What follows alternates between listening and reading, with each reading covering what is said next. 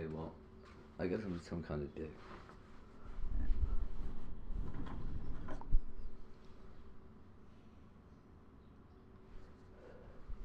We're not there yet. We're not live yet. Well, I mean, we're live.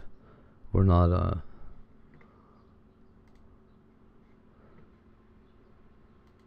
not raring to go yet.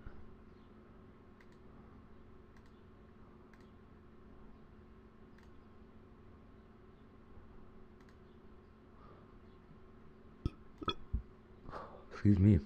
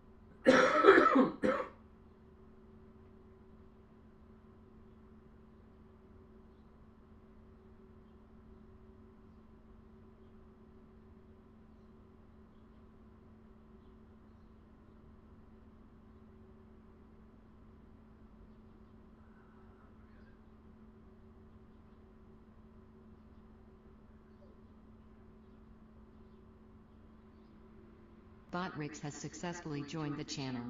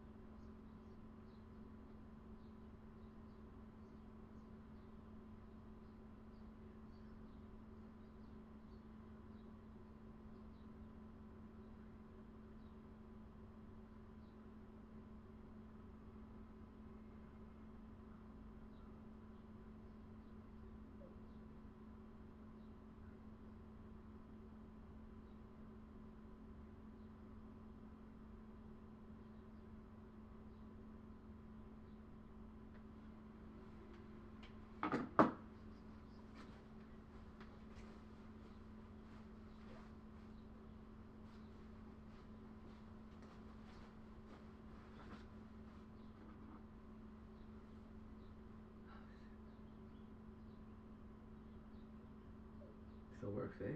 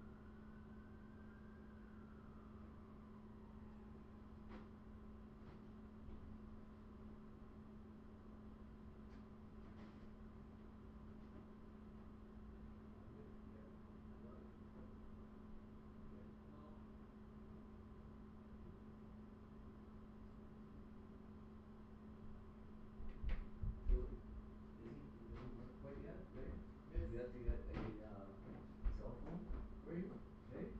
But in a little bit, when my phone's all charged up, we'll be able to try my phone, okay? Yes. So it's this here, okay? Yes. So there's a book that's got all the different types of transportation in it, okay? Yes. What's that? Virtually Oh, reality. no, what is this? Virtual reality transportation. Transportation? Yes. Yeah. What's this thing here? Boat. Yeah. Check it out. It's got all. Hey, come back here. Well, okay, I'll bring it up to you.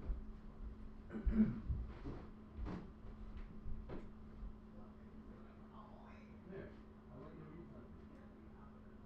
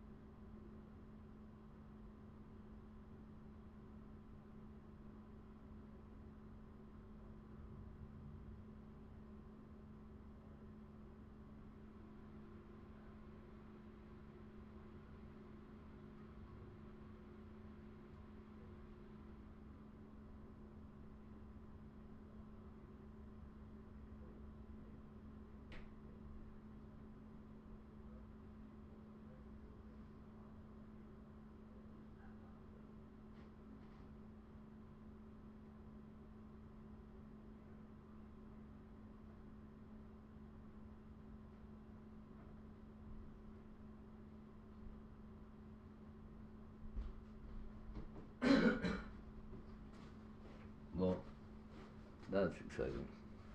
At least he likes it.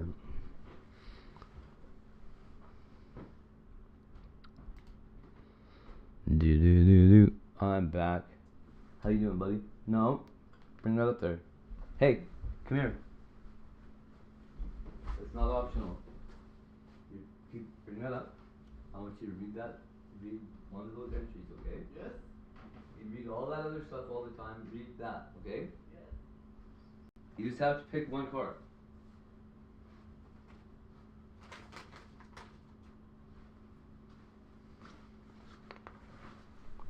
Sorry, chat. He's usually a very good listener.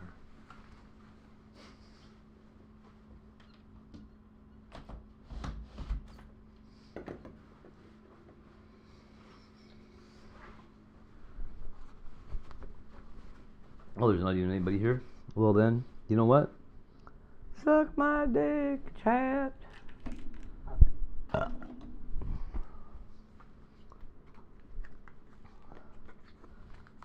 Getting lit, chat. Not getting lit right now, chat. Got things to do this week, chat. We got so many things to do this week, chat. Fuck.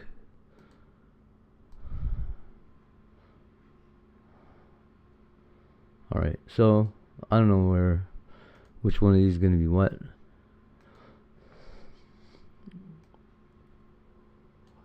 But what I do know is that I got this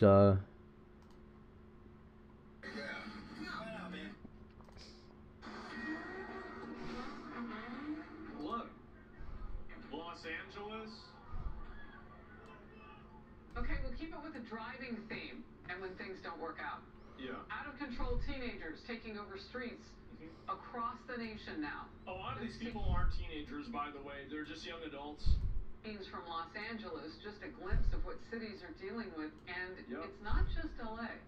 Right now, city council members in Washington, D.C. are preparing to vote on extending the emergency youth curfew meant to curb these wild events. Oh my You're God. watching Outnumbered. I'm Harris Faulkner here with my co-host Emily Campagno. Joining us today, Molly Line, Fox News correspondent, Lisa Booth, Fox News political Takeovers, analyst, you mean riots? Yeah. and with us for the first time, Captain Barry Butch Wilmore, former NASA astronaut and author of Stuck in Space, as astronauts hope through the unexpected. Amazing. Okay, I can't go on with any stories without touching with you. First of all, welcome. The fuck's that car doing? Police in 11 cities have responded to takeovers, some of which have turned violent. Many of them They're all violent. Yo, am I hallucinating right now? Every single one of them is violent. I've seen the videos. They're all violent. Are organized on social media, so they're getting bigger as more people respond. Like this one. Let's take a look. It turned a Wisconsin mall into It's a a madhouse. Kohl's. Videos Yep. show hundreds of masked spring breakers invading stores and starting fights. Look at them all. And at least 13 people were arrested in that one. Law Jesus. enforcement officials are warning viral videos of these events are breeding copycats now. Of course. And police departments say they are overwhelmed as a small gathering can devolve into chaos very quickly. Lisa, what's your thought? That's crazy. I blame Democrats. Full stop.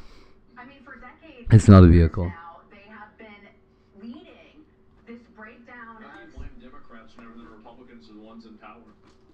Why don't the Republicans just go and send people in and get rid of this? And put the FBI on figuring out who the main people who are making and organizing this, and then put them up on charges for, like, inciting a riot. Like, how do you blame Democrats?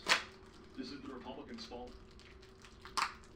Because, again, if you have the gun in your hand and you don't pull the trigger, they're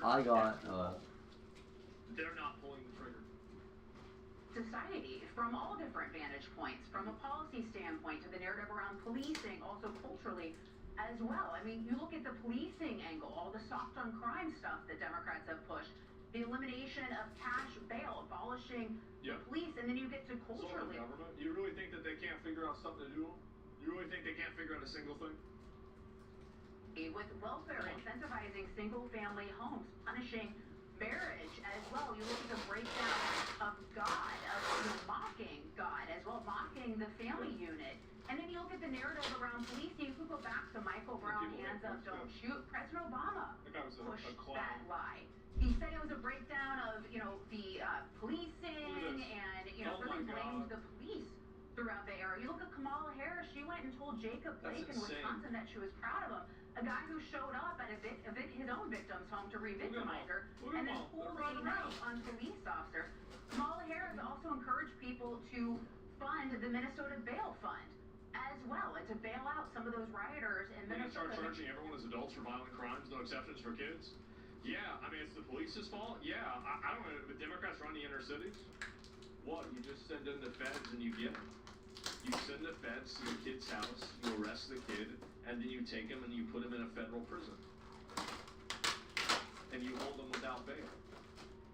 If the judge says you can't do it, then say, come get him. Fuck him. That's what you should do. Like, obviously. Like, I mean, what do you mean? What federal crime? I don't know, make something up. Mayor Johnson said that law enforcement was a sickness. So you can go down all the way down the line and see how they have led to this degradation of society and this breakdown of society. So I blame the Democrats. Like, they charged Trump 34 times for the same thing. Just make some shit up. You know, my guest last hour, Kelly Simpson, was a former U.S. attorney, Emily, and I thought of you when he talked about consequences, and he said this needs a Pavlovian response.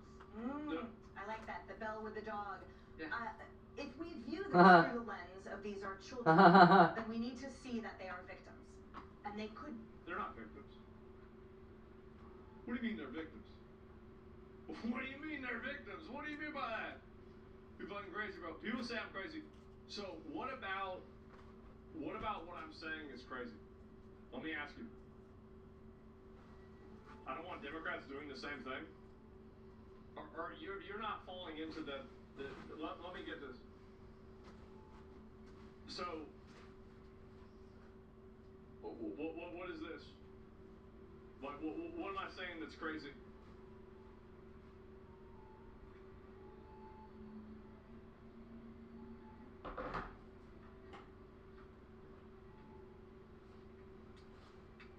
I want to understand this. I'm so tired of the tit for tat argument. Yeah, it's naive. Feds can't arrest you for state crimes. Okay, then just make up a federal crime and arrest you for that. Like there's like 1,000 federal crimes that you can commit. Just make something up and go get them. What's the problem with that?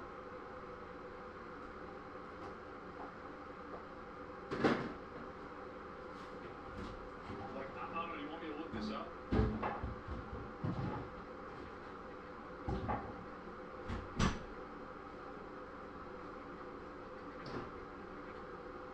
So, I just looked up right here, federal crimes including surrounding riots.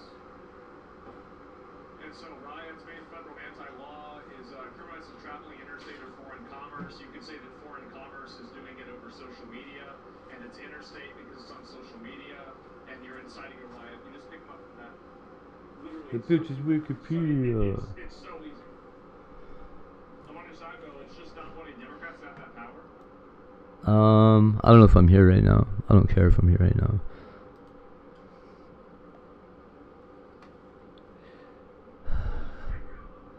We got crazy other shit to do too. They already do, man. They already do this to begin with. Do you really think that the thing that's holding these people back is the fact that it would be hypocritical? Do you really think that that's the way it works? Like, what was holding Democrats back from charging Trump for 34 counts of the wrong thing for a felony? What was holding them back for that? No, we can't do it. Can't do it. Can't do it. I have no problem with the Insurrection Act. I think they should do it tomorrow. No, but what I'm saying is that so you even acknowledge that it's possible to do this. Nitro Circus. Remember them?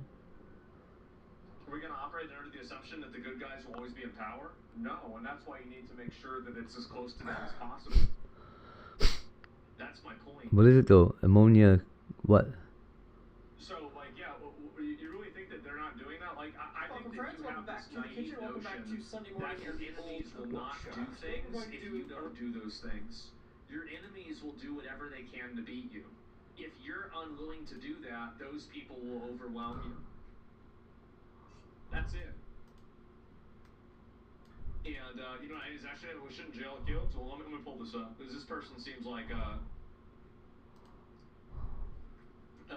this person seems like just kind of it's another, like, the thing is, me being crazy about this, and then you being afraid of Democrats doing it to you, you're completely buck broken. You're totally buck broken, and you're captured inside of an ideological trap that has been created by enemies this is really good coffee. in order to prevent you from being able It's to just advocate perfect for your best temperature. interests.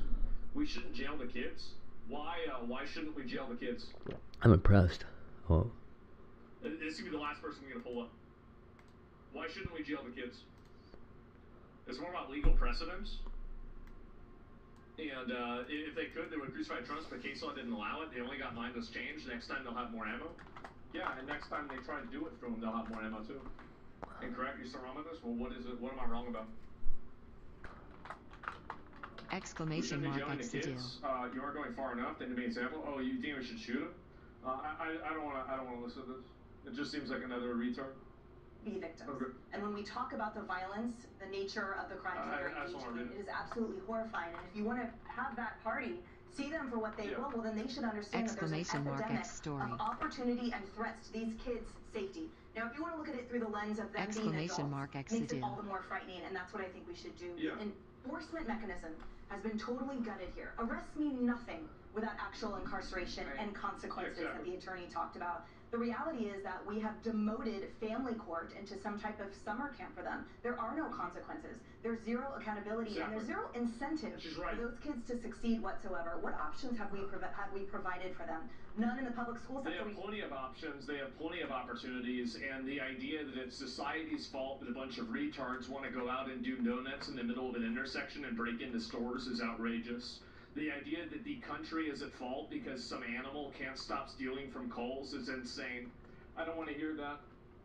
Talked about the millions of dollars that we've shoved toward the unions. They're not being educated, they're not being cared for, they're not being fed in some instances. We've degraded the family unit, so they're not going home to God, they're not going home to a stable unit. Perhaps their one family member is out working 4 jobs to try to put that food on the table. So instead, they're incentivized by social media, by the dopamine hits, and by the apps that encourage. You used to steal too, by the way? Yeah, of course I'd steal. Why wouldn't I? There's nothing that's going to happen to you for it. Duh. People respond to incentives. Why would you not steal something if you know you're going to get away with it? Them to be violent and to be viral at the expense of the collateral damage, which is good American citizens losing their lives, their livelihoods. We're supposed to just call them kids? Ooh, you know what you just tipped into? So we've been following all these social media trials. Think about the victims in some of these, and people do get hurt in some of these instances. Think about the argument that they can make, like this formed on social media. Are you going to try to call this or block it? And a lot of these people are minors, according to my last guest. No, the U.S. attorney. No, this is the stupidest argument ever. It has nothing to do with social media. It's the people that are saying it on social media need to be held accountable, obviously. Stimson said most of the carjackings in Washington, D.C. are by 14-year-olds. I mean, it's a lot. Your thoughts? Wow, really? That's true? I mean, obviously, dads, where are you? Stepping in to train your children. I know my daughters, when they were born, as soon as they could understand English, the very first thing. Everybody knows not to steal a car. Everybody knows don't steal a car. If they're doing it, it's because they want to. That's true. That's true. Respect your mother. That's the #1 rule in our home. And it still is. And from that, you grow respect. Nobody accidentally steals. Well, and also for society, and also for it's a nice mindset, but it's unrealistic. You see taking place in these videos. Everybody knows you're not supposed to steal a car, yeah. Family's a big part of it. Some people think they had permission to use it. I think I thought all great points, the breakdown of the family, the challenges with policy. Another thing is the effort from law enforcement. That guy downloaded a Lamborghini. With social media taking hold and allowing this collaboration, they're now turning to, you know, these other takeovers that sometimes use vehicles. Very, very dangerous. These, not necessarily, but there have been a lot of laws that have been put in place to address those kinds of takeovers. And now they're planning to use those laws to effectively react to this in the same way. And one of the other things that I think might potentially be powerful is to going after the organizers civilly, not just criminally, but civilly as well. Now, whether or not there's much to retrieve for them, but to hold them responsible in some sort of way. So I think go after their parents.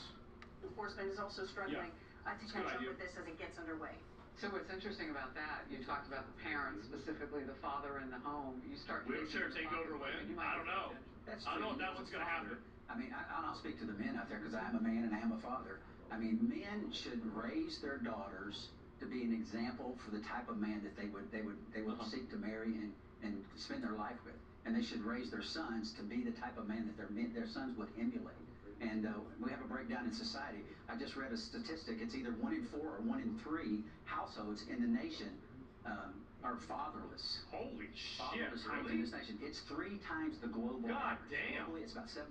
It's 23. Wow. Depending on what survey you Okay, see, up to come here. 33%. I didn't know that. Fatherless You homes wanna ride in our on a nation. roller coaster? Holy shit. Breakdown of the What do you home, wanna like I do? said, and the fact that these Well, kids which are one do you getting wanna this do? stable understanding of respect and those See the things that ocean? dads bring to the table. Moms do too, You wanna be in certainly, the but car? that stable family What do you unit wanna do? Go is space? very impactful in our society, and we've Why? seen we continue to. How about we do? Man. Yeah, I mean, it shouldn't be up to them to parent these kids. I mean, to your point, Captain, it Why? should start with the parents. And I guarantee if that household was more How about Minecraft? structured and there were two parents She's your checking in on their Minecraft. kids, we would see a You reduction try in that? this. No. I know Why? if I Yeah, come were here. in this video Take and my it to them. dad were to see me in that video, he would be first very saddened. He would I think that this is be just... personally take it personally against him. Bring the camera. What are you guys college doing? student, I'm still under his purview. There'd be repercussions. There would be accountability. And that's what we want to see. I'll be honest, man. If my dad found Camera, bring the camera. What are you guys doing, Nickelodeon? You guys are insane. It's just Come a here. dumb, stupid, weird logo. You gotta get your hair out of the way. Right? Oh man, you remember what me and Pete and JR, everybody else said? You gotta put your eyes in here, We used to do, right? we used to do the same And then thing. adjust the Did you head. guys bring a gun? No, you didn't. You like your Well, bitch? what'd you No. bring with you? Did you What are get you guys anything out of doing? it? You guys are Good insane. job, It's just son. a dumb, stupid, Well, weird you remember logo. whenever the If you- cops used to go after us? It's just a dumb. You know, he'd be immediately, he'd whoop your ass, he would How's not that? whoop my ass. He'd be, Whoa, what are you doing? honestly, I don't know. Why are you doing that? whenever I was a kid was What's wrong? always, I don't you know. bugging your eye? anything that No. you want, What was the matter? never I let don't me hear know. about it. You wanna do drugs? I don't wanna hear about it. You wanna break into houses? I don't wanna hear about it. You wanna break into cars? I don't wanna hear about it. You wanna get in a fight? I don't wanna hear about it. You wanna do anything? I don't wanna hear about it. You wanna steal a car? I don't wanna hear about it. That was the only rule, is that I could not get caught. And so that was it. My mom was the same. My mom was the same. She was the same way too. They let me do whatever the hell I wanted. And it's got nothing to do, by the way, with parent. I mean, it does. It does. I mean, he's right. He's right. But like, I think that honestly, the reason why they do this is because they can get away with it, right? That's the real reason. Is that they get away with it, nothing happens, and I think that's a huge problem. Because the moment that you let people get away with shit like that, it just turns everything into a shithole, right? And you don't want to live in a world like that. Nobody wants to live in a world like that.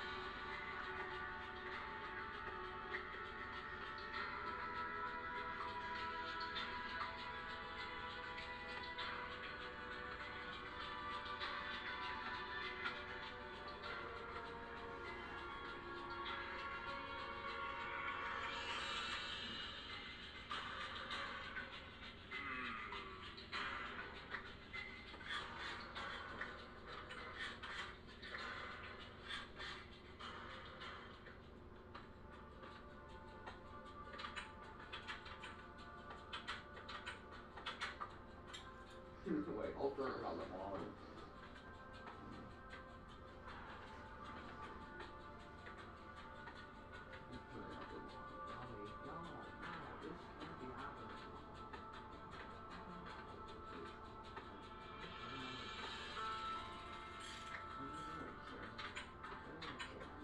What are you guys doing? You guys are insane. It's just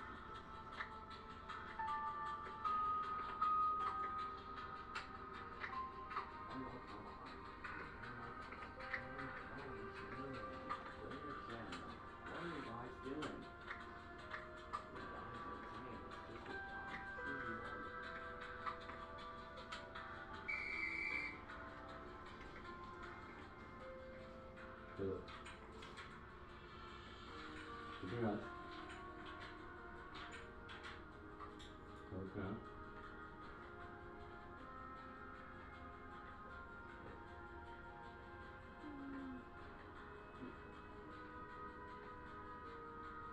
You want chill?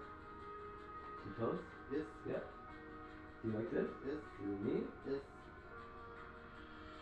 Where is he going? I don't know. Tell me, 'cause I can't see. Look around.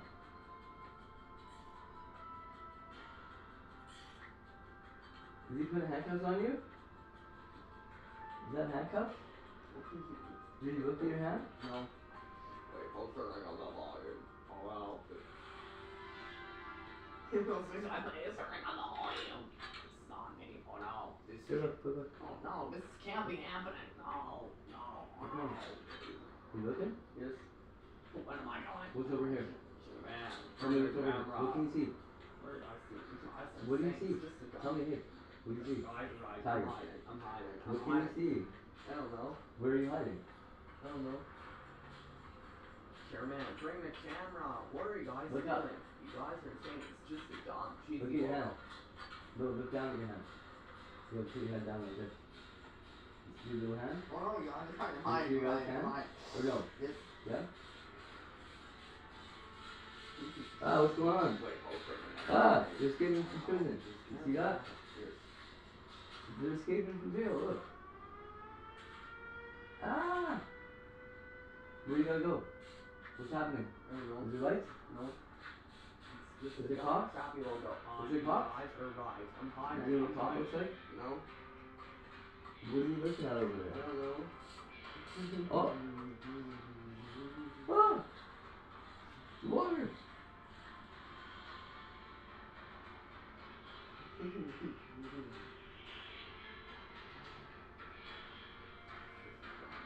What's going on here? Well, that was interesting. You think? Yes. Particularly 3D mode now. Oh, where am I going? Where am I going? Cameraman, bring the camera. What are you guys doing? What? You guys are saying it's just a dumb, cheesy logo. All the guys are like, I'm hiding.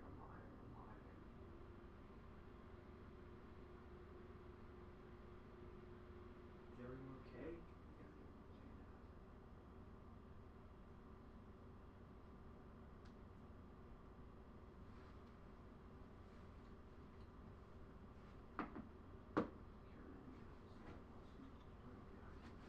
What do you want?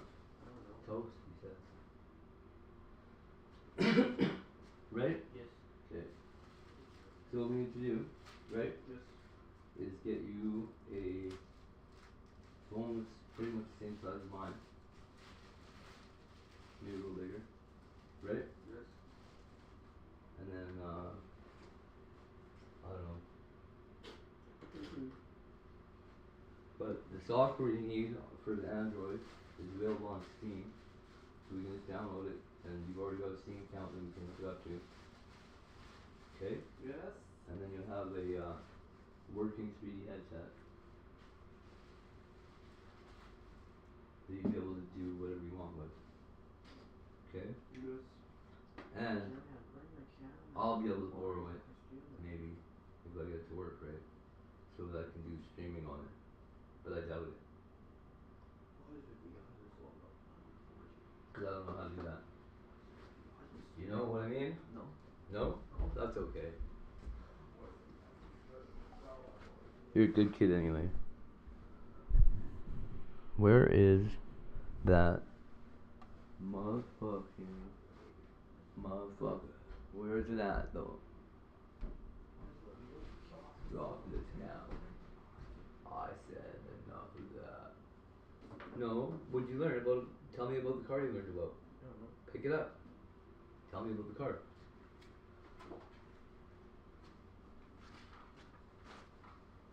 What color is it? Blue. No, the car that you were interested in. Here, you gotta hold your book better than that, okay? Yes. So which car? Off of this page, right? Yes. That page or this page? Yeah. That's the car? Yes. Okay, so what's that called? The Bugatti Type 50T Coupe. Okay? Yes. Origin, that means what country it came from. Stop. France, it's a French car, okay? Yes. It's from 1931. Do you know what year it is now? No. 2026. That's almost 100 years ago, that car. Top speed is 110 miles per hour. Okay? Yes. Read what this says. Made by the manufacturer. Of many Grand Prix Winners. You say Grand Prix. Okay? Yes. The high performance Type 50 had a responsive 8-cylinder engine. To That means like a can, right? Yes. So 8-cylinder engine to match its distinctive Art Deco shape and what? Bold colors. That's right. That's a really nice car actually. You picked that one. That's a gorgeous car. Jeez. You like that one? Yes. You like it just because of the color, or what is it? Color? The color? You like the style of it too? Yes. Yeah? Wait, who's turning up the volume? Would you have liked it if it was blue, do you think? Yes. You still would have liked it? Yes.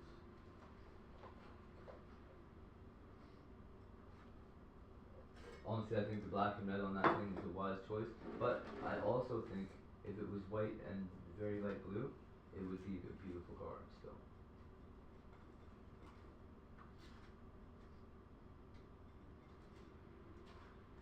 That is a Paramount DVD logo version too. Like almost, you know these cloths here? Yes. If it was white and that color blue, I think it would be a really nice looking car. Wait a minute, is that 2008 DVD of SpongeBob SquarePants on Black Pants? That has Snake White Fish logo too. So, are you? I did that backwards, eh? Yes. Whoops. All fixed? It's all fixed up now. It's gonna be scary. You want apple black currant? You want some juice too? Yes. Well, how come you don't say that? Don't know. Well, you did now. But look, there's some in there. I made you some already. Is that okay? Yes. I made it a while ago.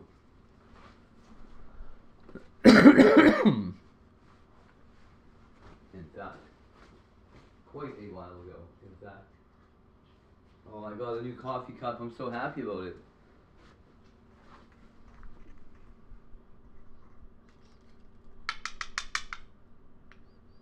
This new coffee cup is fucking amazing. It kind of matches my coffee pot too, I think. We'll see.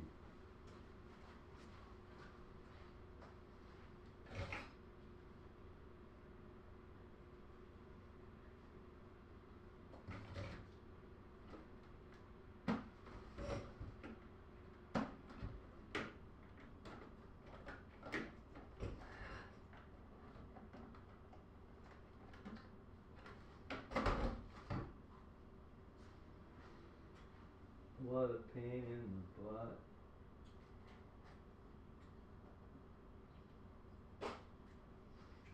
DVD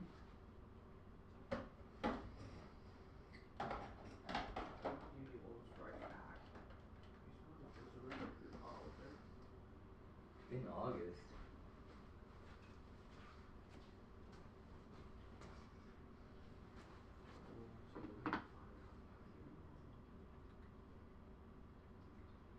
Or check a Discord. Oh, okay.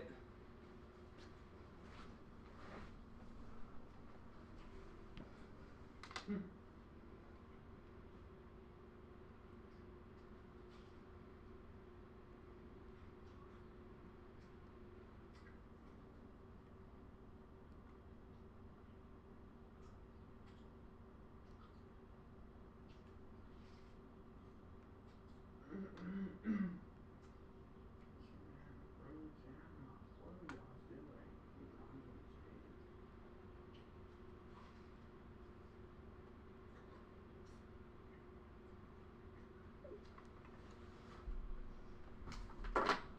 I think your mom's crazy, Tiger.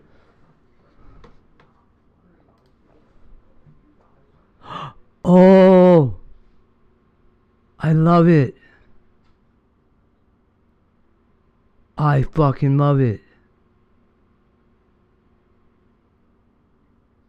It looks so good.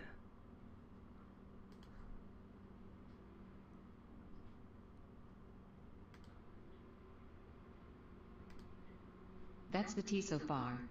I love it.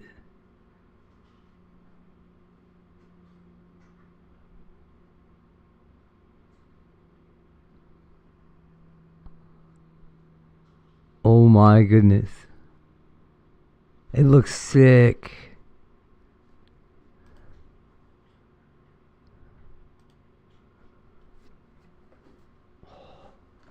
Good job.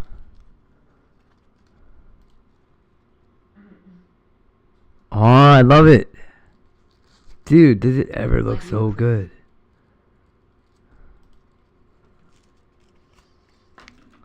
Hell yeah.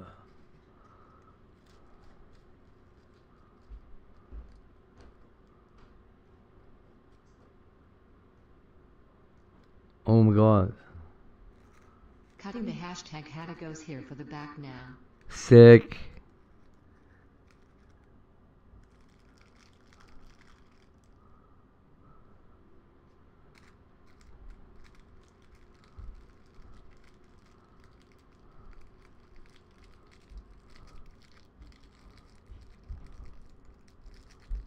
Oh, I love it.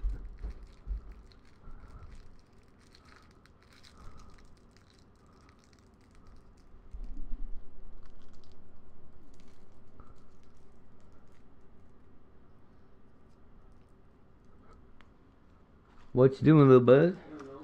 Y'all know? You don't know? Oh, you do know? No. Or you don't know? I don't know. Okay. Man, is that ever awesome?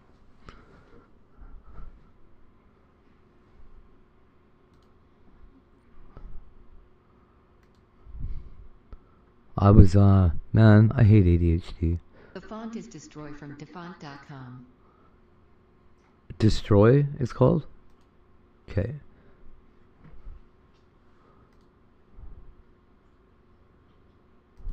I think I bet I probably have that installed already. It looks like a font that I should have installed already. We'll find out.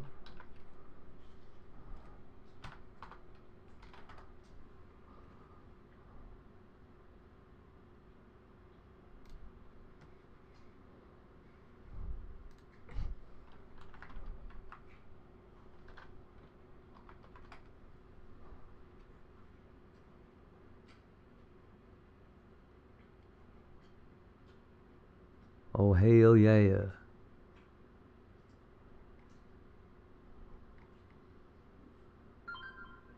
Oh, there are some sick fonts on here. I haven't been on here in a while. It used to be such a pain in the ass to make a font. Now, not so bad.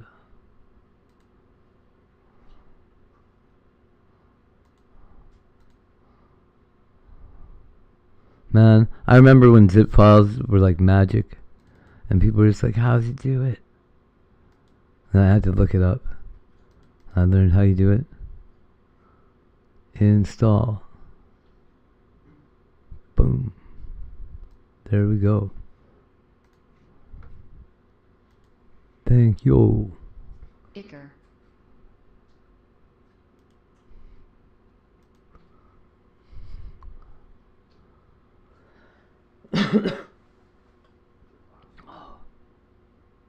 There's such a, like, I thought I was going to make so much money when I learned how to design fonts. I'm like, oh yeah.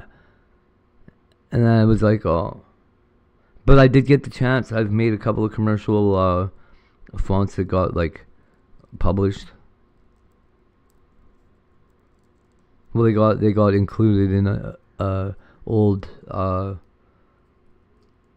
web, what the fuck was it called? Like a web deployment pack, something like that. Oh, noise. Nah, I didn't make anything off it. Well, I made something off it, but I did it as part of a contract, so I didn't get like font royalties or anything from it.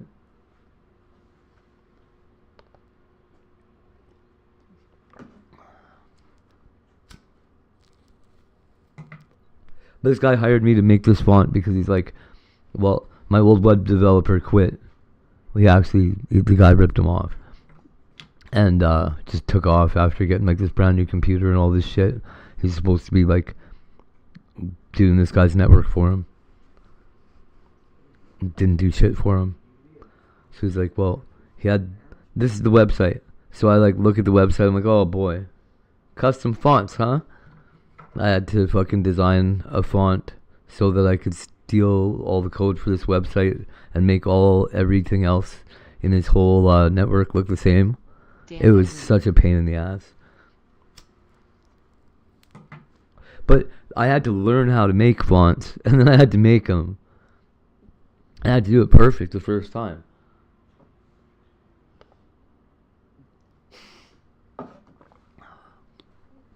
That was fun.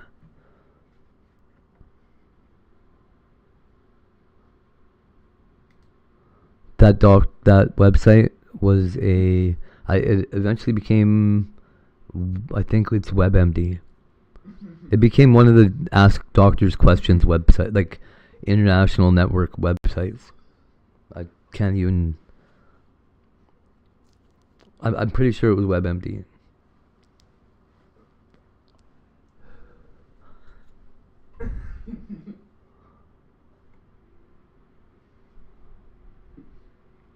It was called like Ant Doctor or something before that. It was like Ant Doctor Tokyo, Ant Doctor Adelaide, every There's the giggle. capital city in the world. We had a network node in. They're trying to be all professional. How you doing, Giggles? Yes. Yes? That means good, right? Because yes is a positive? Yes. Okay. I thought so. So yes means good, and bad and no are the same thing. If he answers me the wrong way ever, that's what he means.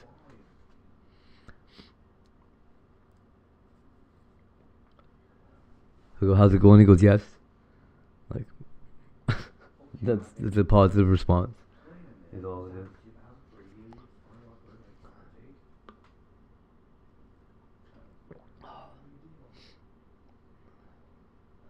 I made him pick a car out of this book and read to me about it.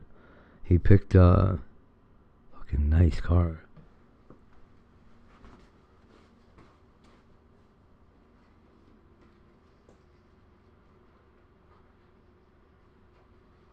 We get the name for this car, hey?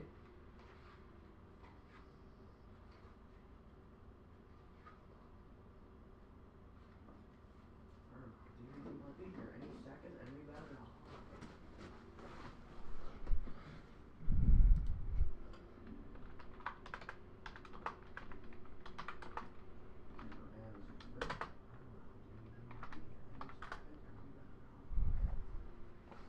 So it was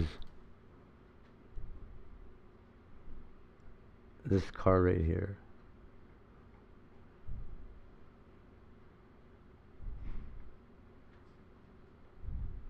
I have an autistic patron that comes in and he looks for me to touch thumbs. It helps ground him. I love seeing him. I may have even been in this exact car. Oh yeah. That's cool as hell. Oh dude. Those wheels are sick, Tiger. I still think I'd like it better in white and blue though. That's crazy. It's almost orange. Not in the reflection, it's not. Weird, eh? It's like tomato red here, but cherry red on the floor. Why?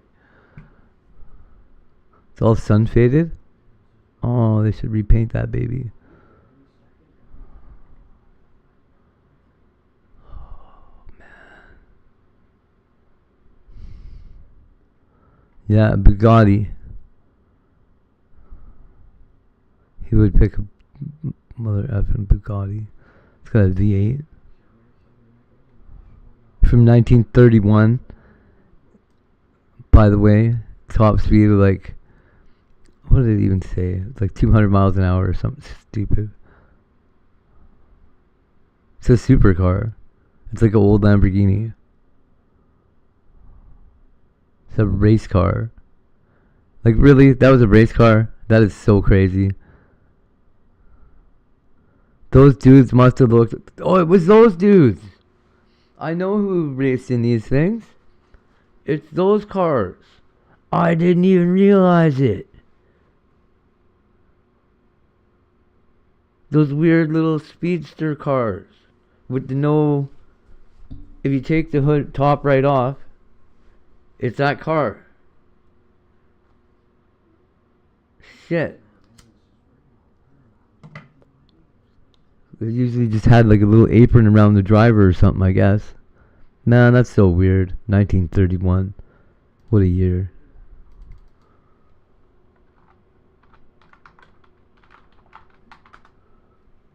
How did I know that the 1931 Le Mans...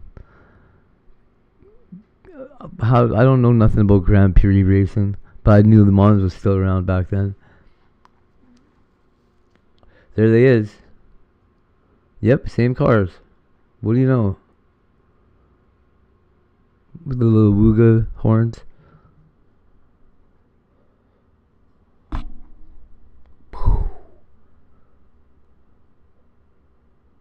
Sick. So these turn into those ones over there.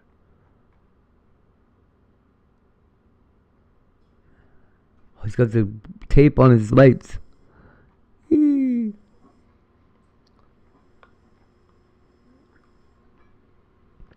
Dude, it looks like a skull. I love it.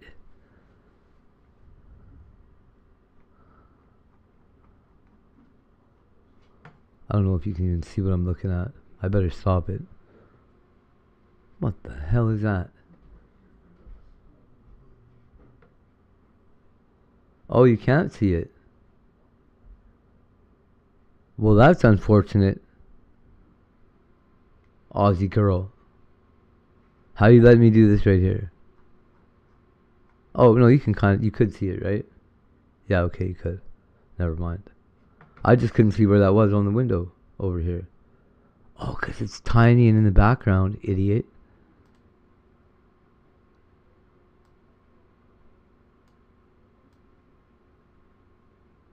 Man, I'm not drunk. I'm just stupid. Holy fuck. Okay, let's try that again. This is the car. Oh, one more time. There we go.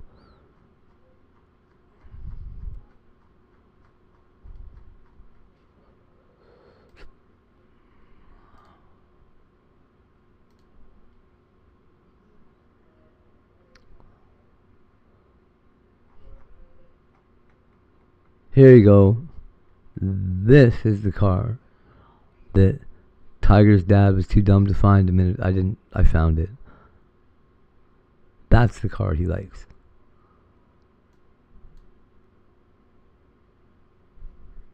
And it's still, the damn screen is only catching part of it. Jesus Christ.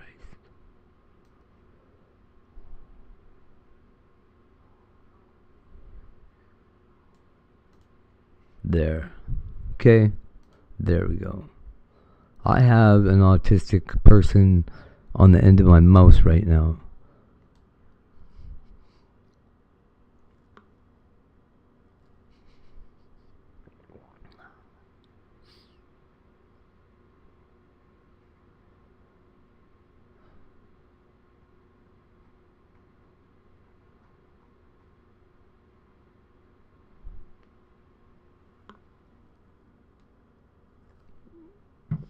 It is. It's a really nice car. And you see what I was saying about the floor being redder than the car?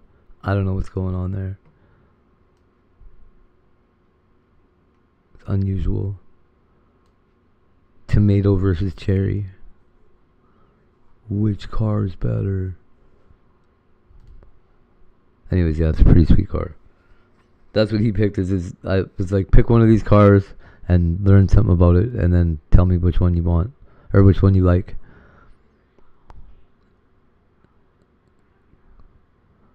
That's weird too, because he likes green. In my collection, I collect mostly cookbooks in the English language, published in, England, Scotland, Ireland, Canada, Australia, New Zealand, South Africa. Pretty much the English-speaking Commonwealth nations, part of the empire. Books that came from the empire. All of these books are pre-1950. Really pre-1940. But, 1950. Go Empire. A lot of the books are like this one. Do you have that potato-looking motherfucker on your money yet? Holy shit. Somebody should shoot that guy now. Get him the fuck off the money already. Here's the dirty thing about cookbooks. In most cases, on a compiled cookbook, I'm going to say compiled. King Charles. There is no copyright on recipes. Look here, I don't even care if it's a crime in both of our countries that I'm talking shit. A specific title to a recipe, if you wanted, and there's several cases down with the king. Not so distant past, where a chef has, trademarked the name of a dish so that they can control it. We should ask his ex-wife what we should do with them. But the actual list of yeah, he's on ours too now. Fucking goofy looking motherfucker. It's probably the same exact picture too. Fucking what a dork. I'd want my face on money too, but not really. I am going somewhere with this. Let me turn off the heater. It's still February while I'm shooting this. Like, why do they do it? Stop putting his fucking face on it. Well, we need to put somebody on there. Well, then put a fucking this guy. Baymax. Where individual recipes are submitted by someone who pick a random civilian and put them on there. Dish, or it's something that they're very proud of, a dish that they really enjoy making. They put their name to it. Nobody's gonna be able to find a picture of fucking King Charles. Oh man, that's gonna be hard. Reflect what people were actually eating. In a lot of these books, however will we counterfeit it? They may not actually reflect. Probably find that exact picture somewhere. Fuck. When you get into a community cookbook, so stupid. That's what people were actually eating. So, we're gonna come down to chemical leaveners, and here's the thing. You guys use the same those polymer bills, right, over there? Have you seen the counterfeit Chinese polymer bills? They're so funny.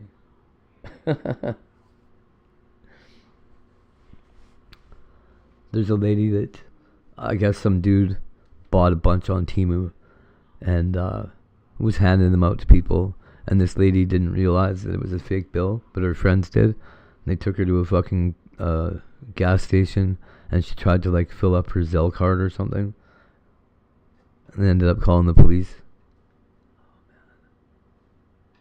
It's so bad.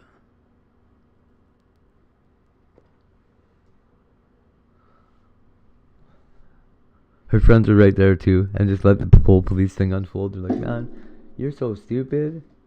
What's wrong with you, Melissa? Like, we all knew it was fake. Like, you knew it was fake, and then you let her go and do it anyway.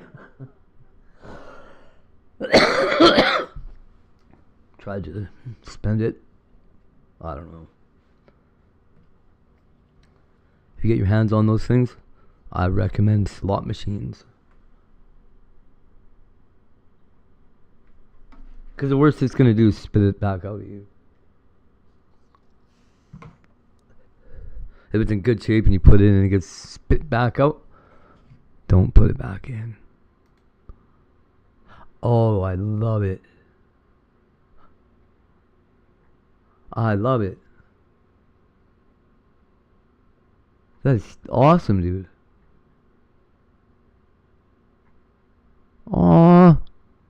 That's it. I'm using that font everywhere. That is so fucking awesome, dude.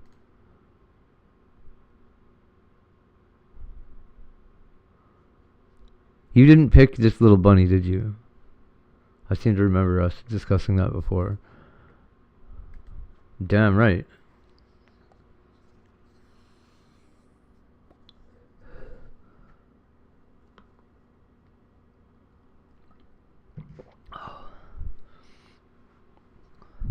That I was gonna do a shirt too. I'm gonna have to do exactly like that.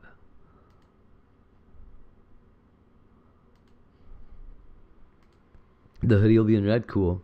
I'm thinking about getting, like, I don't know where I'm gonna find. Maybe I'll just grab red paracord or something, and like restring the hood with a red cord. I think it would look really neat, and I don't see a lot of hoodies with red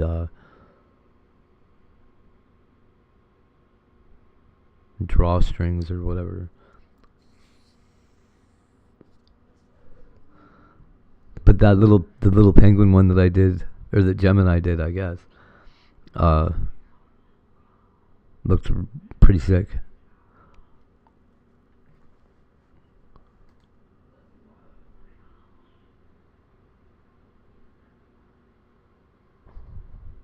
Man, fuck Alberta.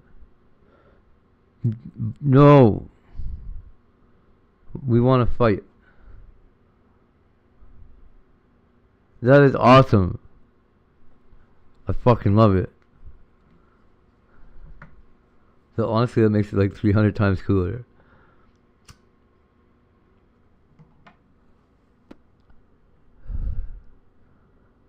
Hey, oh yeah.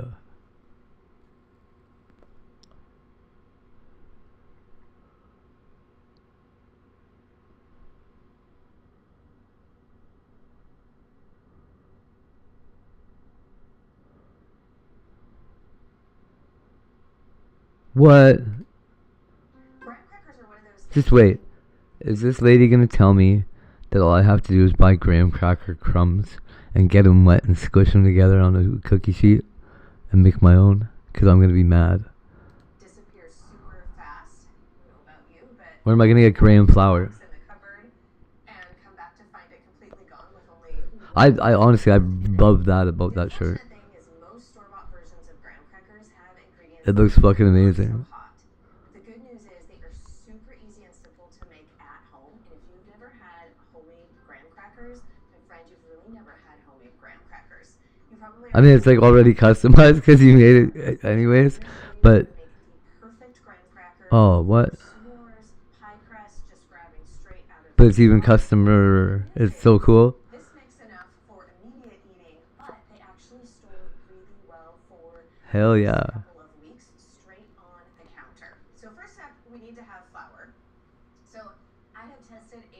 Versions of this, and the best texture is was it hard to cut out? Whole wheat flour. So I've got a cup here of whole wheat flour, and then that's what the Cricut does, right? A cup of regular all-purpose flour. So we're gonna get those two ingredients in. I'm just gonna mix all of our ingredients, and then we have a teaspoon of baking soda. Just wait a minute there, lady. Then we're all cup here of flour. So I have tested it.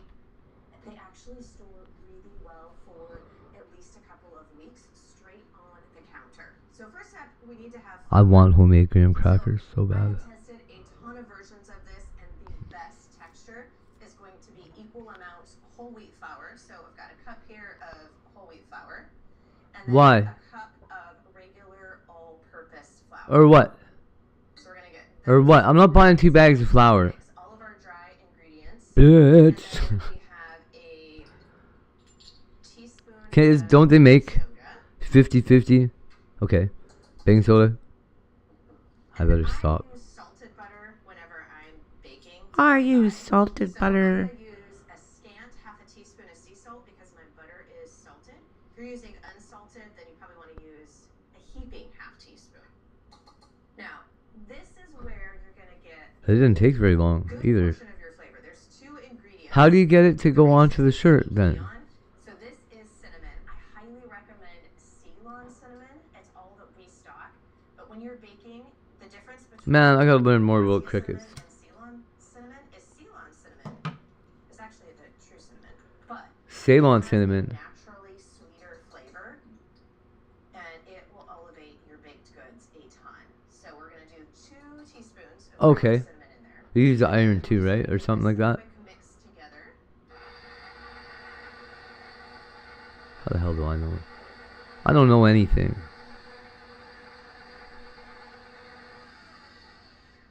Now, if you want to get a printed version of this recipe, I do have it on the website. You'll see the link in the video description. But if you get our Plated by Season magazine, then you Okay. can in the spring Cool. edition along I haven't. I need to buy an iron. other recipes I know how to iron clothes, that but are seasonal from scratch ingredients for home kitchens. It's like your I kept buying them, guide and for the Tiger's mom season. kept So we'll have a losing link them. to that as well. So next She doesn't iron clothes, we'll be putting in our sweeteners. and she took offense to the fact that I did. 2/3 cup brown A lot of offense.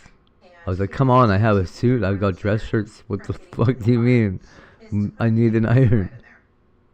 because when brown sugar gets hard when it doesn't have enough moisture in there, so it basically Whatever. dries out, and that's what It's not an excuse to not have one now. a very pain in order to try to Well, filter me out. too. But that's what I learned to do. Like, I don't give a fuck. Stick them all in a fucking box somewhere. It doesn't matter where they get stored as long as I have an iron. Some fucking Febreze. And these are kind of those little types of tips like that that you'll find inside Plated by Season, where it's things that you learn after a while of being Like Gain laundry detergent Febreze. Oh my god. or baking or a grandma that would have passed down to you. Shit never comes out musty smelling again. Have that. And so you'll get all kinds of these little tips, not just the recipes. I hate that. If clothes sit in a box for like 6 months. Ugh. 2/3 cup. For your graham cracker to have that Fucking perfect mothballs taste and shit. texture, you want to use honey. One of the easiest ways to measure your honey out without having to wash things and get them all sticky is into your dry ingredients. You just simply take your cup.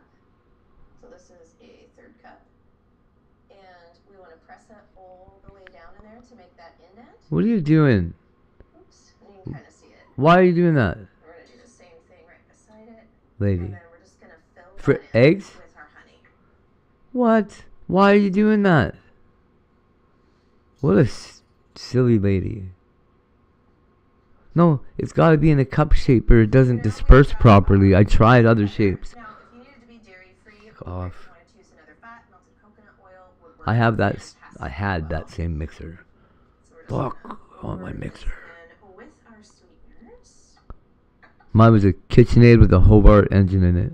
And Motor. this video is Whatever. sponsored in So part good. by Azure Standard, Rip your arm right off. pretty much get everything that we're not growing, buying from a local farm. Not your arm, here but somebody's for us. arm.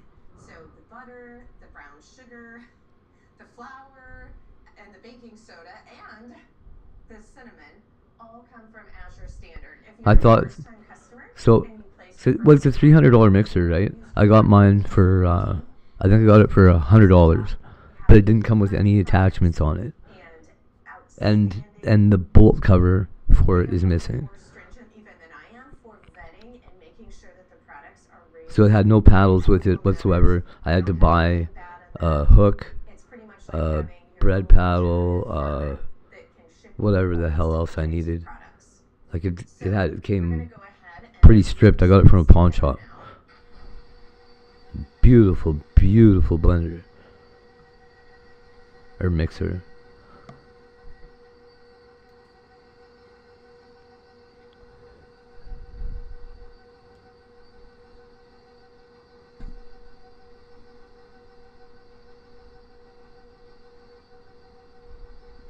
Yeah, probably, hey? So once you've got your sugar That's what I was thinking. line there, now I don't know. But it sat there for water until that dough comes long enough that they discounted it. And then I ended up getting it for $100. Like, yeah, dude. Or, well, less than 100. tablespoon of water at a time. I think it was about 80. You can always add This fucking place, I went and looked at their fucking guitars. It's a goddamn fucking, it's a fucking pawn shop, dude. Every guitar they had there is like $500-600. Who the fuck do you think you are? So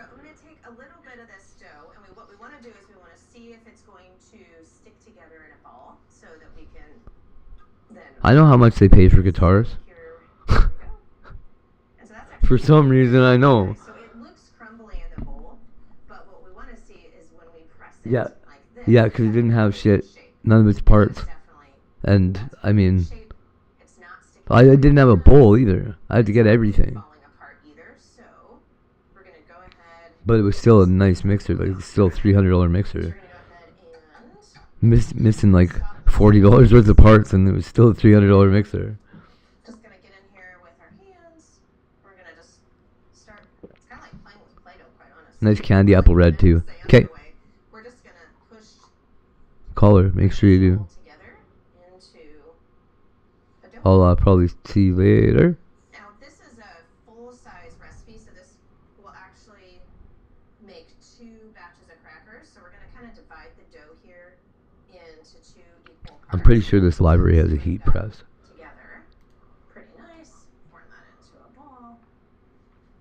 Now, if you wanted to get really nitpicky, you could get a scale out, weigh the total, and weigh these. But we're gonna just eyeball these for approximate here. Those are pretty close to being even. So the next step is really critical in order to work the dough and to have these turn out right, and that is we need to chill it. So we've got. Oh yeah, somebody sent me a message. I gotta check. And as you can see, what the that dough. is.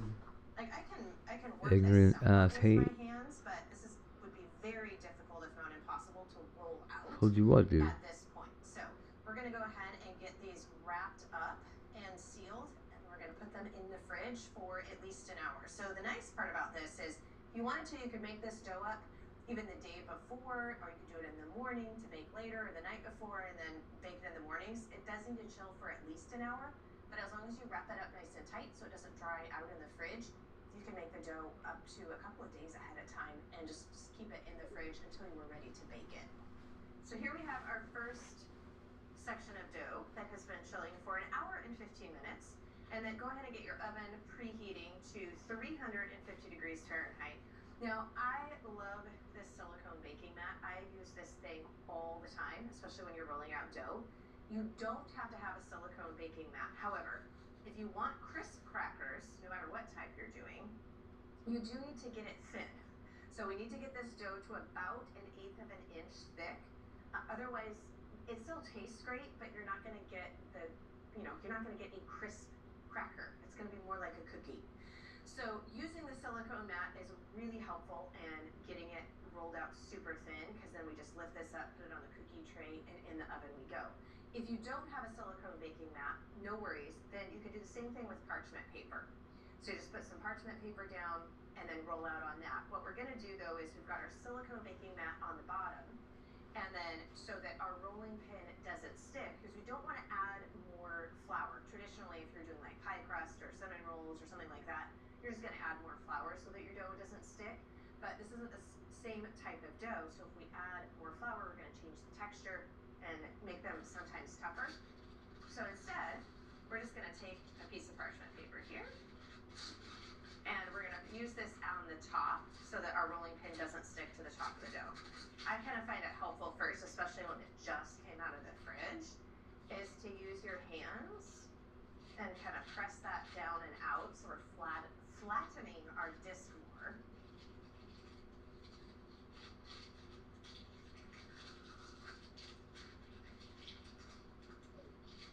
Just the heat of your hands just kind of helps get it.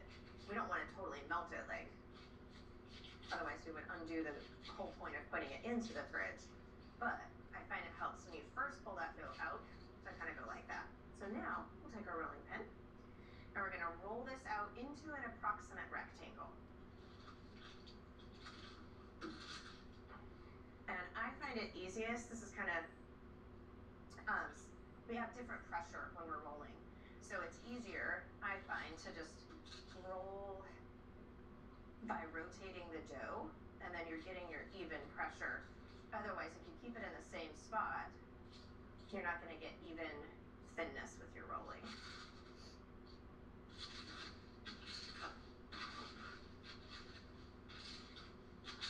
Then now I'm just going to go this, I'm trying to make it longer, so it's a little bit more rectangular. So I'll just go like this and keep going long ways.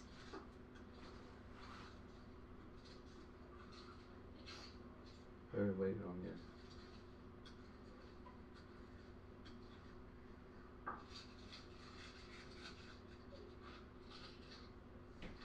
So after you have it rolled to about 1/8 of an inch thickness, I'm going to come along here and we're going to just square this up. Pizza cutter works awesome.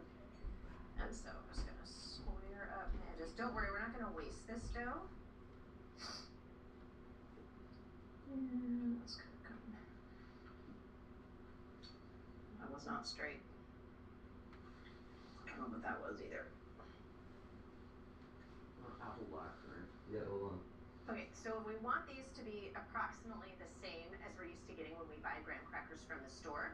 We're going to put these into rectangles of 2 1/4 inches by 4 3/4 inches. So if you've got the silicone mat, it actually has a grid here, inches on this side, and then we've got, what is it, centimeters on this side. So I prefer to cut the dough when it's raw. You'll see lots of different ways and techniques. I find it easier to just score this before it goes into the oven. Okay, now one of the things that you need to do so that these do not puff up, this is very similar to what you would do if you were blind baking a pie crust, so you need to put holes in it. So if you want to use a dowel or a toothpick, knock yourself out. I find it much faster and easier to just do this with a fork. Because we don't want puffy crackers.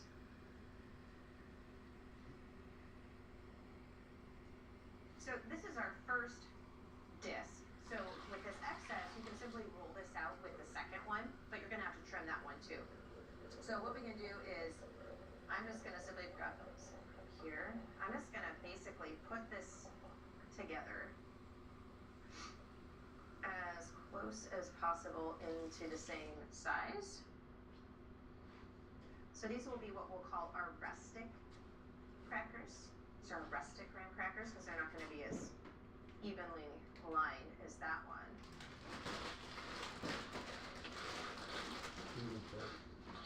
Okay. And the reason we like to trim up these edges here is because if you've got a lot of thinner pieces that are kind of jagged on the edge here, then they're just going to bake faster. So you just would have to keep a closer eye on them so that it doesn't burn. If it's got a lot of difference in thickness, because obviously thin is going to cook faster than the thicker part.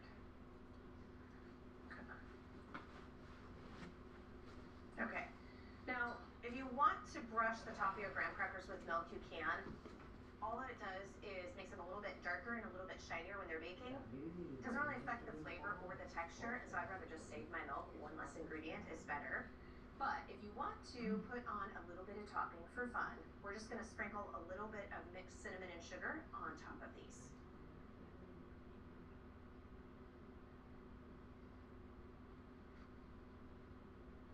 So now, we're just going to transfer this over to our cookie sheet. There we go. And these are going to go into our preheated oven for 15 minutes. I recommend setting the timer at about 12 minutes just to make sure you don't have any that are browning faster than the others. If they are, then you'll just take off that section a little bit sooner. So it's easier to check them before they burn. Can't undo the burning.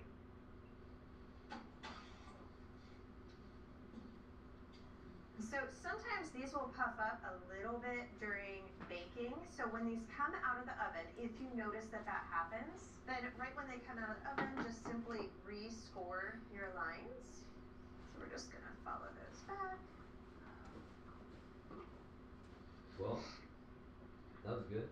I didn't waste one drop of that. That was a really good cup of coffee. You know what it is? No. It's this thermos.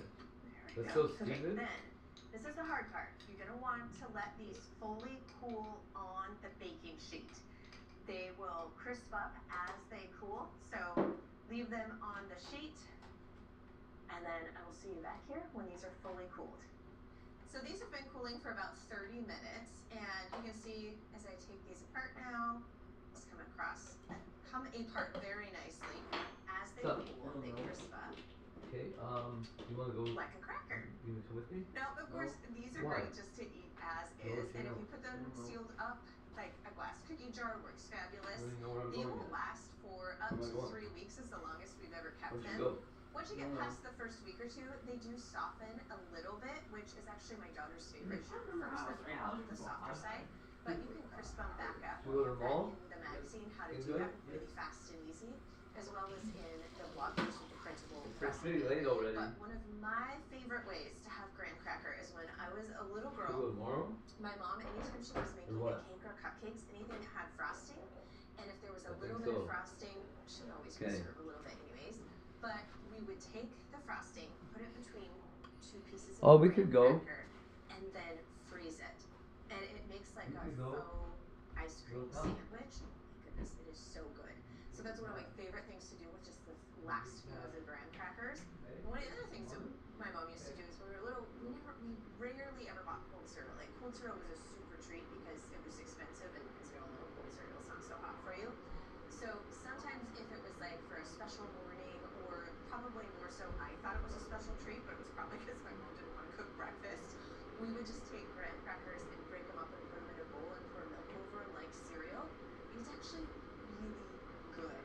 But as I said, these are delicious as is.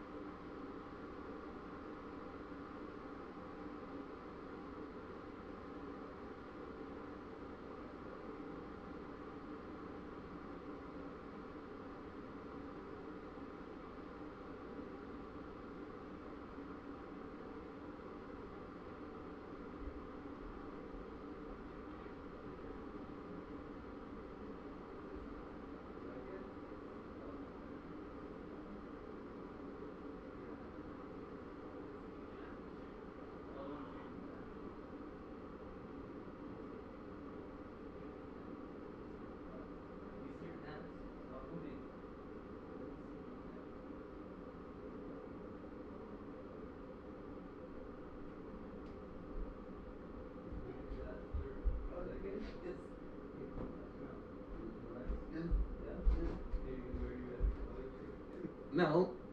Well, you have to wear a hoodie or something. Or you want to wear with your jacket.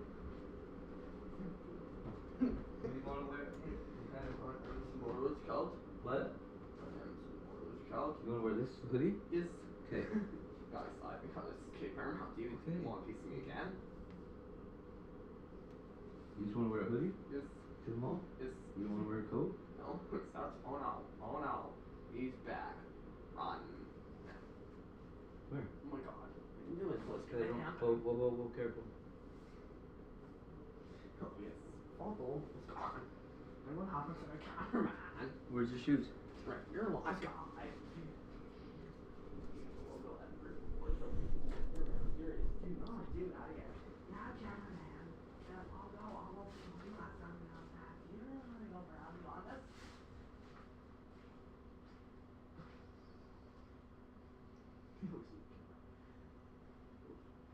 It's Karen Isaac. Okay, just hold on a sec, okay? Yes. Let's figure out what we gotta get. Okay, here, do you wanna take the hoodie off right now? For a minute? No. You know you're gonna wear it? Yes. In the house still? Yes. Okay. It's gonna take me a minute to get ready. Feel who's Karen Isaac? Maybe Woody. I have to drink this coffee. Well, not to drink the whole thing. Zero, do not do that again. Please, that's all I do. Yeah.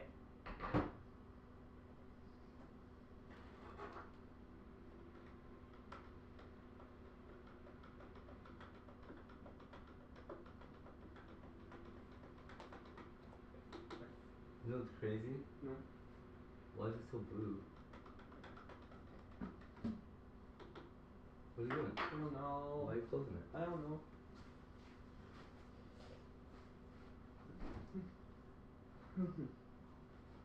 Well, I'm not gonna forget about that. Neither are you. I'm not gonna let you forget about it. You know why? No. Because I want you to start enjoying learning again. Because I know you can do it yourself. So I want you to just start doing it. Okay? Get interested in stuff again. I know you are, because you just recently changed the kind of stuff you're looking at, right? Yes. So I want you to get interested in something else. Get interested in travel. Okay? Is In traveling. All kinds of travel. Airplane. You look good today. You look really good.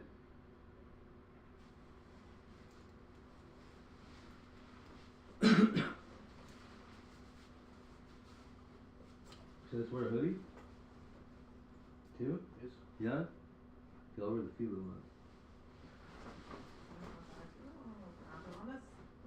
Well, it'll be a couple pumps, Wow, okay? cameraman. Does that sound good? Yes. Time that, a couple pumps.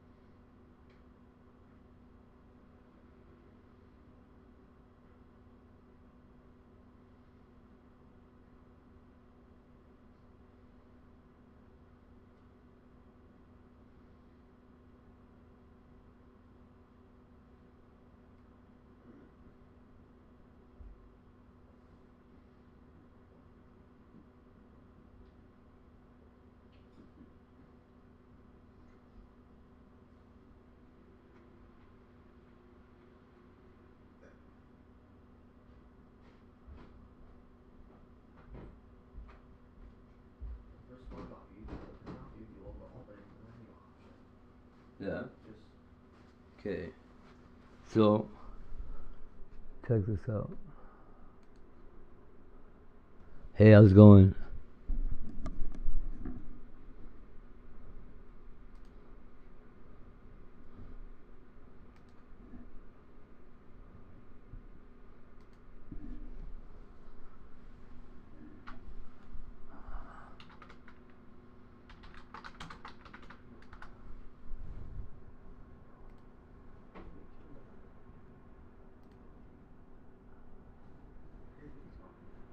kill the girl on TV.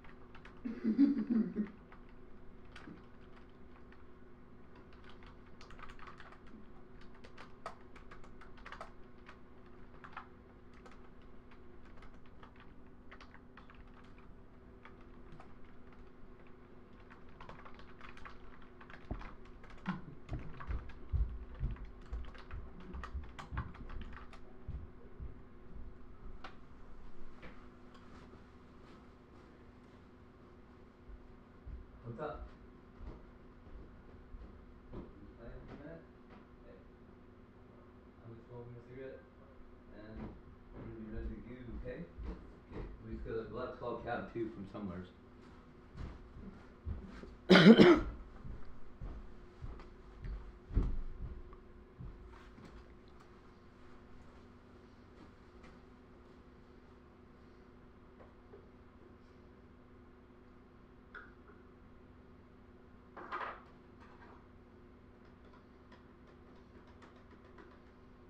Monster assassins, not here. Wait, village. What am I supposed to know? Well, I must put some in there, right? Whoa.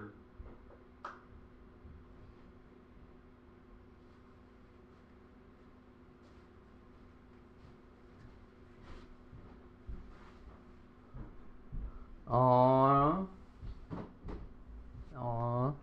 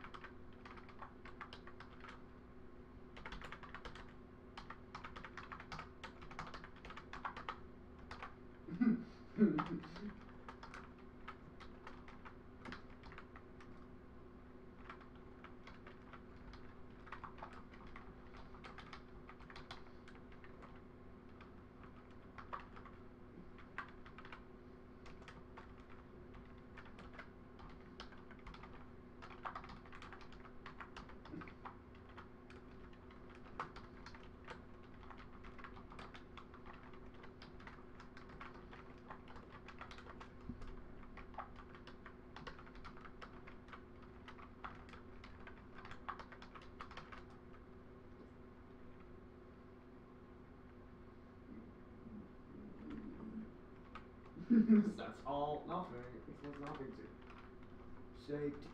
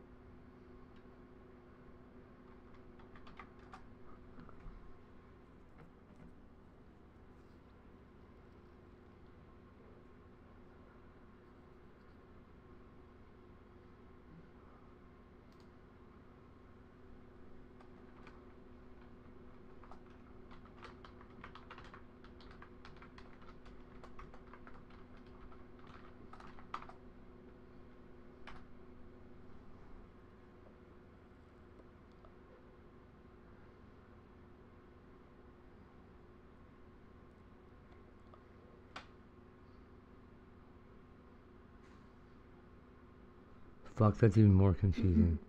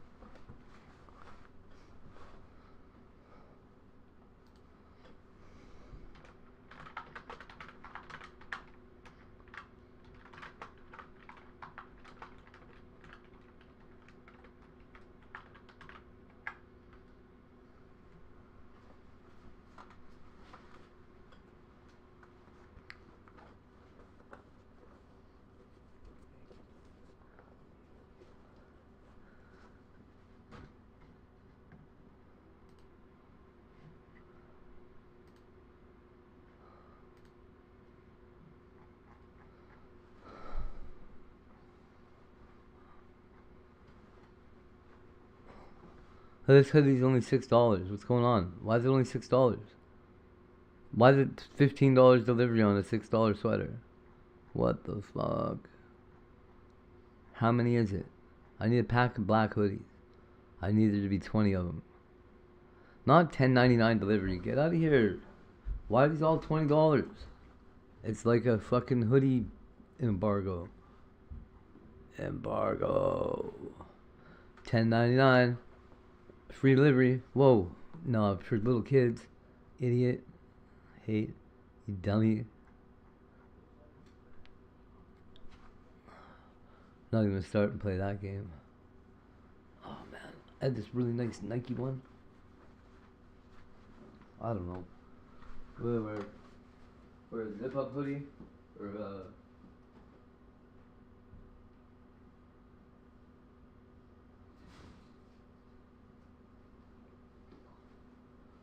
me and Tiger are going to the mall. I'm thinking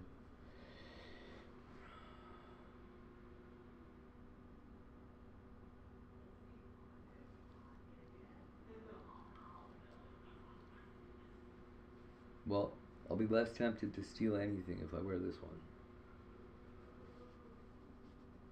That's probably a good thing.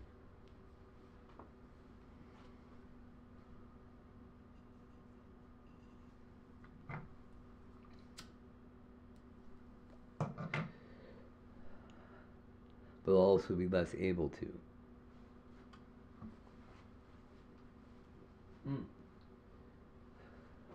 Let's pretend I don't need to be able to right now.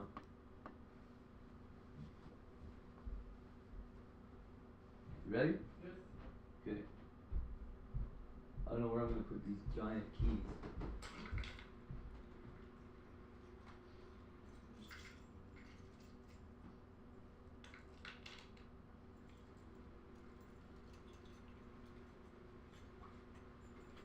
I can see the Paramount DVD logo, but I can't see the Nickelodeon Fish logo. But I'm gonna go watch it anyway.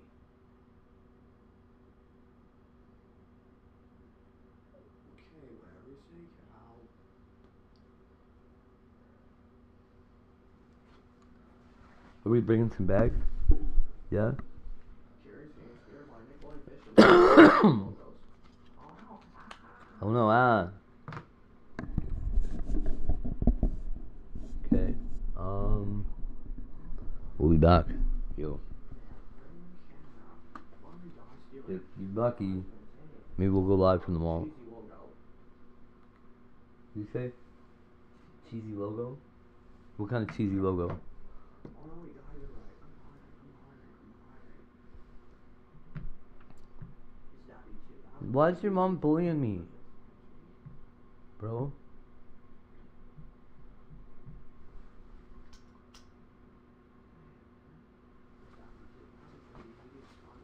I don't even talk to you, mom. You know that? Not really. That's not a Nickelodeon logo. It's just a Nickelodeon fish logo. You wanna fight? No. No? No. Wait, Panther? No. No. What? No. Is that 2018? Is smart enough for man, smart enough for what man? How do you wanna look? Say. Nickelodeon fish logo. Do you wanna look cool? No? No. What? I don't know.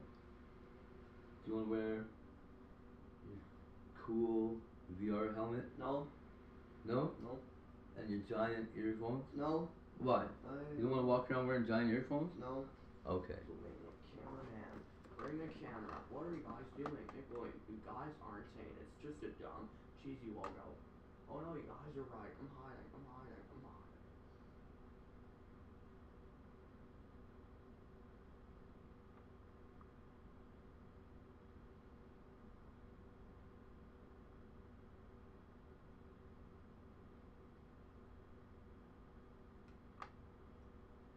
Is that 2003? Is smart enough for man, Sonic? What's that? That has the Nickelodeon fish logo. Who does? I don't know. Has a Nickelodeon fish logo? Yes. Wait a minute. Is that 2003? Is smart enough for man, Sonic? Nope. That's the Burn Out DVD logo. Wait, who's tearing up the body? Not me. No, this can't be happening. No.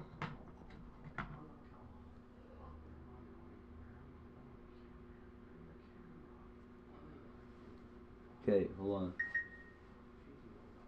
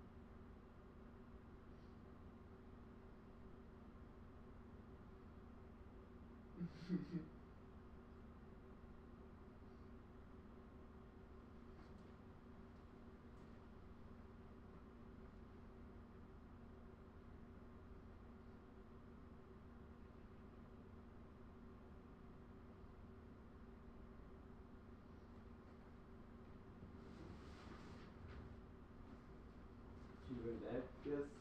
Yeah? Yes. I'll have to take my meds. You know that? Yes. I didn't take them yet.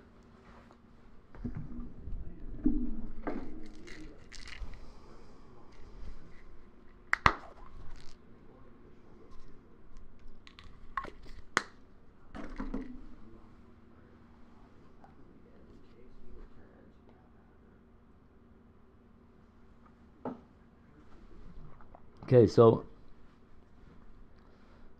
Superstore or the mall? Mall. Mall? Okay.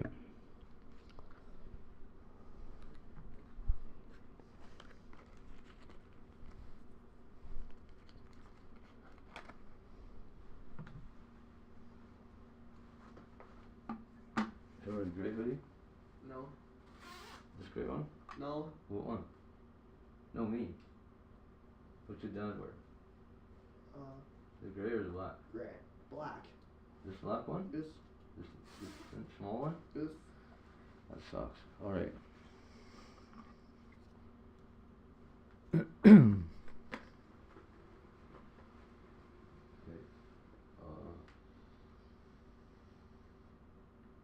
The rest of that mall might be closed already. You know that? Yes. I don't know if we can pull this off. Can we go to Superstore? Yes. Or Save On Foods? Superstore? Or Save On Foods? Superstore? Superstore's further away. Save On Foods is right here. Want to go to Save On Foods? So now you want to go to Save On Foods? Yes. That's funny. Okay.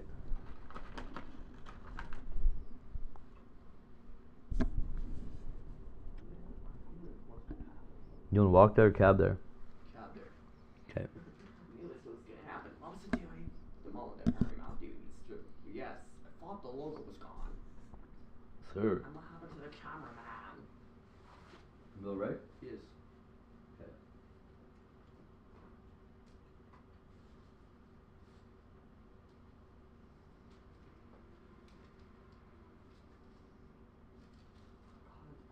So I just gonna bring these 2 bags, hey? Yes. That sound good? Yes. This one's humongous. Do you know what we need to get? No.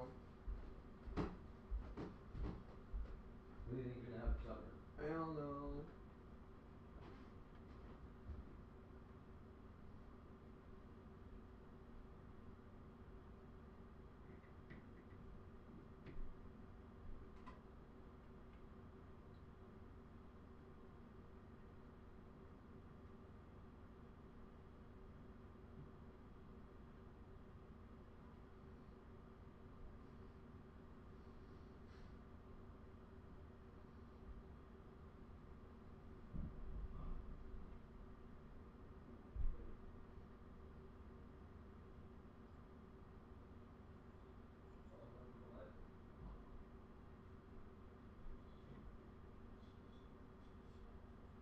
You know what, buddy? No.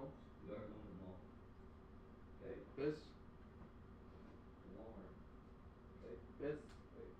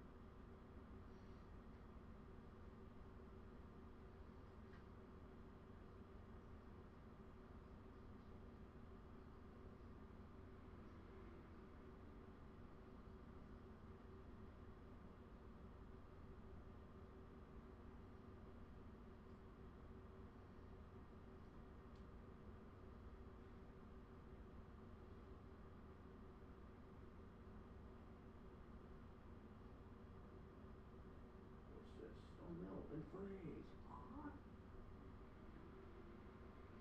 Let's see it.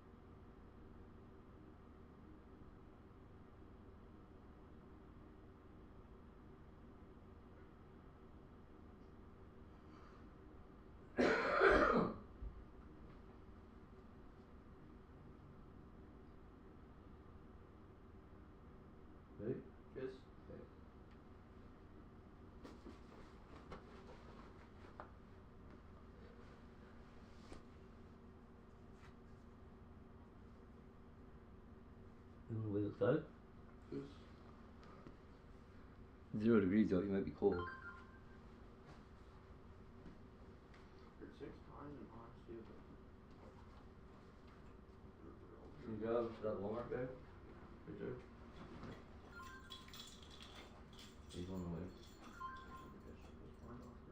He'll be here in 173. He'll be here in 1 minute, says. Got it? yes. Yeah, let's go.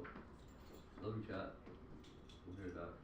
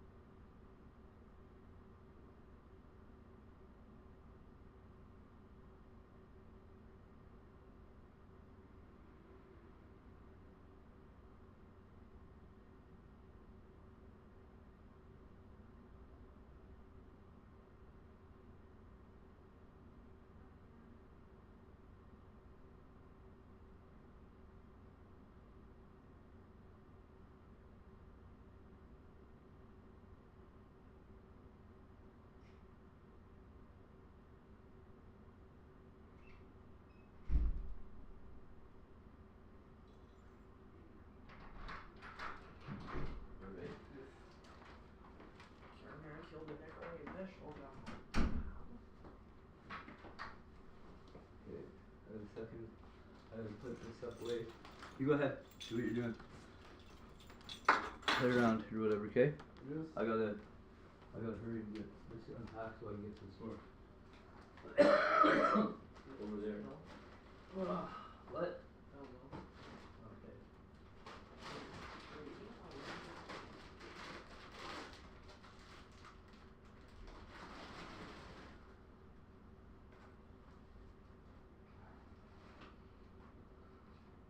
Maybe I'll put this pizza in for you too, eh?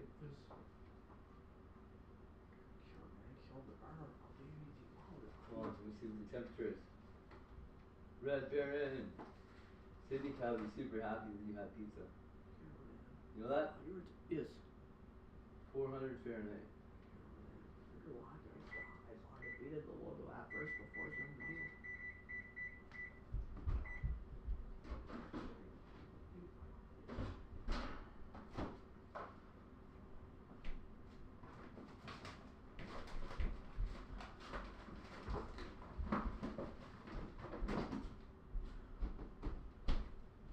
Oh no, you want burgers tonight or pizza? Pizza. You want pizza? Okay. Go. I got my chat. So, with special thanks to Aussie Girl for the amazing idea. We're gonna sell. Well, I'm gonna make a limited run of these 4 plus the one Aussie Girl made. Maybe it'll be limited. If anybody wants to buy a shirt,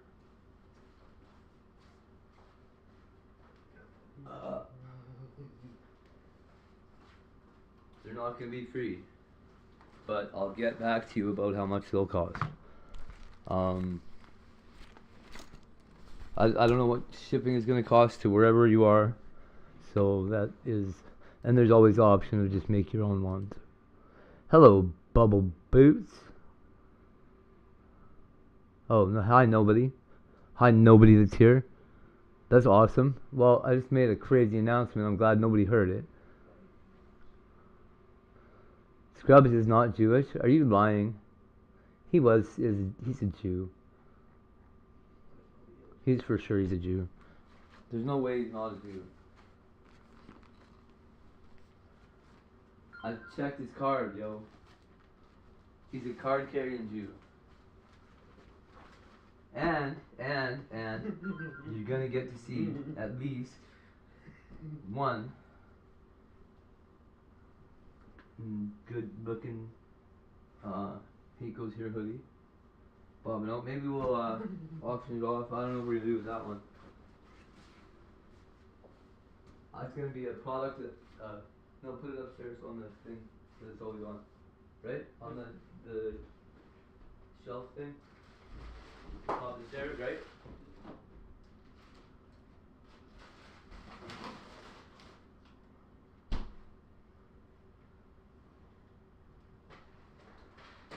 So you don't want fries tonight, obviously, right? You want pizza and fries. Pizza and macaroni would be good. Whatever, dude. Burgers. I couldn't get you orange. I got strawberry watermelon. Because I know that you're kind of fond of that too, right? That's what I thought.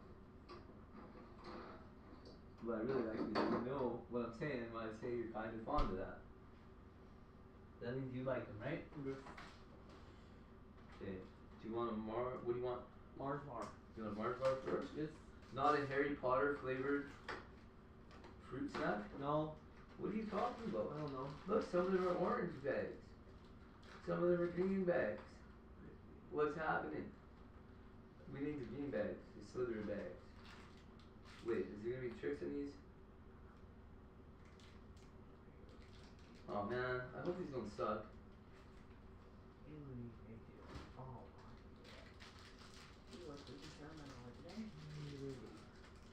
You don't want one? No. You don't want to try one? No. One of the fruit snacks. No. You don't like fruit? Or you don't like snacks? No. What one do you like, fruit or snacks? Fruit? You don't like fruit? No. Oh, okay. You like oranges though, right? Yes. Okay, but not fruits, right? Yes. Mmm. Mm-hmm. Mmm. What's it? Mmm. Mmm. Mmm. Mmm. Oh, it's a good thing you don't like fruit snacks. Man. Oh, that was like a sun-kissed fun fruit. Wow. Those are incredible. That's like a 1980s lunch candy. Exactly like a sun-kissed fun fruit snack. Mmm. I found them.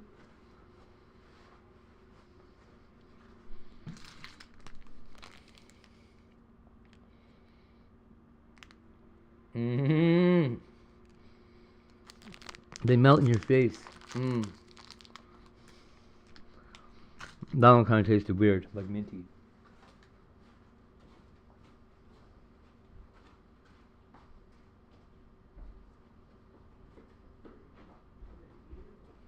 Okay. Hey, we good for a minute? You want more bar? Okay, wait. Yes. We'll get back? Yes. Or till after your pizza, maybe? Or no? Yes. Okay.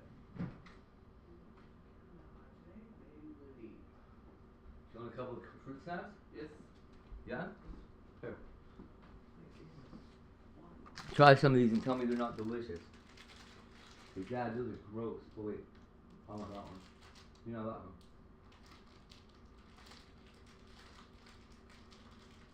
Are they good or gross? Good. Aren't they delicious? Yes. They're like a candy, hey? Good. Nothing like a fruit. Nothing like a fruit. I gotta go get pop and something that's sore before it closes on me. I gotta get them. Be right back. Don't cause no trouble, chat. Love you, chat. Be good. I am dealing with it very slowly.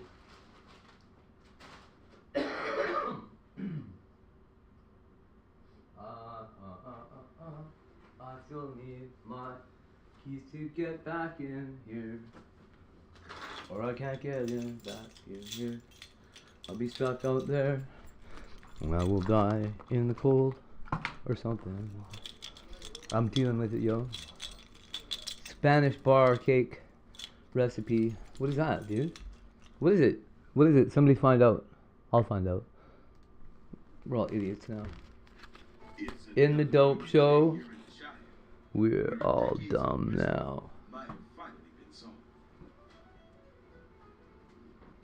in the 1960s and 70s, the A&P grocery chain, once the biggest name in American food shopping, sold a bakery department cake that developed a borderline cult following. You could spot it from across the room. 2 layers of a spiced cake shaped into a log, and a combed white frosting on top. People crave the texture, the flavor, that exact bite. And when A&P faded away, the cake vanished with it, and the secret recipe to make it has never been revealed.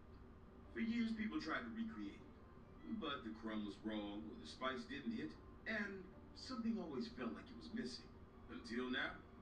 This time, Renee's making the original A&P Spanish bar cake. Over the past year, my inbox had been flooded with requests for me to make the original A&P Spanish bar cake. I had never heard of this cake before, so I started digging. Luckily, the company that made the original cake still exists, and you can special order it online. If I was going to recreate it, I needed to taste it first. So we ordered one, and then spent weeks trying to figure out what made it so specific and so special. And then one day, I think I cracked the code. I figured out the secret ingredient that I hadn't seen in any other recipe, and this cake absolutely needs. And today, I'm going to show you exactly how to make it. First step. Okay, so the first thing we're going to do is we've got some raisins here, just regular raisins, and we're going to take some milk, whole milk, and we're going to pour it in, and we're going to just soak these. We're going to heat this up just a little bit. I'm going to stir that up so they all get kind of coated, and then I'm just going to warm this milk up so that it's a little bit, not quite hot, but warm. Okay, so this is nice and hot. This looks great, and we're just going to let these sit and clump up. I have a sifter here, and this helps. There's so many little ingredients in this. I wanted to make sure that it was mixed before we started messing with adding other things. So today we're going to add some bread flour. We're going to pour it right into the sifter. We've got some cake flour. We have some white sugar, some brown sugar, and I think I better start sifting that for just a second. Getting a little full here. Okay, that's good. All right, we've got some cornstarch, salt, baking soda, baking powder, nutmeg, cinnamon, allspice, ginger. What's this? Cloves. Did I already say cloves? And cloves. All right, so what we're going to do is we're just going to sift all of this together so that it really mixes in there well. And then I'm going to sift it again. So I'm going to just take this bowl and just use my hands as a funnel. And then we're going to sift that back in here. And it's easier the second time.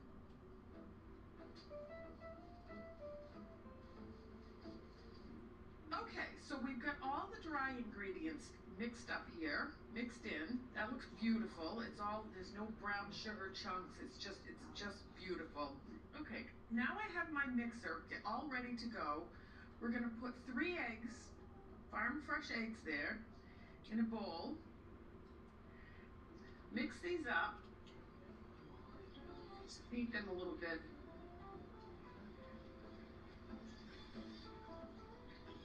Okay, I'm not trying to put too much air into this cake. It's not that kind of cake, but we've got some oil here. I'm using canola oil. This is how they made cakes back in the day. If you just can't use an oil like this, you can melt butter. The texture won't be the same. This is canola. You can use vegetable oil, anything that you're comfortable using. I have a small amount of molasses here. Some vanilla. And some almond flavoring. Wink, wink, nod, nod.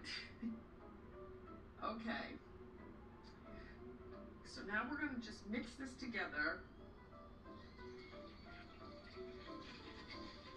And what I'm trying to do with this is get the oil emulsified in with the rest of the ingredients before we put this in the dry ingredients. So you want that to blend, and this oil can be difficult. So we're just going to whip this up for a couple of minutes, and then we'll go to the next step.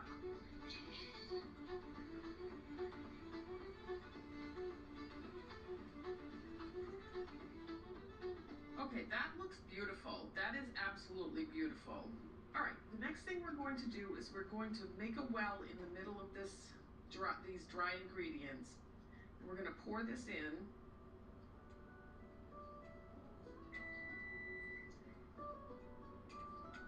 And then we're going to add I'm going to do a couple of quick stirs here. We're going to fold this in.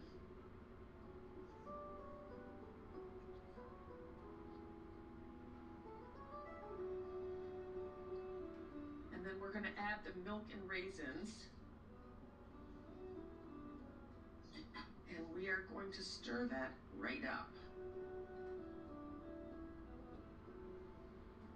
Just going to fold and fold, and when you're folding, you're just lifting up from the bottom and folding that over so that we don't deflate what is in there. We just don't want to mix this up and have it totally flat. So this smells divine, I do have to tell you. You see, we don't want any flour like that showing at all with this cake. Sometimes when you're folding, it's all right if a few streaks are still in there, but not with this cake. All right, that's perfect. It looks a little wet. And we're gonna let that sit for just a minute, and then we're gonna come back and put it in the pan. Hate came home. The next step decides the crumb, the rise, and a satisfactory bite. It is just as important as using the right old school. What is it? I tried to stop this before it happened. Okay, that's good. All right, we've got some cornstarch, salt, baking soda, baking powder, nutmeg, cinnamon, allspice, ginger. What's this? Oh, it's ready. Cloves. Did I already say cloves? And cloves. All right, so what we're going to do is we're just going to sift all of this together so that it really mixes in there well. And then I'm going to sift it again, so I'm going to just take this bowl and just use my hands as a funnel. And then we're going to sift that back in here. And it's easier the second time.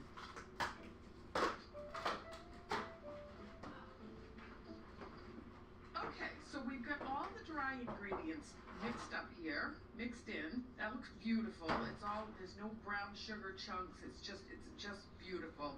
Okay, now I have my mixer all ready to go. We're gonna put 3 eggs, farm fresh eggs there, in a bowl. Mix these up. Just beat them a little bit.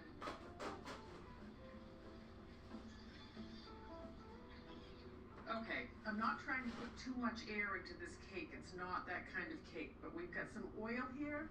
I'm using canola oil. This is how they made cakes back in the day. If you just can't use an oil like this, you can melt butter. The texture won't be the same. This is canola. You can use vegetable oil, anything that you're comfortable using. I have a small amount of molasses here. Some vanilla. And some almond flavoring. Wink, wink, nod, nod. Okay. So now we're going to just mix this together. And what I'm trying to do with this is get the oil emulsified in with the rest of the ingredients before we put this in the dry ingredients. So you want that to blend, and this oil can be difficult. So we're just going to whip this up for a couple of minutes, and then we'll go to the next step.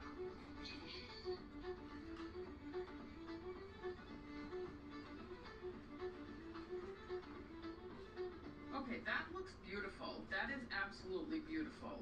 All right, the next thing we're going to do is we're going to make a well in the middle of these dry ingredients. And we're going to pour this in.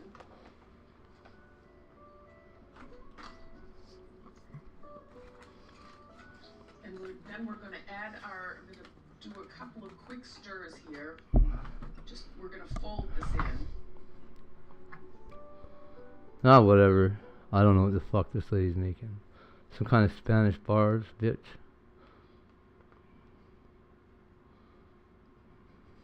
What's going on?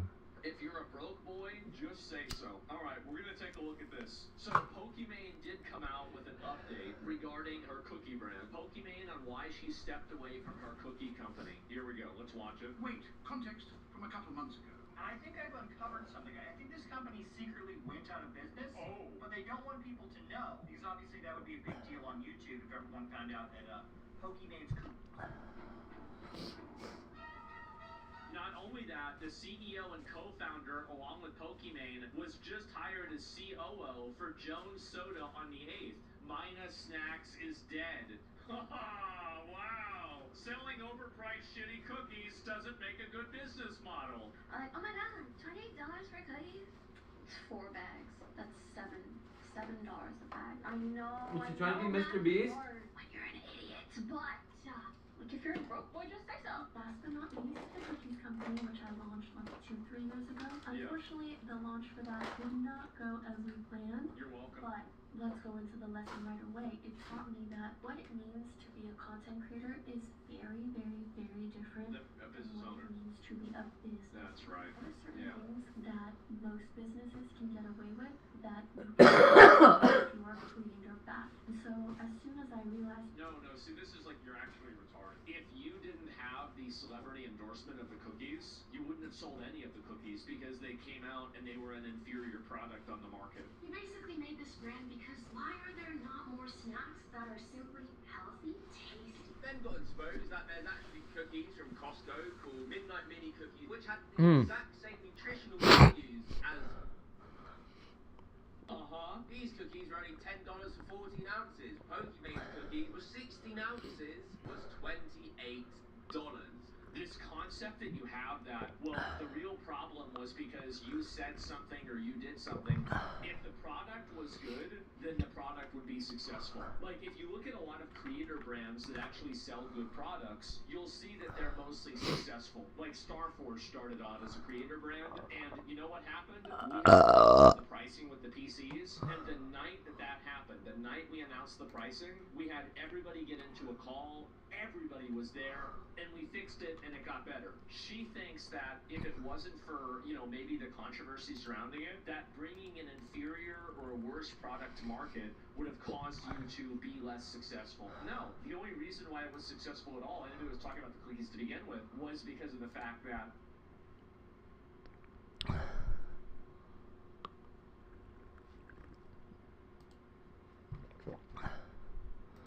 oh, that was Chrome. Whoops.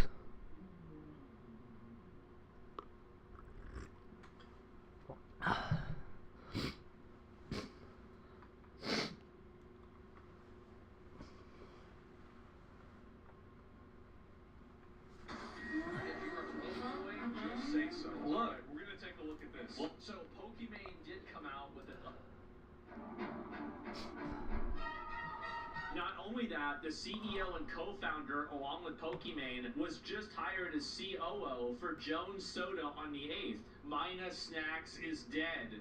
Wow! Selling overpriced shitty cookies doesn't make a good business model. Like, oh my god, $28 for cookies? $28 for cookies? That's $7 a bag. I know, math is hard when you're an idiot, but like if you're a broke boy, just say so. Last but not least, the cookies company, which I launched like 2-3 years ago. Unfortunately, the launch for that did not go as we planned. You're welcome. But let's go into the lesson right away. It taught me that what it means to be a content creator is very, very, very different. A business owner. Closed until 9 a.m. Saturday. Right. Really? Certain things that most businesses can get away with. Oh, Good Friday. Not do if you are creator back. Aw. So as soon as I realized. No, see, this is like you're actually retarded. If you didn't have the celebrity endorsement of the cookies, you wouldn't have sold any of the cookies because they came out and they were an inferior product on the market. We basically made this brand because why are there not more snacks that are simply healthy, tasty? Then got exposed that there's actually cookies from Costco called Midnight Mini Cookies, which had the exact same nutritional values as. These cookies were only $10 for 14 ounces. Pokimane's cookie was 16 ounces, was $28. This concept that you have that, well, the real problem was because you said something or you did something. if the product was good, then the product would be successful. Like, if you look at a lot of creator brands that actually sell good products, you'll see that they're mostly successful. Like, Starforge started out as a creator brand, and you know what happened? We had a problem with the pricing with the PCs, and the night that happened, the night we announced the pricing, we had everybody get into a call, everybody was there, and we fixed it, and it got better. She thinks that if it wasn't for, you know, maybe the controversy surrounding it, that bringing an inferior or a worse product to market would have caused you to be less successful. No, the only reason why it was successful at all, anybody was talking about the cookies to begin with, was because of the fact that, you know, they were creator pushed. Well, maybe this isn't the right time for me to be the face of a product. I stepped away from the company and I let them just continue operating as they please. And yeah, that was 2 or 3 years ago. I think they might have started winding down since then, but I haven't really had much involvement since the launch. Last but not So you didn't have any involvement since the launch, so you just fucked it up and left? Good job. Jesus, she has such a patronizing, obnoxious way of speaking, doesn't she? And so it was never her cookie company? I don't know, man. I have no idea. And we hate the rich. Aren't you the rich? No!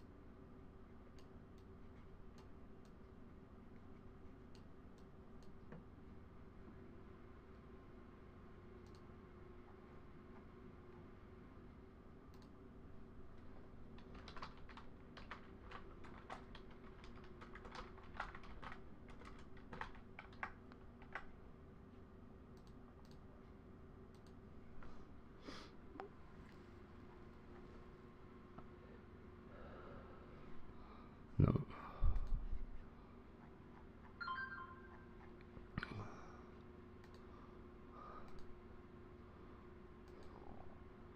Okay, good, there. So now I'm signed in to do this. Let's see if we can't book book some time here now.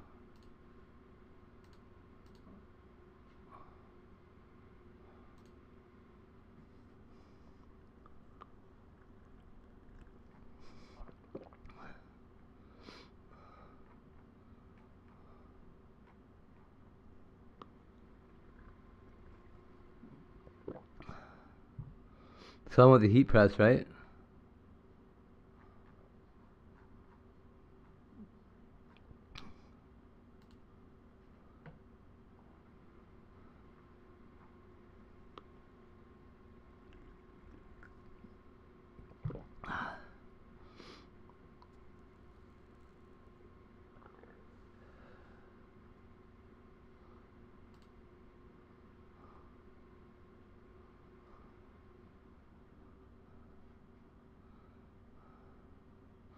Vocabulary class. Okay.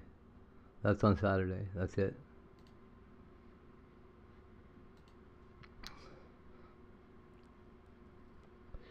Some materials can be purchased on site.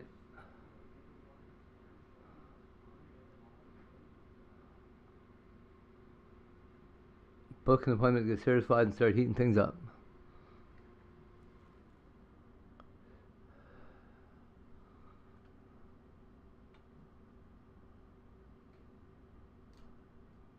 Makerspace. Okay, I'm setting up an appointment right now.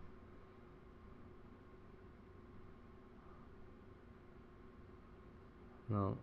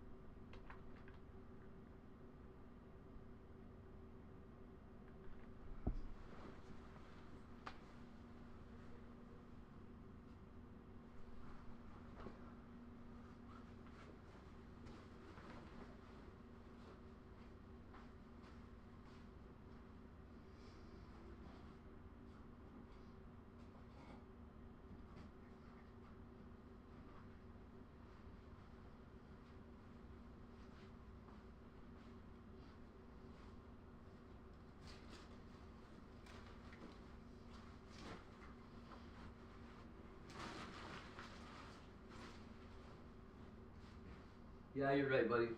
I should be hanging my coat up, right? Is that right? Why am I so lazy like that? I don't know. Do you hate it? No. Aw, do you love me? Good. Aw, I love you. Are you gonna wear a hategioeshere hoodie?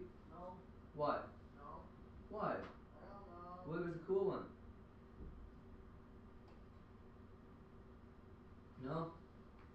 No? No. Okay. Are you sure?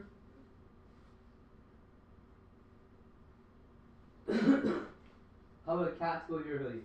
No. No? No. It's like a Puma hoodie that says cats go here on it. It's your TikTok. That's the name of your TikTok page, right?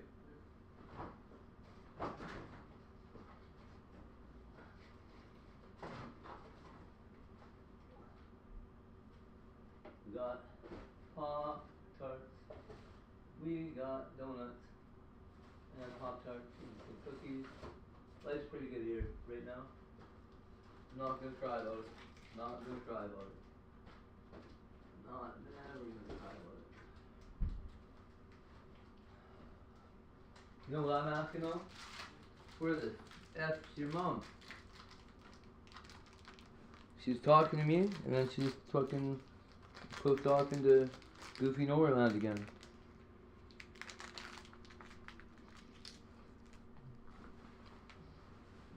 Probably getting drunk and watching hockey.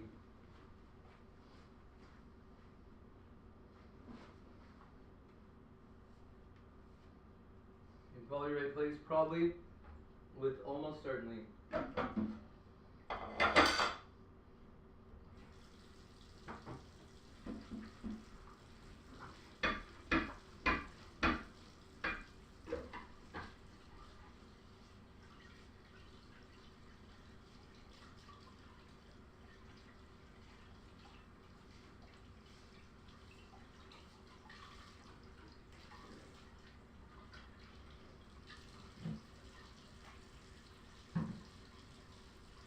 You know what's good though?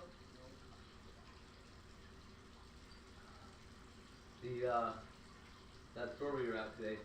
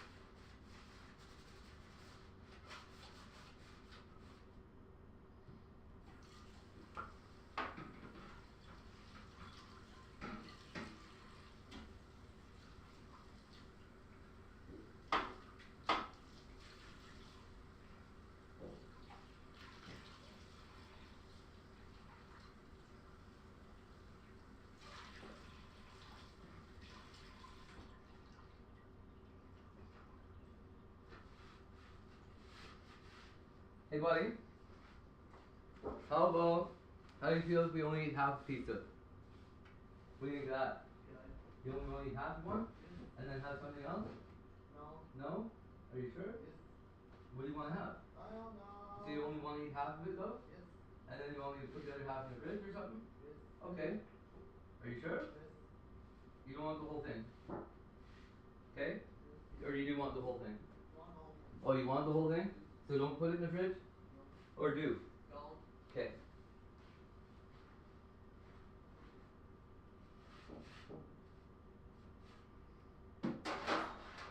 I want to make burgers or something for you though.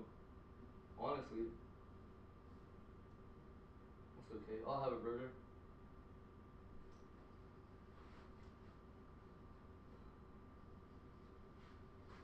Well, I have to message your mom and be like, oh, well, never mind.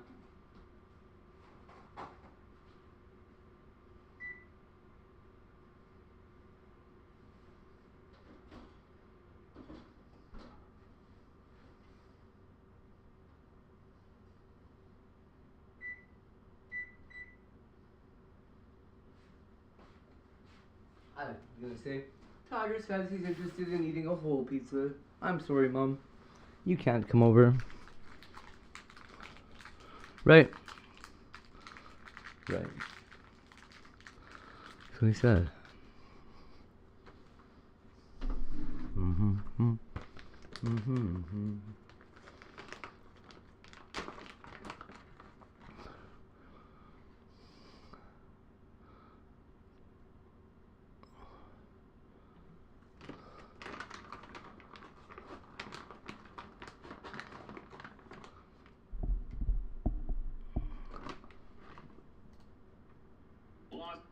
I'm on your side, though. It's just not wanting Democrats to have that power.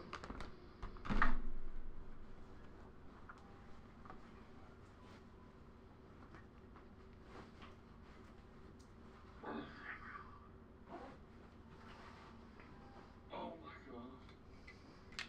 God. They already do, man. They already do this to begin with. Do you really think that the thing that's holding these people back is the fact that it would be hypocritical?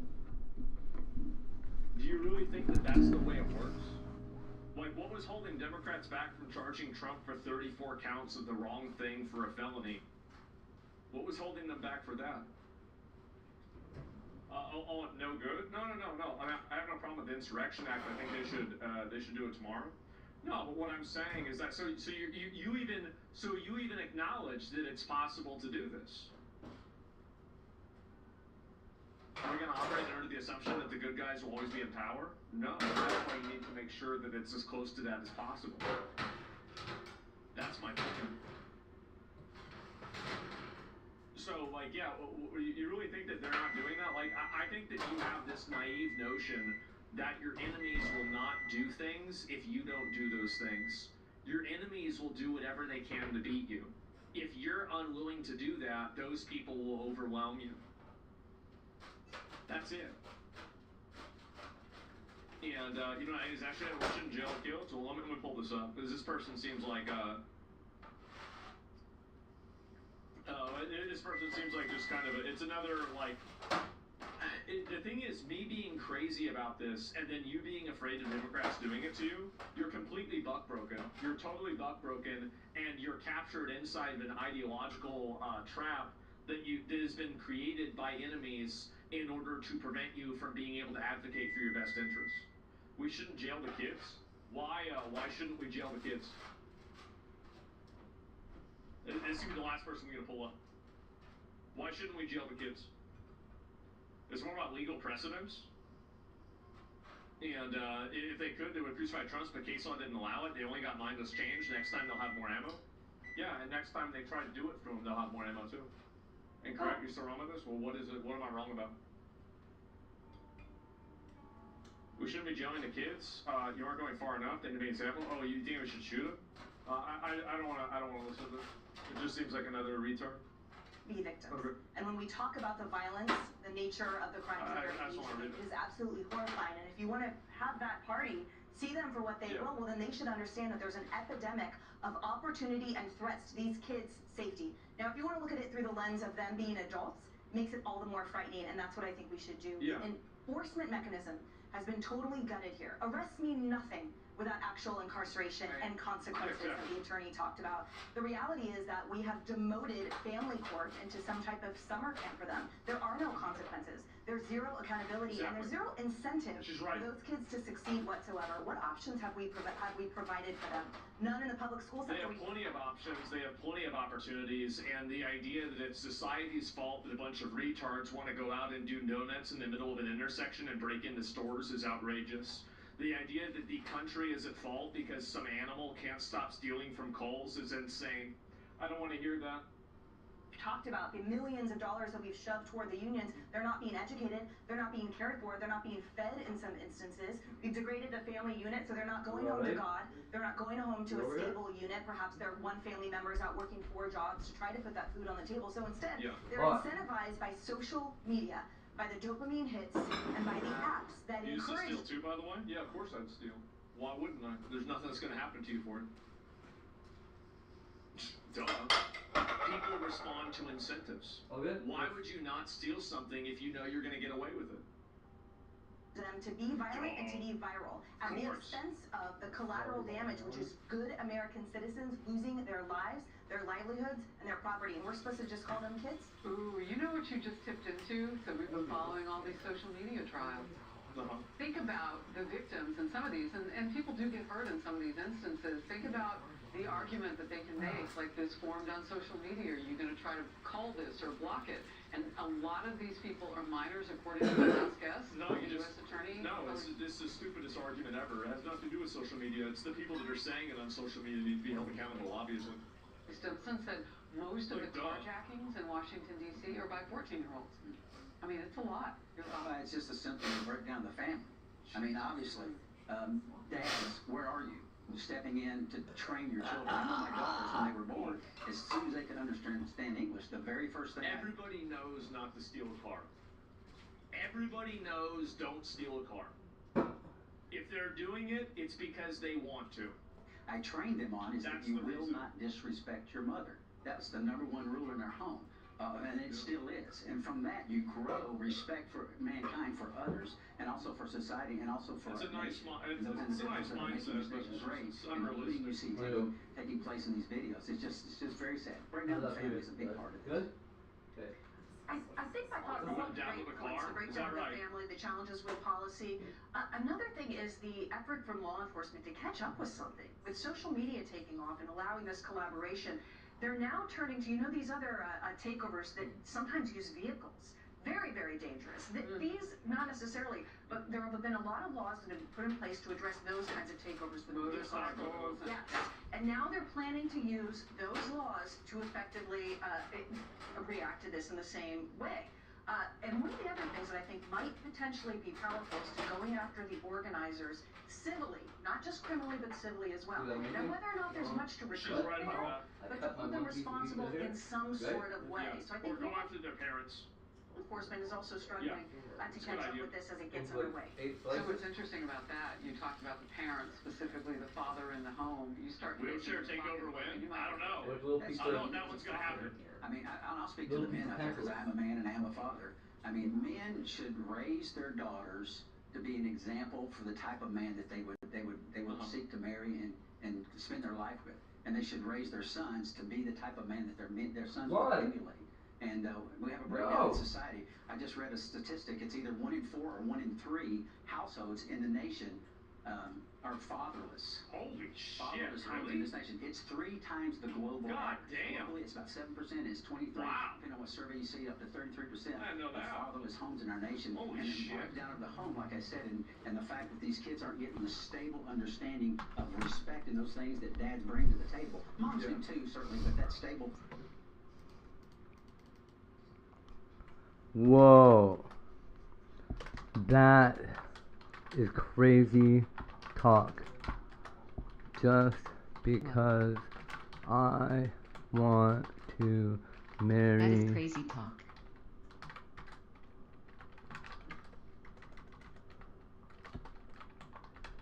Just because I want to marry a whore.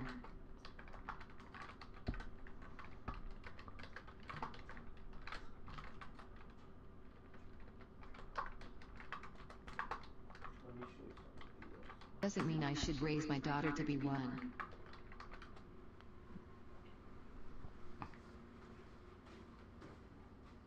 That is a crazy suggestion. I would die, dude.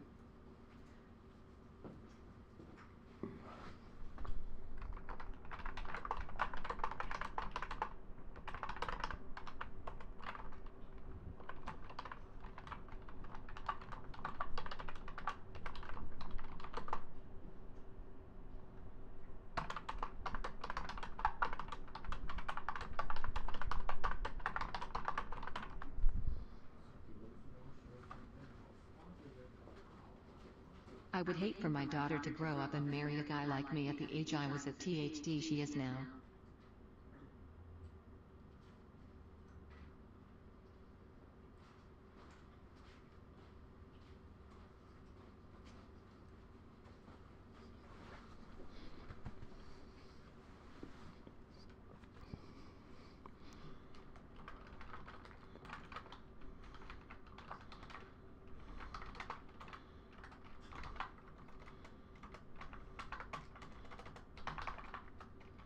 So she probably will be. Ha ha ha.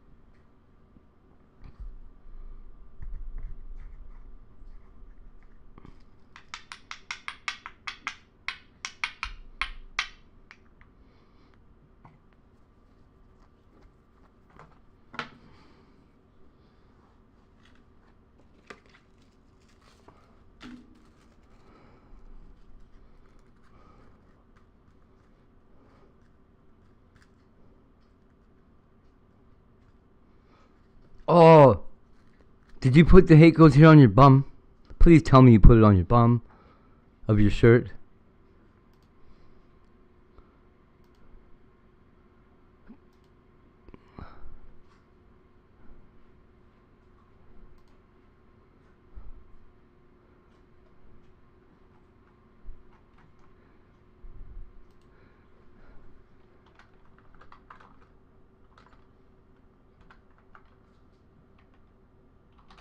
How low is this?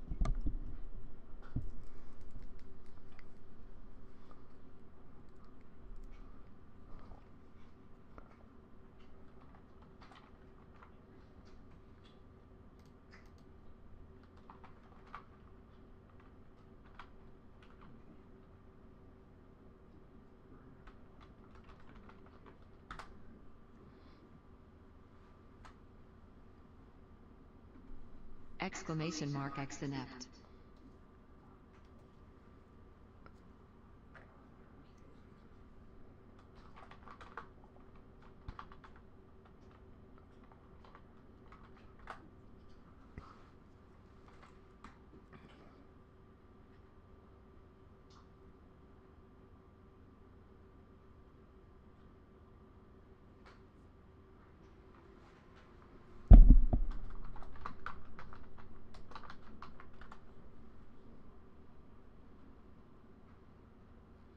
Kiwis.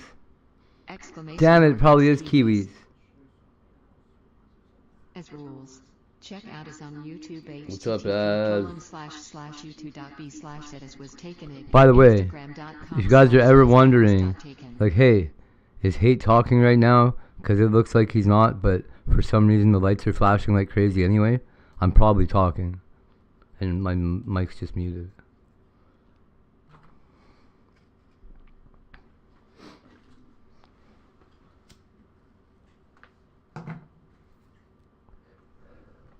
We got shirts coming. Shirts on the way.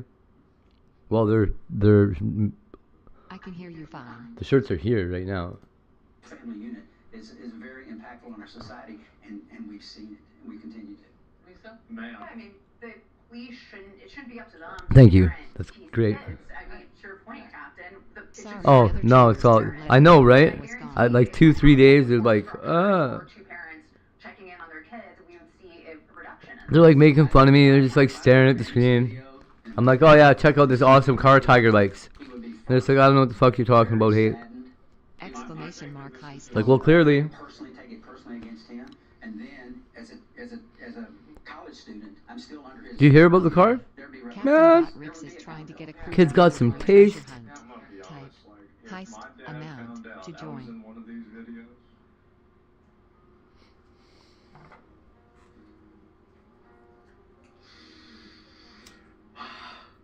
Oh man, you remember what me and Pete and JR, everybody else, and Leslie used So to do? I asked Tiger to pick a car out of this book and teach me about it. Good shot, son. Well, you remember whenever the cops used to go after us? The car that we picked is a, check this out.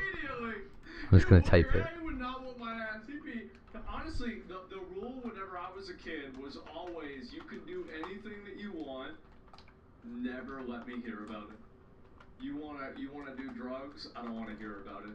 You want to break into houses? I don't want to hear about it. You want to break into cars? I don't want to hear about it. You want to get in a fight? I don't want to hear about it. You want to do anything? A crew of pirates and raiders check their flintlocks and sharpen their cutlasses as they disembark for Blackheart Island. Blackheart Island has taken another soul.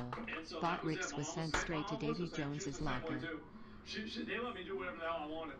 And it's got nothing to do, by the way, 1931 Bugatti Type 52 two-tone black and red. But, like, I think that, honestly, the reason why they do this is because they can get away with it, right? That's the real reason, is that they get away with it, nothing happens. And I think that's a huge problem.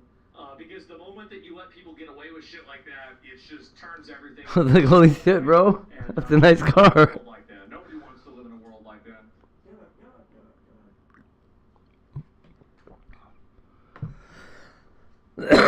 Yeah, they sure are. Man, I was pretty impressed. Like, dude, that is a nice car.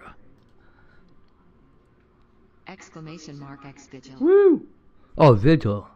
There we go. I was like, Vivid? Fucking... Bruh. How's mom doing?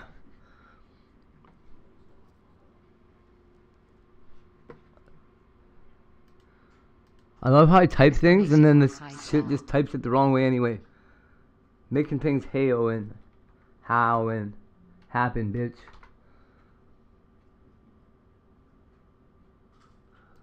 Good.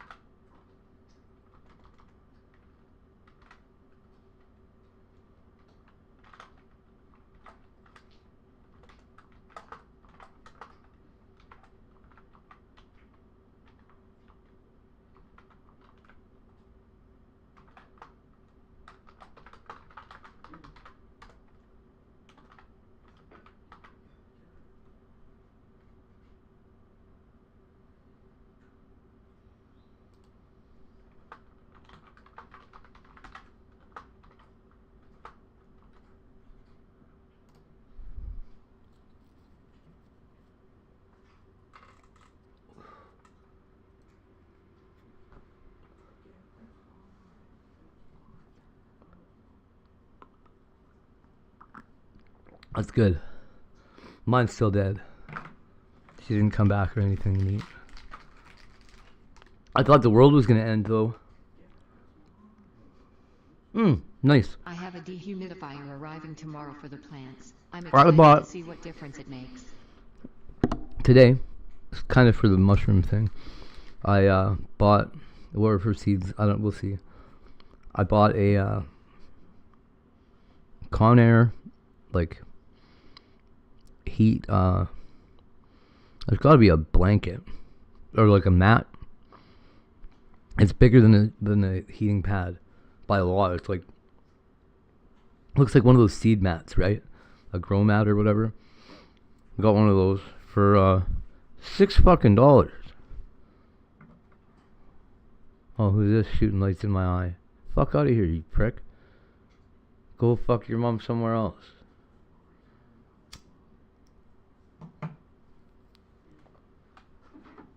What a nut.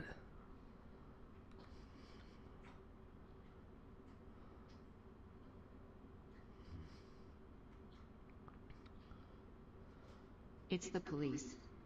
Is it? It could be.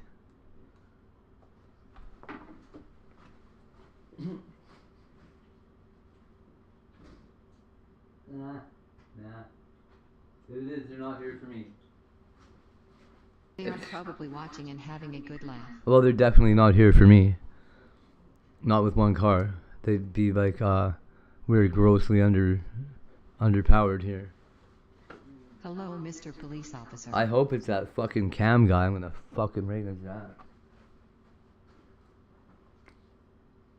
And I'm gonna punch his wife to death in Minecraft.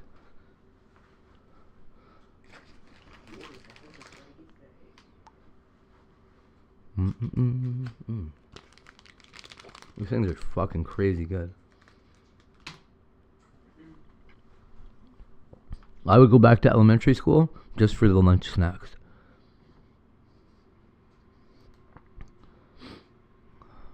Like those sun-kissed fun fruits. Oh man.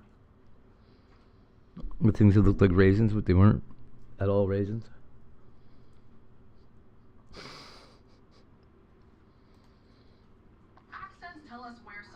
Why does Antarctica have a pack in the car? Why do Antarcticans have an accent?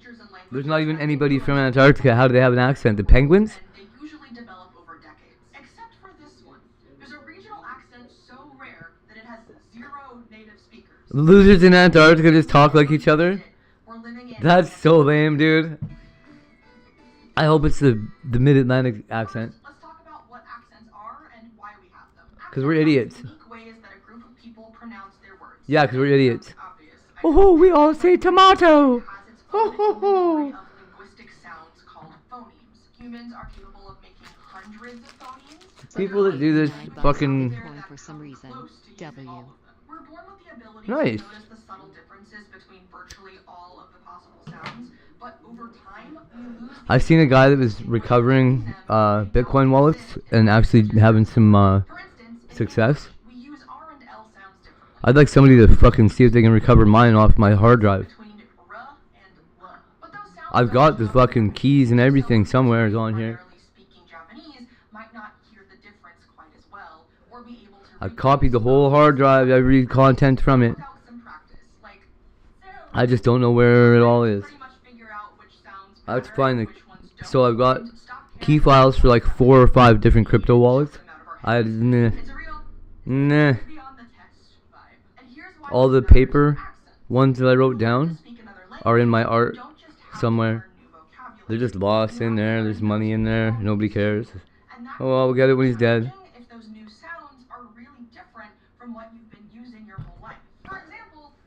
Potato.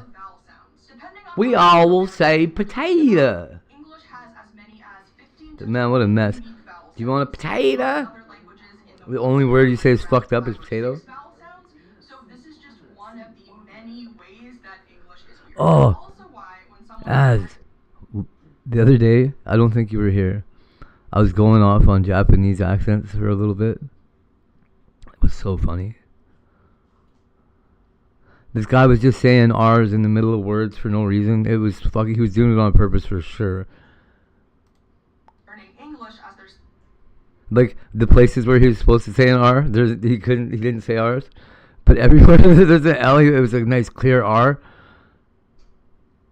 second language. Like, come on. Struggle to pronounce all of What's the problem here, sir?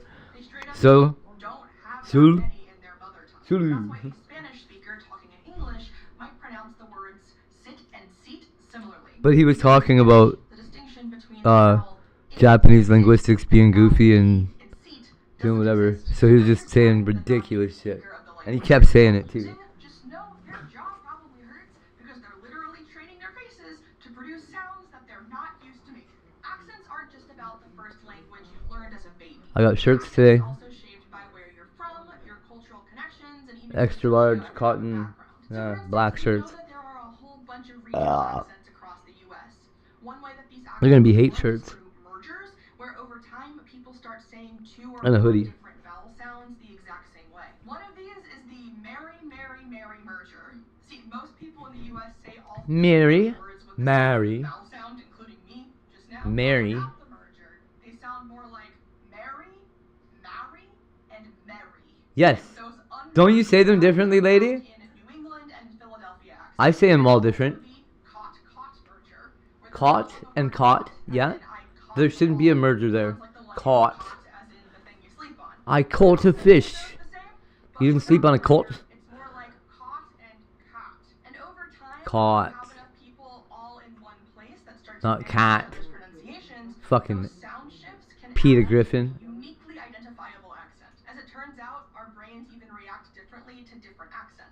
Nice. Around 200 I Bitcoin spent vape cartridges in 20 thousands of bitcoins on Counter-Strike skins. Researchers found that people had increased brain activity in regions linked to In, emotion and I don't know, it was a long significance time while ago. listening to their own accent, meaning that their brains treated it as more emotionally and socially relevant, while hearing the other group's accent 2010, I think. in the same area. Katowice. So now that we've said all that, Oh, you don't know what I'm let's review talking this about. Antarctic accent. It was a Counter-Strike tournament First, pick up in the 2010. here's a quick ad break. Since you watch SciShow, you probably love engaging with new ideas and learning outside of a I classroom. think that's when we And did it. that's what makes Brilliant. Might have been after that. Might have been the next year, Brilliant helps you 2011. excel in math, 2011, that's possible. teaching you It's hundreds of dollars anyway. code. You'll write basic programs, add nested loops, and learn to prevent errors. Hundreds of dollars when bitcoins were only worth This brilliant course will set you not a on your lot. way to Oh, did you used to really? be pretty good That's at this. awesome. whether you're 10 or 110. Source is good. You'd be really good at CSGO then. Brilliant for a full 30 days. Mm, Go to maybe not really good, but you'd probably be good. Scan the QR code on screen. The skills translate really nicely. We're also giving you Because it's used the stuttering Source 2 engine. annual premium subscription. Thank you to Brilliant for supporting this SciShow video. It was like I was listening to a repeat. That was First crazy. off, no. An Antarctic accent isn't something that the penguins are doing. Oh, damn it. Research about Come on. animals like whales having That's so stupid. I thought it would be the penguins. I can't believe she said that. I swear to God, I thought it was going to be the penguins had like a specific Antarctica peep that they weren't doing in other places. Exclamation mark X scour. Damn. 20% off an Hey, annual look. It's fucking Post Malone with no face tattoos and no hair.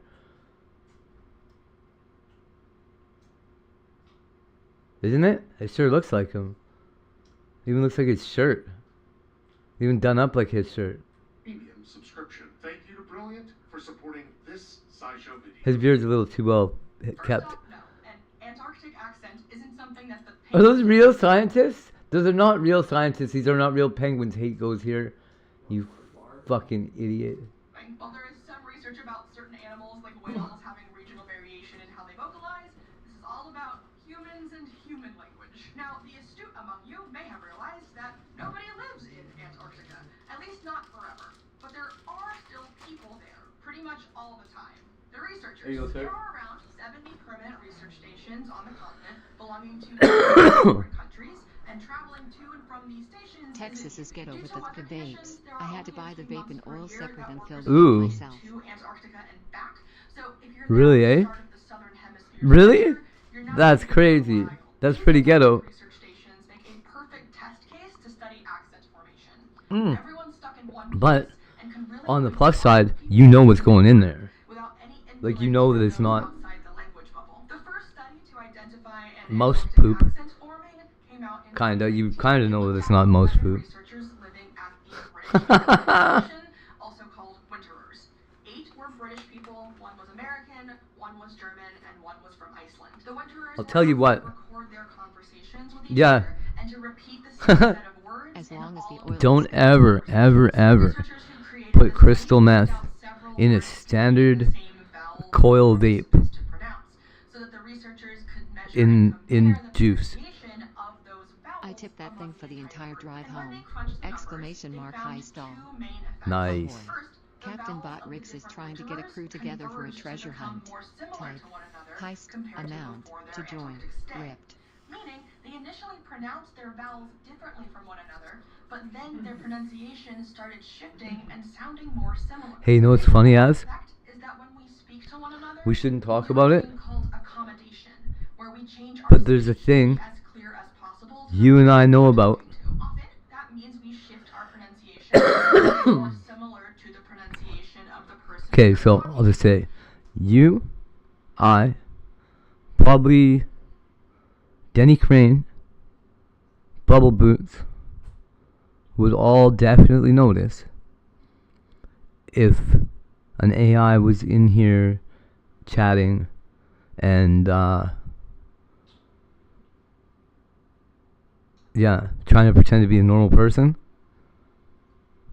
A crew of pirates It might get away with it for like a couple days, as they disembark for Blackheart Island. but we'd notice. Bot Rix made it back from Blackheart Island with a handful of plunder and a tale of plenty. Results: Bot Rix 1,999,999,899.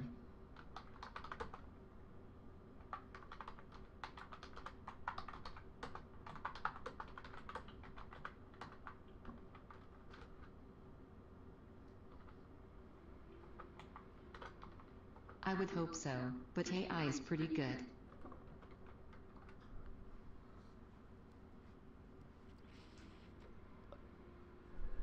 Bet you I never accidentally says the word HAOOEN. And they do the exact same thing back to us. This is probably why when I go visit my parents back in Florida, I get like a little bit of a southern accent. So over time, the winterers were all Already? Shut up. Shut up. How'd it get there already? No way. No. Off of what? Us? Off of Earth? Is this slingshot off of Earth? To get going? Okay. Alright. Now it's okay. I was like, whatever this fucking story is, this is happening way too quick.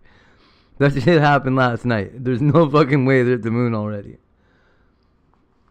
Everybody's like, they're not going to the moon. Like, okay, I'm sure they're flying a fucking rocket full of people all the way to the moon, flying around it a couple times, and then coming back for no reason. They're not gonna get out and check it out. They're not gonna drop off secret fucking rovers and all kinds of shit in the biggest rocket they ever sent to the moon or anywhere. Like, get out of here, dude.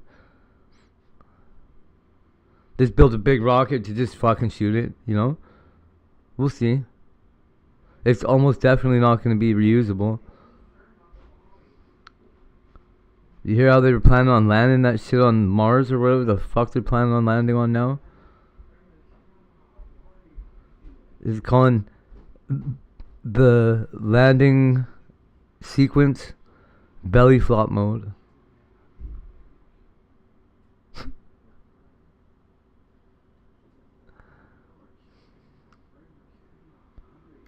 Exclamation mark X ready. The following film is intended. Did you get to see the SpaceX one that touched down? Yes, the day before.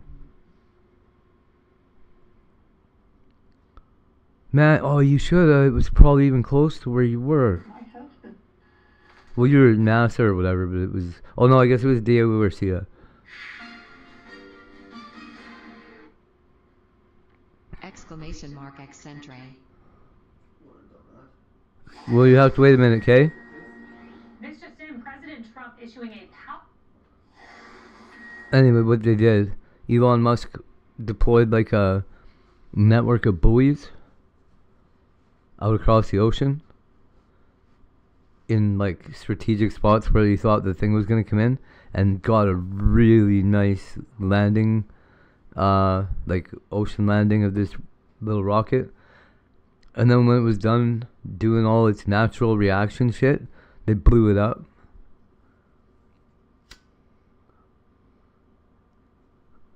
And like, we promised you so, that thing was never going to survive anyway. And they're like, they're the ones that blew it up. That was pretty funny. Like, woo, insurance claim.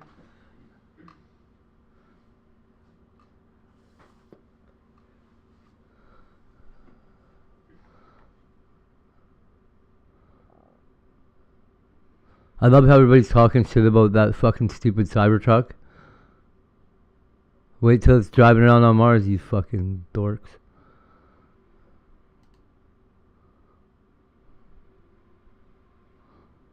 Officers are called to arrest. And everybody's gonna be like, oh, you guys had the first car that drove on Mars. I suck. It's not a pufferfish. What the fuck is it?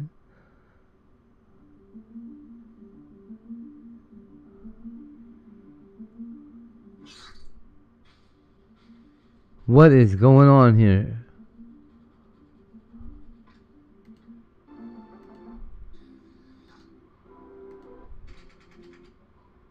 Nah, I don't like it.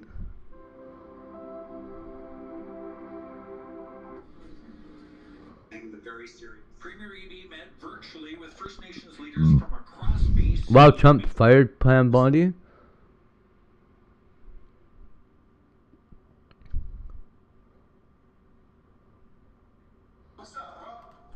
What's up, bro? What's up? You pay for this? What's going on?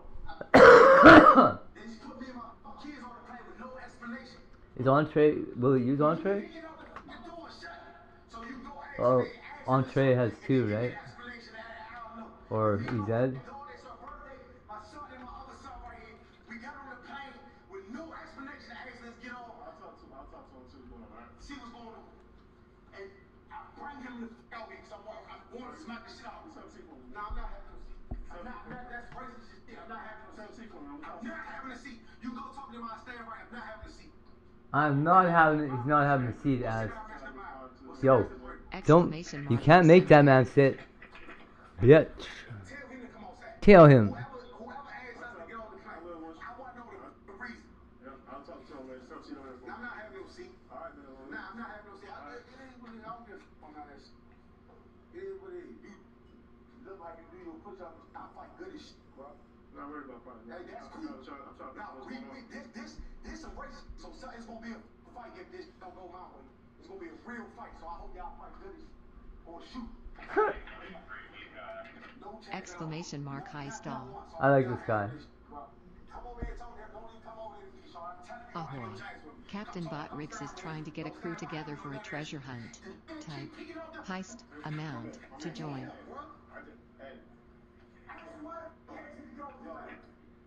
I need that racist. We're not doing that racist today. You not with that racist, you with me. Bro, get the f*** off.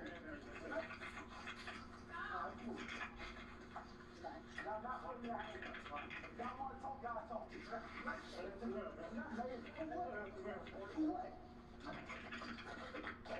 How about Exclamation mark X Prime. Bro, who is that? You're doing too much. I try to be cool. I try to be cool. Where you going to that in front of my kids for what? For what, bro? For the white lady, bro? 20 days. Back up now, please. Back up, man. Keep the kids. I ain't gonna do nothing to him. He went on this white lady shit. I ain't fucking. A crew of pirates and raiders check their flintlocks and sharpen their cutlasses as they disembark for Black Heart Island. Ho ho. Botrix made it back from Black Heart Island with a handful of plunder and a tale of plenty. Results: Botrix, 1,009,999,999,899! Oh, look it! Exclamation mark X prime. Agree. You don't have to look at this. Something like agree, I mean. Ripe. Gripe. Cripe.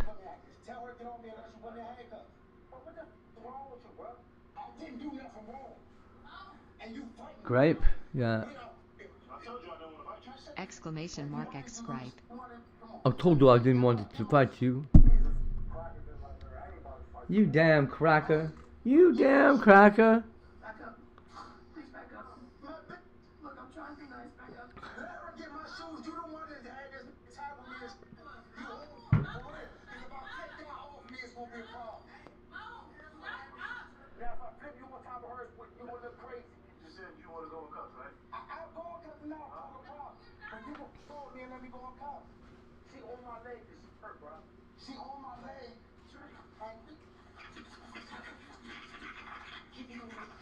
On my leg, I told you. How many you want? Two? Get off my leg. Get off my leg. Stop resisting, man. Hey, I'm not resisting. You gotta stop resisting. So I gotta let y'all hurt me? No, you need to stop resisting. I'm not resisting. Ah, shit, you know what we didn't get? Those chocolate Twinkies. What I do to you? You got a camera on? You have a camera on.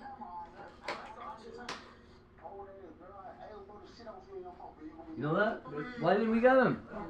They had chocolate Twinkies at Walmart. Chocolate Twinkies. They had white cream in them. I wanted them. I was like, maybe they just taste like one of those cupcakes. But then I was like, no, because it's a chocolate Twinkie. It's not going to taste like that other thing.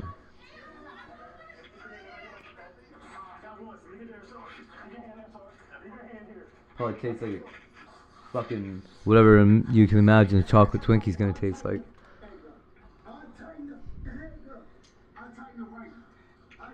Untighten it! Untighten it, you cocksuckers. Untighten. Come on, bro. I don't know.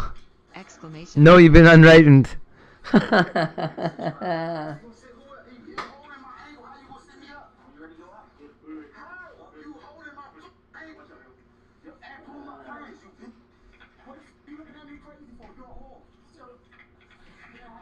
Hey, Ty, you want these? Of course you would. And you know it. I record this. Little pinky finger? No? Oh, you do? No, come on. Here you go. Whole piece. Right? You want me to put it over there? So it's like cut up into little pieces. See? It's a good idea or no? Yeah.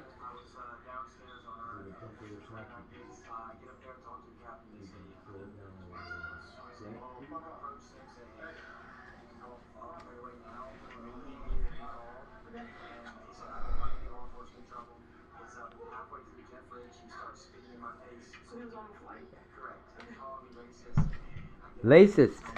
Goddamn racist. I think I seen a place called Racist, and then they like it was like a shoe place, I think.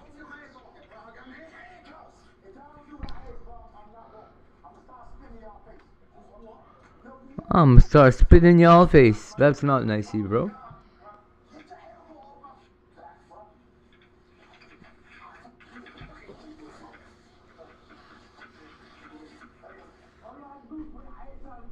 All you had to do was what you're trying to do.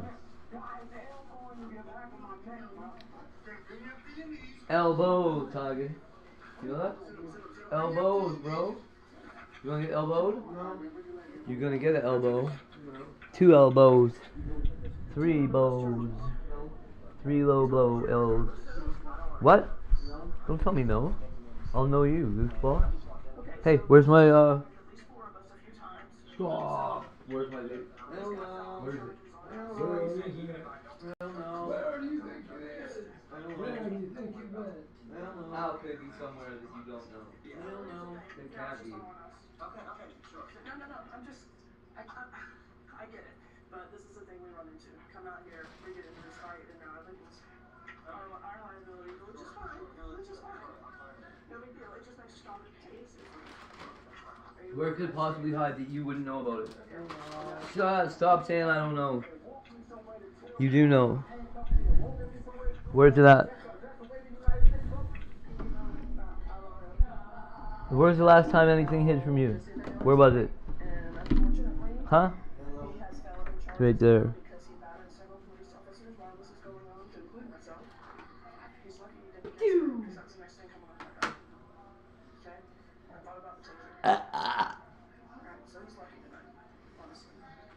So, now, I'm going to plug this in.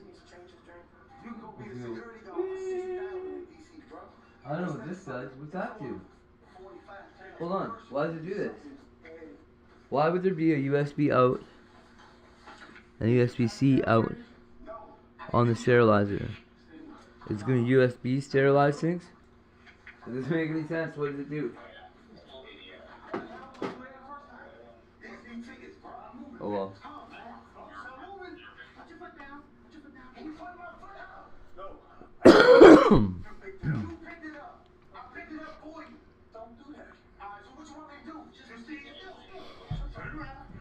Don't do that.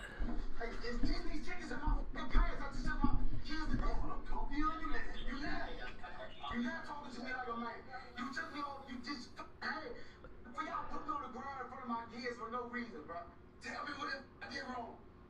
Tell me. Doing it right now, man. What? Ask me what I did wrong. Bro, sit down. Oh my God. Bro, come on, sit me down. I'll take it. That's what I'm doing wrong. Sit down. Come on, bro. Stop being so strong. So what? Stop being strong. I'm not trying to be strong, bro.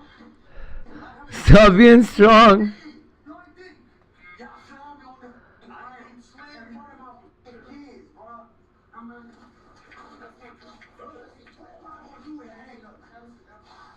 I don't want these. Get off. Hey, get off. Yeah. Just let me sit back. Y'all gonna so what do y'all want to do? Sit down. Holy shit. Just stay seated. I'm not calm down. I swear to God, I'm not calm down. Y'all just slammed me in front of my kids. Sit down. I'm not asking you why was police called. I was sitting in a plane. Look at his fucking shoulder. Why was police called, bro? What did I do, bro? I didn't say that to nobody. I didn't tell the airlines call. Did the airlines call? Yeah, the airlines call. Okay. It said what? The airline. It said what? What did I do that was disrupt? Is it cameras on it? Yes, cameras over there. What? Please, I bet. No problem. It's a loss. Is cameras on the plane? Get it off. Get the cameras. That's the only place my ID should be. So if y'all slam me down, my ID lost, then y'all lost my ID. And that's crazy. Y'all done slammed me down in front of my daughter, lost my ID. For what reason? I'm suing this. Can I get a call from all y'all? I promise my God, my lawyer is going to y'all over, bro. Alright, here's the issue. He's still not happy, but he's not giving us his ID information. If I don't get his correct ID, we're going to put him under a John Doe, and it's going to take 3 times as long to get him out of jail. Okay, because they have to figure out who he is. So can I go talk to him? No, you can't go talk to him, but I can give you the information. If you can give me his information, I can relay it to the person who's writing his charging affidavit. You don't know his name? I know his name, but I don't. His birthday? I don't have all his birthday. That's okay. As long as I got a name and a birthday, I mean. Can we go? Can I go talk to him? No. No, we don't. On his way to jail. If you don't want to give me the information, by all means, we'll put him under John Doe, and it'll take longer.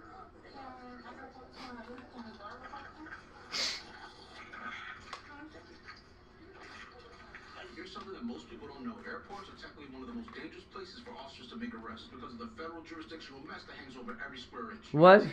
Shut up. The most dangerous place for them for lawsuits.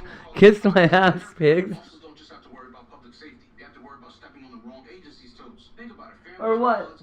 Or what? Oh. The FBI is gonna get a hurt feel. One job, shut it down before it spirals. But when the suspect's already deep inside a spiral of rage, the only option is to contain it and fast. And if you watch closely, you'll notice something during these kinds of calls because the eyes of the suspect often don't match the surroundings. like they're in a different world still fighting their demons. Some people don't want to way out. They want to turn. What? Calm, patient, and respectful, and it wouldn't matter. Because for certain individuals, especially being emotionally unstable, confrontation is the goal. I've lost count of how many times I started out respectful, calm voice, open posture, trying to de-escalate like we're trained. I would fight this cop so hard, man. How many times do you think he's punched anybody? Like 3? On many occasions, once the cuffs are on, the phones come out, and suddenly the officer is the problem. Not the guy screaming at strangers in an airport terminal, but the person in uniform. And in today's world, the more someone resists, the more people question the one who stood firm. But if we keep confusing professionalism with weakness, one day the people who run towards these calls might just stop showing up. And trust me, we don't want that. I'm going on a power trip. If I think about it for too long, I start to remember how much tougher than everybody I am, and how nobody could stop me for as long as I felt like going.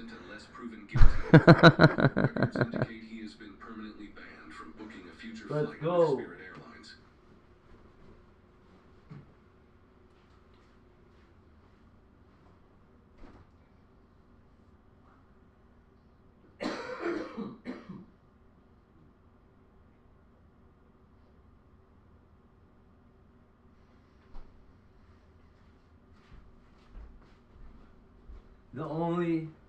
The only guys that beat me were those firefighters.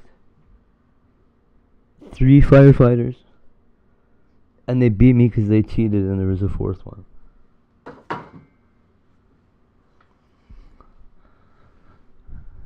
I was focused on the 3.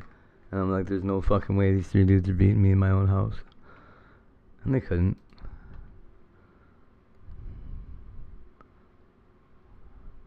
I mean, it was in my own house.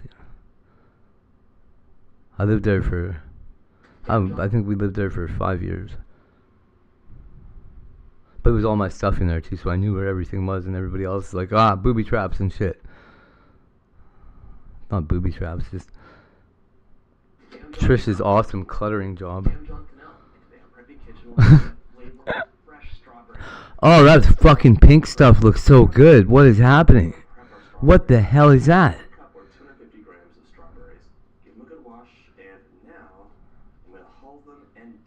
What was that? Like strawberry white chocolate? Question mark? Little pieces like that. So this is called strawberry bread. I didn't name this recipe. It should almost be called strawberry loaf cake. Yeah, that's what I was thinking it looked like. Melt in your mouth quick bread, filled with fresh strawberries, and best part of all, it's topped with a fresh strawberry glaze that's beautiful with lots of color and just full of flavor.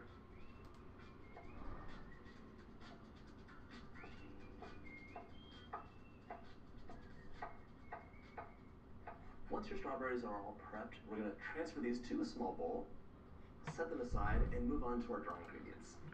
Now in a large bowl, I'm combining 2 cups of flour, that's 240 grams, and if you can, use a scale. If you can't, fluff the flour in a canister, and then sprinkle it into your measuring cup and level it off. If you just scoop, it's going to be way too much flour, and you're not going to have a light, melt-in-your-mouth texture. It'll be bready and dense. For a bit of balance, I want half a teaspoon of salt, and to puff things up, 2 teaspoons of baking powder. You can thank the invention of baking powder and baking soda, which didn't become popularized until the 1800s, for making all these delicious cakes possible. Before this, you would have had either a dense cake that was delicious, but like really dense, or things to be fluffed up with frothed egg whites, which is delicious, but quite time-intensive. Exclamation mark X study. Grab a whisk. And now it's time to give our flour a whisk. Our scale is done. Mix up those dry ingredients. This bread is so lovely, it is going to be disappearing in a flash. Super moist, full of fresh strawberry flavor, and it's like, I know, it's better than strawberry cake. It's better than most recipes for strawberry cake. Just put that out there. By the way, if you love delicious things, make sure you hit that subscribe button. There's 2 new recipes every single week, lots of shorts, and always something delicious along the way. Once this is all mixed up, set it aside, grab another medium bowl, and we're going to get our wet ingredients together. I'm measuring out 3/4 of a cup of granulated sugar. Sugar actually counts as a liquid in recipes. In case you didn't know, it doesn't melt after all. So using a volume measuring cup is totally fine. That's 150 grams. I also want half a cup of whole milk, or 120 mils. 1 large egg to hold everything together. It gives you some structure. half a cup of vegetable oil. You could use any mild oil that you like for this, though. It does not have to be vegetable oil. The reason we're using this instead of butter is really for softness. Most people are going to have some of their bread or cake and then put the rest away for later. That should live in the fridge, and if it's cold, your butter-based cake or bread will be rock hard and unpleasant to eat. But if it's made with oil, it can come out and be super soft and silky and delicious. And 1.5 teaspoons of vanilla for some lovely flavor. If anyone has cake that's left over, I always tell them to warm it up in your microwave, 50% power for like 20 seconds, just like you would soften butter. That'll make the cake delicious. Give this a good mix. You really want to break the egg up and just make sure it's silky smooth. Alright, this looks lovely and silky. I'm setting this aside, and our strawberries have one bit of final prep at the end. I want my strawberries to float in my batter and not sink to the bottom, so tossing them with 2 tablespoons of flour will give them a little bit of insurance that they stay where they should. Basically, the flour will help the strawberries trap a little bit of air, and that should keep them from falling. It'll also make them less slippery. Good. Just a nice gentle toss. Now everything can come together. But before we assemble anything, grab either a 9x5-inch loaf pan or a 1-pound loaf pan. This is like slightly smaller. And I like using the smaller pans because your cake, your bread is going to be taller, just looks prettier. You can prep your pan with some baking spray. I'm just going to add a bit of butter. It's time to combine, and you can add the wet to the dry or the dry to the wet. It doesn't matter. I'm just pouring this in slowly and folding with my spatula as we go.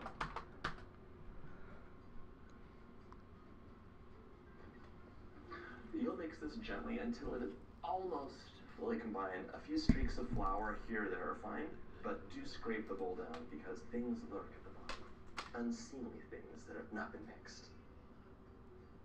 Now it's time to fold our strawberries in. Plop them all in.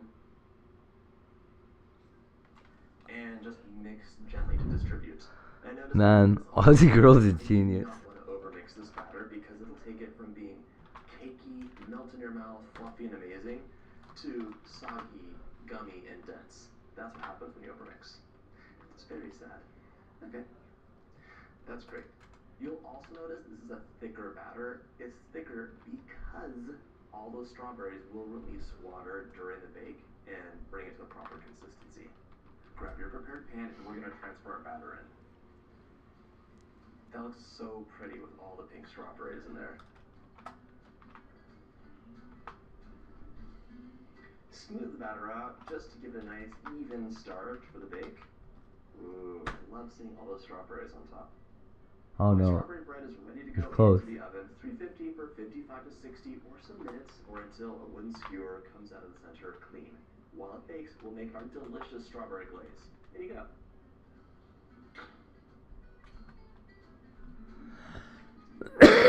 Oh, it's a glaze. Our glaze is so easy. We're going to grab about 3 large strawberries to end up with about 3 tablespoons of diced strawberries. Just like before, give them a hull and a quick dice. These are going to get mashed up, so don't worry about being precise or anything. We're just kind of getting them into small pieces. If you want your glaze to have more strawberry color and flavor, just use an extra tablespoon. This is actually 4. And I did not need 3 large strawberries. 2 medium strawberries is fine. Plop that into a bowl. I'm reserving these. They could either go in my smoothie after this, or I could put them in the glaze for even more strawberry flavor if I wanted. Grab a fork and just mash your strawberries up to really break them down and get that juice out. This just has the loveliest color, and it's so easy to make. You can use this for strawberry muffins. You could use this as a glaze on tons of different things. Strawberry cookies too. Yeah. To mash strawberries, I'm adding 1 cup or about 110 grams of powdered sugar. Sprinkle it in. I'm going to work this together with a fork to get it started. Look at that color, so nice. To help this come together, I'm adding a teaspoon of whole milk.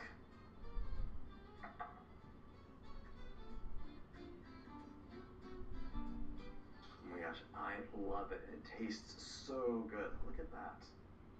Once your glaze is done, cover and set aside. It will dry out quickly. If you want, you can make this right as your strawberry bread is cooling and pour it straight on. The strawberry bread might disappear in a flash, but if you can manage to save some for later, it keeps in your fridge for up to 5 days. Just make sure it's well covered, or in your freezer for up to 2 months. Again, make sure it's well covered. Once your strawberry bread is baked, allow it to cool in the pan for 10 minutes, then remove and transfer to a wire rack to cool completely. I want to lick that bread so bad. Delicious strawberry glaze on. Just spoon it all over the top. Oh, get out of here.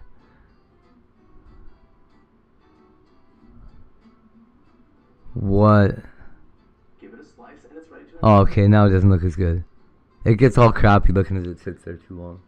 When it's creamy and white like that, that looks so good. Dude, that's like Pop-Tart covering. Flavor is amazing. I hope you get a chance to make this recipe, and if you like this video, hit that subscribe Is button. frosting the same as glaze?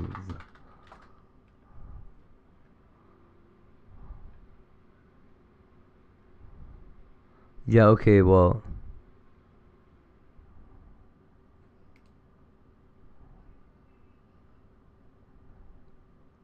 Instead of make your own glaze, you can totally use prepared white frosting from the grocery store. You just heat it up? Okay, yeah. Okay. Yeah. What is this? Looks sick. Looks crazy.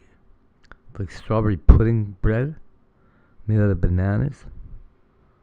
Crazy.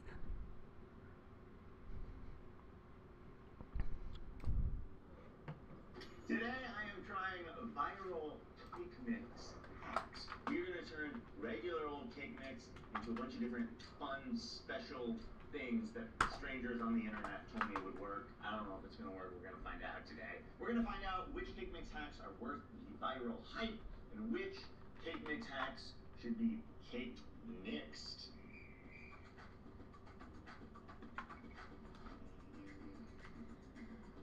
I'm really excited for this one. I think I'm most interested and excited for the cake mix cinnamon rolls. So stay tuned for the end of the video. Oh, dude, I thought that was Ethan. About is dump cake, which we're gonna start with. Doesn't sound great, but dude, he sounds like Ethan. Watch this. Start with fruit, dump on your favorite cake mix, H3H3. with a can of soda. Our first clip is from B. Dylan Hollis. I love But this guy. not all the time. The dump cake from '68. So post-World War II saw the invention of the cake mix, but for some Americans that was still too much work, and so the dump cake was invented. Okay, so what this guy's doing is really simple. He takes a can of pie filling, pre-made of course. He takes a box of cake mix and then melts down some butter, pours it over everything. It's like the easiest recipe, and apparently this is supposed to bake. I don't really get how they're not even mixing things around. There's like chunks of raw cake batter in this. Let's give it a try. Oh no, do I now have a can opener? Actually, this might be a good TikTok hack. How to open can without a can opener. You want to see a really cool and safe way to open a can without a can opener? So what I'm doing is just grinding down. Wait, they told me if I rub this on cement, would you be able to bring over a can opener? Okay, I just needed to open a can and then you can take it back with you. Okay, thanks so much. Okay, my brother's coming to save the day. Oh my god, thank you. Okay, so the guy online tells me to grease the pan, which I don't fully understand because we're putting like fruit at the bottom, but I'm gonna do what I'm told. On my last TikTok hack video, y'all were mad because I didn't make the cinnamon rolls the way the woman made them, and everyone got mad at me in the comment. So here's the thing, he uses one 20-ounce can, but the thing is, I want kind of a mix of cherry and blackberry. Is that allowed? My channel, my rules. So I'm gonna do a half a can of each, and look at, oh my god. Thank you to Brother Cakes for bringing over a can opener. I'm a baker without a can opener? Cherry. This is kind of vile. You know what, I'm using 2 cans, whatever. Hey, listen, I'm a growing boy, okay? I need 2 cans. Let's get the old mixeroo.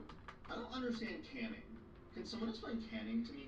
You know, like the homesteaders who like can and are prepping for an apocalypse. Yo, if there was an apocalypse, I'd be so screwed. All I have in my pantry this is my current pantry. I'd be doomed. So next, they take a box of cake mix, and because Pillsbury has the most quantity in their boxes out of all of the brands that I have. I'm gonna use Pillsbury because we have a lot of ground to cover on this one. I don't get this, but he just raw dogs it on top. So I guess that's what I'm gonna do. I'm sorry. I don't get this. I'm like doing nothing, you guys. So I have this melted butter, which seems like an excessive amount of butter. It's 2 sticks. Listen, I'm just following TikTok, okay? When in doubt, listen to the people on TikTok. All right, we're gonna take this cup of butter and just pour it over. I don't get this, but we're gonna pour it over. I'm going with it. I'm letting go and letting God. You guys believe in God? Let me know. Yeah. Acorn. And there's just like cake batter just like popping out like Mount Vesuvius. All right, let's get our dump on. Getting our dump on. He's telling me to bake this for like 50 minutes at 375. It seems crazy, but listen, you can't tell me I didn't do what I was told. 1 eternity later. All right, dump cake. No, more like done cake. Wow. We're gonna cut ourselves a little slice. It's kind of like a cobbler. Okay. Honey, she's giving cobbler. I'm sorry, can we just talk about this? Like, some of it is cooked up nicely and, like, golden brown, but, like, look at this. Look at this chunk of just raw cake mix that just, like, hasn't incorporated. Because you can't mix it or else it's no longer a dump cake. So visually, this isn't looking great. It looks kind of like a trough pig slop, like something you'd feed your pet pig on their birthday. But it smells delicious, and it smells caramelized. The cake mix has gone beyond just, like, a little golden brown, and it's actually like the sugars in it, I believe, have cooked. So it smells almost like a toffee, which is unexpected. All right, let's get a bite.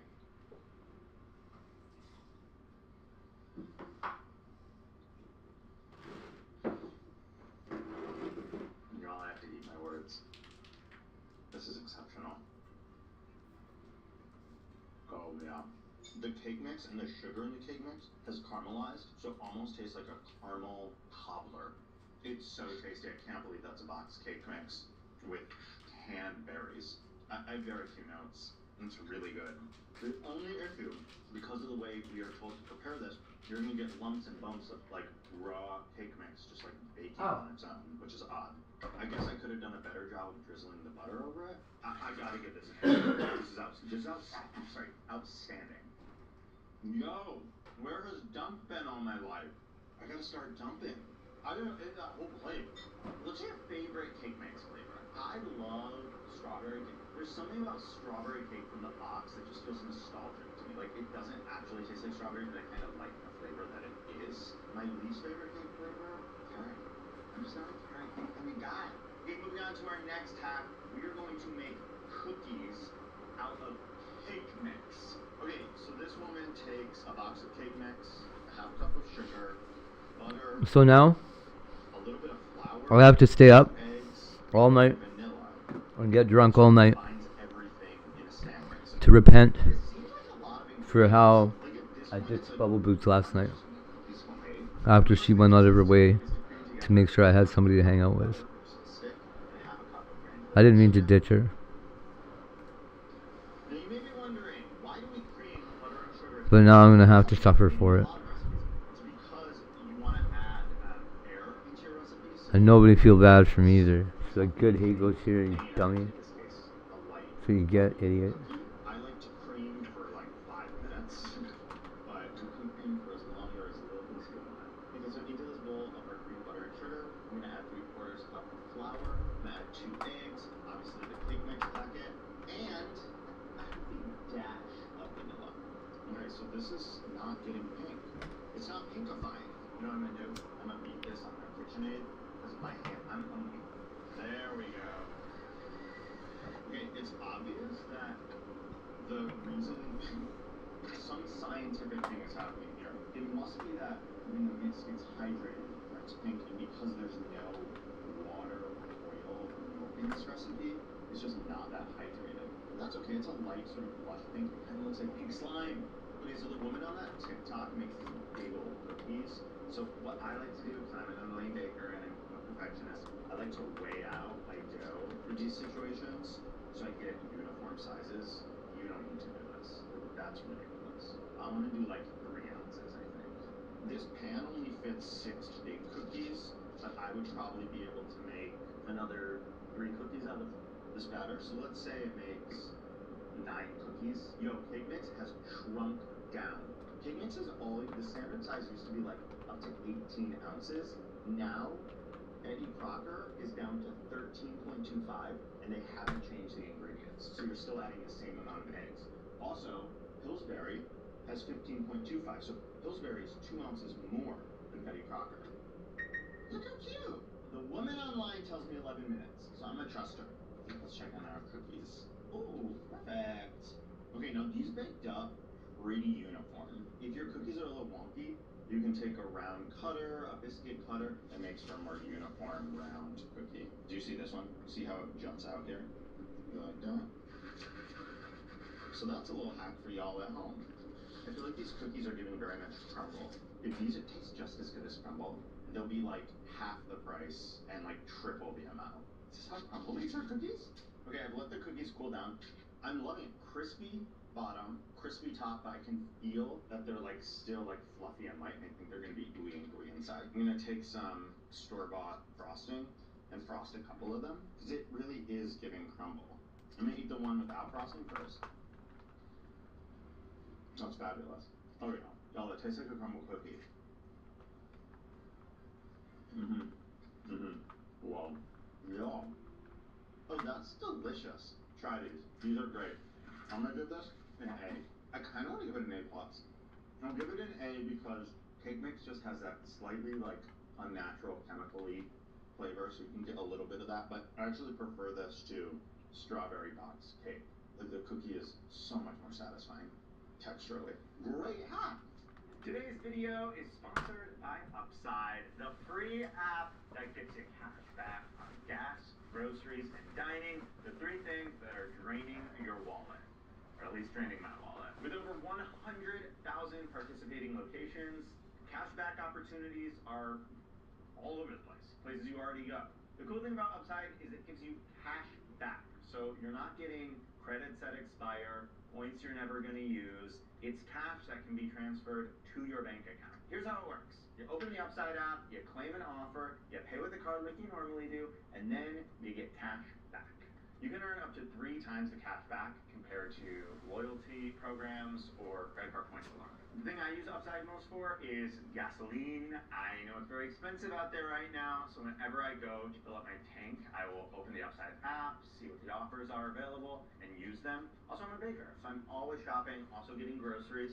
I can use Upside for that as well. To find out how much you can earn, download the free Upside app at the link below and get an extra $10 cash back on your first grocery or restaurant purchase. That's an extra $10 cash back on your first grocery or restaurant purchase using code JOHNNYCAKES. Okay, so this is crazy. You can make donuts out of Cake Mix. I guess they're cake donuts and you bake them, and I bought a fun little donut maker for this. Okay, so this woman makes a box of Cake Mix, but instead of using 3 eggs, she uses 2, but she keeps the rest of the recipe the same. Okay, so she just reduces the egg by 1.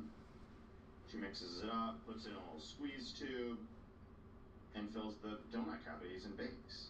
This seems simple enough. I'm gonna go overboard on this one and make a glaze to dip them in at the end. Okay, so let's do red velvet donuts, because that seems like weird, and like, has that ever happened? I'm just gonna follow the box, except for the reduction of 1 egg. Do a half a cup of oil, cup of water. You know, I get these big old things of oil at home, and I burn for, you know what's like all sorts of things right now. Just like cooking oil. It's disgusting. Alright, we'll mix this bad boy up. I'll be shocked if this works. Icing bags. I do have icing bags, but you know what, Dan? I'm a man of the people, and I feel like most people don't have icing bags. But you know what I'm saying? I want to see if this works in just the everyman house. This is why you're the best, John. I know, I really do it for the people, yeah. Okay, so what I did is I took my cocktail shaker and put the bag inside, and then that just makes it so that I can fill without making a mess. It looks like I'm transporting like an organ at the hospital. You know what, I should read the instructions. I never read instructions, and I'm always like wishing I had. Bake for 1.5 minutes. And then we're gonna fill each cavity. Okay, and they said do 3/4 full. Okay, maybe that's good. I'm gonna shut this. Oh, these are mini donuts. Like, I still have a ton of batter left. It's giving placenta.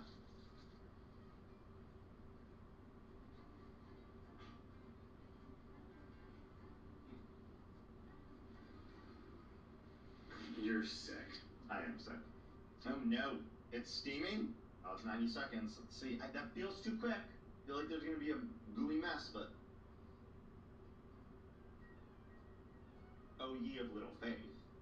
You know what's crazy? I was just saying ye of little faith, and I was like, what if I was alive in, like, Shakespeare times? Imagine my personality in the olden days. Like, I would have been cooked. It says now to bake for 4 minutes. That seems 90 seconds and then 4 minutes? I don't get it. I'm gonna follow my instructions. Why would it take longer on the second side? So let's make a glaze. I need powdered sugar and milk, and that's it. Oh, and butter melted. Okay. Alright, so let's make a glaze. Oh my god, I'm on Chopped. I would do so bad on Chopped.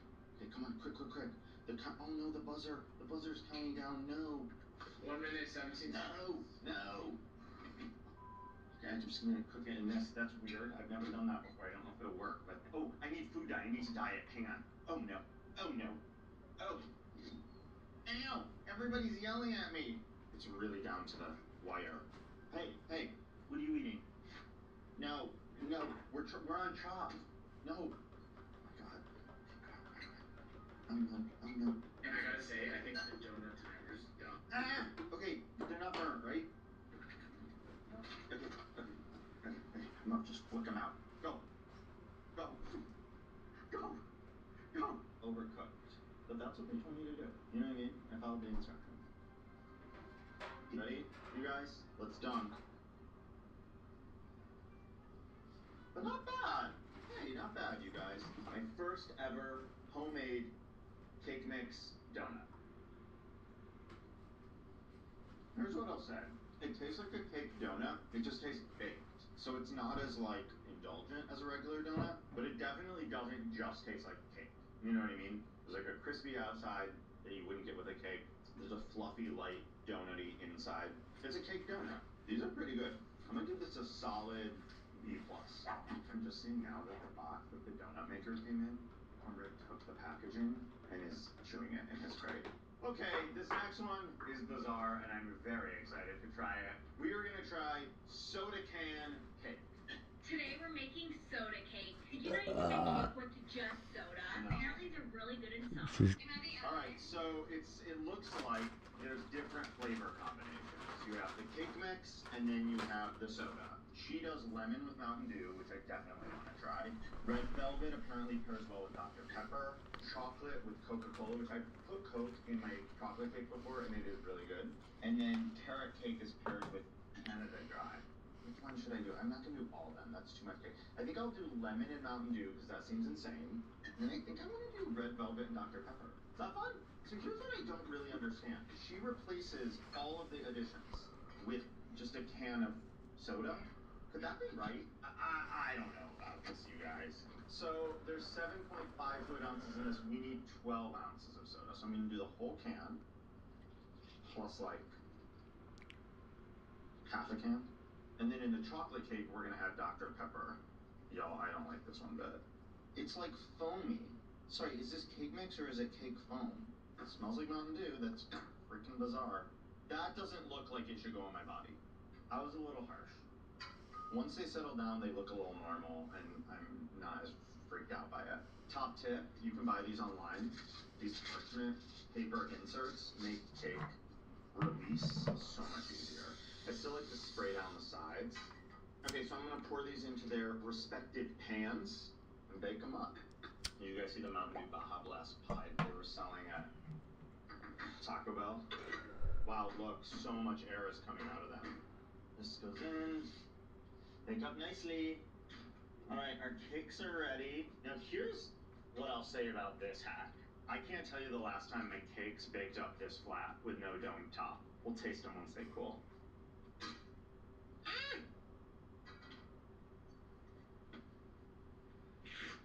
Okay, so these did bake up nice and flat, which I'm thrilled about. We'll try the Dr. Pepper one first.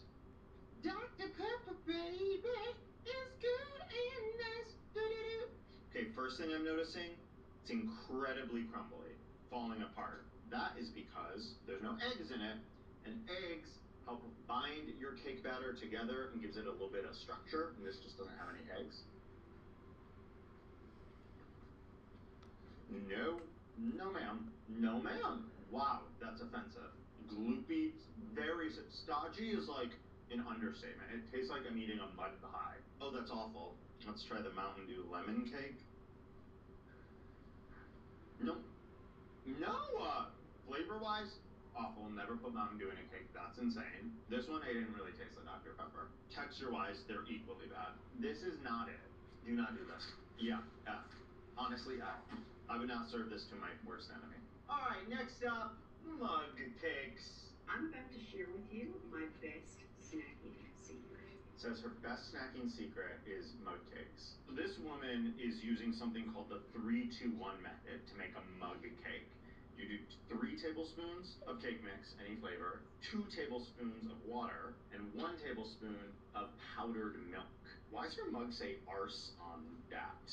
All right, let's try it. So we're gonna measure out 3 tablespoons of cake mix into my Scrub Daddy mug. Not sponsored, but if they want to sponsor me, honey, I'd take it. I love Scrub Daddy. I love Scrub Mommy more. I talked about it on Try Guide. Sponge Mommies work twice as hard and are the same price. I think I should double the recipe. 2 tablespoons of water, what we're gonna do for, because I'm doubling the recipe. So 3-2-1 method, folks. And then 1 tablespoon of powdered milk. I've never used powdered milk before. Have you guys? Ways to enjoy instant milk. In smoothies, to bake into muffins, and to add to sauces. Okay, so now I'm gonna mix this up, and I don't want to dirty another spoon. I'm just gonna use this. Mix, mix, mix. Just want to make sure I'm getting everything in the nooks and crannies. And we're going to do 1 minute in the microwave. I did 50 seconds because She did 50 seconds because she likes a gooey center. I like a gooey center. Okay, let's do 50 seconds. Oh my god, we're so similar. Start. Oh, y'all. Y'all. It's got a gooey center. I can already tell. Sorry, you know what this is giving? What are you talking about, It looks bud? like a souffle. I love gooey. I love when things aren't baked fully. That's why I love crumble cookie.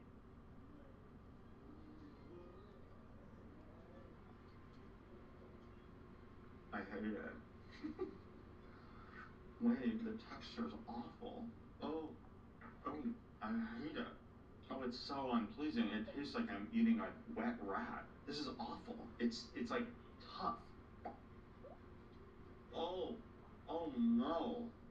I really don't like that at all. D rating.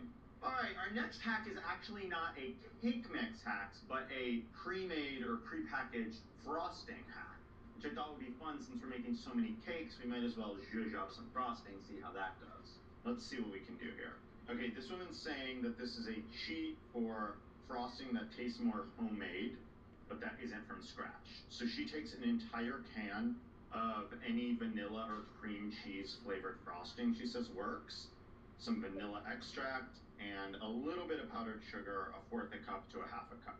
Here's my feeling, okay? Sometimes with these hacks, I'm like, well, if you're doing all that, just make it from scratch, right? So like making homemade American buttercream is really similar to this. You just need butter instead of frosting. And this tub of frosting was like $2.20 or something, and like, I don't know, a pack of butter is $4, but once the math is mathing, I feel like making homemade would be just as inexpensive. But let's see. I have a hunch that this is gonna be super sweet, because canned frosting is already so sweet, so why am I adding more sugar to it? We wanna make it more stable, but do we wanna make it more sweet? I don't know. Vanilla, always measure with your heart.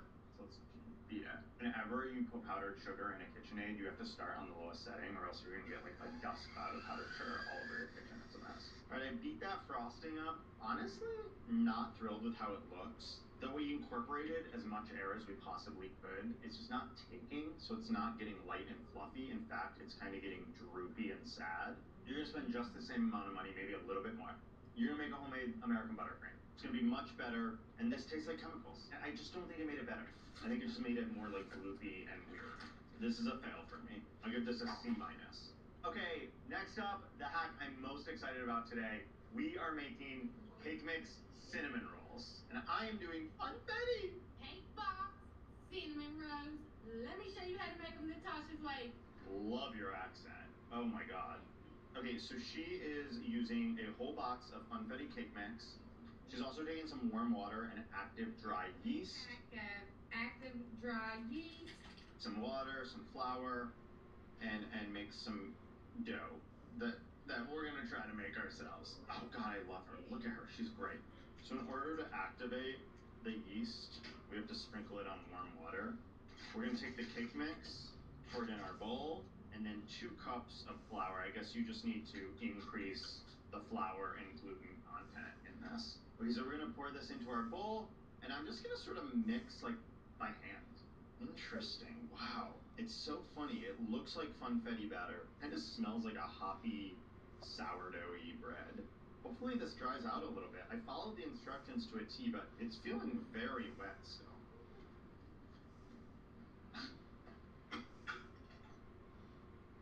We never said my kitchen was sanitary. Honestly, you guys, like, just because I have a knowledge of how to bake, I just need to add more flour. I know she didn't, but like, this is not gonna work if I don't. Okay, I'm gonna cover up this bowl and let it rest for about an hour. We'll check back in on it later. All right, I let that sit for over an hour. I don't like what I see. It's still very wet, you guys. Honestly, I'm gonna go on a limb and say this isn't gonna work. I'm gonna take the dough out of the bowl, and I'm gonna try my best to salvage this. Did I not follow the instructions right? It's not doing what I want it to do. All right, let's give it a shot. Let's give it the old college try, right? All right, let's roll this bad boy out and see what happens. Next, you take some melted butter and just sort of brushes it on the entire thing. All right, then we're gonna take a half a cup of brown sugar. And by half a cup, I mean a full cup. And then we're gonna sprinkle with a ton of cinnamon. Cinny. All right, let's roll this bad boy up. I'm just making disgusting noises. You know what I mean? I'm trying my hardest, people. Okay, so to cut these evenly, I'm gonna cut down the center, and then cut down the center of that. You know what I'm saying? Like, we're only gonna do centers. They're just wet. It's just wet, and I tried my best, and I followed the instructions to a T. We got our baking tray. Spray with Pam. Okay, great. I let these rise for another half hour, and let's get them in the oven.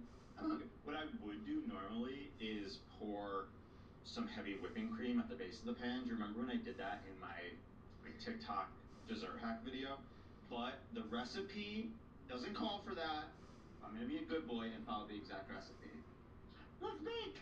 I'm gonna call customer support. All right, so I've been on hold for 18 minutes and 30 seconds. They told me it would be 5 minutes. Ooh, yeah, okay, I think these are done. They're like on the edge, but I don't want to overcook them. So we're gonna take a can of this store-bought Funfetti frosting and spread it on top. Ooh, that's a lot of frosting. Like in my cake making, everything has to be so perfectly frosted. Oh my god, that looks good. So here's my feeling. It looks cinnamon rolly. The texture is giving kind of cakey though, which is not necessarily what I want in a cinnamon roll. So I wonder if this is gonna taste like a cake, just in like the form of a cinnamon roll. Bon appetit.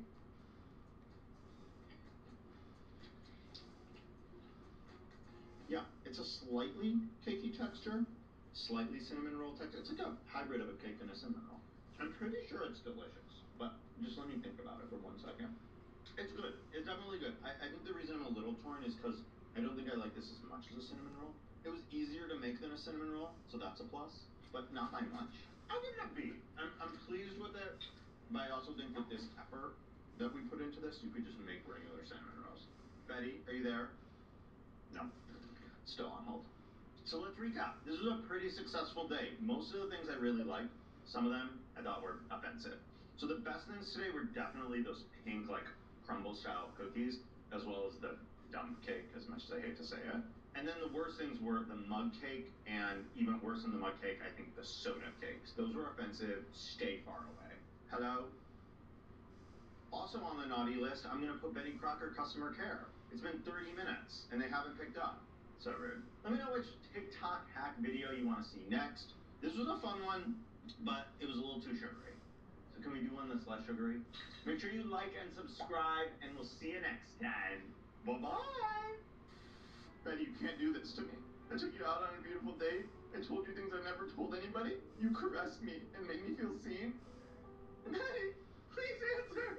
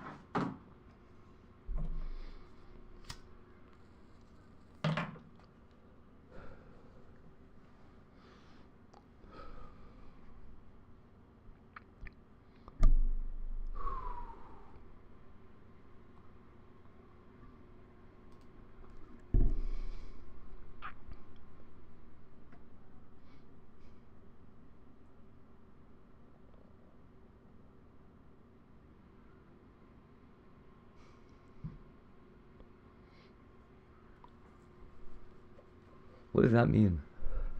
We have a sublimation printer for specialty. What does that say? Specialty? If you have access to one elsewhere, you're welcome to bring in your prints and use our heat press to transfer them onto your fabrics. What? What do you mean you have a sublimation printer for specialty? What? Use of the heat press is free. If you want to buy heat transfer vinyl to use with the press, we sell that for $4 to $6 per square foot.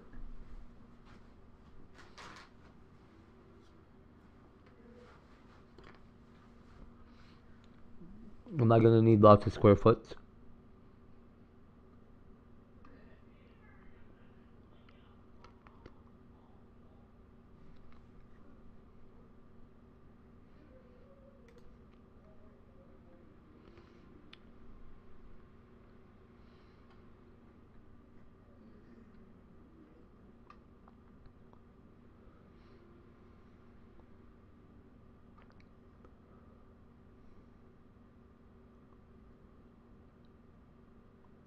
Book the vinyl cutting and heat press services at the same time to create your own designs on the heat press.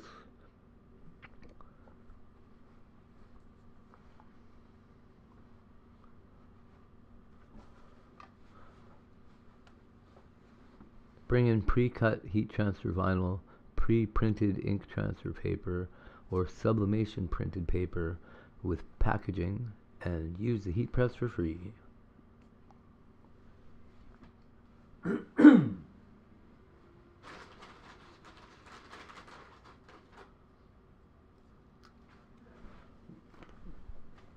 Would that be the vinyl that I would buy at, say, Walmart?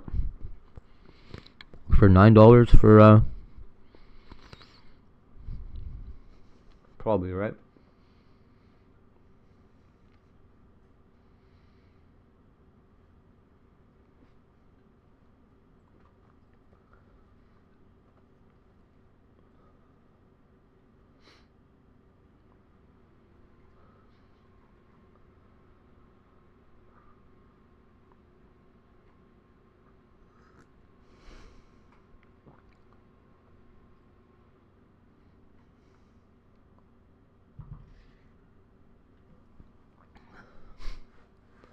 Okay, so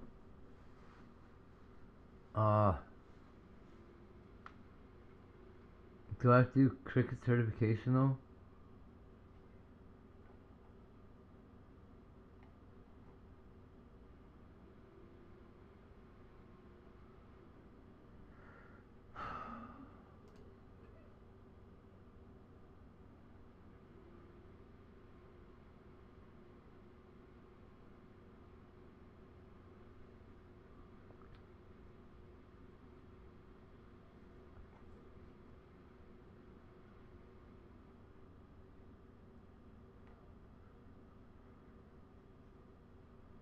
Wait, can I just do it? If I print it out, do I need a fucking cricket, or can I do it with a knife?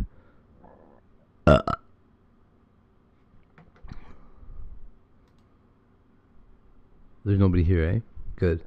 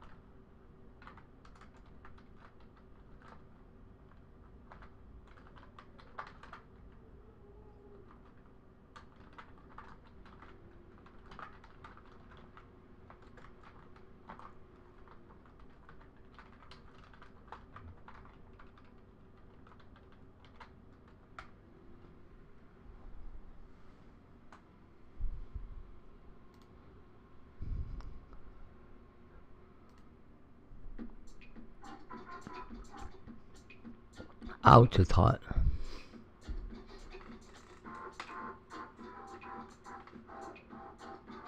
These guys are idiots. Hi, my name is Jasper and welcome to Vinyl Cutting at EPL. In this video, we're going to go through some tips and tricks on how to create a vinyl decal design that you really love. When you first hear about vinyl cutting, you might be really excited to turn everything into a decal, everything you can possibly imagine. I am. Here's a picture of my cat. Really love my cat. Can we put your cat as a decal? All of the things. However, this is a photo, and photos don't translate well into vinyl. That cat would. As you can see here, I tried to cut out this, and you can maybe see that it's a cat. That's terrible. It's actually mostly a messy You did very bad. This isn't what I imagined. What you need to remember is how the vinyl cutter works. Yeah. It's not a printer. It doesn't use ink. It has a tiny little blade that goes around and cuts into the vinyl, which then you pull away the negative space, leaving behind what is essentially a silhouette or a shadow puppet. Yeah. So I know how to plot shit out. Looks like a silhouette. I could do this. Shadow puppet. I could do this all myself. Show you what you want when you're looking I don't need a cricket. for an image on the internet. when you're drawing it yourself. So here, It'll be cool though. cuts lines into it. Okay. Okay, I was right. So you're making stickers, kinda. Oh, that's a lot of waste there, lady. The vinyl to reveal the silhouetted image behind. So how we got those lines? She obviously didn't take an art course. Vinyl software, and it's going to find those cut lines so that it can cut out your image. They taught me how to fucking fit as many of something on there as I can. And not a lot of colors. So low detail, low colors. Really Yeah. Zero colors. So when looking for the perfect image, if we're going to be Googling, we can look with a couple search terms that'll help us. If we want to do a cut of a cat, start by searching for cat. But as you can see, this is mostly just photorealistic images that I previously mentioned are just going to create a gross blob that's not going to look like a cat. So what I'm going to do here is add the term either clip art, line art, or silhouette, and we'll see a lot more examples of images that we can use for vinyl cutting. Some of them aren't going to be great, but we'll get to that in another part of this video. Another thing that's really important to consider is copyright. Creative work is a lot of work, requires a lot of time, effort, and a lot of people's personal investment in their work. We want to be respectful of that by not intentionally or accidentally infringing on copyright. If you see a watermark, don't just ignore it. We do, however, have a handy tip for when you're doing Google search. Pop in public domain, and that's going to result in images that are free for you to use. The second major issue we'll see around vinyl cuts is a rough cut line that's caused by a low resolution image. So here we've got a cat. It's not a messy blob this time, but it's got really rough, jagged edges. The collar is sad, and the whiskers look really, really sad as well. So what this comes from is a low resolution image, which we can easily filter out for by going into our tools. And here we have size, and we're going to click on large. That gives us high resolution photos, or not photos, silhouette images, which will also make your life a lot easier with reading. Third major thing that we'll see is a level of detail in our design that is incompatible with the Cricut or incompatible with our own patience or reading skills. So what we have here is a picture of a cat, and it's a really cute coloring book cat. Really love it. Here's the picture of the coloring book cat when I cut it out onto vinyl. As you can see, it's really, really tiny, and it totally ripped the vinyl, and this is completely unusable. There's no way I'm going to get this weeded. There's no way I'm going to stick it on anything. Another thing to consider with the level of detail is when you're using text.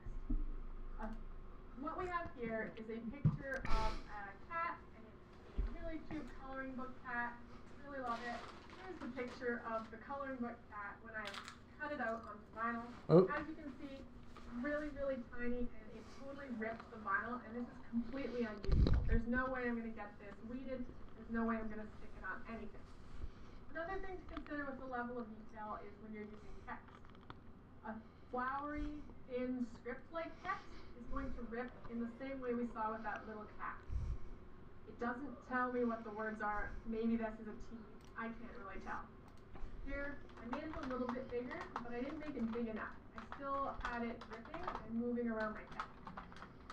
I solved it over here by making the word a lot bigger, took out the word star, and I made the text thick and bold, which is going to be a lot easier for you to read, and it's not going to rip while it is cutting through your words. So as mentioned with text, I can make it bigger, bolder, and that made it easier to read. This is also the same picture of that cat, and I made it bigger. So that solved the ripping problem with the Cricut. Now, it made nice cut lines, and I have a cool design. The problem here is, I still need to weed out all of the negative space. So I need to take my tool and pick out every little line that is cut. It took me about 20 minutes to do the head, and I ripped a couple of parts here. I don't want to do the rest of this cat. It's going to take too much time. I'm really likely to mess up. I don't have the patience for that. So this is another thing to consider with the level of detail, is that you have to weed out every little bit of detail in order for that detail to be visible. So we hope these tips and tricks will help make successful finished products for you. Sometimes, though, the best way to figure these things out is trial and error. However, we also always have Makerspace staff around to answer your questions. If you are wondering if your design is going to work or not, we can help you out with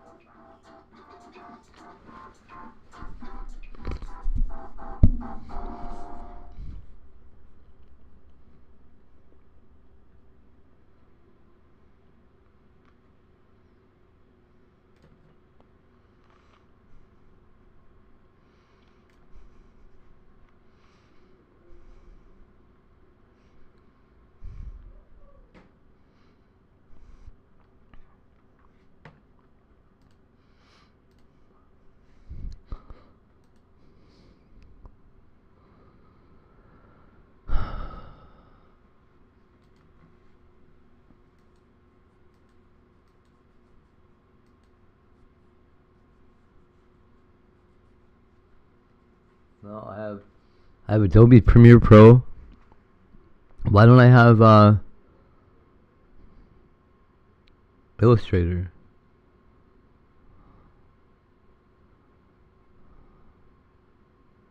Can I just use Illustrator online now? Excuse me, dude.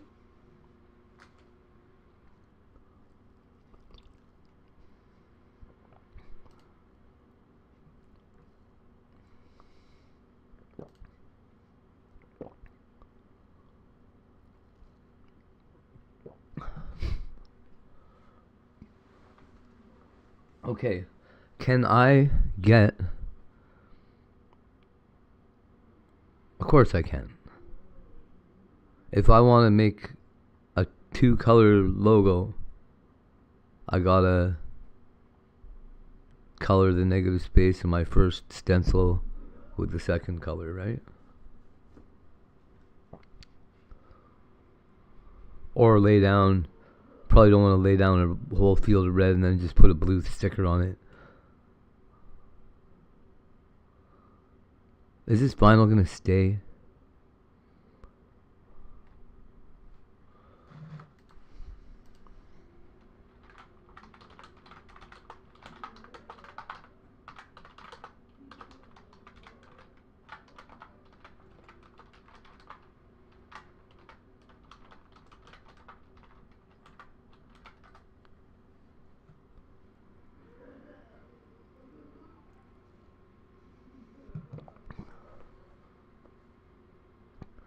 $30 to $50 wash cycles? Or 1 to 2 years? Is that really all they last for?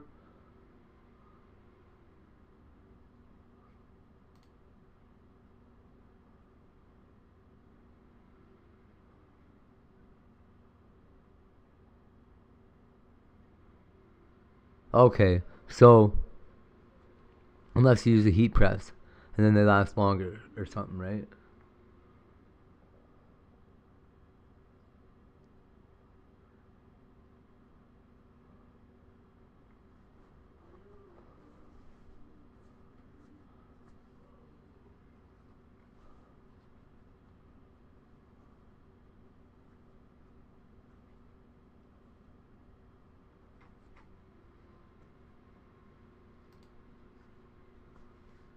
It just depends on what type of press you use también.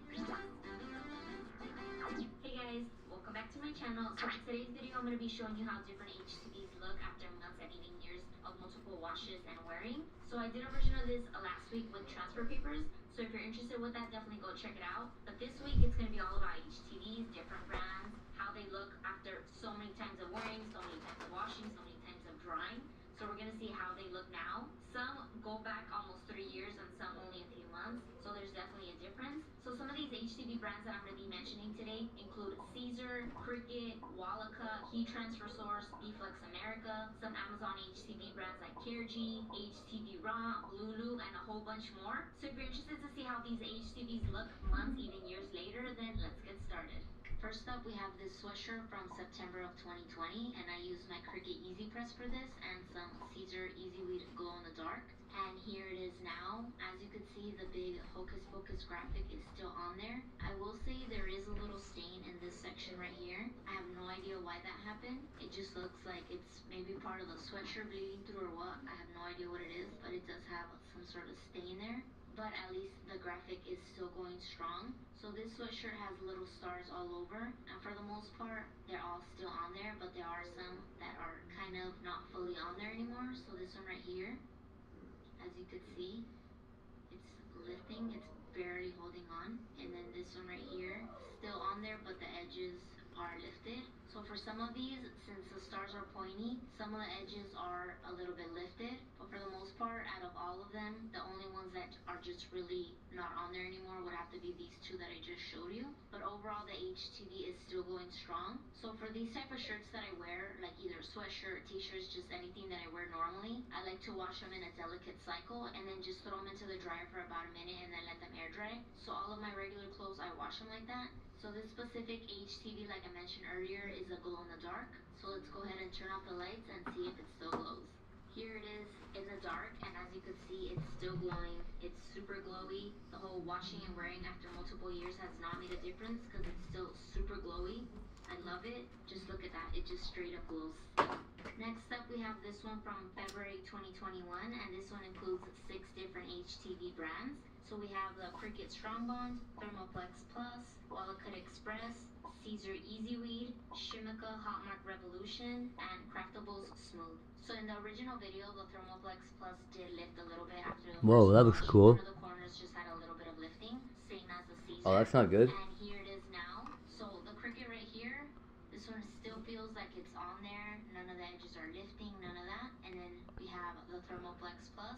So here, this one, it does have this little lifting, and this is the exact same corner that the original video was lifting, but now it's like a little bit more lifted. Like in the beginning, the original video was just a little like edge, but now you can see that it's much more. Well, why don't you fix it? For this being 2 years old, I feel like that lifting isn't really that much, because by now it could have been completely off, but it's not. So even though this little corner is lifting, I feel like the rest of the Thermoplex Plus is still on there. If it was all just stressed up, it would be way better. This one as well still feels like it's on there. None of the corners are lifting, none of that. Caesar right here, this one did have some lifting in the corners. It's uneven, and for lady. the most part, it's still on there, but there are some little corners right here, like in the K's. They're barely lifting, like those little points are lifting, but the rest of the letter is still there, so not bad. Then we have the Shimmica Hallmark Revolution and the Craftables, and these as well still feel like they're on there. No lifting, none of the corners, none of that. So even though some of these have kind of lifted in some of the corners, I still feel like after 2 years, these have definitely passed the wash and wear test. Then we have this one from April 2020. She just watched them. B-Flex America HTVs. So we have the Sandy Glitter, Mirror, Glam, and Gimme 5. And in the original video, all of the first wash. And here's how it looks now. So the Sandy Glitter still feels like it's on there. Not even the little edges are lifting or anything. So that one for sure passed the wash test, like after multiple washes and multiple wearing. Then we have the Gimme 5. This one as well, still going strong, no lifting. That looks cool as shit. Doesn't even feel like it's on the shirt, it just feels like it's part of the shirt. But on the other hand, this one right here, as you can see, the Glam, that one is the one that's just straight up wanting to lift. I even had to cut off a little part right here. Why? The section that goes here. I had to cut it off because it was just dangling and it was bothering me. So that one for sure is the one that is the least on the shirt. And then here as well, this one does have some slight lifting as well. That's too bad. Why don't you fix it? So even though this one is not as lifted as the Is it not fixable? it does look more damaged because you can see all the little. Can't you just put it back in the heat press? So for this shirt, I actually use it to sleep, so it gets washed and dried differently than my regular shirt. You okay? For these, I just do regular wash cycle and then I let it dry in the dryer. So I don't know if the whole dryer has to do with why this one is lifting, but maybe it doesn't because the glitter survived, even the Gimme 5, even a little bit the mirror. So I don't know what it is, but this one for sure did not survive. I mean, most of it is still on there even 2 years later, but you can just tell in the long run it's not even going to survive. But at least 2 out of the 4 B-Flex HTVs survived even 2 years later. This next one is from May of 2021, and I used the Wallapress Craft Heat Press, and I used some Wallacut Express HTV for this one, and here it is now.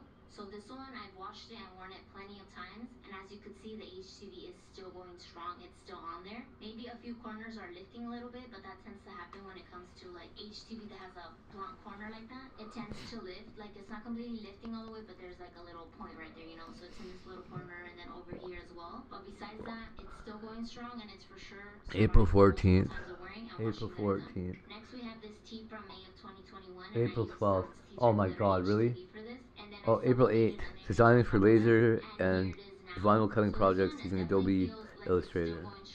There's no lifting in the edges, none of that, no peeling. Some of these sections do have some ripple going on. I don't know if it has to do with the HTV or if it wasn't pressed completely flat or what. But besides that, everything still feels like it's in there. But these little ripples right here, these sections that don't look like they're completely smooth with the image, this did happen in the original video. I guess my HTV didn't press flat, so it made the image sublimate. Registration full. My god. Everything else, the HTV is still on there, the sublimation is still on there, so far so good. And Registration full, registration full. we have this tee from July 1 spot 2021, and for this one I used remaining at Meadows. I have some Wallacut Express in different colors.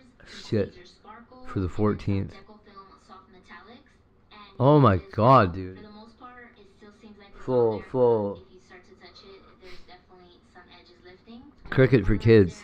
Have that little section, you see that? Just wanting to come off. Especially this one right here, the whole bikini bikini bottom is the one that is definitely. Registration opens in 2 days, April 5th at noon. So it's for sure not the whole thing, but No, it's for kids 9 to 12. That's not Tiger.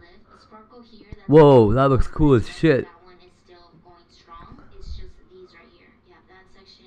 I don't even know what happened to my little circle. See, the one that I was telling you that isn't even surviving anymore. I don't know where it went, but yeah, it's already gone. So for the most part, this one didn't really. Collingwood? Isn't that right over here? We lost a little piece there, and then the rest, these for the most part are still on there. The soft metallics still feel like they're on there. There's no. Oh no, that's not here. None of that. Then we have the rest of the Wallacut Express. These right here still going strong. They are little, but they're still attached, no lifting. And these actually do feel like they're part of the shirt. You can't even feel that they're on there. May 3rd. Fuck out of here. I'm not waiting until next month. So the Wallacut Express definitely survived. The soft metallic survived. Okay, so. The Caesar Sparkle, not so much. This next tee is from August 2021, and for this one I used Fashion Flex color changing HTV in 3 different colors. And here it is now. So this is another PJ shirt, so this one gets washed and dried normally. So a cricket is gonna cost me $785 million. That's a piece of shit, isn't it? Okay, can I? Where can I get a cricket from? Like this. Colors aren't as bright as they were in the original video. It's still changing color, but like the yellow isn't as bright as it was in the original post. The same as like the purpley one and the blue, they're not as intense as they were before. And you could tell from the block letters that there's some damage going on. Like they're not as smooth. You could just see like it has some sort of texture going on. Like I guess all the folds from all the time wearing it and like washing and drying and all of that. You could straight up see that the HTV isn't plain Jane anymore. But apart from it actually surviving the wash after all this time, it did lose its color and the HTV is not as smooth as it was before. Next we have this one from August of 2021, and these are all Amazon HTVs. So we have Arhiki, Blulu, Kerji, HTV Raw, and XLSFPY. And in the original video, all of these survived the first wash, and here they are now. These are still going strong even a whole year and a half later. Running my hands through it, there's no lifting, no peeling, none of the edges want to lift, none of that. So these are definitely still going strong. This one right here, the Kerji, does have some little staining going on right there, as well as the HTV Raw. There's some sort of like glue residue there. That probably has nothing to do with the way it survives the wash, but just wanted to point it out. But besides that, all of these definitely have survived multiple washes because this is a shirt that I wear regularly. So still going strong even a whole year and a half later. This next one is from October of 2021, and I used the Wallapress Drawer Clamshell Heat Press and the Wallapress Craft Heat Press. And for these, I use the Caesar Glow in the Dark HTV, Decofilm Soft Metallics, and the Caesar Holographic Pearl. And in the original video, the silver already had some little bubbles going on because I guess I didn't let it cool enough, so it created some sort of texture. And here it is now. So everything is still intact. I'm not gonna lie, I don't really wear this shirt, so it hasn't been washed many times. But even though it hasn't, it's still going strong. There's no lifting on any of the edges. The silver parts still have some texture going, but it's not like more than it was before. It's still practically the same. The holographic is still going strong. The glow in the dark, we're gonna see if it still glows. And the sleeves still going strong. See the hollow still has some shift to it. So let's go ahead and turn off these lights and see if it still glows after all this time. And here it is in the dark. As you can see, it's still glowy, it's still bright, it's still going strong after all this time. So for sure, the glow in the dark effect is still going strong. Then we have this one from November 2021, and this one is 4 different glitter HTV brands. So we have Heat Transfer Source, Caesar, The Paper Studio, and Cricut. And in the original video, all of these passed the first wash test. And here it is now.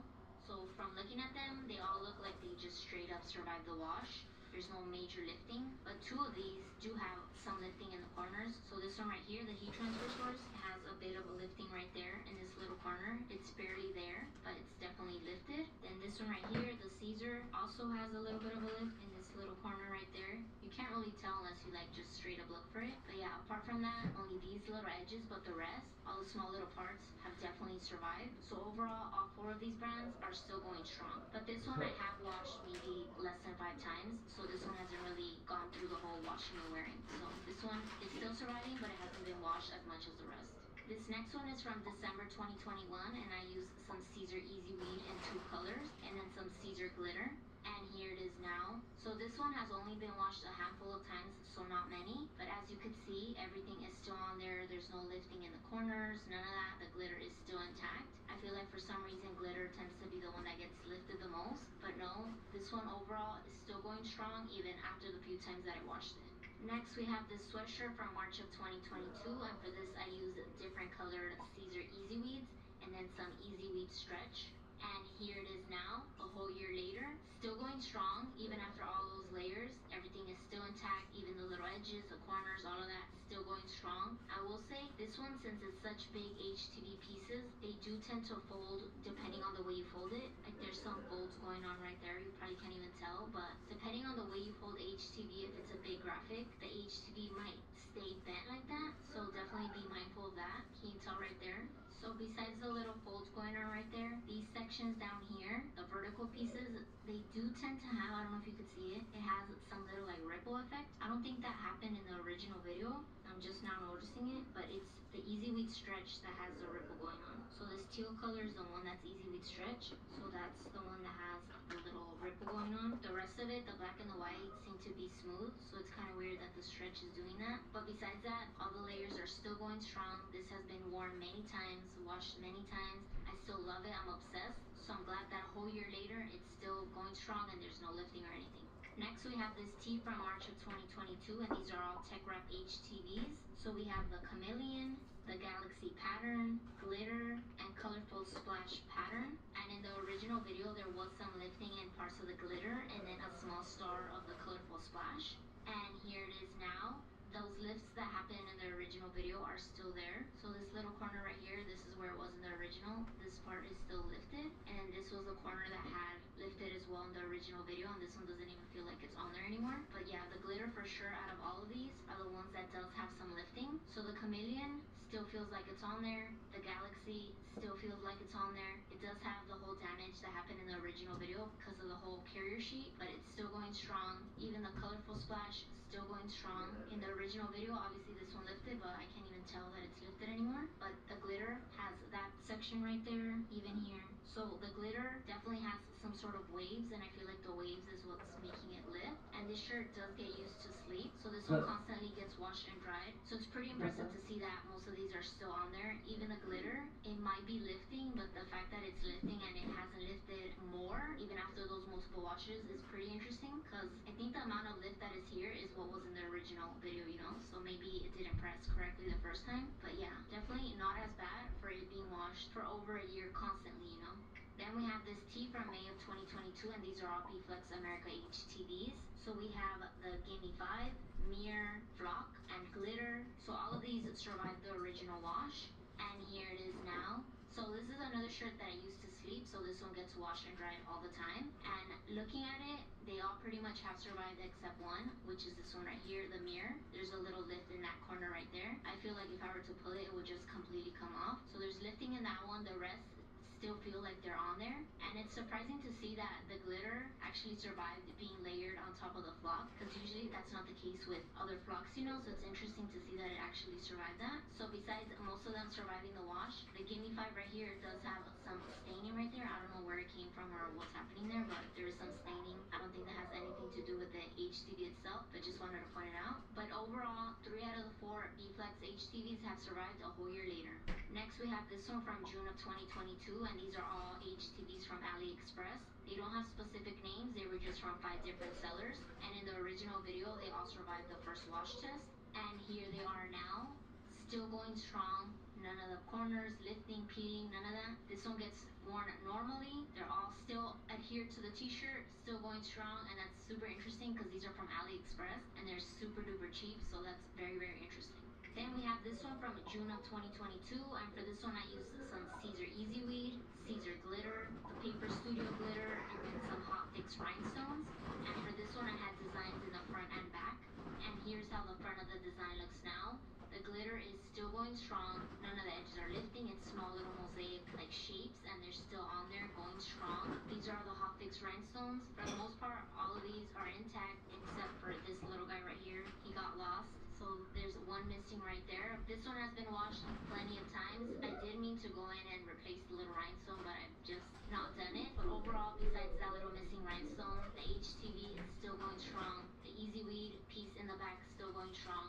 So it's still looking good. And the back design as well, still going strong. Even though some of these sections are super thin glitter, everything is still on there. No lifting, none of that. Even after being washed for almost, 9 months. So for sure, this one front and back, still going strong.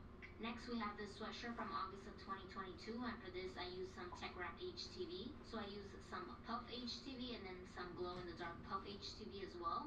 And here it is now. So this one for sure has passed the wash test. There's no lifting, none of that. But I will say, looking at it closely, I feel like the whole puff of it is not even there anymore. Like in the beginning, in the original video, it was puffy, but not as super puffy. But now I feel like it's not completely flat, but it's not puffy like the original video. There's still some texture going on, but it feels flatter than the original. I don't even remember how puffy it was in the original video, but it's definitely not as puffy as it once was. I don't know if it's it being washed or what, but it for sure is not as flat as it once was. But at least it passed the wash test, you know, just the whole puffiness of it isn't as puffy as it was a few months ago, you know. Last but not least, we have this tee from August of 2022, and this one, it's 6 different glow-in-the-dark HTVs. So we have B-Flex America, Tech Wrap, Wrap Expert, Renli Tong, Guangding Tong, and Caesar. And in the original video, the Renling Tong was the only one that didn't pass the wash test. It had some lifting on the A and I letters, and then all were pretty much glow-in-the-dark except the B-Flex. That one wasn't as intense as the rest of them. And here it is now.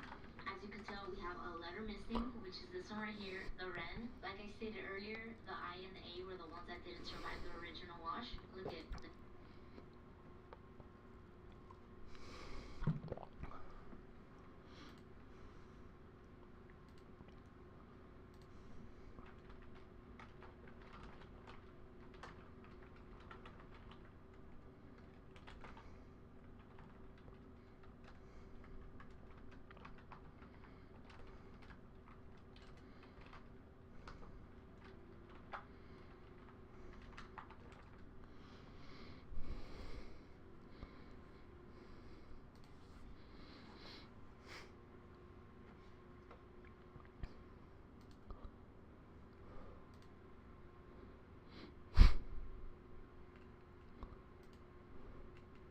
How are y'all? Today I am trying viral. Hey, how are y'all? I have a problem. These aren't all the pants I own. Those are a secret. Hey guys, it is day 61 in the search for Nancy Guthrie. I am still here in Tucson, Arizona. Hey guys, it is day 60. Most days. Amount of evidence here. Fuck that guy.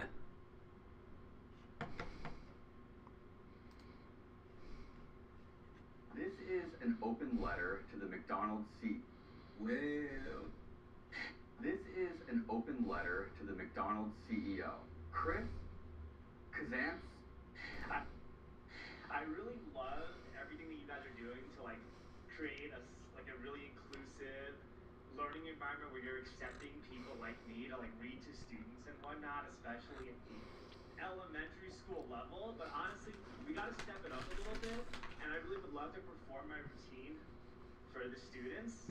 So I've decided to craft a little performance for you guys.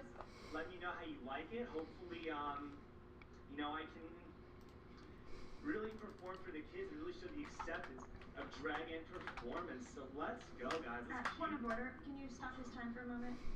We're gonna need this to be speaking, not. We only allow public speaking. We don't allow performances and dances. But I am.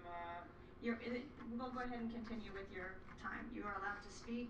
This is not a performance time. If you want to perform, you don't need to contact administration. But I thought that you guys were your time is running. I'll go ahead and let you continue. I thought that you guys were supposed to be loving and inclusive to the trans community. And I'm a trans woman. I'm a drag queen. I perform, and I love that you let me, you know, read and perform. Drag queens aren't trans women, are they? The pride events. I love that stuff, and I just want to be able to perform my routine for the elementary school students, specifically in pre-K and kindergarten. I worked really hard on my routine. I really wanted to do it. I feel like it would really show how progressive and loving and how forward-thinking you guys are. And this is really making me sad. This is bigotry what you're doing right now by not letting me perform.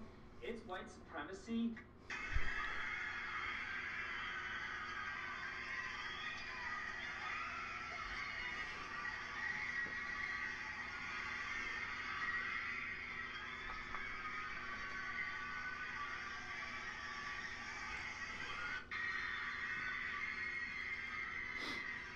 Okay, I'm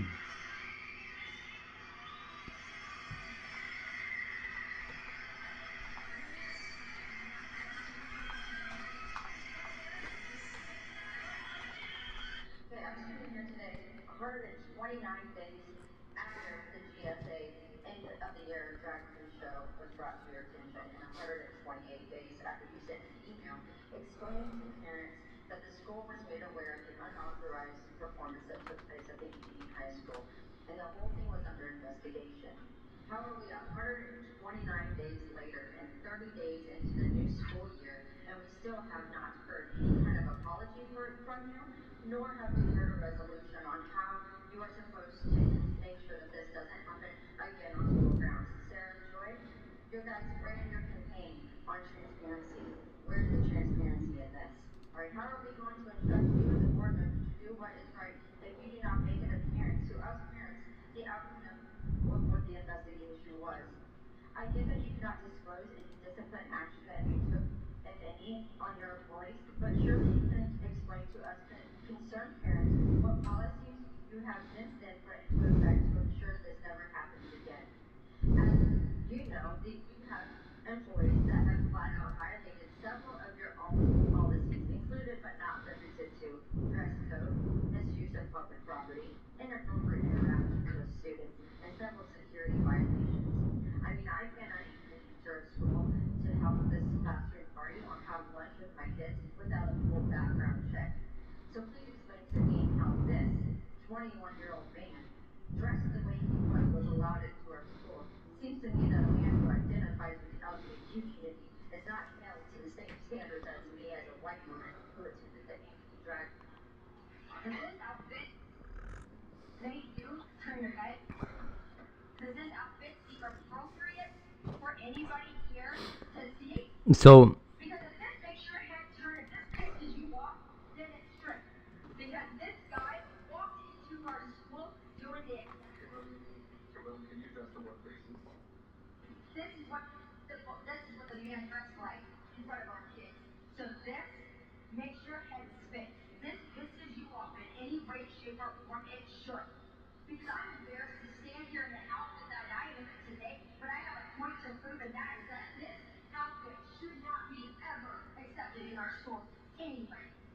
And unless you guys make a policy that forbids it, a child can walk into our school dressed this way. An adult can walk in here and do the same thing. An adult can get snuck through the back door and let in to do another performance like this unless you make a policy to stop it today.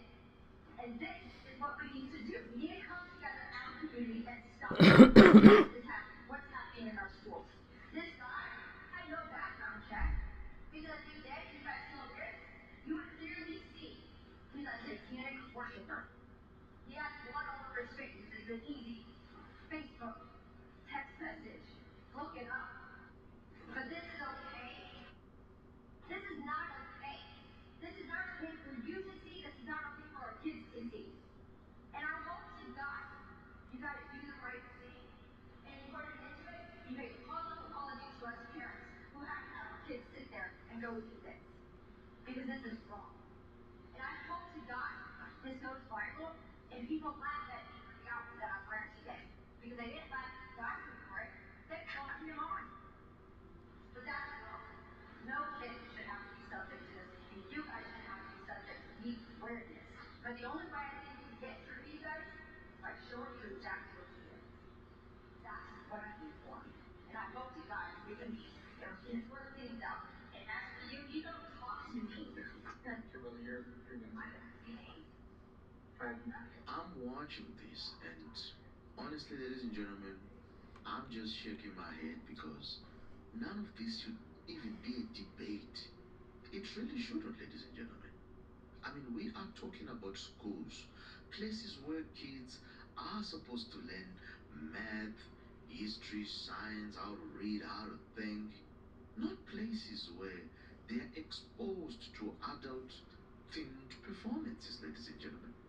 That's where I draw the line. And it's very clear. You see? You, a little school district board of adults, made the decision to feature an event to hyper Sexualize young children. Do you want to know that the word that defines that? It's groomer. I just want to know what it is that makes a drag show family friendly. Because if you follow it to its logical conclusion, you can slap family friendly titles on anything. You can have family friendly gentlemen's clubs, family friendly strip shows, family friendly 50 Shades of Grey read alouds. Will you approve my flyer if I want to host in all the sex secrets of the Kama Sutra for kids and families if it's family friendly? That's my question. Wow. What is it about a grown man, and I honestly, sincerely, as a woman, mean this, what is it about a grown man costumed in a sparkly bra with augmented boobs busting out, a leather miniskirt barely covering his twerking ass with tuck tape on his front while spreading his fish-netted legs as he writhes on the ground, grinding his groin next to a minor? Oh yeah. Family friendly. You owe us an answer. And you know, you don't get to hide by just taking something down off Peachtree and calling it a day. You owe an explanation and an apology to every parent. You all got caught with your sparkly panties down. And while we have a culture that has a massive problem with child porn, with sex trafficking, you, a little school district board of adults, made the decision to feature an event to hypersexualize young children. Do you want to know that the word that defines that? It's groomer. You all played the activist pimp for an aligned surgical center and for a 21 plus gay bar. It makes you groomers and activist pimps, and we won't have those sitting on a school board who oversees the education of our children. You all stepped out of line. You should be ashamed. There's nothing loving. There's nothing but to unite and include, because the logical conclusion of that is you end up in diabolical evil. There are boundaries, and you don't slap family-friendly titles on stuff to cover your ass. This is the flyer that started the controversy. It's promoting a Halloween event in Hillcrest. The flyer describes it as the queerest free Halloween party for kids and families. It includes games, trick-or-treating, and a family-friendly drag show. A few dozen parents rallied outside the district offices. Tuesday night, they took their concerns to the Encinitas School Board. Our message is very clear. Stop sexualizing your kids. We don't want strip shows. We don't want drag shows. And definitely not sent out inviting the parents and kids. They have an approval process that they violated. It says in their rules of conduct that they can't send out anything that is lewd, that is political, that is controversial, and they decided to send out a Boo Bash invitation that is sponsored by a gender reassignment clinic out in San Francisco and a 21 plus gay nightclub in San Diego. So to say we were confused would be an understatement. What even gets me is how people try so hard to normalize this. Like it's not a big deal. No, it's a big deal. Because there is a difference. I mean, there's actually a reason why certain kinds of entertainment have always been for adults. You see, that boundary existed for a reason. That's the point. Kids are not supposed to be part of that kind of world. They're not ready for it. You see, they don't even need it, to be honest. And honestly, they shouldn't even be anywhere near it at all. And I think, I keep back, how things used to be back then. Teachers kept things professional. You went to school, you learned, and that was it. There was a clear line between adult life and the child's environment, ladies and gentlemen. And now it feels like that line is completely disappeared. You see? And somehow, if you point that out, you are treated like the crazy one. You see? That's the part that even frustrates me, ladies and gentlemen. And it's not even funny. You see? And then I see a parent willing to step up to speak out. And suddenly, they are the problem. That doesn't make any sense, ladies and gentlemen. No. Because that's what a parent is supposed to do anyway. Protect their kids. Speak up when something doesn't feel right. Even if it is uncomfortable. Even if it's put down, puts them in the spotlight. That's what real courage is, right? That's not something you mock. That's something you actually should respect. Because, ladies and gentlemen, let us be real for a second. Most people are thinking the same thing, but are too afraid to say it out loud. That's why moments like this, they stand out so much. You see, it's someone finally saying, enough is enough. You see, and sometimes, ladies and gentlemen, that's exactly what's needed to wake people up. You see, and what even stands out is the double standard. And I think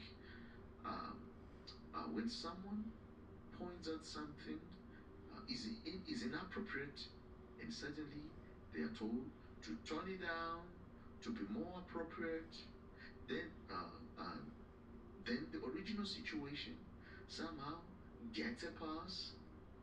That's backward, ladies and gentlemen. Completely backward.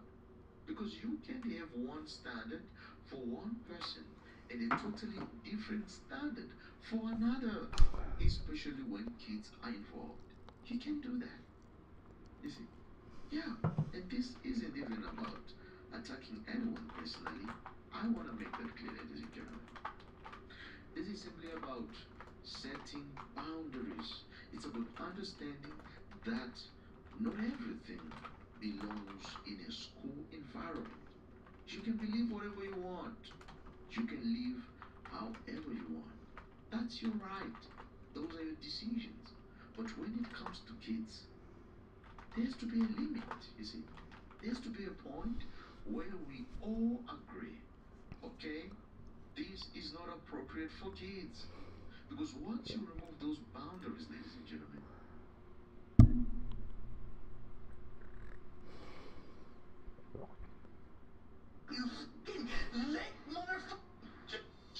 you mind just separating the front? I have an officer walking up right now. If you want to talk to him, please. All right, Jeanette, what's going on?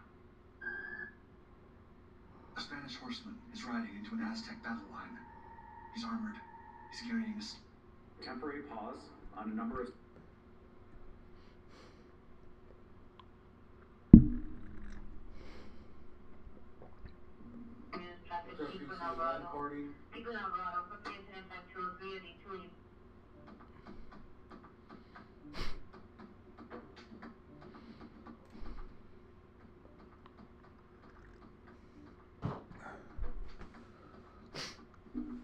What's this undeniable evidence? What's up, humans, and welcome to a new Psicoactivo. Happy Thursday, everybody, and happy early S4 the Balthazar Story Day, because it was supposed to drop tomorrow on April the 3rd on Amazon. It's both for rent and for sale on Amazon. And we were lucky in this side of the world because in Australia, it was already April the 3rd. And I don't know if it was a mistake or something, but it dropped everywhere. So you're able to rent it or buy it right now. I'm going to leave a link in the description. But I saw the film a couple of times already. I know, sorry. But there's a lot in that film. First of all, before I start, do want to commend Luigi Vandatelli for the level of production he brought to this film. It's amazing. I commend you for that. It was brilliantly told in terms of storytelling. There's a couple of things in the film and that you guys talk about in the film that everybody wanted to hear. So before I continue, I'm just gonna tell you, spoiler alert, because I am gonna talk about a couple of details that happen in the film. Not everything, there's a lot in there, but just the two more important details, which are S4 and element 115.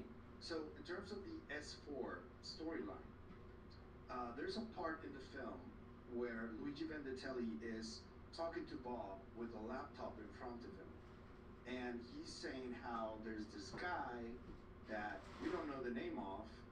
He just said there's this guy that he took about 900 pictures as he was passing by all of the areas of like the Nevada Test Range and Papoose Lake and Area 51. He took a bunch of pictures with a really high quality camera. And one of the pictures that he took, he didn't realize what he was doing. Like he he's nowhere linked to ufology. He doesn't know about the topic really, and what he took, he didn't really know the importance of what he took. So these are open source because it came from a civilian in a private plane. So one of the images that he showed is an image that I'm about to show you guys in a moment. But it's an image of Papoose Lake, and that specific area that has been talked about for so long. There's a really cool Medium article from Noah Hradek that talks about the story of Jerry Freeman, who is a gentleman who also pinpointed what seems to be S4. And S4 allegedly, and according to Bob, has hangars that when they're closed, they seem like they're part of the mountain that is there. And this part of the site is about 7 miles away from what everybody knows as Area 51. There are pictures of this, satellite pictures. When he was talking to Bob, Luigi, and this scene, for me, what was like really important, I think, in terms of this story of S4, is that he got into Google Earth while they were recording with Bob by his side. There's this part where, you know how in Google Earth you can go back in time? There's parts where in the more recent images, you don't see the terrain like weird. It seems like flat. And if you go back in time, you can see like car tracks all over the place, and a lot, like there's a lot of activity there. But the picture that he showed specifically from this gentleman, whose name is actually Scott, I'm gonna tell you how I know that name now. When he took the pictures, what Luigi did with Bob in that scene is that he played a little bit with the contrast of the image, and you can see that in the picture there are like patterns in one of the mountains that is there. That's the pinpoint location, allegedly, of Area S4. So let me show you the tweet, because this is the first one that I saw online talking about this. And Luigi did come out recently saying that there was going to be undeniable evidence. To be honest with you, I don't think that this is undeniable evidence, the pictures alone and by themselves. I don't know if you guys can make out, right in the middle, right as the mountain goes down a little bit, there's like this pattern that is linear. And in the next image, you can see it a little bit enhanced. And when Luigi is talking to Bob, he points that out, and Bob is like, that those seem like doors. And it is exactly at the place where Bob claims that Area S4 is supposed to be. So I don't think that the pictures alone, being this grainy, are enough undeniable evidence. However, the whole story told, and how Luigi did that with the Google Earth, and went back in time and saw the tracks. If you put that together all on its own, I think that there is a piece of the puzzle that Luigi solved alongside Bob and this guy Scott. And I gotta tell you how I found out about Scott, because we actually have a video to show you that he made. Apparently, these pictures are gonna drop tonight. Let me read to you this from Signals Intelligence, Signals Intel UFO on X. It says, the evidence Luigi Venditelli describes in the clip below, played by Astral, where he says that there's going to be undeniable evidence, as being undisputable evidence. He didn't say indisputable, he said undeniable, and 100% prove something that Bob Lazar said in 1989, appears to be this photo taken by Gabriel Siefman from an aircraft approximately 17 miles away from Papoose Lake. I think that the guy's name is Scott, I think. And I don't know if he has like more close-up pictures of the place. What they showed in the film is this grainy picture that I showed you. But I don't know if this guy Scott has more close-up pictures or more detailed images. Still have no idea. I'm gonna show it to you in a little bit. But first, Signals Intelligence says, in the documentary, Venditelli says that all you have to do is play with the contrast, play with the levels in the image. And if you look carefully in this version, here where the contrast has been changed, that as the zoom, look at what we see. You see them, the S4 hangers that Bob talked about, clearly right there. Again, I'm not sure if the pictures alone are enough, but the entire set of like details, I think do have a piece of the puzzle. So make of that what you will. And that is the S4 version. But I do gotta show you what Brian Jackson did. And if you guys don't know who Brian Jackson is, he's the person who has been doing the most research into the Dan Burrish story. He's spoken to Clint a couple of times, and apparently he was part of this evidence gathering. And he's the one who mentions this guy, Scott. And I'm gonna play you a part of the video from Scott, from the channel, YouTube channel called Weisberger. And it says S4, the ultimate evidence pack. And then Brian says, you've seen S4, the Bob Lazar story, now it's time to see the amazing evidence provided in detail from the film by the man himself, Scott, who found it. This video that I'm gonna show you is just like a tease. It is not the package, but according to Brian, he said it in the comments under this tweet, Scott is gonna drop something at midnight Central Time tonight. And apparently we're gonna see all those pictures. This is like the teaser for that. So here it is. It very, very specifically is located exactly here. And I cannot tell you why I know that right now, but I will hopefully be able to do that in the coming months. That was Brian talking to Clint. I've never been higher conviction on any story. Bob, for me, is telling the truth. I've spoken to him, as you know, and I might know some information that people will eventually find out as well through the documentary, and maybe more information that won't be in the documentary. Who knows? By the way, since making that video, I've become more positive on Lazar, just insofar as I think he was at S4 Area 51. And there's going to be a great documentary called Project Gravatar, and I think there's going to be a lot of corroborating evidence that he was at least there. The hangar door thing is probably the smoking gun, right, to, Bob proving his story for everyone. I'm convinced, I've also, I've been privy to some, behind-the-scenes cuts of S4, the Bob Lazar story. There was something said about, visual evidence of Papoose, of Site 4 being there. Are you aware of a facility or facilities on or near Nellis Range designated S4 past, present, or future?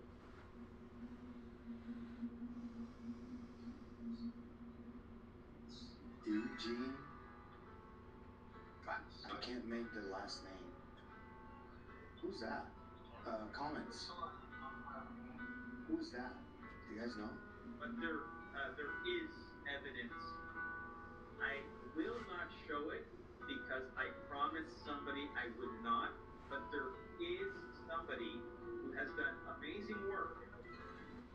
Hopefully he will come forward and show his work. I was blown away with it. Very clear, very well done, and was able to show. So I can't reveal that because I promised him. He's got to get the credit for that work.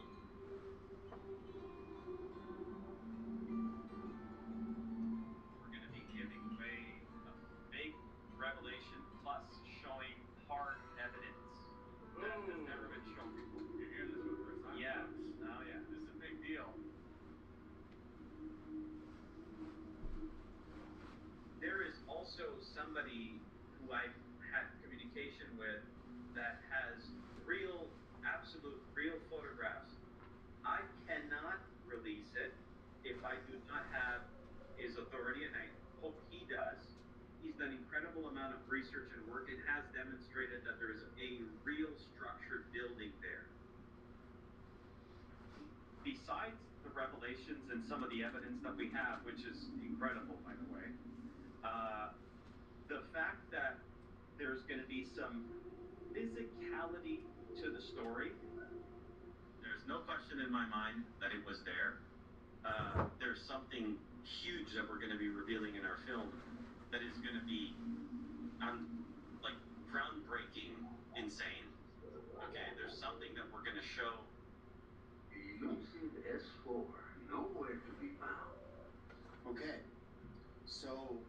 guy, Scott, apparently is going to release that later tonight.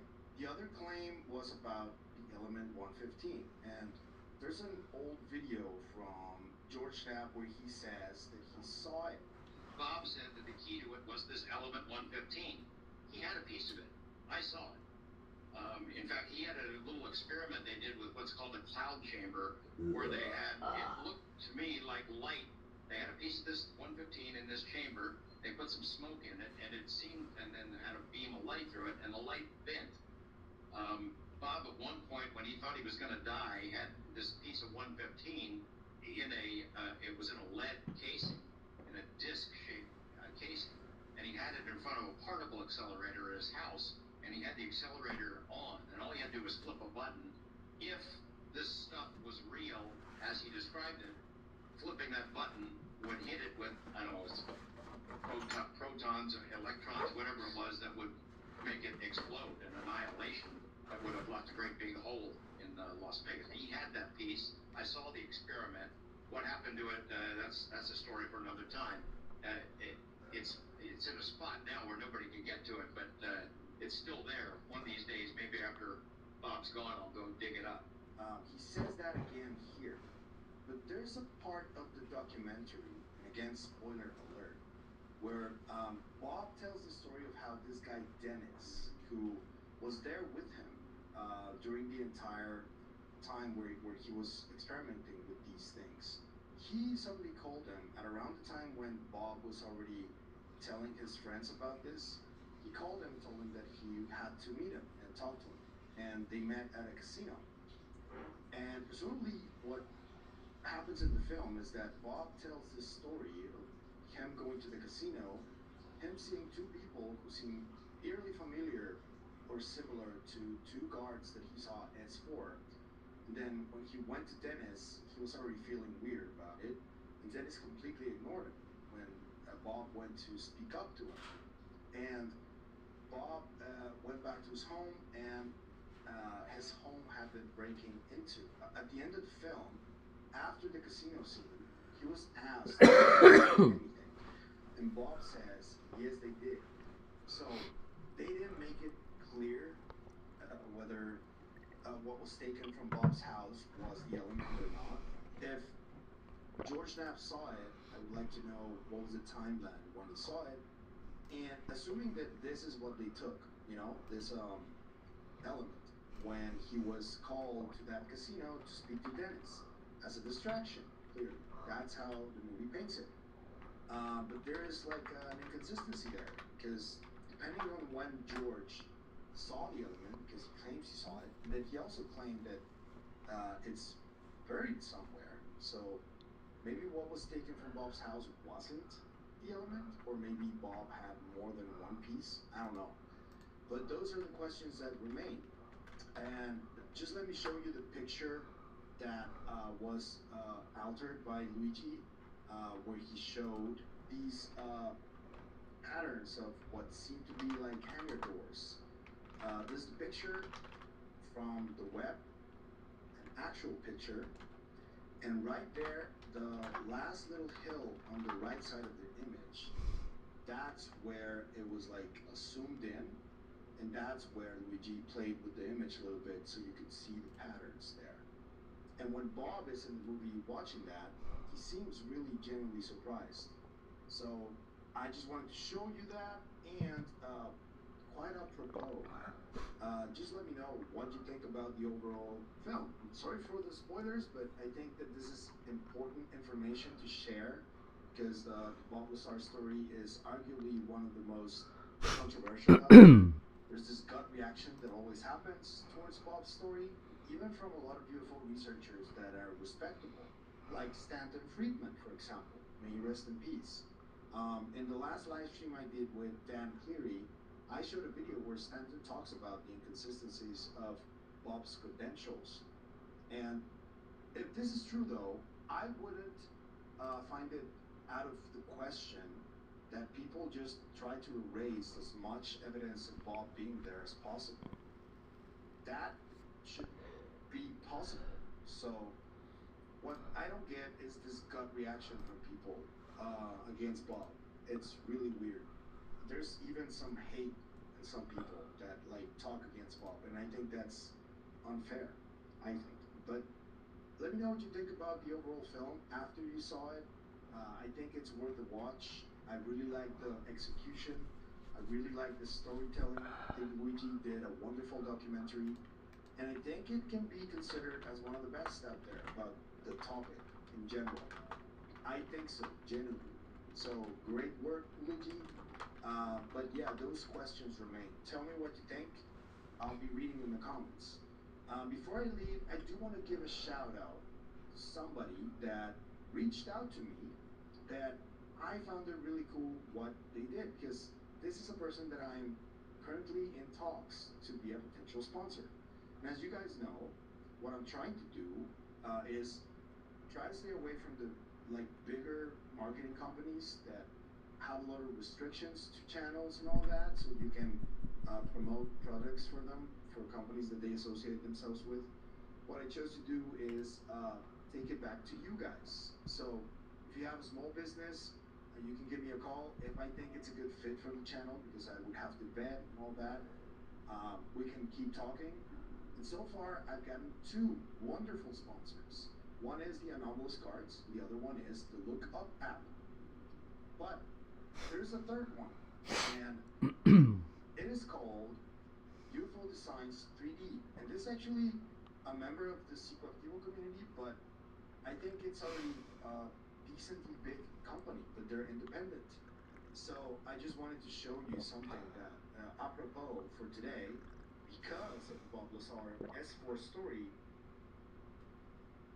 this arrived in the mail yesterday.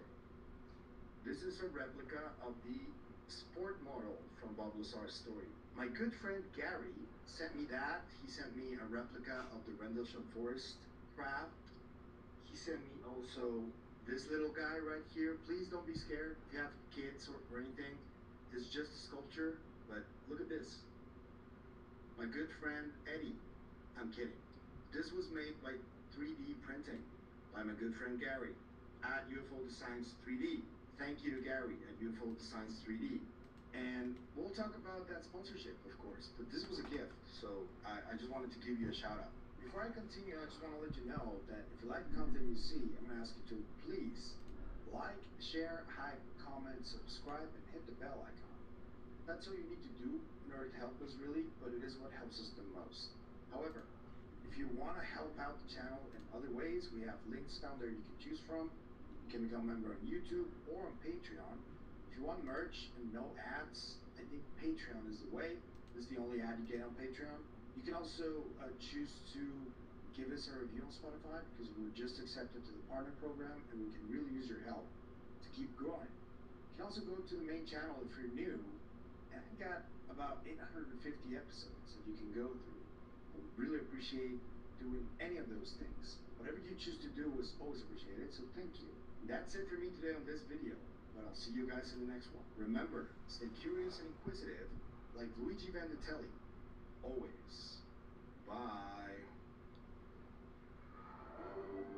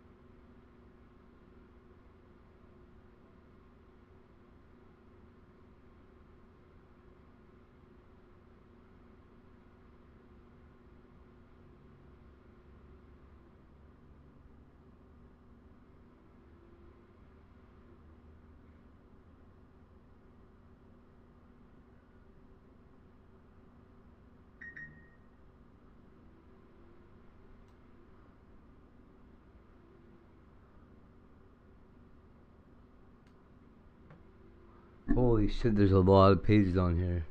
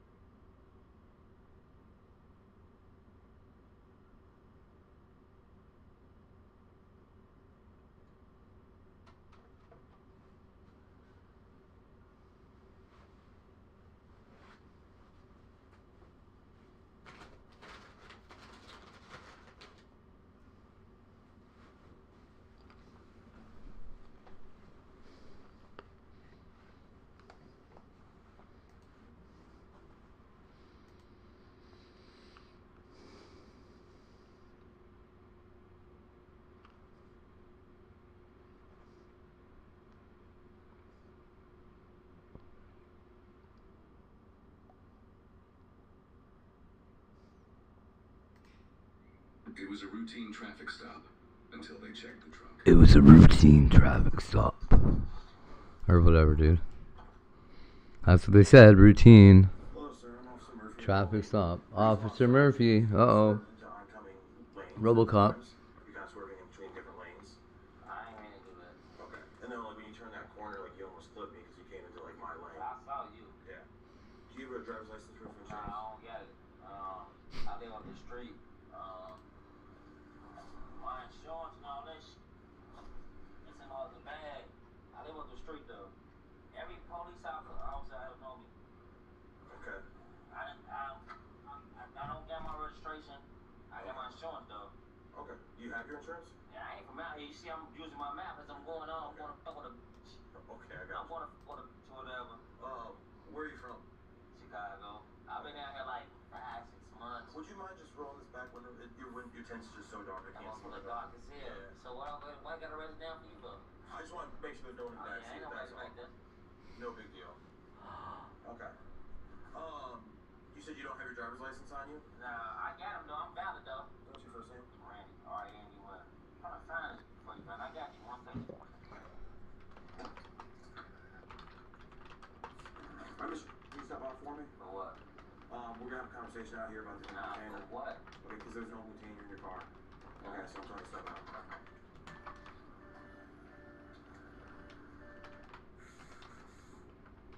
I'll pat you down, make sure you have no weapons. That's okay. What's this in your pocket? I don't know. Can I reach in there and grab it? Let me see first. Okay, well, I'm not gonna let you reach in there. You bring it over there. Is it just the keys? I can't tell what it is. Probably the keys. Alright, can I just pull on and make sure that there's no knives or anything? That's a nice whip, man. Well, drive it. Go fast. Alright, hey, so since there's an open container, it's going to give me a probable cause to search your car for other open containers. You did your thing. Okay. I don't know if I can drive. I ain't trying to put my shit in my pocket. You out, dog. Yep, you're good.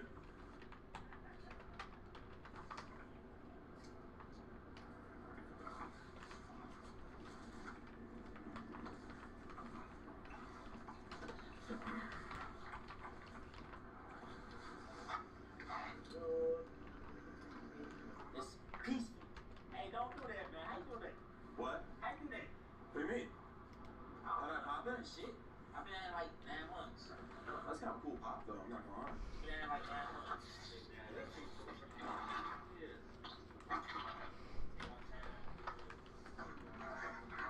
Have you ever been arrested before? Yeah, times, man. For what? Pipe, weed, goofy ass, miscellaneous ass, like that. Do you have a FOID card? This 12-year-old girl at Right now, I'm just gonna detain you. This 12-year-old girl at Universal Studios in Florida reports a much older man who allegedly brushed his hand against her breast. An officer begins to get both sides of the story to find out what exactly happened. That guy's gonna get killed. If you were to ever...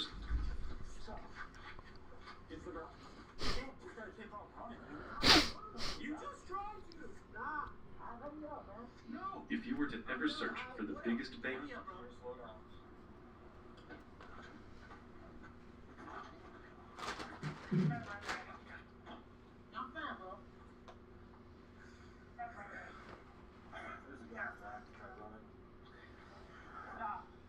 Why'd you try to run, dude? That's just dumb.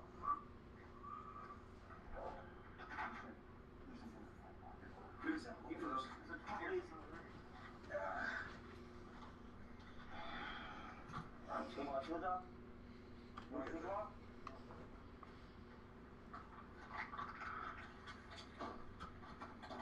I'll come talk to you in a second, okay?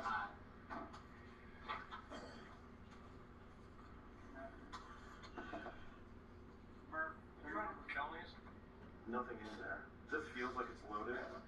Can you get me another bat?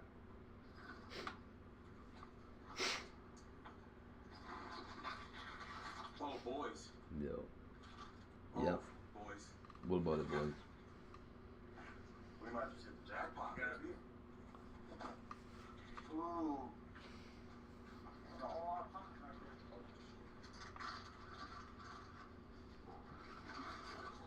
Oh, that's a ton of coke.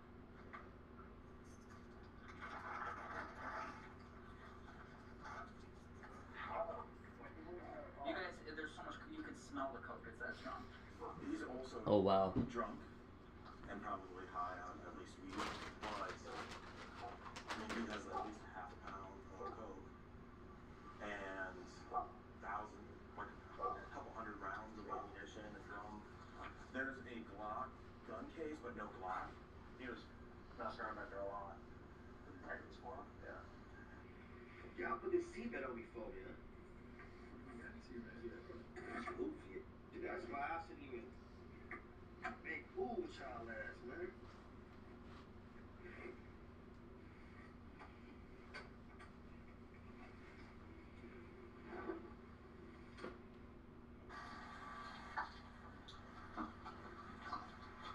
You gonna step out for me, boss? Why does this handcuffs up front? Why'd You want some Pringles? Oh no? Okay. Why's your pants undone? Come on! Don't do it! What the f you gonna do, man? What's wrong with you, man? What's wrong with you? It's being cool with you. Nah, you up here doing this. We're having a nice conversation. Back to the pool. Yeah. Shut up. You done? Randy, just have a seat, bro. Stop pushing me, man, bro. Don't ever push me, bro. Please have a seat, man. What's wrong with you, man? Please have a seat. Can you please have a seat for us? I will, sir. Alright. Don't do all that goofy ass. You must be a rookie, man. Yo, goofy ass, man. I ain't got no problem with it, bro. Alright. You must be a rookie or something, man. Get your goofy ass out of here, man. You must be a rookie or something. I love doing that. Take you to the police department where you're going to be interviewed by a detective, okay? Will I be able to do good tomorrow or not? You know what time? When they give me a phone call? Yeah, when we get the phone call. I appreciate it, man.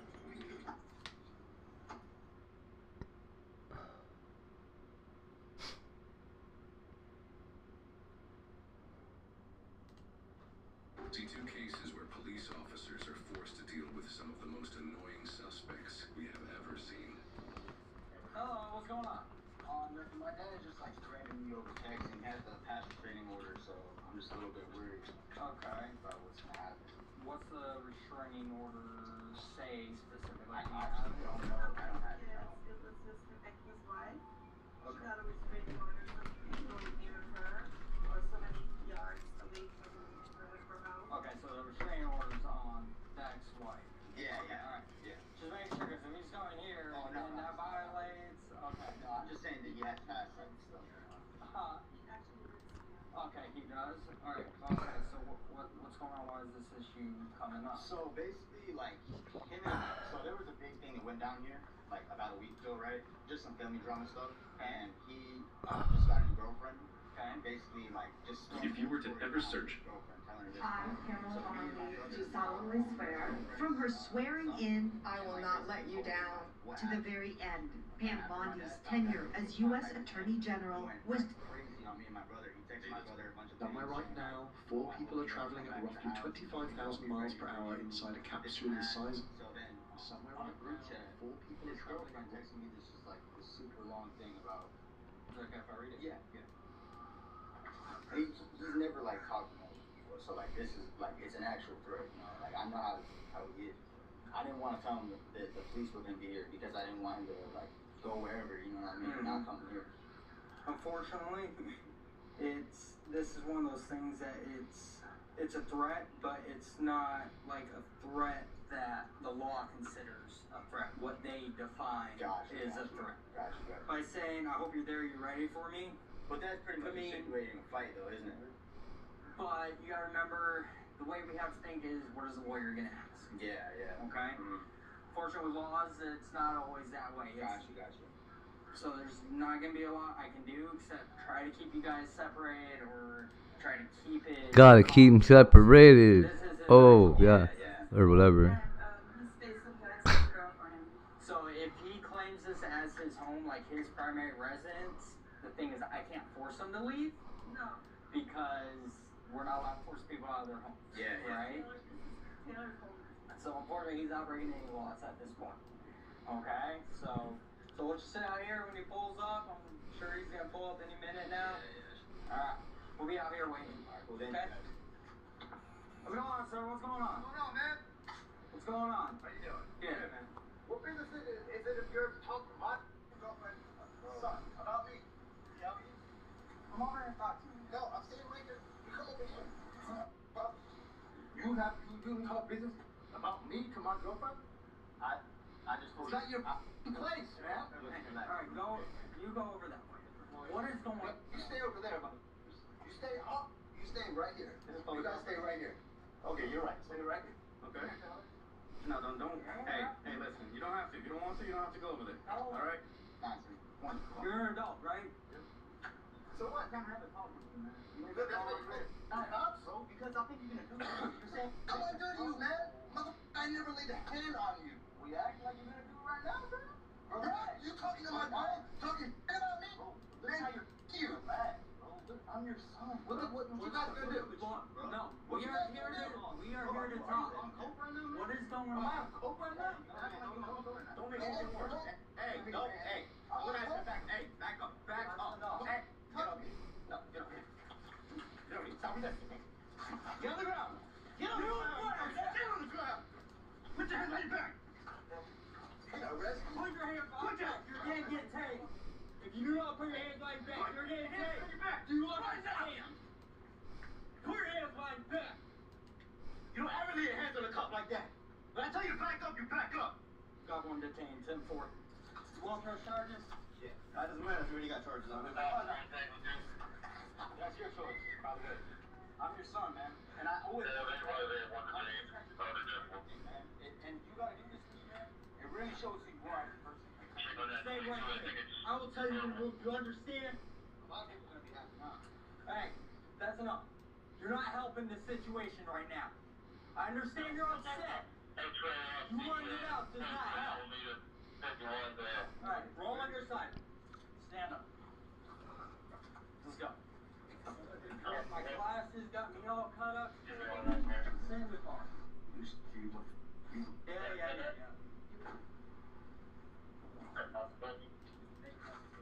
Next time. Don't instigate. Next time, be the big person, walk away. There was no point in told you to walk away from him. You're a grown adult. You're 20 years old. If you want to walk away, you can walk away and talk to us, and we'll talk to him separately. All right? You bud? You're twisting my back. You want to charges? What would that mean? Like, basically, he get charged with battery on you. Not only that, but on us. So he's going to jail regardless. Question is, do you want to file the charges as well? So if I say no, how long will you go for? It's up to us. That's not up to us. That's up to the judge. Yeah. We can't speak for you, man. Okay, whatever you decide to do and what you want to do, that's up to you. We can't speak for you. But regardless of now, he's going to jail right now for battery LEO and resisting without. Right? Yeah. Bryce got a couple cuts and bruises on his leg, but I'm good. I'm top 4. Alright, man. Twist my back. What's the back? Yeah, You want to take photos of his injury? Yeah, I'm gonna take it right now, man.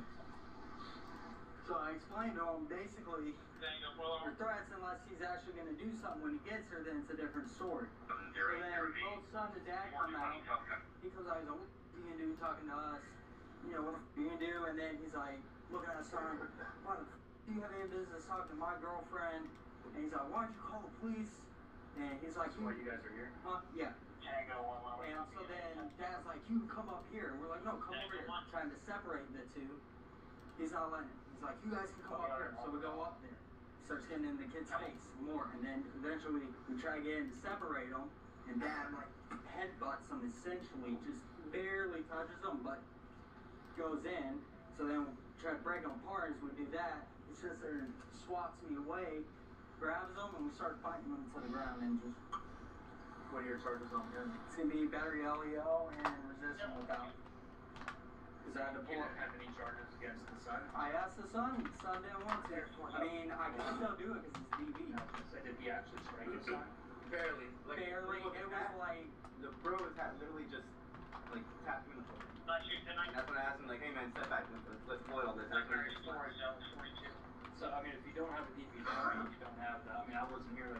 I'll be back, but I'll be back. Yeah, if you just, I'll get all that. Don't worry about the DV. He said he didn't want to press charges anyway, so. Okay. And I think with him, the brim, I don't think that'll count for anything. Okay. So. Alright, well. Mark was charged with resisting with violence and battery on an officer, totaling a bond of $5,500.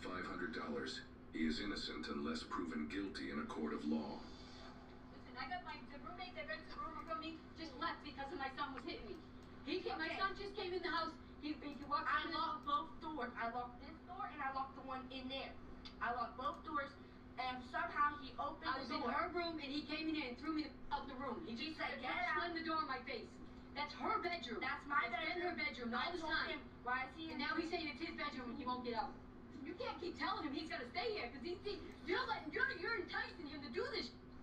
He thinks he can do this. I told you, he was staying in Seabury when he got out of jail. Are you injured? Where? Yes, I am. Look at my arm. He scraped up my whole arm with the door. When he threw me, threw me right back.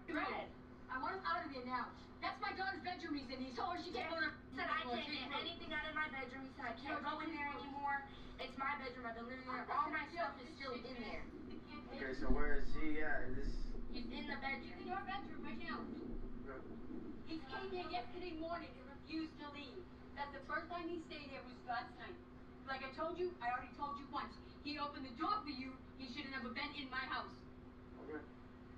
No, if he wasn't a bad kid, I would let him stay with me. But he's I tried to resolve this earlier and you walked away. You don't want to talk to me, because you're not helping me. You're making problems. Well, you're not helping me. And I'm asking certain questions and I already told you a million times. How many times am I going to tell you I did not say he could stay here? But he was welcome then and then now he's not welcome now?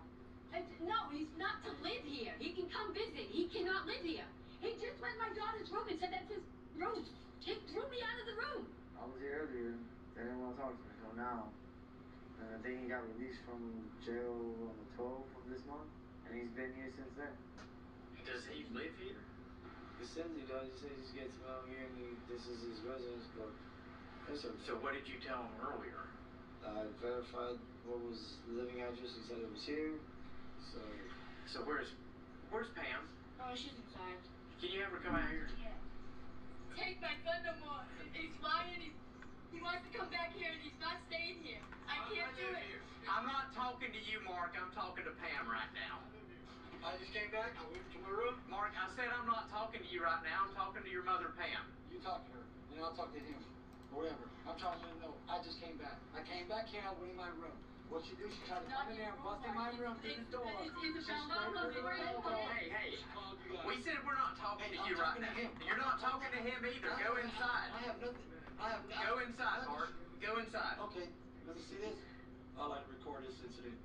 Because you seem a little hostile and crazy. When are you going to grow up and get your own place, Mark? He's never going to. Huh? Hello, yeah. This is right here. I got this officer right here. Being rude and I have my house. Go inside. I'm talking on my house. I'm on my property and I'm not doing nothing wrong. I'm on my property. I know my rights. I would like to speak to your supervisor. I am the supervisor. Well, I'd like to speak to someone that has my life. You'll have to check. You're not doing your job right. Go inside. Get out of my face. Please do not touch me. I'm on my property. Please do not touch me. I'm on my property. Look, he is standing hostile in my personal come over here. He will not leave me alone. Go inside, man. I'm the one that called you guys. You're disrupting my investigation right now. And you're disrupting my view. Then go inside. I'm not doing that. Man, I'm on my property. Just give us a minute. I'm on my property. Says he's a supervisor on duty. And he's trying to make me go inside and tell me I'm disrupting his information. But yeah, I'm the one that called him for being assaulted and them coming in on my property. You're disrupting my investigation right now. Yes, you are. I'm the one that called guys. That doesn't matter. Phone with y'all. Go in here. You're disrupting my inside. I'm on my property. This is my you property. can say whatever you want, but I need you to step aside. You're disrupting my investigation, Mark. Go inside. I walk away. Step aside, man. I don't know why you guys are trying to force me to go inside when I don't have to. I'm not forcing you. But you're saying I'm asking you. Please, can you go inside? You're disrupting the investigation. You wanted to talk to her, I'm talking to him. Alright, turn around. I'm not doing nothing. I didn't do nothing.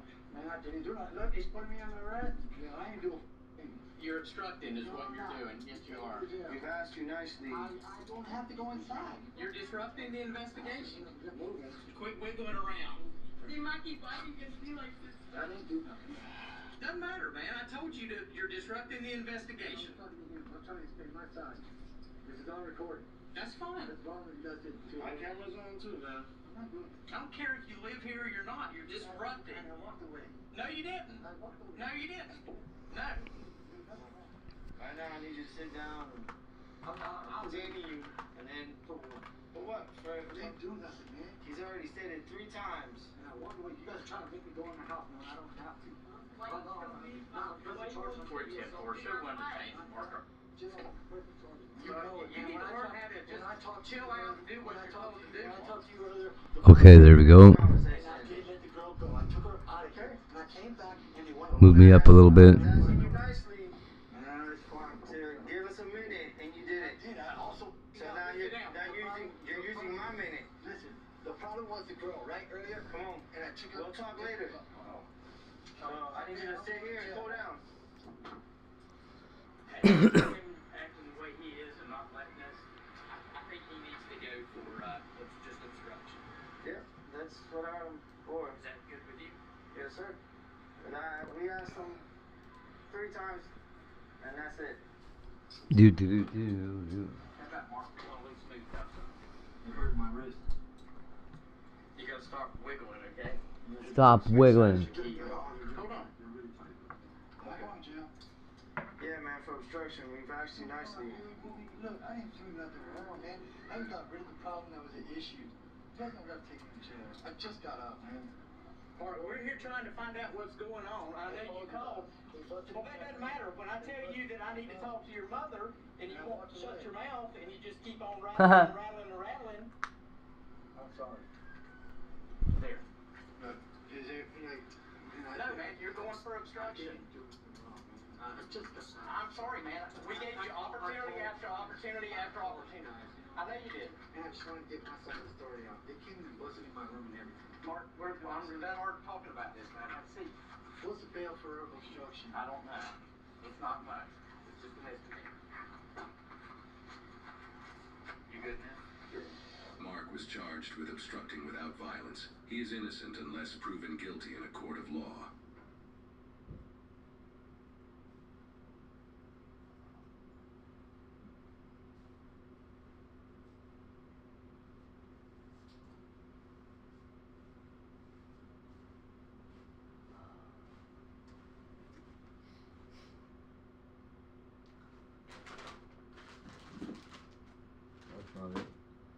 I don't know where I put that damn bag of cat chicken.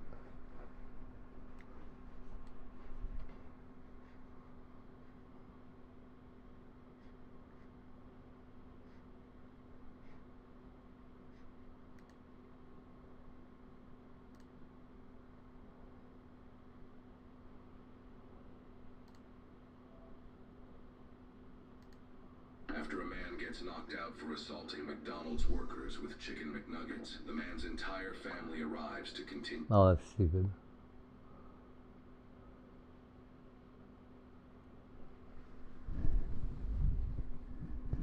That looked like the police. Here we go, babies.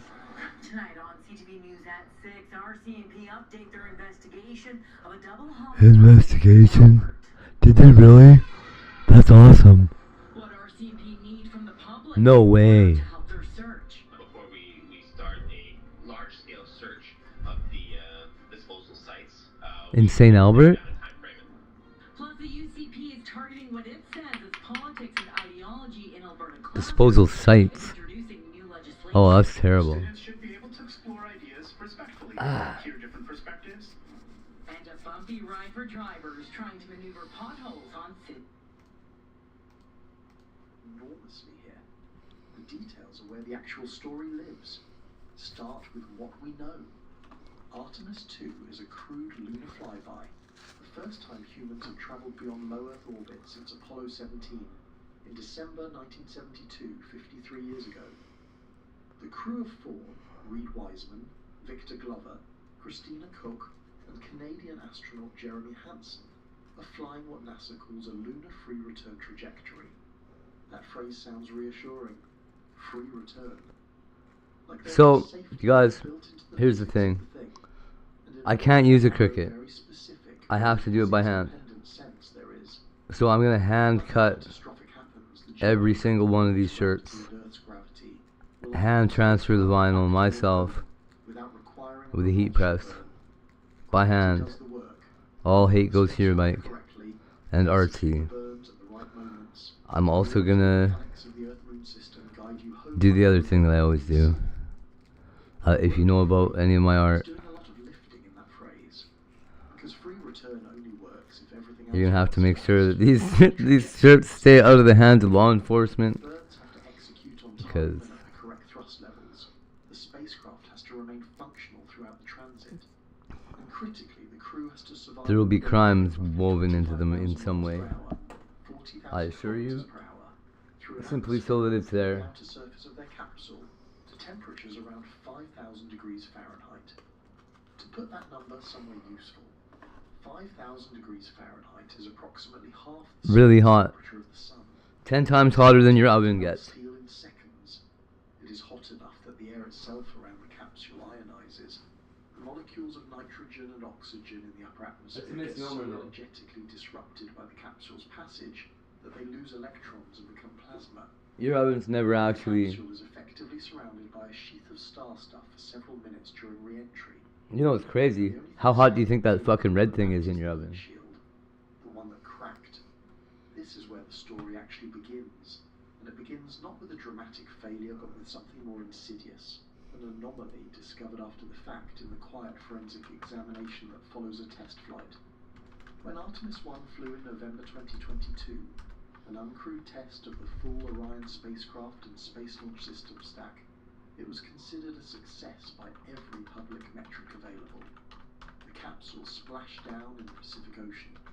Parachutes deployed on schedule. The spacecraft executed its lunar flyby correctly. Hey there, Mel. Do you know that the element in an electric stove can get between 900 degrees and 1,650 degrees Fahrenheit? 900 degrees Celsius. That's fucking insanely hot. That is so hot. Things should burst into flames in the vicinity of that thing. You only apply to hardware that is about to carry human beings. They found something that was not supposed to be there. The heat shield had That's crazy, crazy hot. dramatically, not in a way that would have been obvious from the outside or from the telemetry data during the mission itself. I think it's hot enough that if it touched the side of the oven, it could probably melt it. You could see it. You could at least see through it. Erosion that went deeper than the thermal models had predicted. The ablative material, a substance called AV coat, which is specifically engineered to burn away in a controlled, predictable manner during... I put my hand down on a... Oh, we got shirts on the go. I went and got some shirts today and a hoodie. And I'm hand cutting out some heat transfer vinyl, I think. I'm gonna print out like a stencil so that I can cut the vinyl out, and then I don't have to use a fucking Cricut, and I won't have to wait 3 weeks. Aussie Girl's got her shirt already. It looks awesome, dude.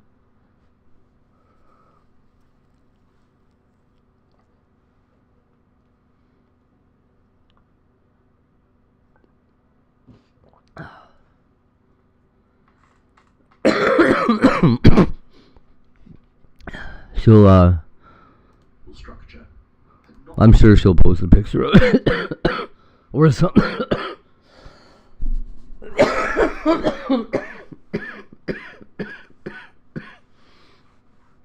Oh. You'll like it. I think you like the hoodie too.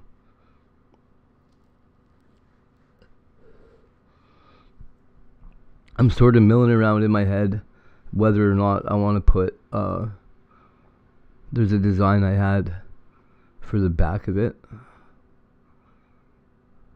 that's kind of tattoo kind of related. Really tattoo related. That's on the hoodie.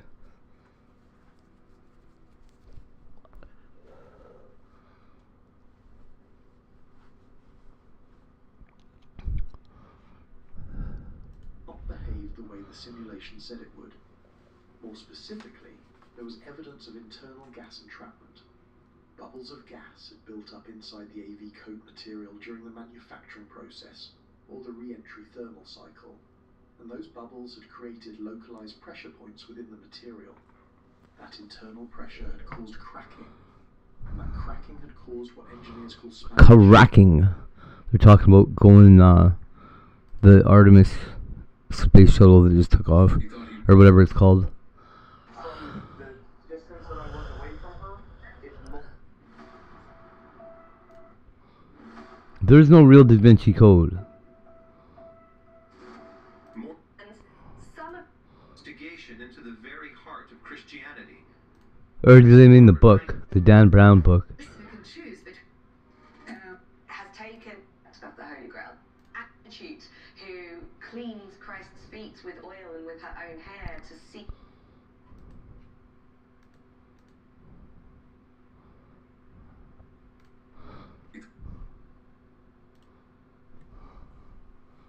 Oh yeah, right on. Yeah, today is my daughter's birthday. Woohoo! I know where I was 20 fucking 100 years ago today. Was it 2026 right now? Aw.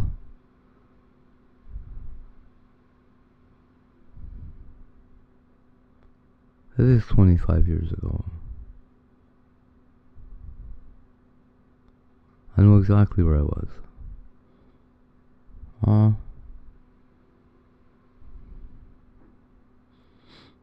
In fact, right about now, Melissa was waking me up. I said, honey, my back really hurts.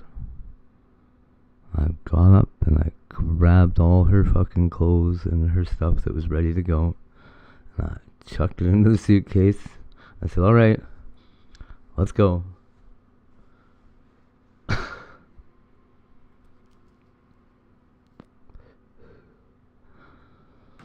Aw.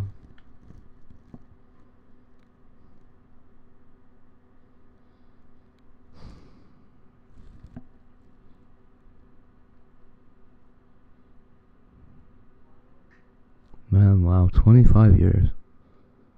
Fucking wow.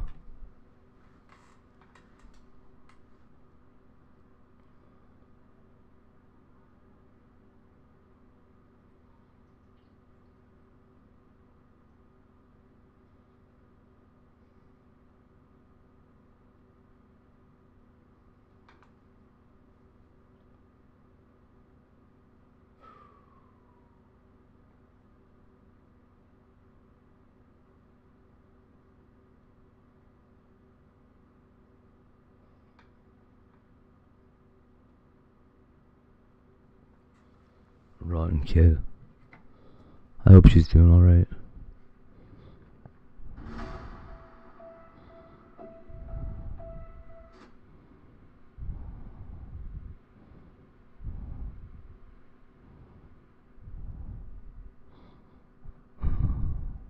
No, she came at me super hard on her 18th birthday, and I was honest with her. I think it really hurt her feelings.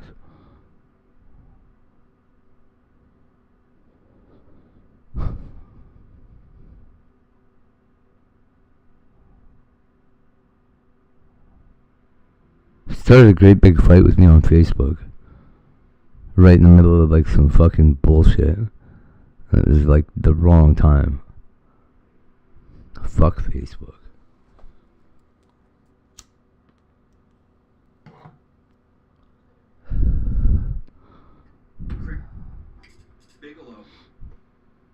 Aw.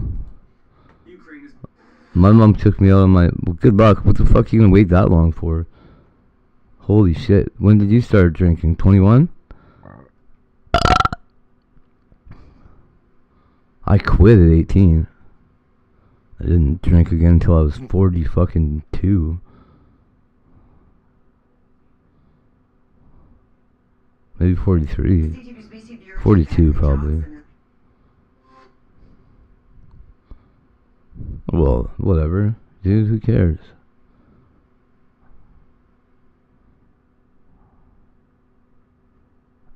Like, I don't know. I wouldn't be teaching my kid to be a fucking cop fucking lover. I don't even. Tiger stops when we see a police car. He's like, Dad. Because he knows I'm going to call him pigs.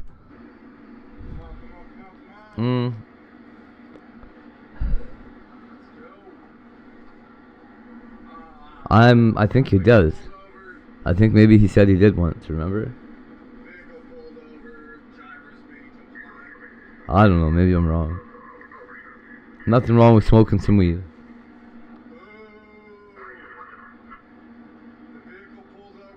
I don't know, maybe I'm wrong. I could be totally wrong.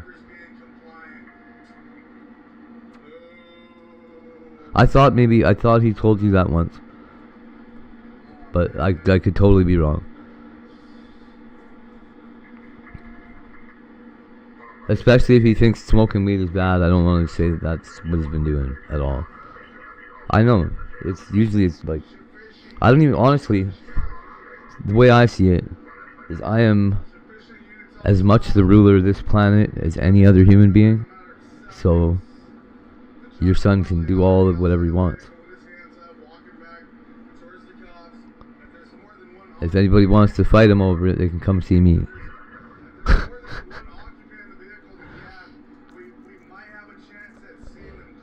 He's a kid, he's free to play.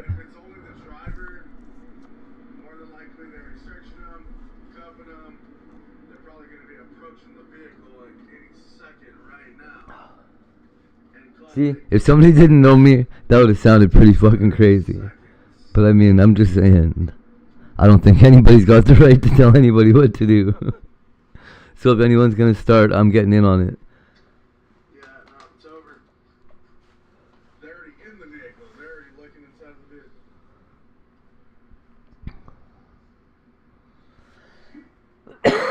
vehicle. Say go forward.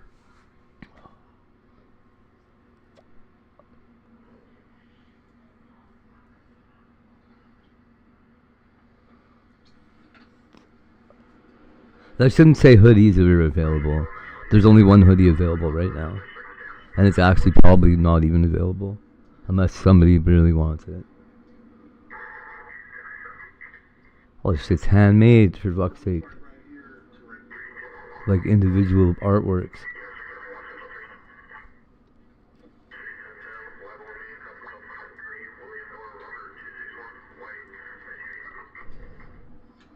You know what we should do? No, we shouldn't. I've been down this road before, we're not gonna do it.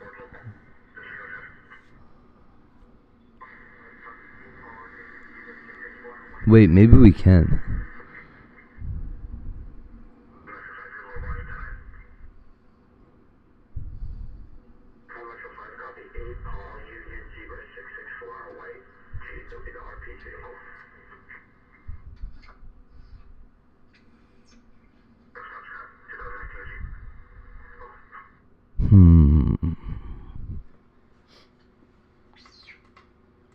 Apparently, this vehicle is possibly involved in a 459.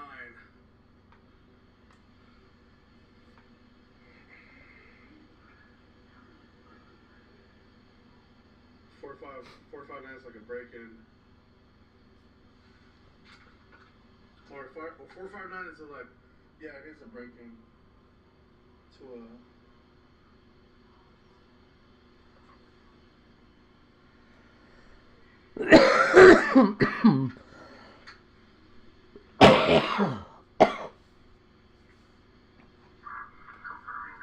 Oh yeah, I didn't even look to see if they have it embroidery.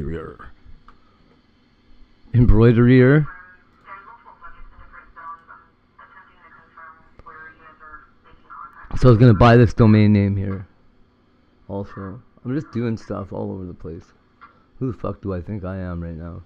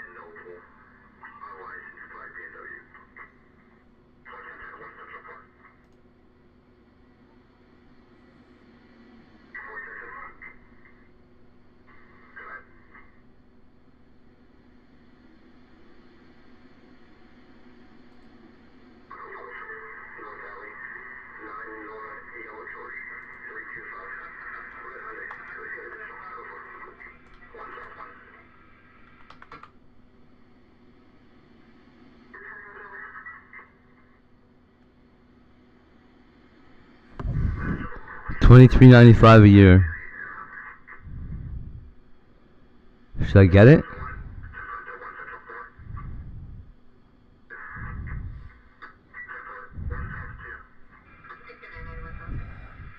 We'll wait.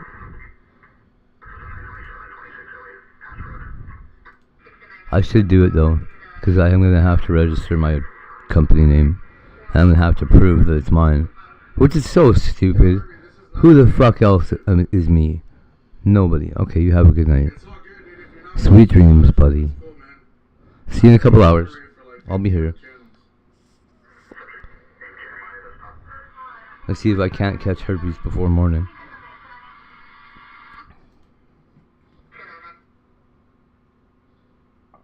Love ya. Oh, excuse me, dude.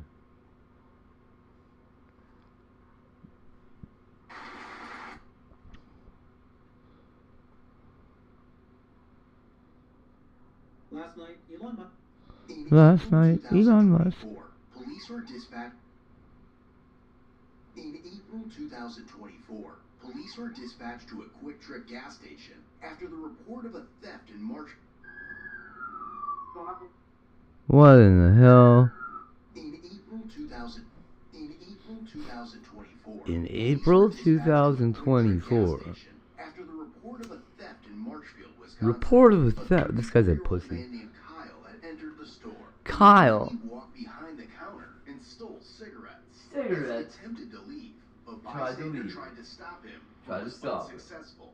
He subsequently left his jacket at the door. Jacket off, Kyle. It's important to note that Kyle was on probation at the time. Probation. He had a violent history with law enforcement, having previously been arrested on charges such as resisting. Kyle sucks.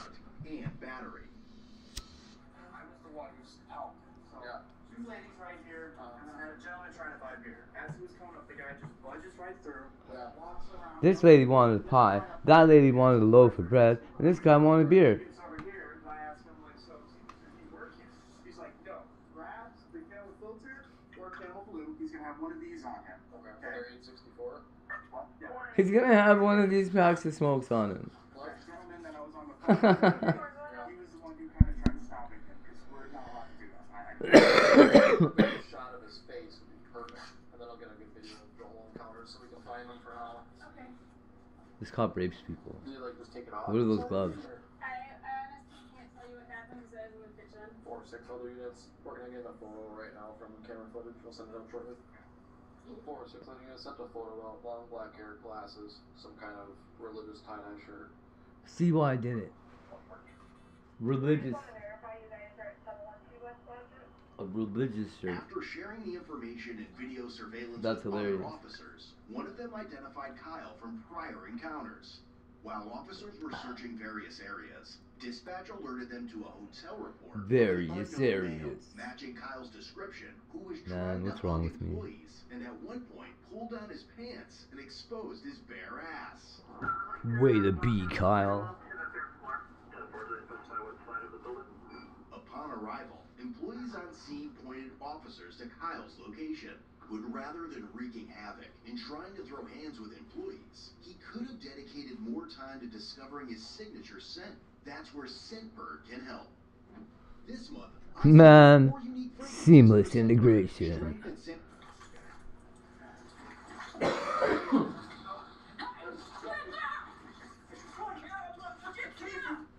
Get down on the ground.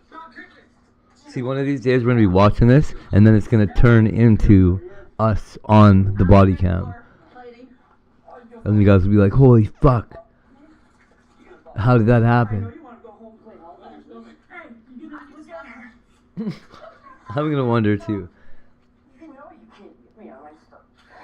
You know you can't get me on my stomach. My stomach's full of mushrooms?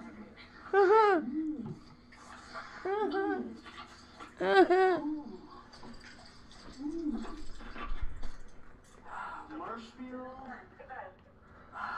Oh, the fire's at 712 though. Oh, that got your attention, didn't it? Huh? Am I? No, nobody asked. The girl's making fun of him. I'm the one with the. You guys don't have smaller ones. Oh wait, that's good. Your big triple balls. It's okay. You can probably loosen those a little bit. Yeah, I'm working on it. Oh man, you have fun. Oh, that's right. Did you want to go shoot bugs and bots? You wanna go shoot bugs and bots? Oh, I made you mad, didn't I?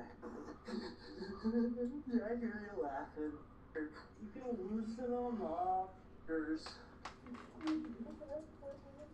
How many cups are you gonna put out, baby? Enough. Enough? Yeah, you laughing. Oh man, you were mad earlier. Can you get off my ankle, please? Please. Well, I had to. Alright. You know the drill. But Kyle, you're under arrest right now, okay? am I? Are you done fighting with us? Am I? You gonna take off the cuffs? No. No, that's you. No, I'm stuck in this. Yes, I see your smile. Are you hurt anywhere? I'm hurt all over the place right now. Kyle then repeatedly I love that he's laughing. mushrooms they had taken, leading officers to suspect he was under the influence of a controlled substance. Mushrooms? Possibly mushrooms. Hey, how many mushrooms did you take? I had 4. Can you stand up? I had 4. I ain't doing it. Can you walk for us? Just 4 mushrooms, man. They are crazy now. They're next level shit. You going up or down? How many mushrooms you take? Hey, call the vets, because I guarantee they're popping up the mushrooms at the station. Here. And she happens with a smile. Let me down. You're not gonna walk anymore. Why are they popping mushrooms at the station? You guys are sometimes. You really are. Smile. Oh. No one's smiling here. I am. It's not funny, Kyle. It's really It's not nice what you did. No, you bitch. It's not nice what you did. You gotta shoot somebody over a goddamn acorn? Really? You no, you. Everybody laughing. How many mushrooms do you take? 2. Oh, the car right now? You got searching. Can I watch out? I ain't got nothing on me, you know that. Yeah, Eric and I did not have him searched at all. Yeah, but you know I ain't got nothing on me because you're the one walking around with me later. Oh, I get to fight you now? Do I? Let's see. No. You sit in the car. No. Get in the car. No. Get in the car. Get in the seat. Uh-huh. Kyle, get in the car. Adding charges to your arrest. Your probation officer is not like this. I don't give a fuck what the judge after you arrest me.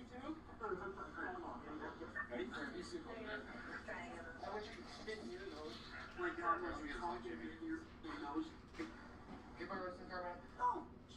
Why not? You know I gotta do it this way. What? You know I do. Yeah. I do. Not have to do it. What? Hi, Kevin. How are you? Oh, I'm alright. Oh, that's right. I bumped you earlier. Not today. No, that was the other day. It's in the dark. You get to me. How many seizures did I have? Since Kyle's compliance was still non-existent, they decided to place him in a squad car with a full backseat cage. Does anyone have? How many seizures did I have? 97 does. 97? You want to try 97? No, I'm stronger than all of them. Yeah, let's do that. Just line up. Give me a ground. No, let's go. Let's go. Poor Kyle. How? He's gonna get it. Like, how many mushrooms do you take, bro?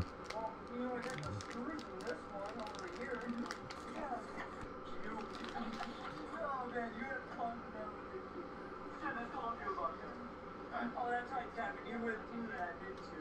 So you already know.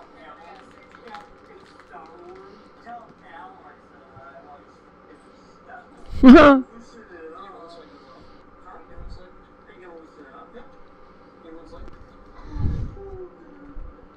How many do you think?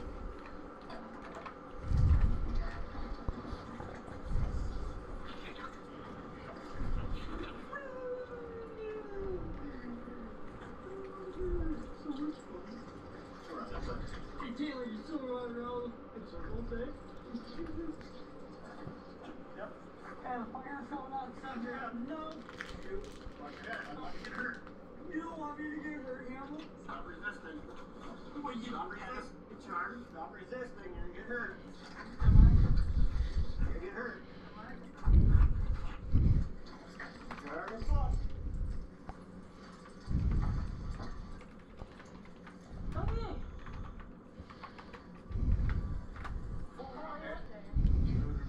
Someone grab it. Yeah, I told you guys wasn't allowed before. Hey guys, this is Dean. Sorry about that. And today, See if we can get that ER chair with the installation process. restraints on it. If you're gonna call the ER and have them bring that up. What's that? Are you taking me a chiropractor nose? Yeah, I'll reach check out. He was subsequently transported to the hospital. Okay, so Clearance, where the situation only deteriorated further. Is going to be transporting. Can you give the ER heads up? We'll be going up there for medical clearance for jail and let them know that we'll need the chair with straps in order to get him downstairs. What bots? What do you mean, what boss? You know what is boss. Hi, Elon. So he came to the desk and tried to hug her and like kind of harass her, I guess, is what originally took place, and that's why I was called. I just went to my room. He refused to leave. He just kept talking and talking and talking. Yeah. He yelled at when I got on the phone with Sunshine. He's like, she's on mushrooms too. Are you having a seizure? Am I? Yeah, that's what I was asking. You should know. Got a little bit of a scratch on it. A little scratch in your neck? Yeah. From him? Yeah, from him, yeah. When he was just attacking me before you guys came up. Okay. Do you want anything done about that specifically? I mean, I want to press charges on whatever I can with this, so he don't come back. The next time he comes, I'm probably not going to even call you guys. I'm just going to knock him out. Well, I'm sick of I'm not going to deal with this kind of people around here. Yeah, and we don't want you to, but we don't want you to end up with worse than what you got. Yeah.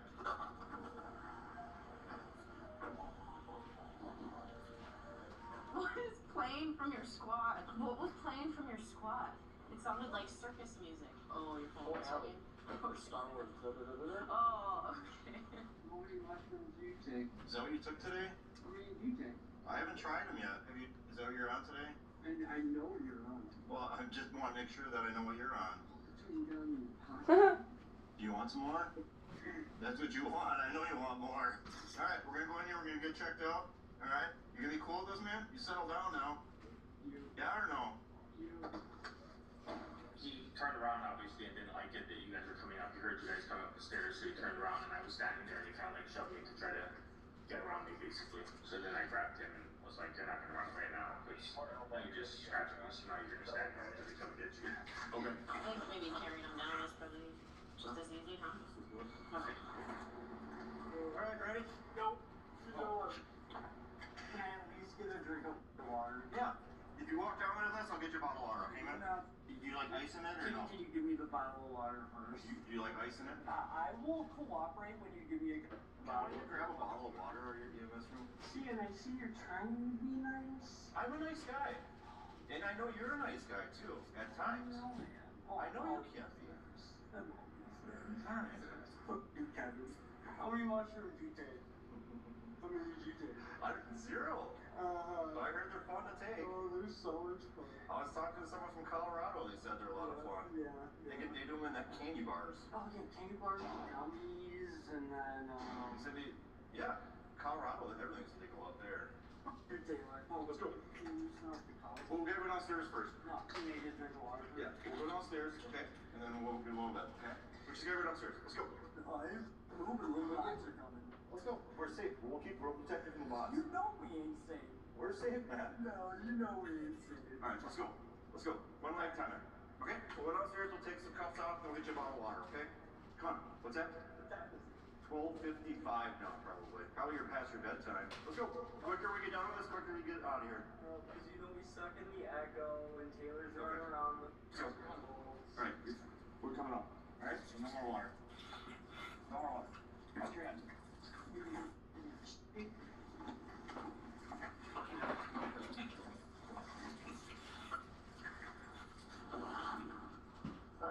Knock it off.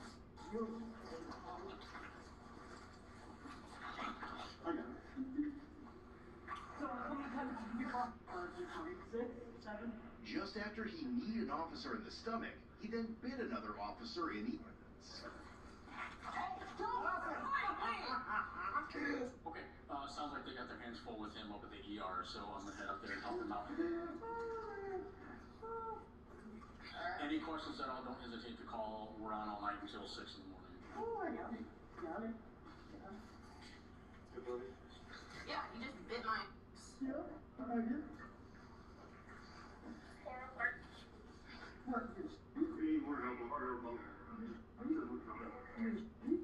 Okay. Alright, you're welcome. Yeah. I wish we could have found him sooner, because we had been looking for him for like over a half an hour because of something else. And then when we got this call, we got a yeah. Stop scratching me. Let go of me.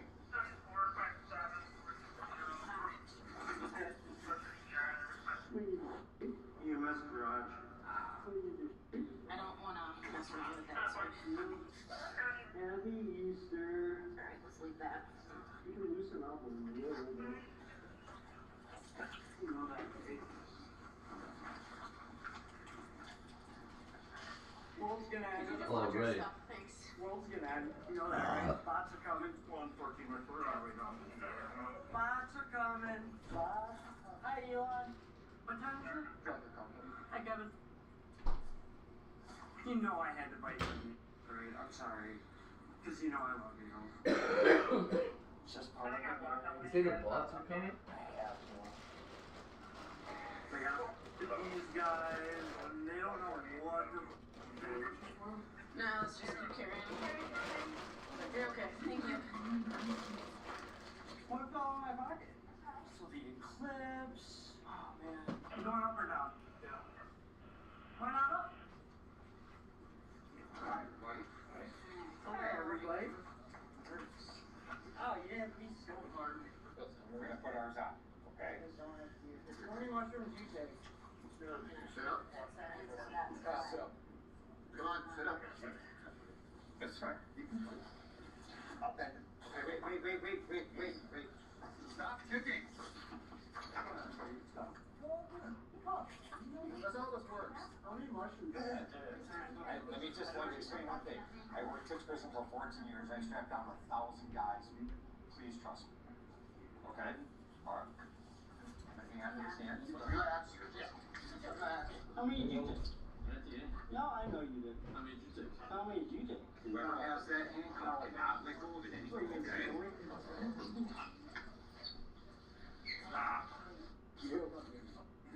Hey, Kyle, stop it. You. Don't.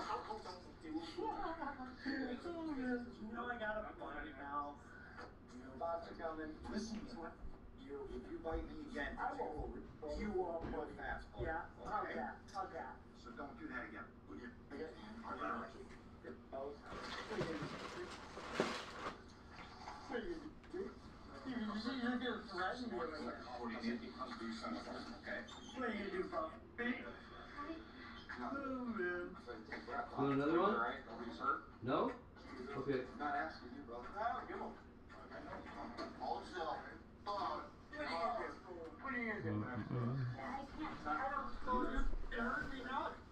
That's because you're not pointing Due to Kyle's aggressive behavior, medical staff decided to administer medication to both of his ass cheeks to calm him down for everyone's safety. As soon as we saw that picture, we were both like, oh no. We stole some cigarettes from Quick Trip. Nope. I bet. I need to go put the box. All drivers will be there on your own. Tell me your name. Hey. Why? Tell me your name. Why? Because I want to call you by your name instead of hey guy. Yeah, but I. Carson. Good for you, Carson. You know you get bumped.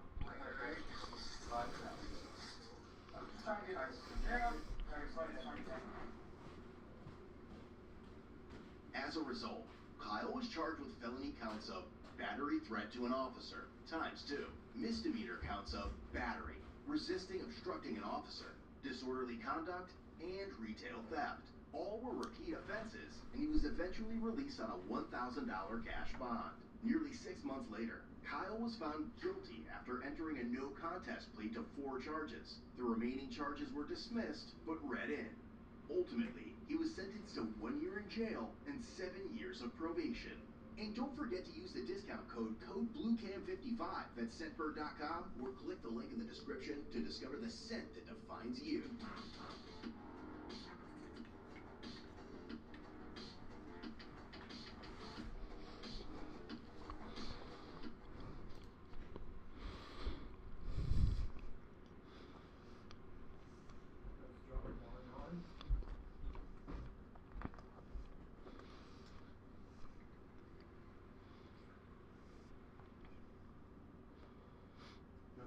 I heard you. I'm trying to read here. I'll be right there, okay?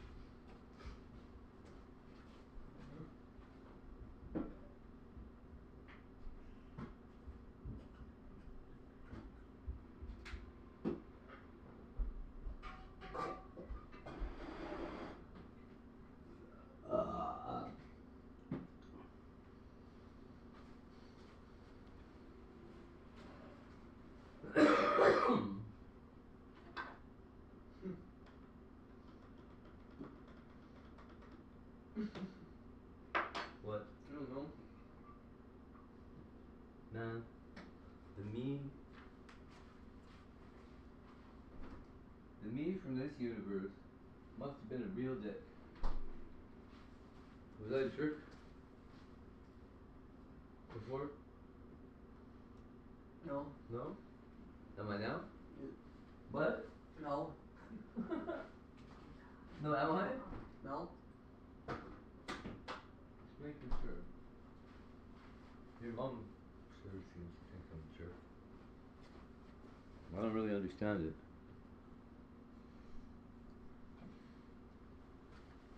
Mm.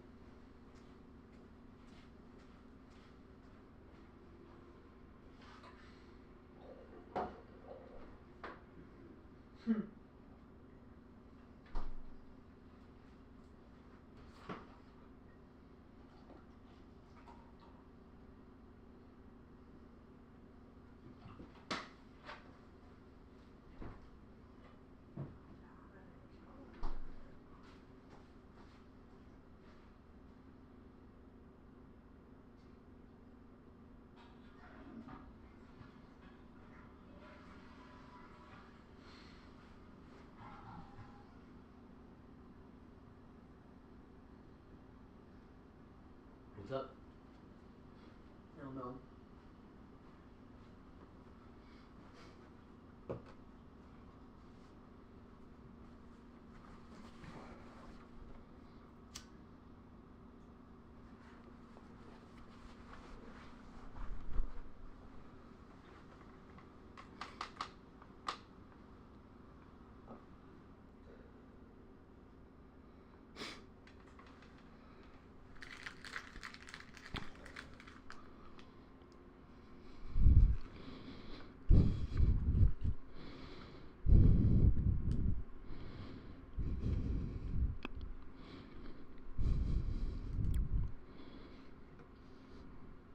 In September 2000. Let's get it. In September 2022, police were dispatched to a residence following the report of an attack in Onalaska, Wisconsin. Earlier that evening, a 15-year-old girl had been spending time with 17-year-old Austin Payne. She was aware that Austin had strong feelings for her, but she did not feel the same way and saw him only as a friend. After he had dropped her off at home, she discovered from a friend that Austin had been secretly taking photos of her while she was asleep in her bed and storing them in a folder labeled Love of My Life. Realizing his obsession with her, she texted Austin and told him not to contact her again, to which he responded with an apology. She then told him So, there's a rainbow sampler, Austin returned to her home, Cricket Value Vinyl, and violently attacked her with a knife. The girl managed to break free at Amazon or at Walmart for $24. Officers then quickly responded to the scene and attempted to locate Austin.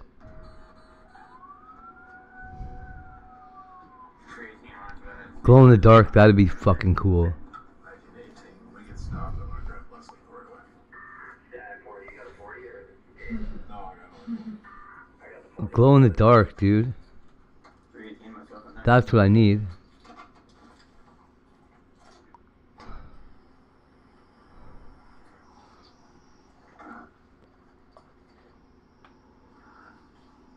Hey? Guess not.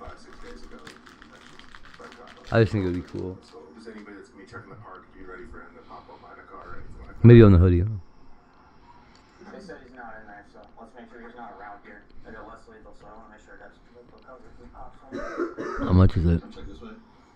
Holy shit, $26 for what? For 18, he also usually wears glasses. Sometimes has a baseball cap on. They subsequently made contact with the girl, who had all over her face, arms, and body. So, Brookie, let's get first responders in here. She's getting dizzy. She's got a couple cuts. We're gonna need to protect these guys out here when they get here for her. We just, we don't have a choice. We gotta protect these guys when they get here too. I don't know where he is. You guys gotta be careful. We don't know where he is. So we're gonna stay here with you guys. She needs help. We couldn't wait. $200, $523. What the fuck is all this? That ain't right. That's for flooring. Paper bundle cutter. Holy shit. You guys gotta be careful. We don't know where he is yet. So we're hanging out. She's got lacerate, a real bad one to the pinky. Why is it 460? Hold on a minute. She said the one in the neck's not bad. She's got pressure on all the other ones. We gotta cover these guys. Just hold on a minute.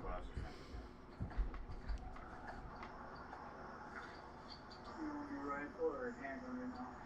You might as well stay rifle. We'll get him stood, that's fine, but.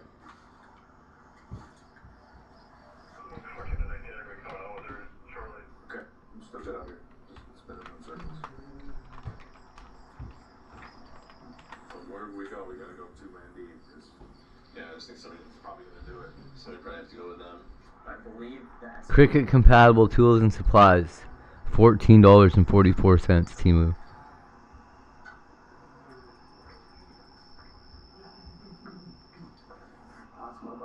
Have we had any contact with Austin's mom? No contact yet. We're working our way up to it. I think he cut himself. Yeah, but why? Blow over her head. Later on, police went to multiple areas throughout the city to check for Austin, but were still unable to locate him. 318, just information for the other units who might be checking. He possibly might be going to an apartment. These streets well. I think I'm okay with photographs. You want to run through the room? I think I'm sure that you will.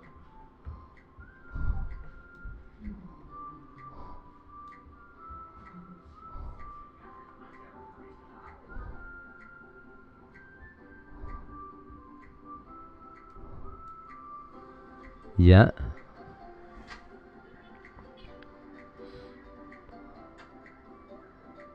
They told you the firmware upgrade too, right? Who's got it pulling all the way through?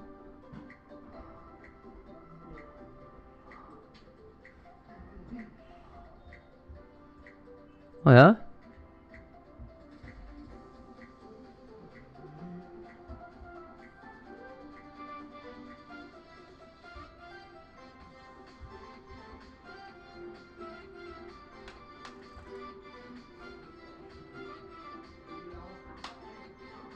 Arduino though, I'm not buying Arduino.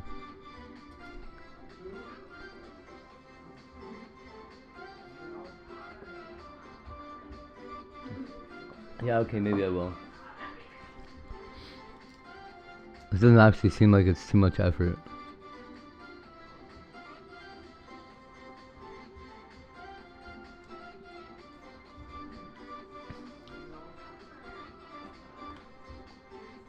Was that tight? Well, never mind, buddy. Okay. Yeah.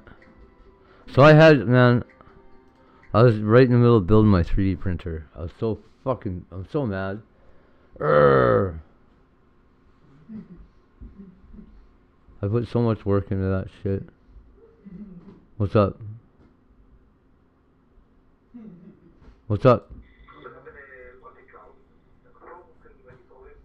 What is that? What? You may not know this, but the use of 900 megahertz for CB radio goes back to the beginnings of legal CB radio in the UK. It's been completely illegal. Investigators say since late March, at least 5 victims had set up a meetup with someone they met online that wanted to buy Pokemon cards from them, only to be attacked when they met on site. Police say the suspect used bear spray on the victims before taking the cards and making off with the collectibles, some of which are worth thousands of dollars. Now, the arrest only came after police went undercover as Pokemon sellers themselves.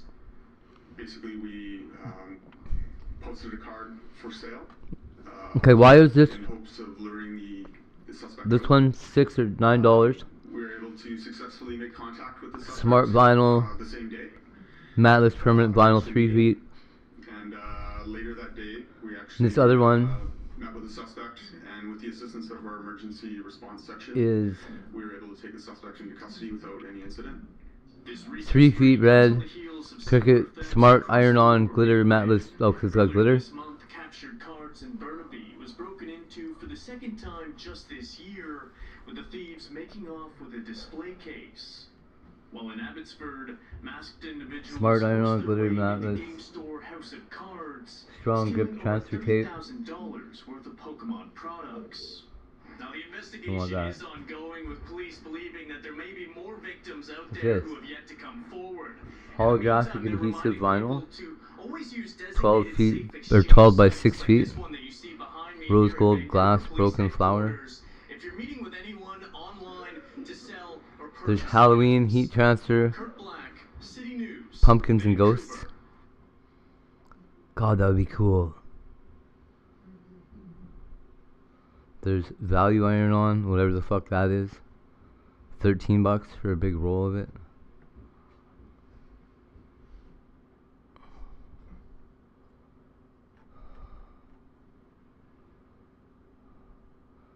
teal it, gold, HTV. Like, it just has to be HTV, right? It doesn't have to be a particular... Doesn't have to be cricket, right?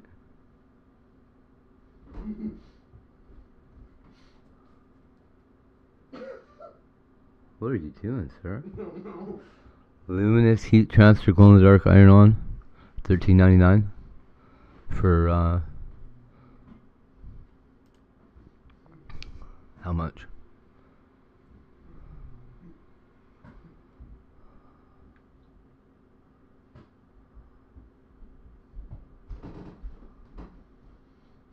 Luminous press sheets.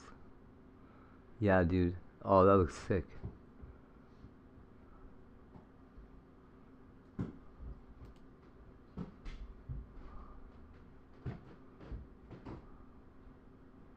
Goes from white to like indigo blue, if you know what that is.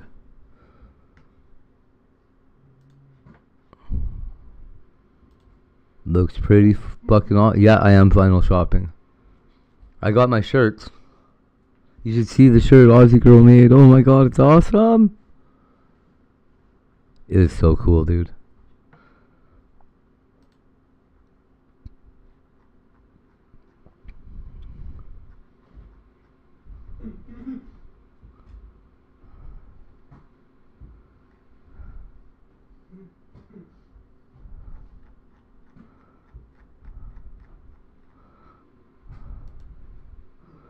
Yeah, it says hate in caps across the chest area.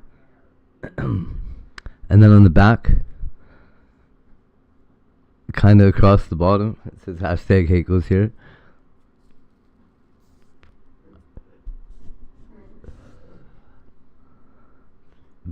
Beautiful, beautiful shirt. What are we gonna do? Well, the first.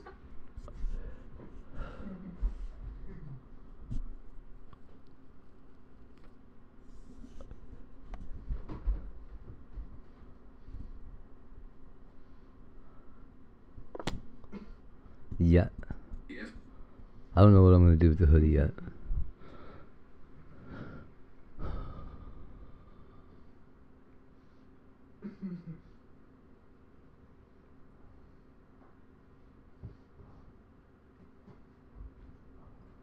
I kind of like the glow in the dark thing. This video is It's black on black.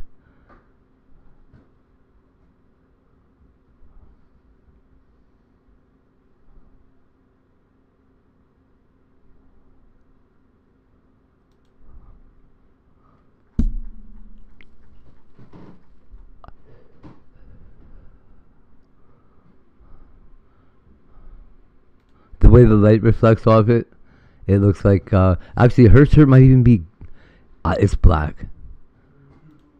Maybe it's gray. It don't matter. It's dark. It looks, distressed and sick. It looks awesome, dude.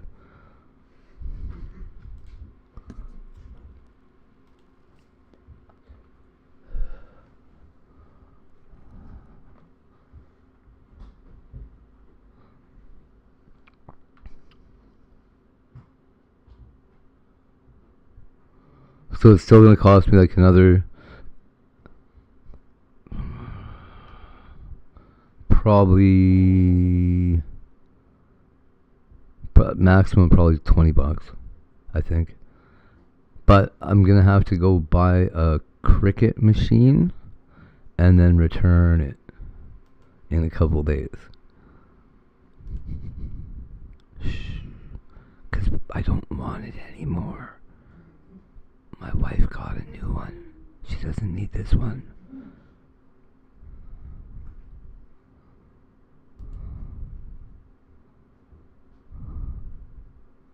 Oh, right on.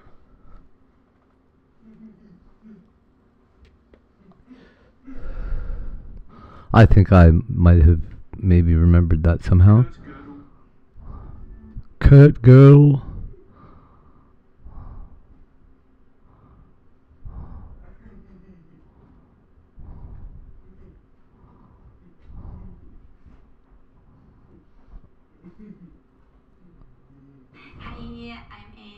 Is this why all the Kit Kats got stolen?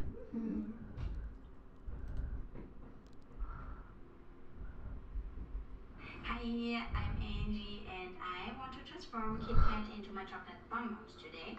Maybe quickly about my finger situation.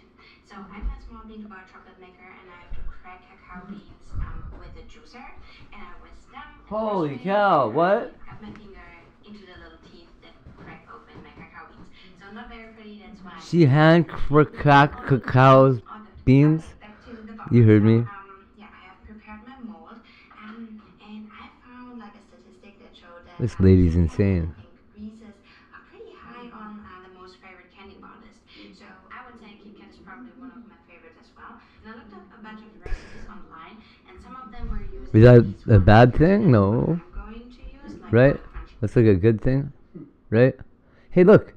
She's like making a fucking that stuff that you told me the name of, or told me what it was, and shredded wheat would be a good fucking replacement for it. She's using checks.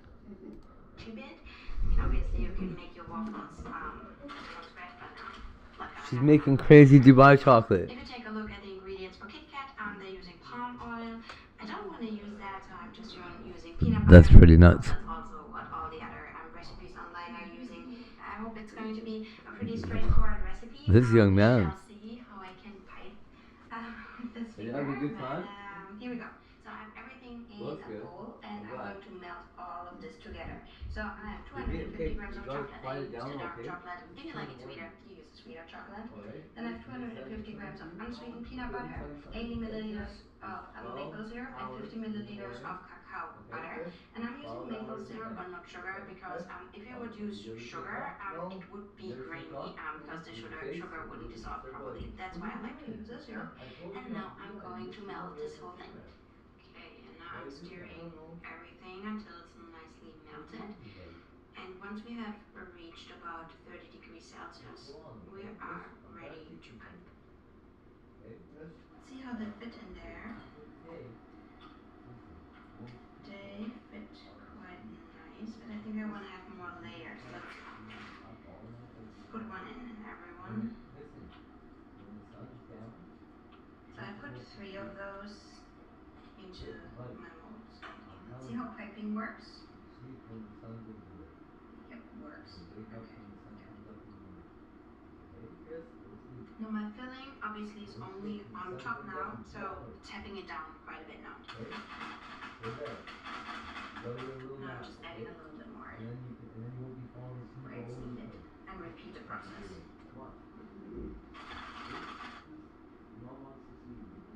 Right, now I let these set. Ideally overnight. I don't have as much time, but if you have the time, let them set overnight at room temperature. I will put them in the fridge for like half an hour or so until like everything is nicely set, and I can temper my chocolate and add the last layer of our chocolate. Now you might be wondering, what am I doing with the whole filling? So I could either freeze it and use it for another time, or I'm just making some sort of dessert. I'm just adding. At the moment I have 60 grams, maybe a little bit more. And now I have this a little ramekin where everything goes in. I'll let it harden. And then I will just have a really nice snack. Most likely I will freeze them because at the moment it's summer and I think they will be nice. So I got told today that I fucked up Trisha's $20,000. I don't know what the fuck she's talking about. So I can barely taste peanut butter because of the chocolate and the wafers or like the little cereal in here. I really She told me I cost her $20,000. I was like, oh well. I don't know how I did that. If there's some kind of scam going on, you should have at least included me. At least let me know what's up. For fuck's sake.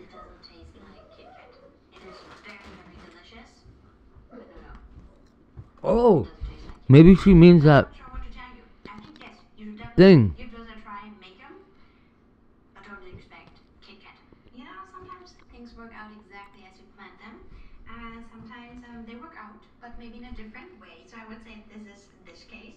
Now we're at the end of this video, so She had to sign an agreement when the police busted into my house to tear me out.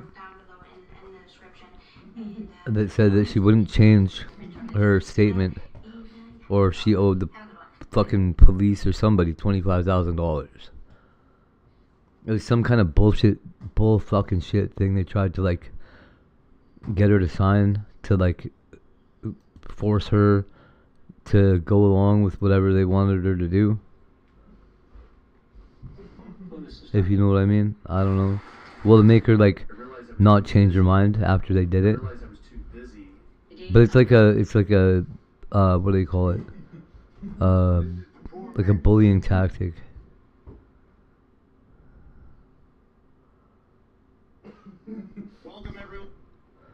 You can't as a cop go to the victim of a crime, say, sign your name on the bottom of here, and I'm just gonna write whatever needs to be written so that we can pull him out of your house. That's illegal. That's what they did. Is on its knees. Not enough staff, not enough.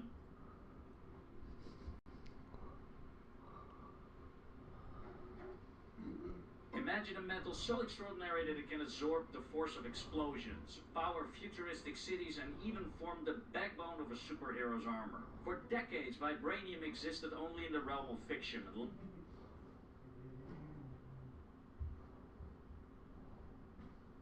There's a jar of soap on my shelf that cost me nothing. Yep. So they didn't, but they did. Is the fucked up part. Like they were wearing, so at least two of the cops that were there were wearing body cameras as part of like it was like a pilot project that they were part of. So I know for like I saw the cameras. I know that they were wearing body cameras. And they can't say that they fucking, well, they can say they weren't, but then they're lying.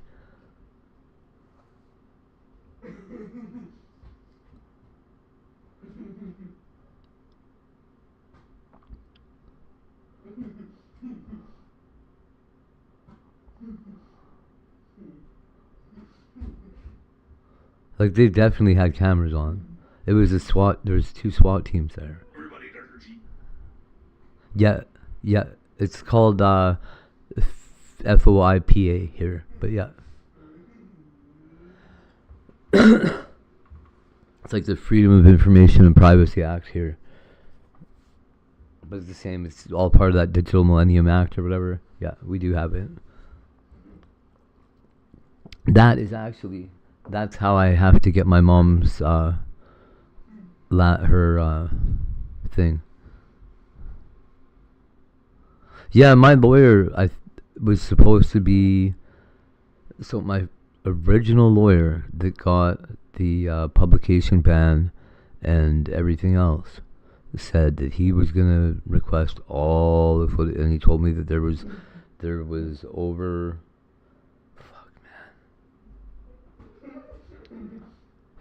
somebody was gonna be rich anyways, because what they had to do was review like 1,000, it's like something like 1,000 hours of police cam footage, and not just police cameras, but there's also footage from inside the Airbnb, the condo that I took over, and from the grocery store, and where else did he go? What's wrong with me? Where else did I go?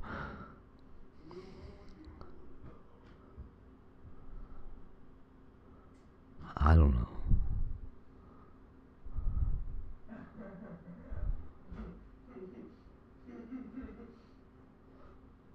Not from my apartment building, I'll tell you that. No cameras in there.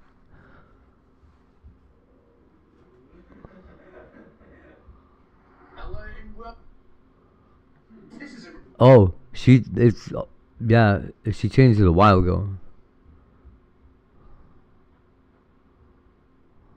I'm just wondering if that's what I don't know.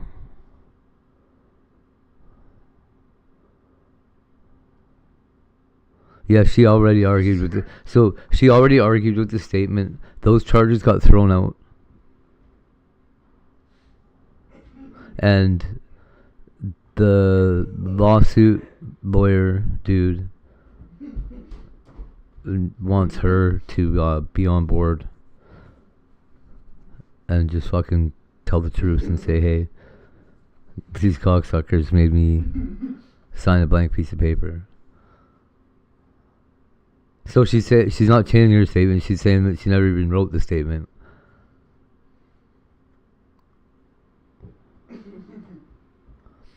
She alright, man. Wow. The thing for my mom is what I have to do.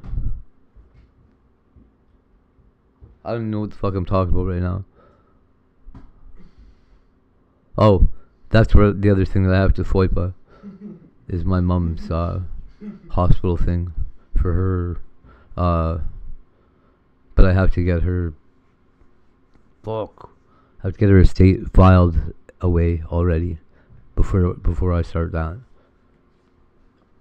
I need the power that filing her estate gives me in order to request that paper.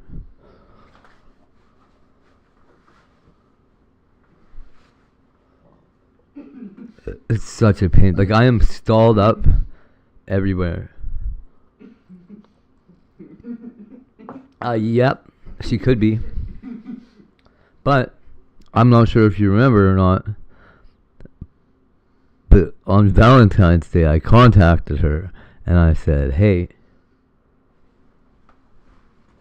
you gotta cut that out. Alright? Whoa. Pardon me. And I said, hey, I'm filing my taxes. And I'm trying to get Tiger's money. If you think that's a bad idea, you should let me know now. Because I'm doing it. And then she was like, She started going off about, I don't even know what she was talking about. She told me today she's done with me. I was like, what are you even talking about, done with me? Like, we've been done with each other for like 20 whatever years, man. What do you mean done with me?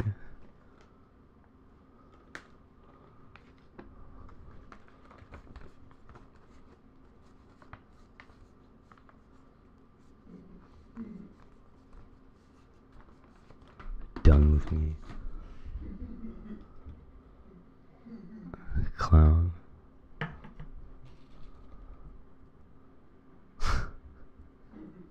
Like, man, I don't understand exactly what you mean, because as far as I know, we've been done for a long time. I guess not, and now I'm all done cheating, I guess.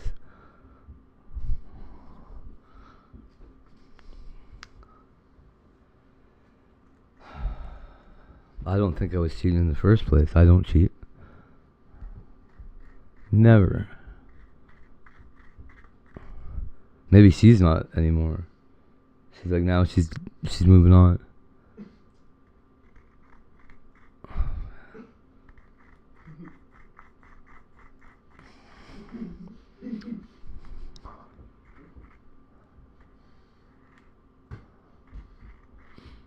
I don't know, man.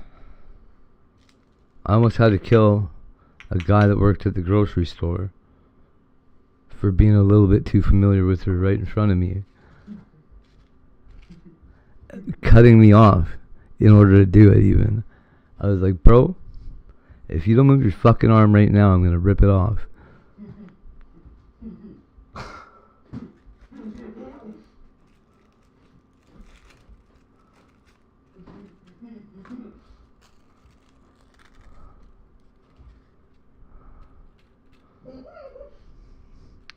Usually I don't give a shit. But he like intentionally stepped between me and her and like blocked me off kind of with his arm. I was like, dude, I'll fucking kill you right now. The fuck out of here.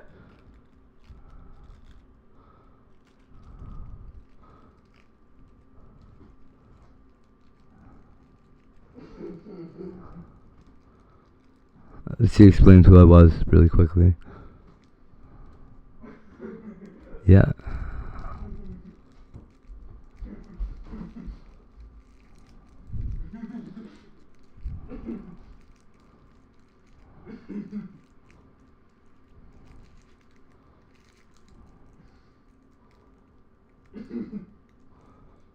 Hershey to restore classic Reese's recipe after criticism. Yay.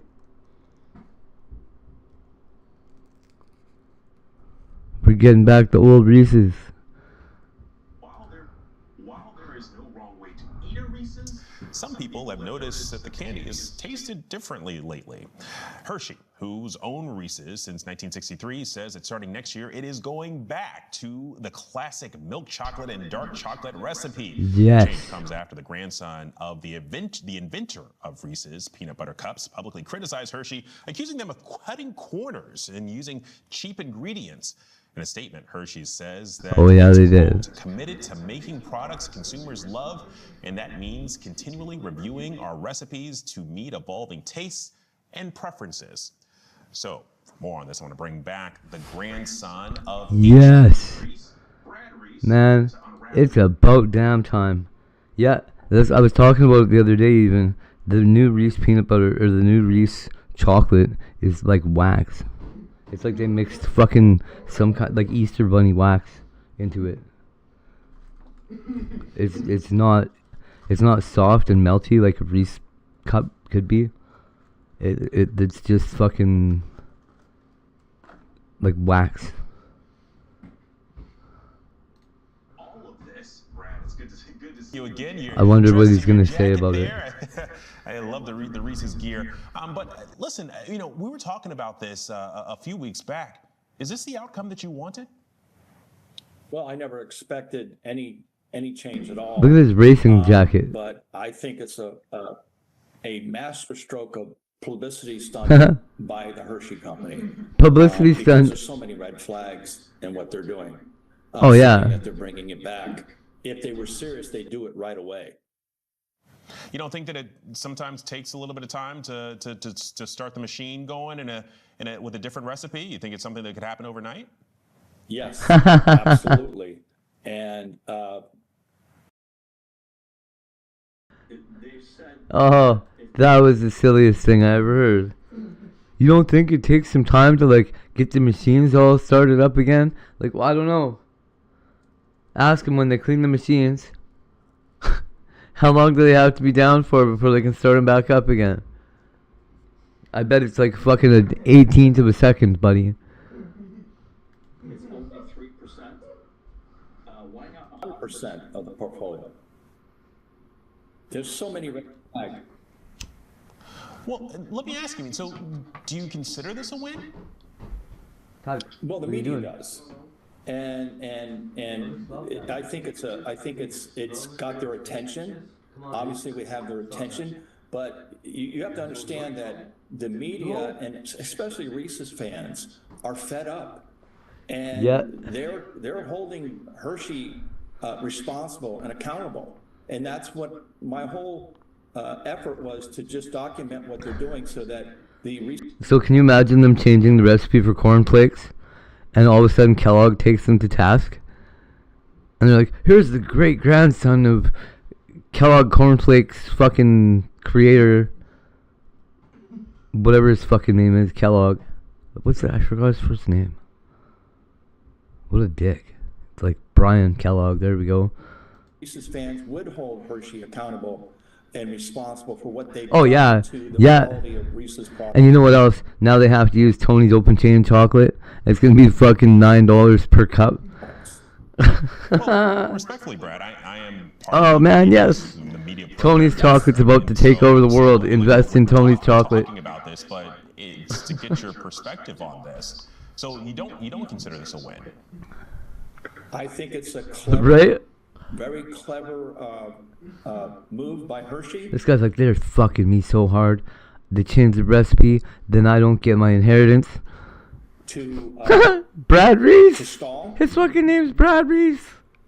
And And they also... Sons of bitches, if they don't keep using my granddad's recipe. The CEO said he came to the decision to bring back real chocolate ingredients in the summer. They only have to pay me a 2% royalty if they're only using my name. Last summer. And, well, if that was true, what's been going on Millionaire problems. for the last 2 months when I've been documenting this? Now they've admitted, they've confessed. And it's right there on all the wrappers and all the ingredients. I love that he's the guy that can do this. And everybody's realizing they didn't get a bad batch. Their taste buds aren't changing. Like, oh, it wasn't just a bad batch? All those dollar store ones are pieces of shit, for real? Cheapened. Brad, lastly here, I'm curious. They've been cheapened. They have been cheapened. They gave me heartburn. My buddy, MC Frosty, guy that was running for mayor of Cornwall, Ontario, yada yada, musician, streamer, yada yada. He does a lot of those challenge, like eating challenge streams that Mello tries to do, and fucking RD and shit. Idiots, right? What Frosty does is he's trying to get the world record for the largest number of Reese peanut butter cups ingested in a single sitting. But he's trying to get people to pay him for each cup that he has to eat. Oh, it's crazy. He does it with McDonald's nuggets too. The guy's gonna die. He says they gave him kidney stones. He'd be so He's like, buddy, I'm pretty sure it was crystal meth. Compound chocolate. And these are my family members. I love them, and that's their opinion. Yeah, he only eats peanut butter cups. That's hilarious. I think just about all Reese's fans. They won't even take my peanut butter and jelly cup idea. Always maintain. I'm big on innovation, but I'm big on quality innovation. I'm very big on extensions, but it has to be quality extensions. And with MC Frosty or just somebody else doing it? There's so much money for Hershey to make by making a very high quality Reese's peanut butter. Tiger's eating lots of nuggets. Like the Fast Break, Sticks, and Take 5. There are They were saying that much money to the one Frosty did, they said you couldn't eat 40 or something. He ate fucking 80. Pennies and passing up the dollars. The money is the quality. If they're going to cheapen it, for no reason, he wanted to eat 80 nuggets that night. Fuck, he's crazy, dude. That's the final word. Brad Reese, thank you so much for your time today. I love MC Frosty. Effort in helping bring this to Hershey's attention and get them to start communicating with the public. All right. Good talking with you. So when I left home and shit, he was the only buddy that I still really kept in touch with, and I was in his stream from the moment I was bawling my eyes out in the emergency room, going, fuck, I don't know what I did. I don't know why I did it. I don't know what's wrong with me. But I left. I don't know, like I was going to kill myself. I was just praying that something took me out, man.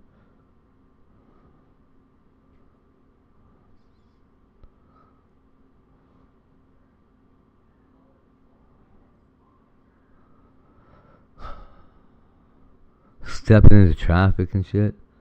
Just dumb shit. Didn't matter. That was the worst part about it, is it didn't even faze me. I was like walking in front of speeding cars. People are like, what the fuck's wrong with you? I'm like, they're gonna stop. These guys aren't gonna purposely fucking hit a person. Like, there's no fucking way. You think, like, it doesn't matter how fast they're going when I step in front of them, they're gonna hit their brakes.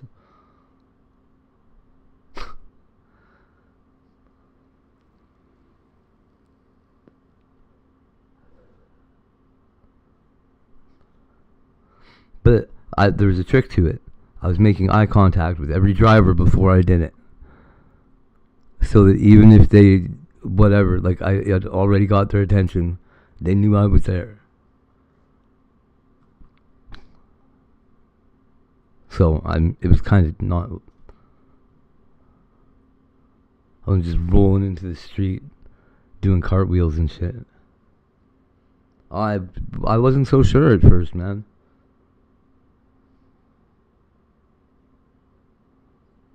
I let go of everything I had. On purpose. Do you know that most people never ever do anything like that? Intentionally walk away from their everything?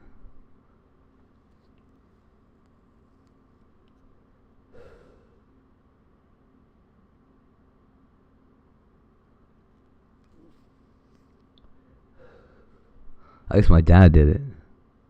But he didn't come back. I just had to go fucking catch a spot to sit down for a minute and regroup.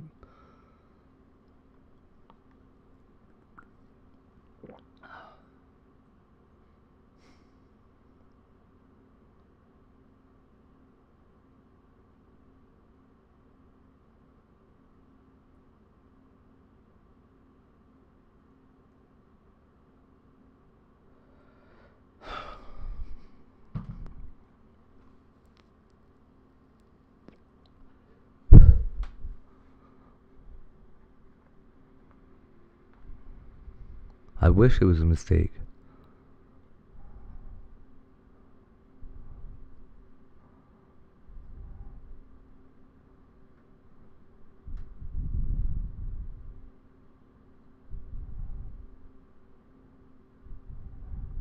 It feels like convincing myself that things weren't that bad or whatever would be easy because I had myself convinced in the first place that things weren't as bad as they were, right? Well, not even that they weren't as bad as they were, just that they weren't bad. I was fucking miserable, but I thought I was happy.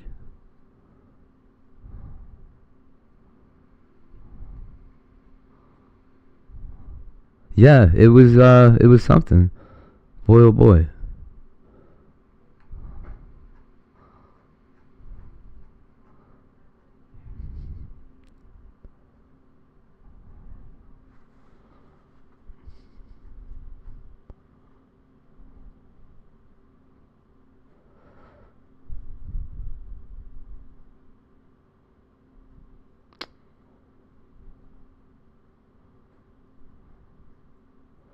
It was, yeah, I don't know.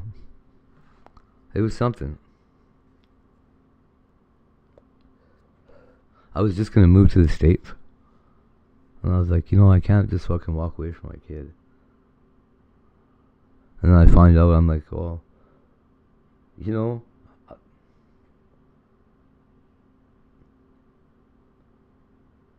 only evidence I've ever had that any of my kids were mine is that I knew they were mine. None of them have been DNA tested or fuck all.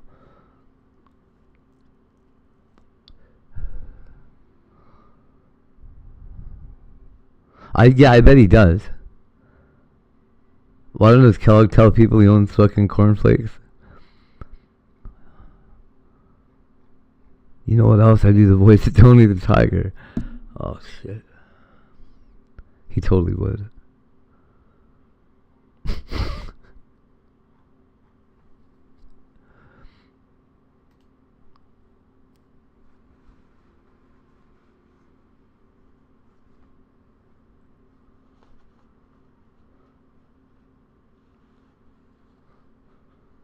This is Dr. Kon Slobodchikov.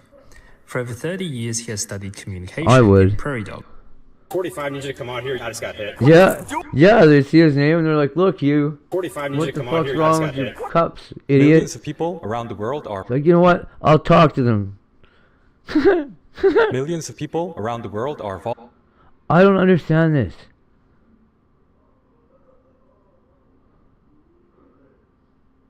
There's these idiots that eat this crap. Millions of people around the world are voluntarily putting themselves through physical pain. Their tongues are burning, they're sweating, and reaching for milk in desperation. And nobody likes it though. This is the bulldog or fire noodle phenomenon. The company behind it, Samyang Foods, is now one of the ultimate 10-bagger stories in the K-food industry. You might have thought the fire noodle challenge was just a passing fad or lucky break, but... That's crazy. 45 needs you to come on here. I just got hit. 45 needs you to come on here. I just got hit. What are you doing? What is that guy gonna say? I just got hit. What are you doing? Okay, who the for you. Turn around and put your. I'm not gonna say. Holy shit! How much I didn't do anything. Listen, I get it. You guys are my friends. I'm not trying to fight you guys.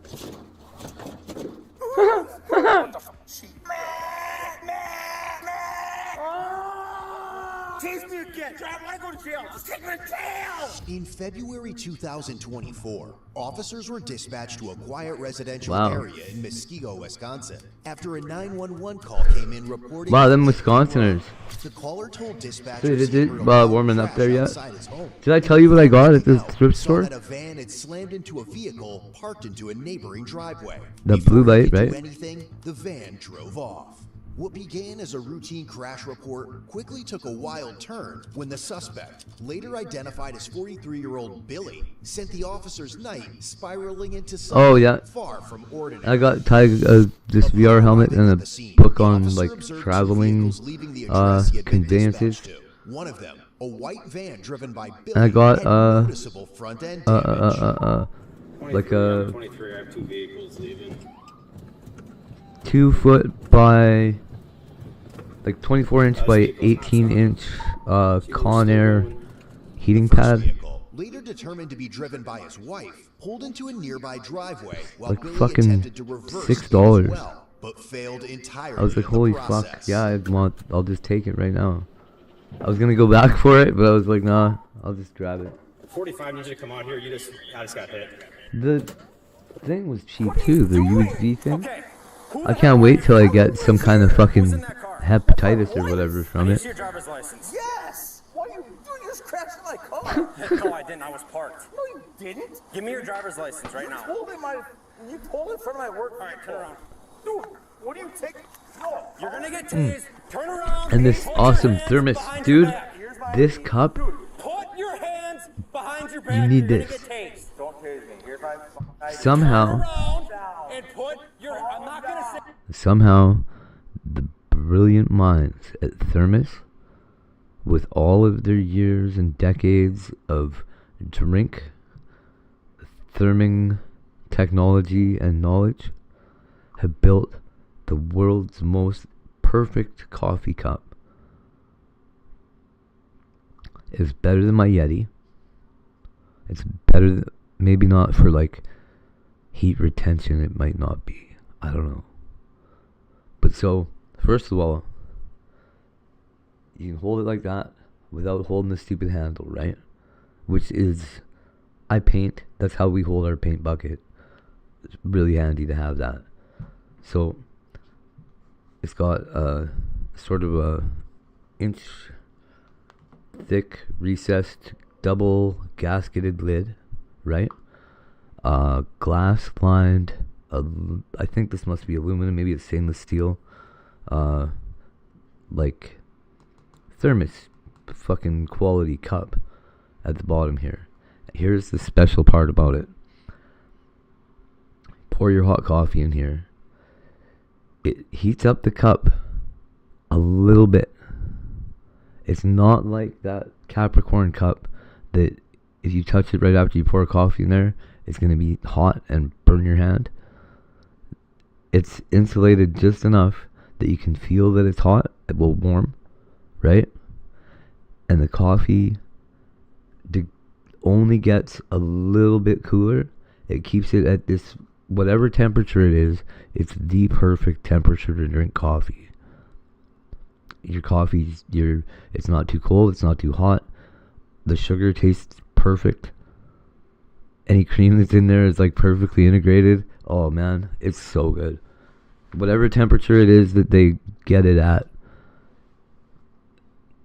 I didn't even know there was a perfect temperature. But that's it. That is it. And in fact, everywhere that I've ever had a coffee that I was like, fuck, that was perfect, that was so good, it was exactly that temperature. I wish I had a different thermometer.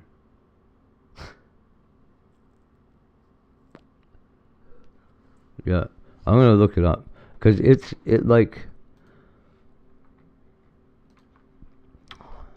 don't know. What is the perfect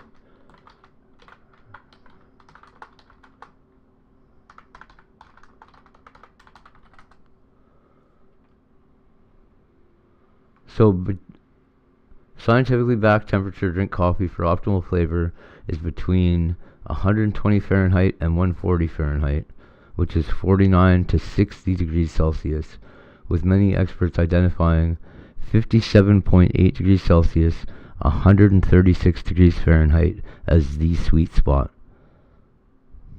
I bet you this thermos cup keeps coffee at exactly 136 degrees Fahrenheit.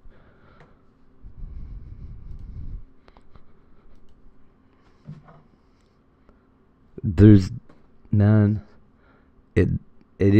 a sweet spot.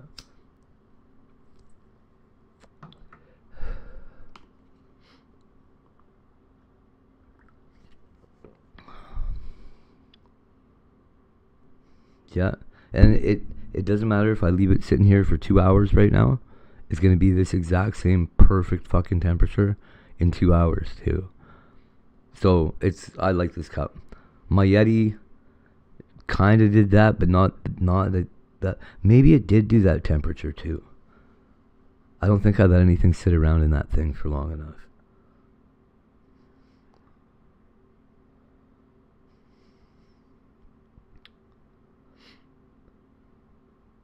Maybe McDonald's used to use the same temperature. No, McDonald's coffee is always hot. I don't know.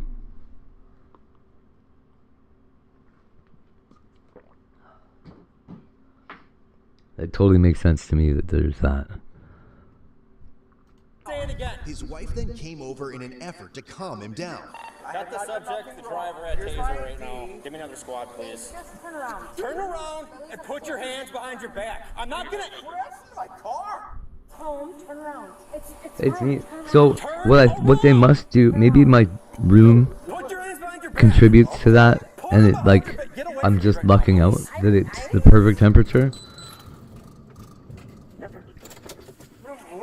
God, it's so good. Are we really doing this? Yeah. I instantly switched as soon as I tasted the coffee in this thing. I was like, oh, I got a new cup. Dude, you're crashed in my work truck. What the f is that? Are you serious in my driveway? This is crazy, bro. Crazy. Come over here. Okay. I went to go get him because he was just getting off work and I don't know what's going on. And he called me and said, come get me. Oh yeah, sorry. So I just drove We don't around need the that echo. Nobody needs that shit. What do you have on you right now? Do you have okay. Holy cow, buddy. So.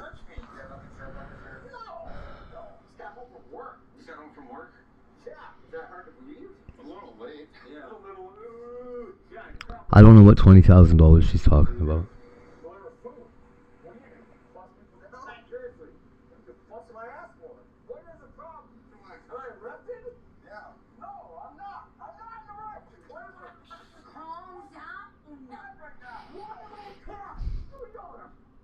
Due to his active resistance, Billy was decentralized to the ground. Decentralized, huh? They put his center of mass out of where it was.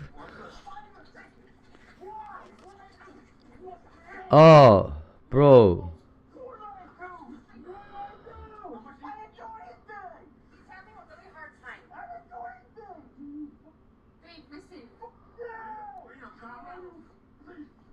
You fucking bitch? Is he gonna go kill her?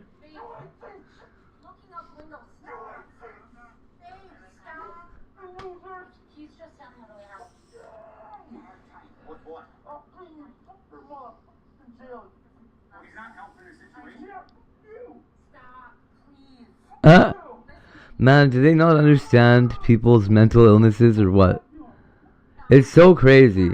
They shouldn't even let the police, they should have to wear earplugs. Because they get their feelings hurt and then they just start fucking wailing on somebody. It's so bad, man.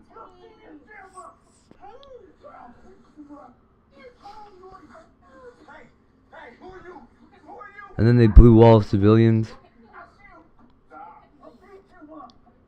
Like, I don't know.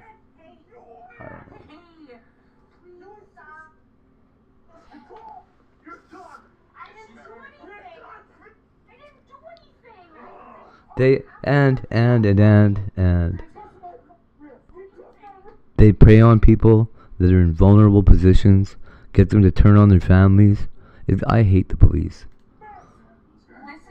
People tell me I shouldn't say that or whatever. I do. I hate the way they operate. I hate people that would fucking grow up and want to be a police officer. I mean, grow up, want to be a cop when you're a kid. Go ahead, right? But if you don't realize by the time you're an adult that they're fucking corrupt as shit and fucking beat people's heads in and just kill random people because their feelings are hurt or whatever's wrong with that cop that day, and then cover it up. I don't know. But if you want to be that kind of person, you're not. I don't think you should even be a person.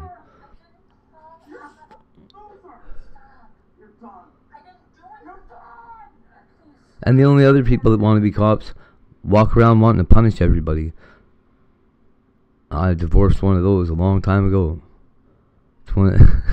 24 years ago today. Yeah, we broke up on my kid's birthday.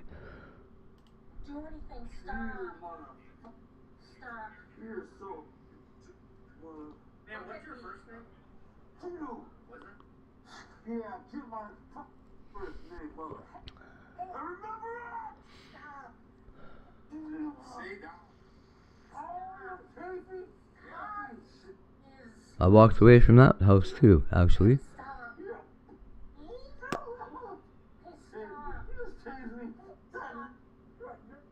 Not on purpose.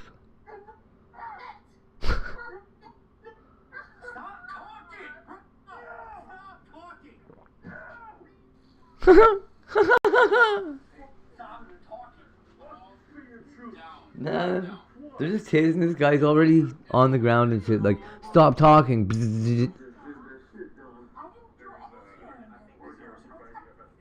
He could have a heart attack from that shit. What are we doing right now? Right now we're calming down. Oh, seriously? This is crazy. You're gonna lay here until you do calm down. Take the cuffs off. I'm trying to calm down, but just take the cuffs off. Seriously, I'm crazy right now. This is crazy, dude. I'm a white guy. What's he though? Hey, calm down. I'm trying to fight you guys. You guys are my friends, man. I'm not talking stupid. Take the cuffs off. What did he say? My hands are numb, dude. Seriously, I'm a man. My hands are cold too. I'm not trying to fight you guys. I never was. Listen, I get it. You guys are my friends. I'm not trying to fight you guys. If you calm down, they'll stand you up. Yes. Okay. I get it. Take the cuffs on my hands. My hands are numb. My hands are numb. Babe, Please take the cuffs off my hands, dude. Loosen them up. Take them off my hands. Can I call you Will? You call me what you want. Take the hand. Okay, Billy, can I call you Release Billy? the cuffs off my hands. My hands are numb. Billy. What? They have to stay on until you calm down. Dude, can you loosen them up? I don't give a fuck if you keep them on. So loosen them up. My hands are numb. Hold on. Try to relate. I was trying to relate to you guys. Trying to relate? Yeah. Loosen them up. Loosen them up, man. My hands are numb. I didn't do anything. No, you did. What did he do? All the way. If you move this hand, we're gonna have problems, alright? You, bro. You know my problem is just talking my ears a problem. She's trying to calm you down. Oh, please calm me down. Just lose the cuffs off. Don't leave my house. This is why we're in a situation. You guys are married? Yeah, unfortunately. Dude, I just loosened this one up, man. My hands go. I'm not trying to put you guys off. Sir, no. Hey, I've never met you before in my life, man. What have you been drinking in there? he's been frozen and Jack and Coke all along. I'm assuming. Just going Having a really hard time. He's been suicidal and he's just having a hard time. So you normally drinks alcohol all the time? No, not like this. Did you guys crash your cars together or something? I don't know if he hit me or I was trying to find him. I think he hit me. Is this new? Yeah, it's got the outside. Just park your car wherever you're at. You want to check out his face? Yeah. I just want to make sure you're alright. Let's roll over your side. I'm good, bro. Okay. Yeah, I'm good. Alright. I'm good, man. I don't have no problem with you guys. You're good now? Yes. Pay attention to what I'm saying. If we try to stand you up, you're not doing anything stupid, right?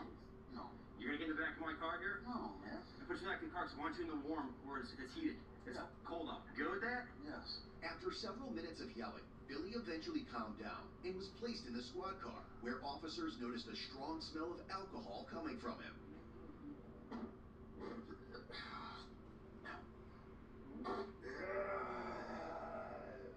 Your kid's up right now?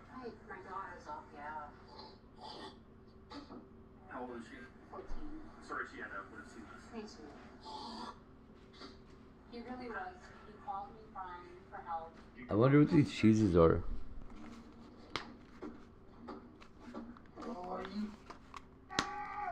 Holy shit, bro.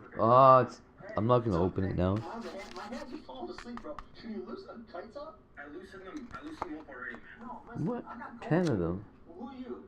Who are you, man? This is your wife. Oh, wife? That's my What the hell? You're done. How big are these?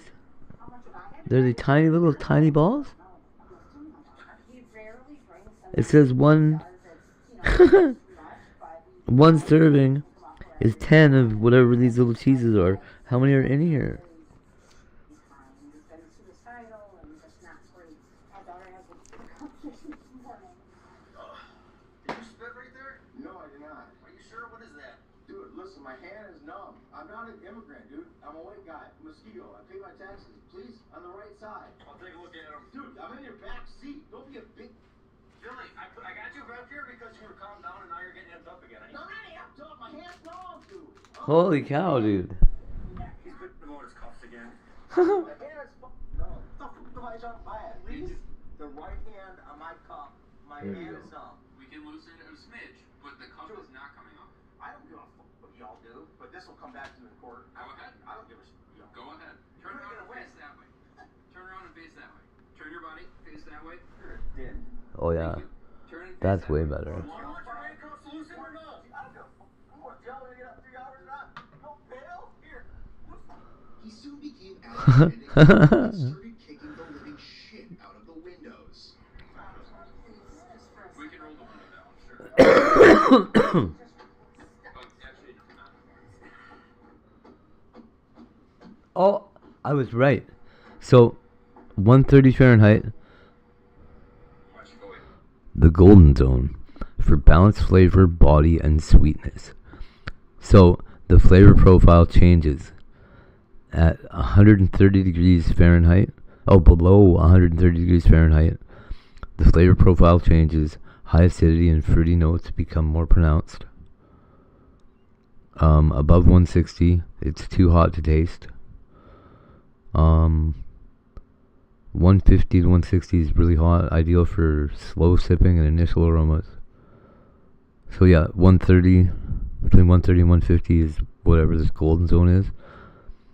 136 is the sweet spot. Says everybody, apparently.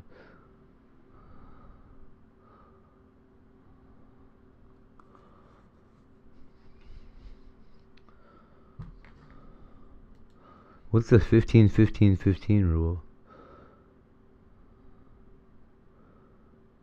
Green unroasted beans stay fresh for 15 months. Roasted beans peak in flavor in 15 days. Ground coffee should be brewed within 15 minutes. Woo. Really, hey?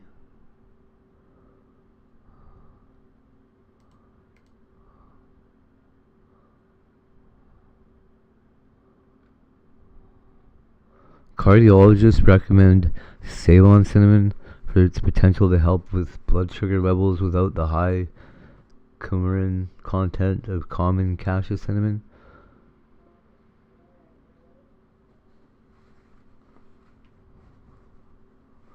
I didn't know that cardiologists said to do that.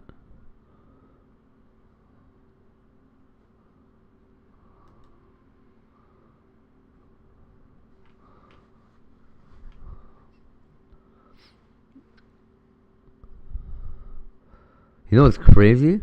My cardiologist told me to drink coffee.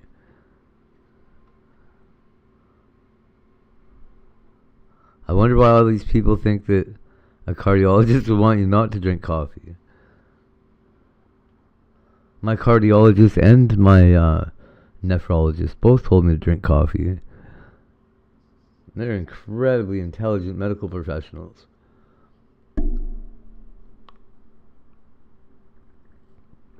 I normally don't trust any doctors.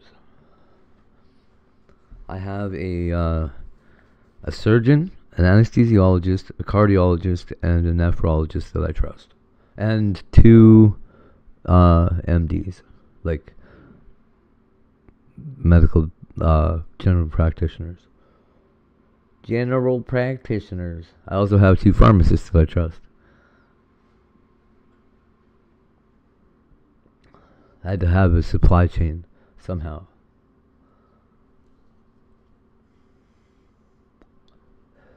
There's one doctor that tried to kill me. I'm pretty sure it was on purpose. He thought I was trying to make him lose his fucking job.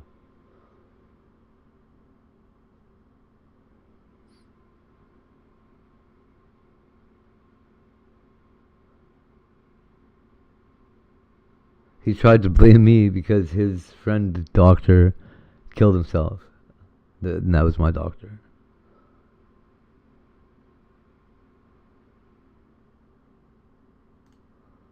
When most people think of alien encounters, their mind typically goes to the classic E-71. The 2 started the car and the creature skittered away.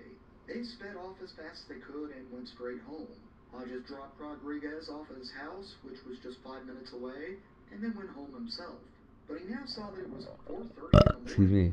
But he was so frightened by this experience that he wouldn't notice that he was missing a couple of hours until sometime later.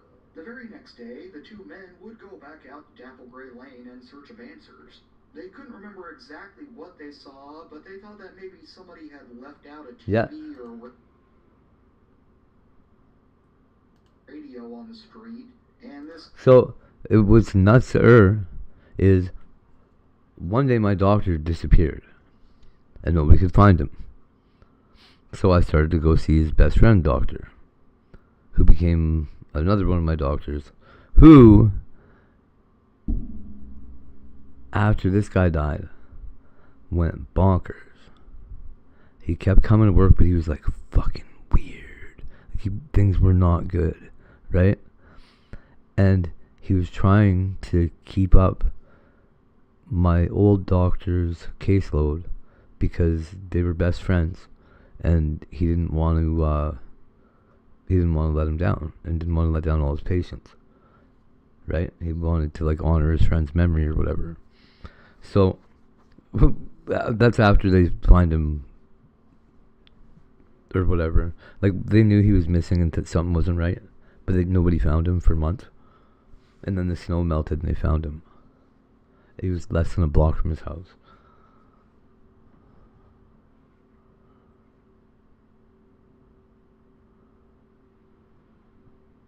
So then, that doctor, my other doctor, went nuts.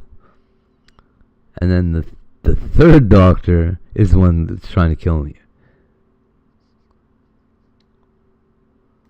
Caused them to see something they couldn't explain. So it's not like I just unreasonably believe that doctors are trying to kill me. There's one doctor that I think actually did try to kill me. That's how I ended up with the, so there's a blood pressure pill that I'm not allowed to take. Because it fucking, it's, whatever pill he gave me, they say do not ever give this to somebody with high blood pressure. And he gave me that, and my potassium went all fucking nuts, and I ended up having to go the pharmacy. Man, so I got my blood tested, and it was so fucking crazy off the charts. The health guys here from the lab were calling around to any stores in the area of my house that I might be at. And my pharmacist just happened to have seen me walk by like a half hour or something. Not even a half hour. It must have been, because he ran outside and like came and found us. And we were like up the block still. Yeah, it wasn't a half hour. It must have been like 5 minutes away by walking. But he like saw us and came and ran out there, and he's like, yo, you have to go to the hospital right now. My potassium was, I think they said 1.4. They thought my heart was gonna stop.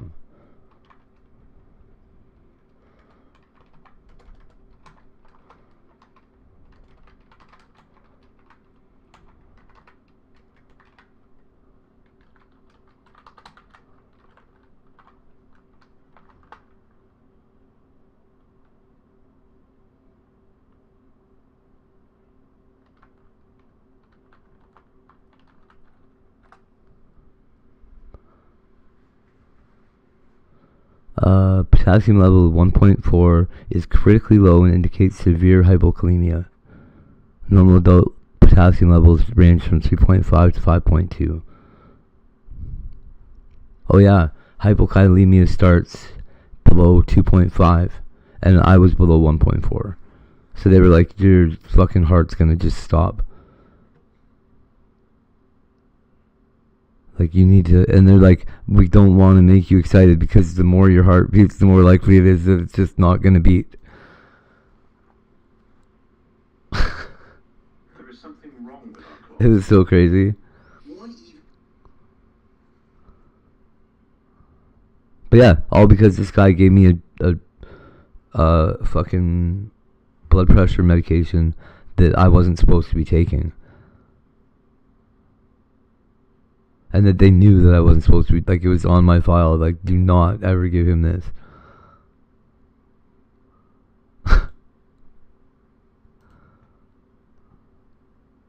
So, that doctor that gave me that,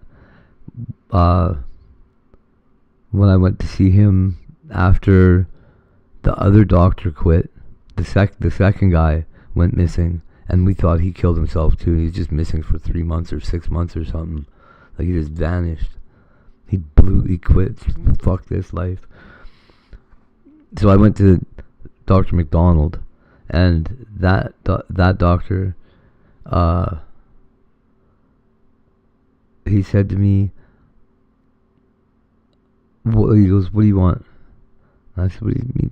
What do you mean, what do I want? Like, what's your problem? Right? And he starts just fucking going off on me. And said, so what do you want? You want what Brian and what's his name? Brian and Dennis were giving you?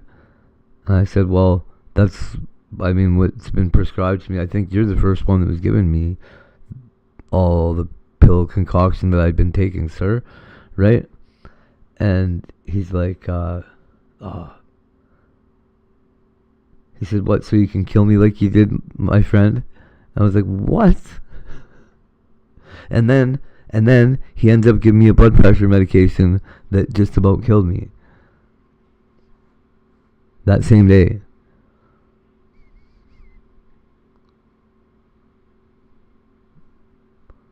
I don't know. It didn't kill me. Try harder than that, bitch.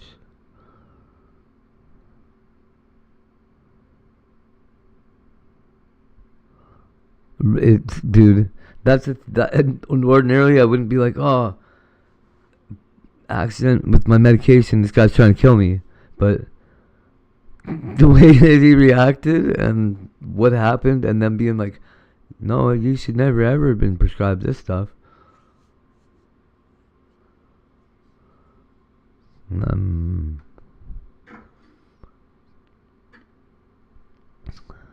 No use even trying to pursue it, you know? What am I gonna prove? No.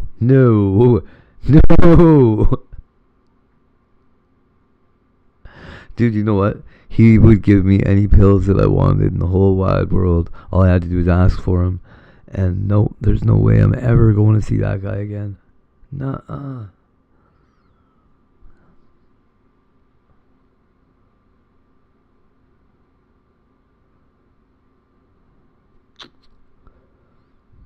Fool me once.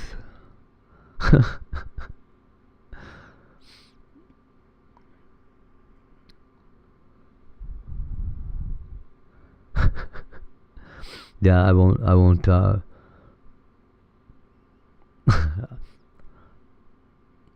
let Trish prepare food for me ever again either.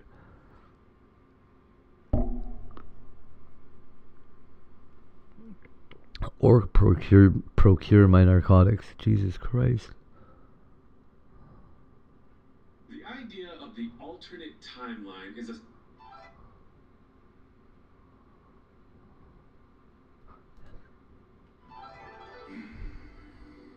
sigh escapes you as you open the doors and a smell like honey and I do. I like gambling though. on low beds, men sprawl amidst cushions. You know what I was gonna do? I don't know if I ever told you. I used to keep a Narcan kit around because when I inevitably got my hands on some fentanyl that I found on the road, my plan was I was gonna shoot up some fucking Narcan, get good Narcaned up, and then fucking do some fentanyl, like enough to kill somebody, and see if it worked. The Narcan. Haze. A young woman hands you a tray with dim sum, tea, and a pipe. Your usual. With the first Everybody's like, no. Why would you do that? I'm like, cause. What do you mean? If the Narcan works, it should be fine. Just today, foreign merchants bribed you, smuggling in the very stuff now curling through your lungs.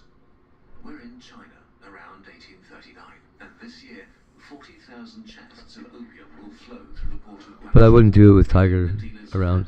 Rich. And you are a willing accomplice to the world's biggest narco kingpin. That's the kind of thing I like to, performance-wise though, that I would like to bring to a fucking audience. Like extreme shit like that, right?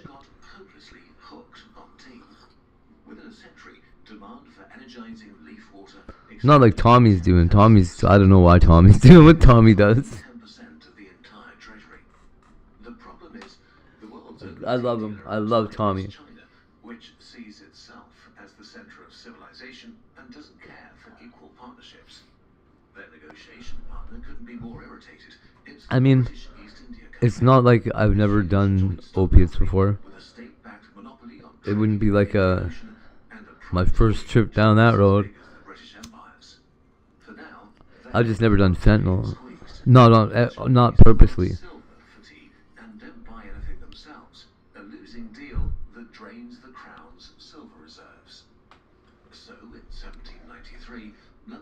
There's a dude that tried to kill. I don't know if he was trying to kill me or my mom, but with fentanyl laced meth.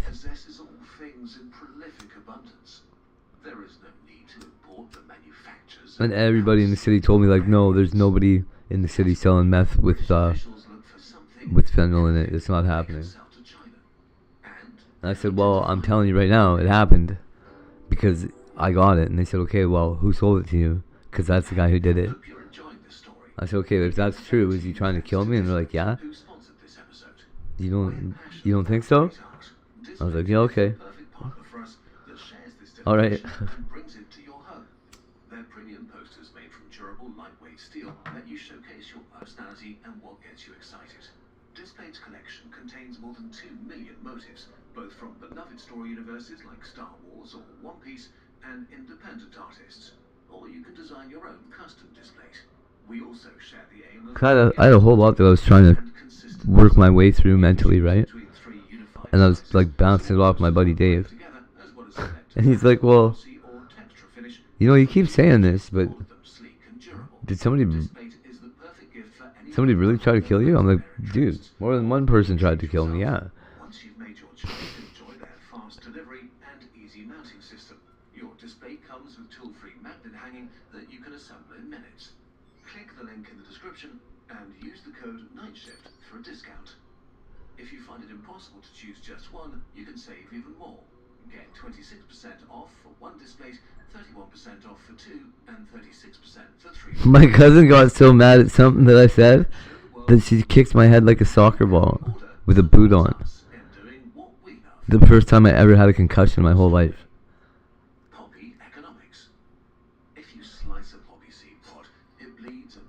She's a big girl, big fucking meaty legs. Just teed right off of my head.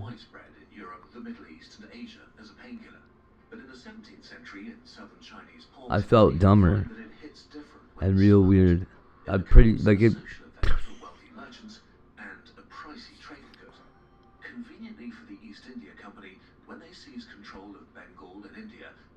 If that ever happened to me while I was playing football, I wouldn't have been playing football ever again, I'll tell you.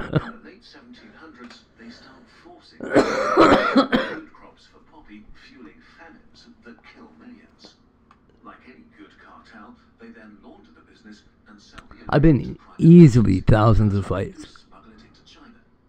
Never ever had a concussion.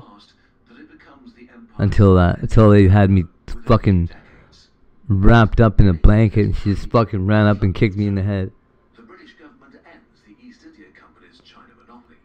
Ambitious British merchants turn into reckless narco lords with armed smuggling boats who push the drug into a mass market. I was trying to get me to stop because I was being annoying. More people get high and many get addicted. Because I was being honest about everything.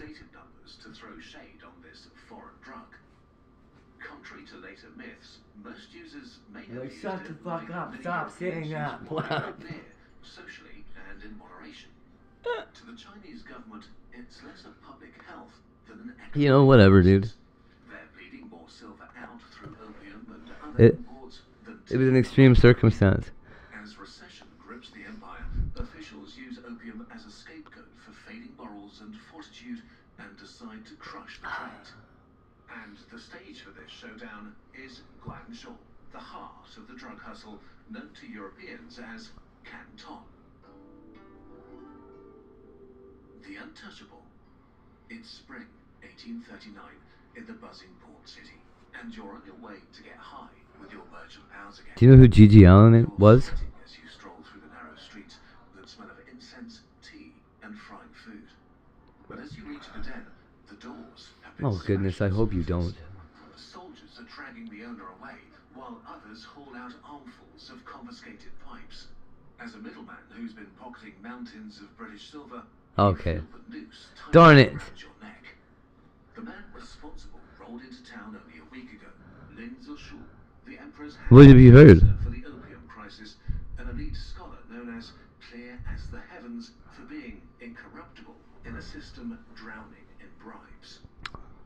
From the outside, China's huge army, population, you know, people in New York like killed him. Pristine and imposing, but it's just as delicate if hit hard. A population boom has outpaced food supply and bureaucracy. The economy is in freefall and rebellions are simmering. But to Lin, China remains civilization's eternal center, self-sufficient and morally superior. And he's a pretty gross dude. A merchant like you getting rich off bribes from barbarians is the absolute worst. You see Lin's decree pinned to every wall.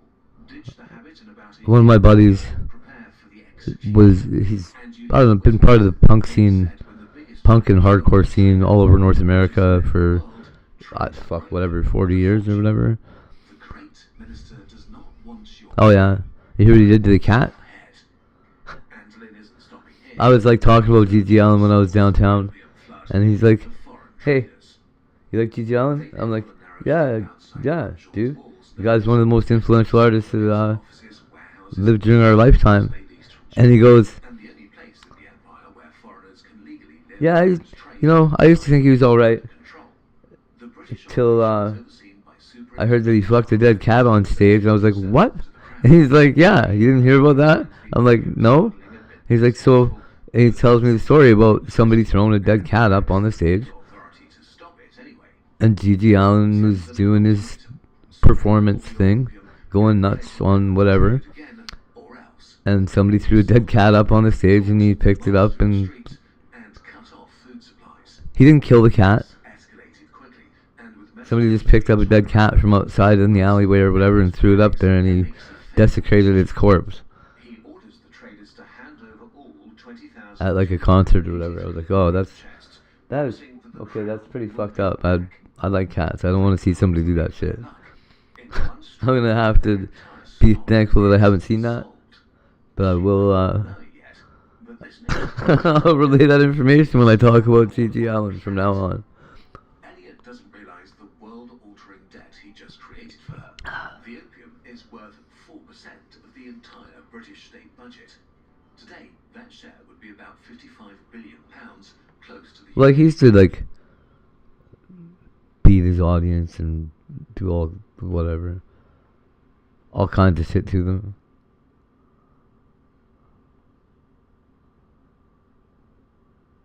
A couple people, I think, that said he raped them. Probably 2 girls, and probably, I bet there was a guy. I bet there was at least the one guy. Probably not that many guys that complained about it. Yeah, that's pretty crazy, right?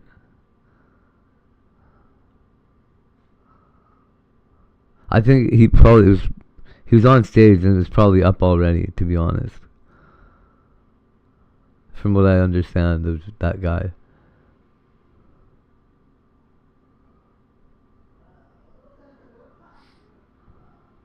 Did you hear Mike was trying to invite you and Stream Sniper out to a moke party somewhere?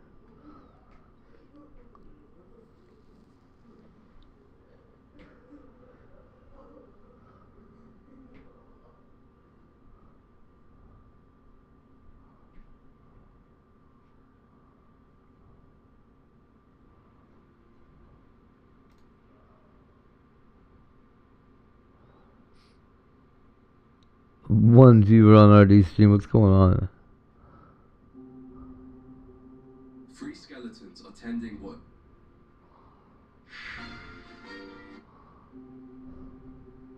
Free skeletons are tending what appears to be a lost garden in the middle of a forest. One of them gently embraces a flower, another waters the plants, and finally, one simply turns his back to us. This painting is called The Garden of Death, and was painted in 1896 by Hugo Simberg, an artist we recently explored on the channel. But the most free skeletons image is not that we see free skeletons taking care of a garden. Free? What it truly represents. You know what's crazy?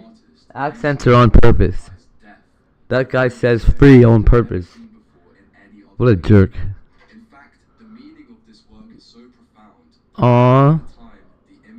That's okay, they probably just ate that delicious looking broccoli and cheese soup.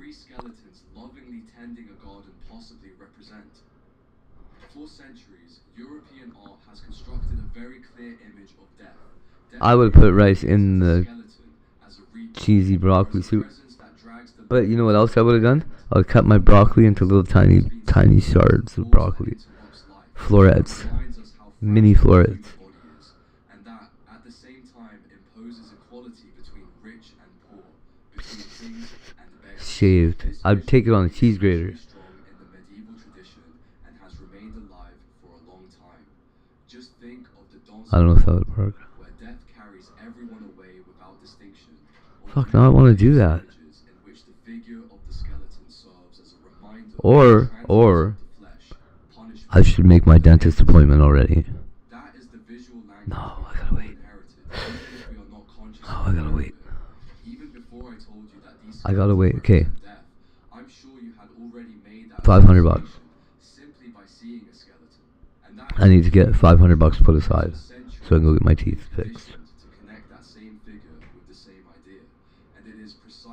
Well, my operation finished. Excuse me. He does not replace death with an abstract figure, nor with a difficult to recognize allegory. He keeps exactly the same form we all associate with death, but what changes completely is its behavior. Instead of chasing someone, the skeletons we see in this painting are tending a garden, and that contrast unsettles the viewer from the very first moment, because our eyes recognize the simple, but the oh, yummy. does not match what we expect to see. And that is where the true strangeness of this Yum. we are not seeing death as the enemy of humanity, It invites us to see death not as a force that simply destroys, but as a presence that also accompanies. And that breaks with entire centuries. What's that cheese soup taste like? We must remember that within symbolism, an image is Like what I think it does? Like watery cheese? Artists of this period painted every element to express it. Are you supposed to use it to make like sauce or something? It is not a random or eccentric decision. It is a deliberate choice that helps us understand his personal way of seeing the transition between life and death. Aw. Now, one of the first things You broccoli and carrots? Did somebody put him in soup? This immediately changes the feeling of the scene. It no longer feels like death interrupting a specific Man. but rather performing a routine task, something almost part I fucking hate it when that happens. And this is also reflected in That's the only time, man, it drives me nuts, to be honest. doing anything unusual. One gently holds a flower. But go. Look at that. There's 8 Mars bars in the fridge. Well, I'm gonna eat 2 of them. The fuck's... Why do you think you can do that? Exactly. Is there usually 8 Mars bars in the fridge? Why do you think they're there? I don't know, I'm gonna have one. Opposite to what we would expect. It is also important to pay attention to the act of watering, because watering is not just any gesture. It implies caring for something that is still growing. Oh, look at that. There's a cake in the fridge. Nobody even had a piece yet. And that is precisely what makes it so significant, because it transforms death into a figure that does not simply end life, but participates in its care. And that leads us directly to the flowers, which are the symbolic center of the entire image. At first glance, we might think they are just decorative plants within this strange garden, but in reality, everything revolves around them. The only interpretation we have of this painting, given by Simberg himself, is that these plants represent the souls of each person before entering heaven. And that completely changes the way we see the painting. Because if the flowers are souls, then this is not an ordinary garden. It becomes a kind of waiting place, an intermediate space where souls have not yet reached their final destination and, in the meantime, are being cared for by death itself. That explains perfectly why the scene conveys tranquility instead of fear. In almost any other painting, a skeleton in the middle of a forest would feel threatening, but here, it is the opposite. It is as if Simberg wanted to show us that death does not always have to be seen through fear or violence, but also as a transition, a preparation for what comes next. And finally, there is one detail I find essential, the skeleton with its back turned. By painting one of the figures facing away from us, the artist makes the scene feel even more natural within its own world. That is precisely why this painting gives the impression that we are witnessing something that is usually hidden. Looking at it feels as if the painting allows us, for just a moment, to glimpse a place that does not fully belong to the world of the living. But even taking all of this into account, one of the biggest questions surrounding this work still remains. Why would an image with such a profound message end up displayed on the walls of one of Finland's most important cathedrals? Could this message be contradictory to Christian beliefs? Before answering that question, I'd like to remind you that if you'd like to have this piece in your own collection, it is now available in our catalogue. The Garden of Death, along with more than 900 historical artworks from different artists, is available for you to choose your favourites and start building your own art collection. Shipping is free worldwide, and by purchasing from the store, you'll be supporting me in continuing to create videos every week. I'll leave the link in the description so you can place your order once you finish watching the video. Now, let's continue. Hugo Simberg painted the frescoes of the Tampere Cathedral at the beginning of the 20th century, and his images drew attention from the very start. His paintings were not the typical religious scenes people expected to find in a space like this. There is no clear iconography, no direct biblical narrative.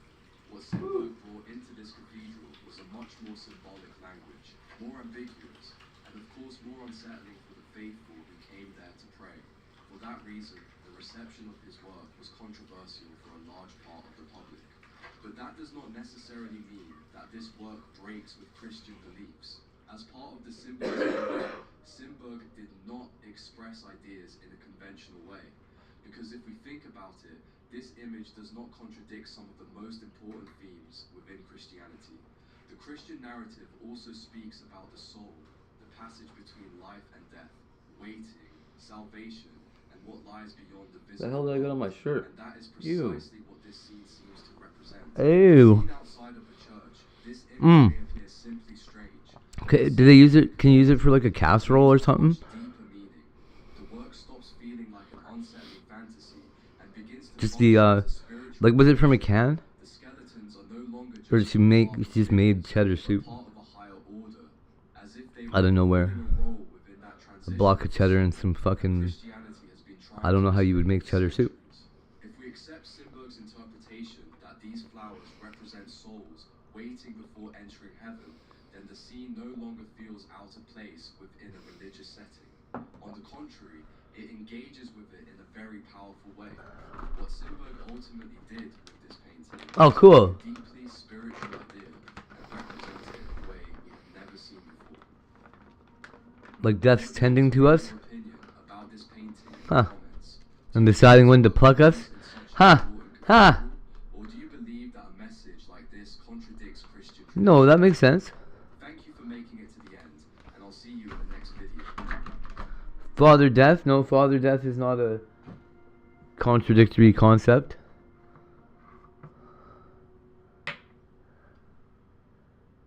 It was from scratch? What? You're wasting cheese on soup? Get out of here. Who do you think you are? The Queen of Wisconsin? Is it Wisconsin with all the cheese? That's crazy, dude. Cheese is not... I steal cheese. I know how expensive it is.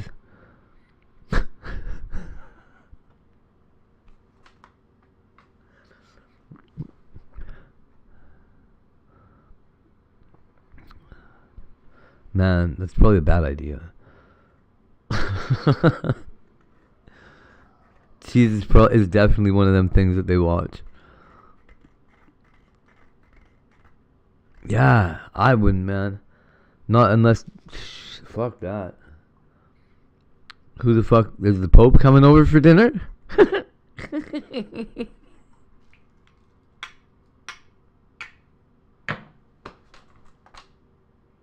Fuck, that's so stupid. Okay.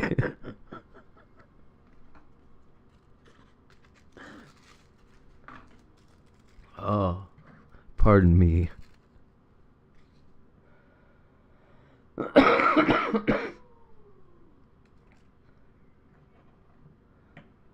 Definitely. If the Pope comes over for dinner, you gotta use the good cheese. Oh.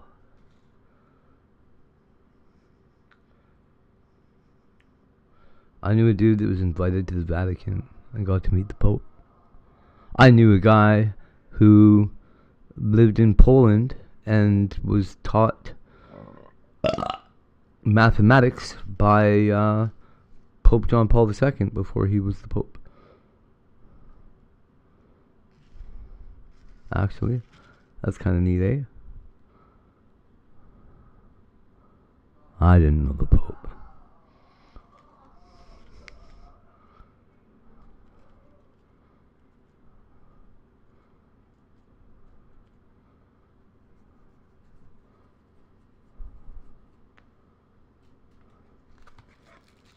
In fact, awesome kind of story here.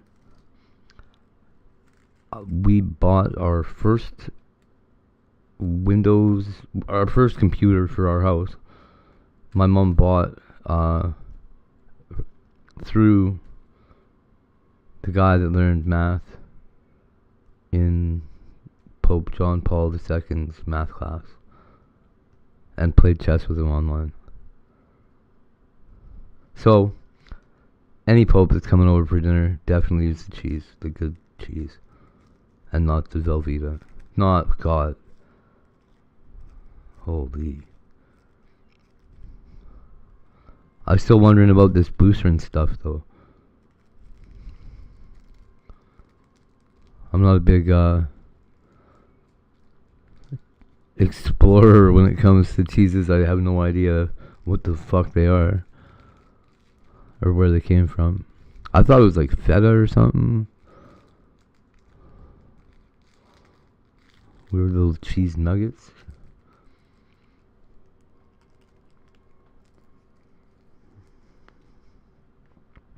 Yeah, I know. I got this big fancy internet right in front of me. You forget.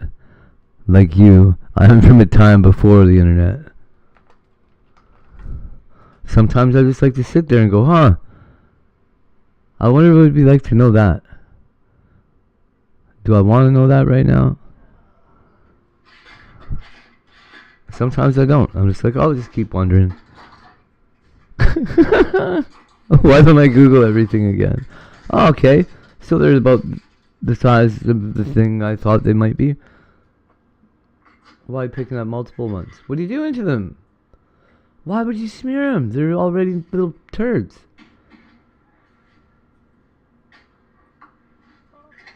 No. Why? They are perfectly suited for those crackers, though. Well, that was something.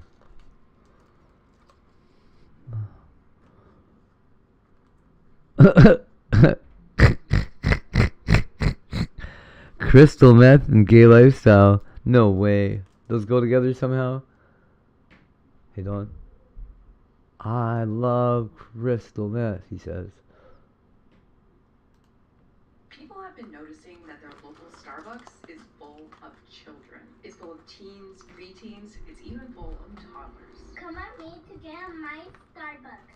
Yes, Starbucks has somehow become the most popular after-school destination for kids. What? Many of them are proudly addicted and obsessed. It's a tween status symbol now. They go in there. Is your kid a little Starbucksian? Caffeinated milkshake and then chug another one while waiting for their parents to pick them up. But if you think about I like this lady's bone structure. how did this happen exactly? Starbucks was a coffee She's store tall, though. for adults, professionals, college students. Like bubble boots tall. A sugary caffeine dealer for children. How? Was it parents passing on their Starbies addictions? Or Starbies! has been aggressively marketing to kids? And does it even matter? Is this a problem? Is it making kids high-strung and obese? Or is it just a normal part of our culture now? So today we're discussing Starbucks kids. From the parent problem to Starbucks' secret strategy to attract children. And of course, the health implications, because what does happen when you have a bunch of children chugging caffeine-laden sugar bombs every day? So to kick this off, I want to show you this image that was posted in a Starbucks Facebook fan group. I'm honestly not totally sure how I found this, and I couldn't find it again afterwards, but here we go. So, just wanted to share this with you guys. My 2-year-old little human has started getting his own drinks since he was about 1.5 years old. He's gonna be 3 soon, and I just wanted to ask you guys, should I be concerned? He wakes up every day and says, "Oh my god, Mom, we need some Starbucks to help us today." Eye roll, face palm, laughing face, Talk about a coffee addiction for mom and a frap addiction for littles. My husband cannot stand us, by the way, and has put us on a Starbucks allowance, laughing face. Guys, what do we say about this? I honestly don't even have words. But yeah, that's possibly the most insane example I could find of what we're about to talk about today. As you'll see, this is a whole thing, and some parents are calling them Starbucks kids. They range in age from toddler to 18, and they are proudly addicted to Starbucks. It's funny because if you try to think of a coffee shop's most busy time of day, you're probably thinking morning rush, professionals on their way to work. But in some locations, that's not true anymore. It's now after school. Isn't that crazy? Soon as that bell hits, kids are filing in and ordering things like frappuccinos, various forms of caffeinated lemonade, and their absolute favorite Starbucks acai pink drink refreshers. Specifically, the Starbucks acai pink drink thing has been confirmed by Starbucks employees to be the #1 most popular drink with teens and tweens. And this is one of the many things that make me think that this whole Starbucks addiction thing is mostly centered on girls, which makes sense because I feel like your typical middle class or upper middle class Gen Alpha girl is into the following these days: Sephora, Lululemon, Uggs, and Starbucks.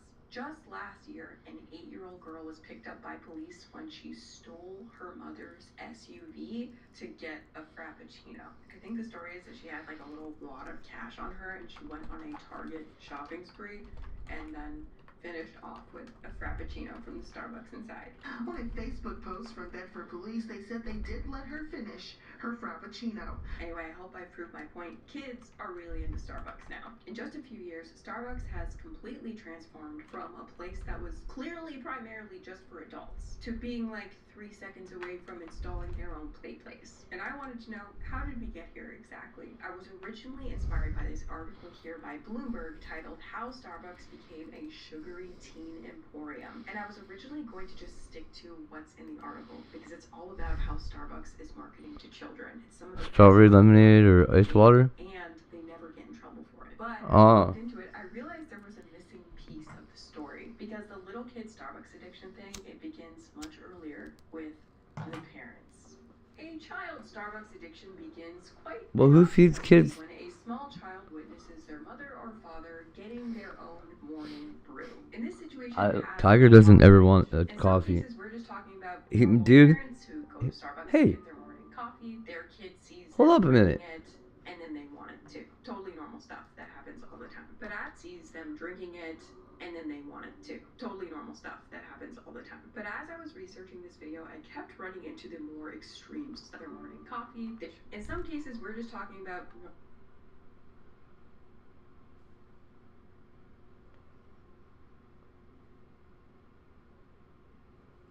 Crazy. Those glasses are ridiculous.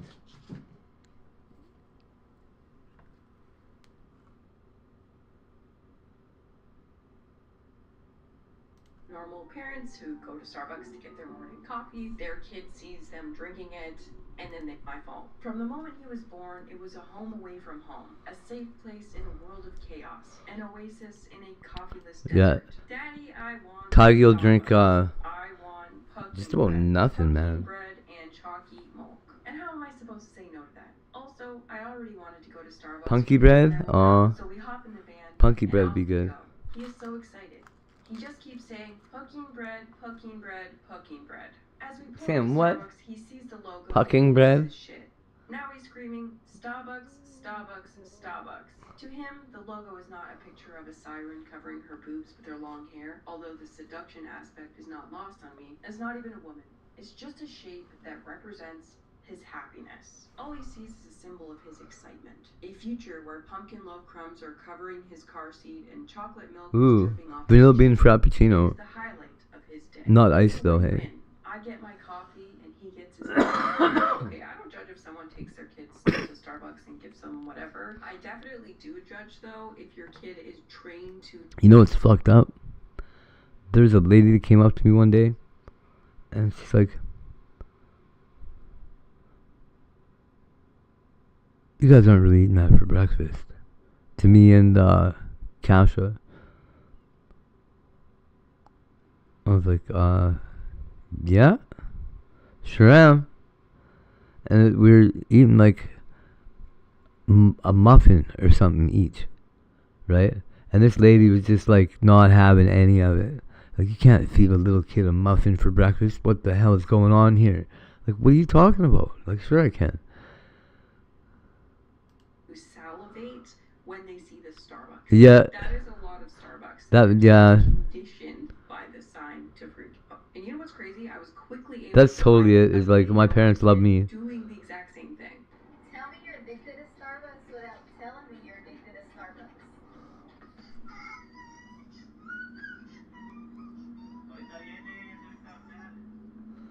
Man, you need to have a Tim Hortons iced cappuccino. You happy, baby? Yay. I wish they would license the shit. Plus, look at the comments. My son as fuck. We go to Starbucks. Wait, let me see if they do. Today, every day.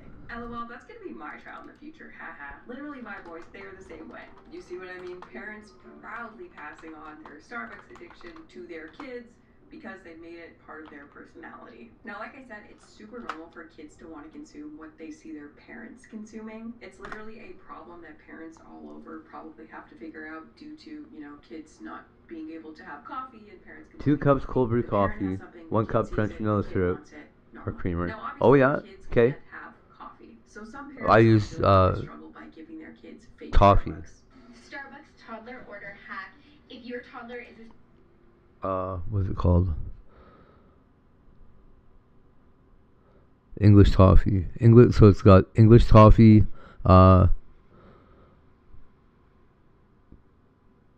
syrup, and probably French vanilla creamer. And then you beat the piss out of it with your Ninja Slushy.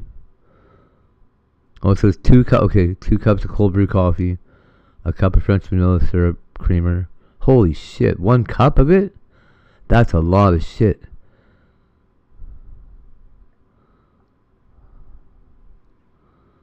You put it on the slushy setting, increasing the setting to 8 for a thicker, better texture, which creates a smooth, frosty, high-volume iced beverage without needing ice. Really, hey? There's no ice in it? They just fucking...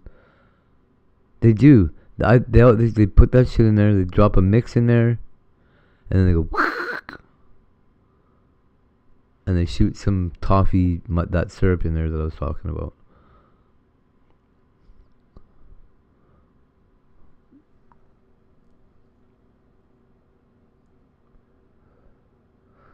Do you sign up to those fucking dumb websites? I do. There used to be some really good ones. Like the giveaway free shit. tall glass of water with dragon fruit pieces. You'll thank me later. I saw many parents giving their kids like water with berries in it or milk with berries in it. That way their very young child gets to feel included, but they're not consuming a pile of caffeine and sugar. However, I saw so many clips of parents giving their children full frappuccinos, like Cup of creamer, that's fucking insane. drink to themselves. So this is a thing that's been happening to the point that baristas on Reddit Blah. have been calling out parents loading their young children up with caffeine. Stop giving your children caffeine. Your child doesn't need caffeine, especially if they're 10.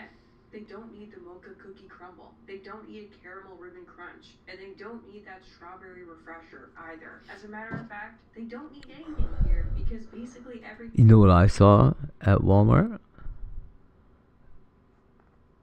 Baskin Robbins ice cream in a fucking carton. Is caffeinated. I was at a store and this mom ordered a It was refresher at for her child, and she referred the to other child grocery as store a actually. baby. And you know how some parents are, their kids are always going to be their babies. I made it for her, and she goes over and gives it to her actual baby. An actual baby. These refreshers have caffeine in them. Your baby doesn't need caffeine. Stop it. An Sugar actual and caffeine baby? addictions are real, and they're very harmful, and Starbucks profits off of it. Yeah, that's the situation. That's where things are at right now. So let's take a look at what these kids are drinking. Let's look at a frap. A grande mocha cookie crumble frappuccino contains 480 calories, 55 grams of sugar, and 95 milligrams of caffeine. They don't take your baby away if you're feeding it coffee? But for now, That's crazy. that's a lot of sugar. It's about 1.5 candies or 12 Oreos. And for context, the American Heart Association suggests no more than 36 grams of added sugar per day. I don't know, that's what this lady just said.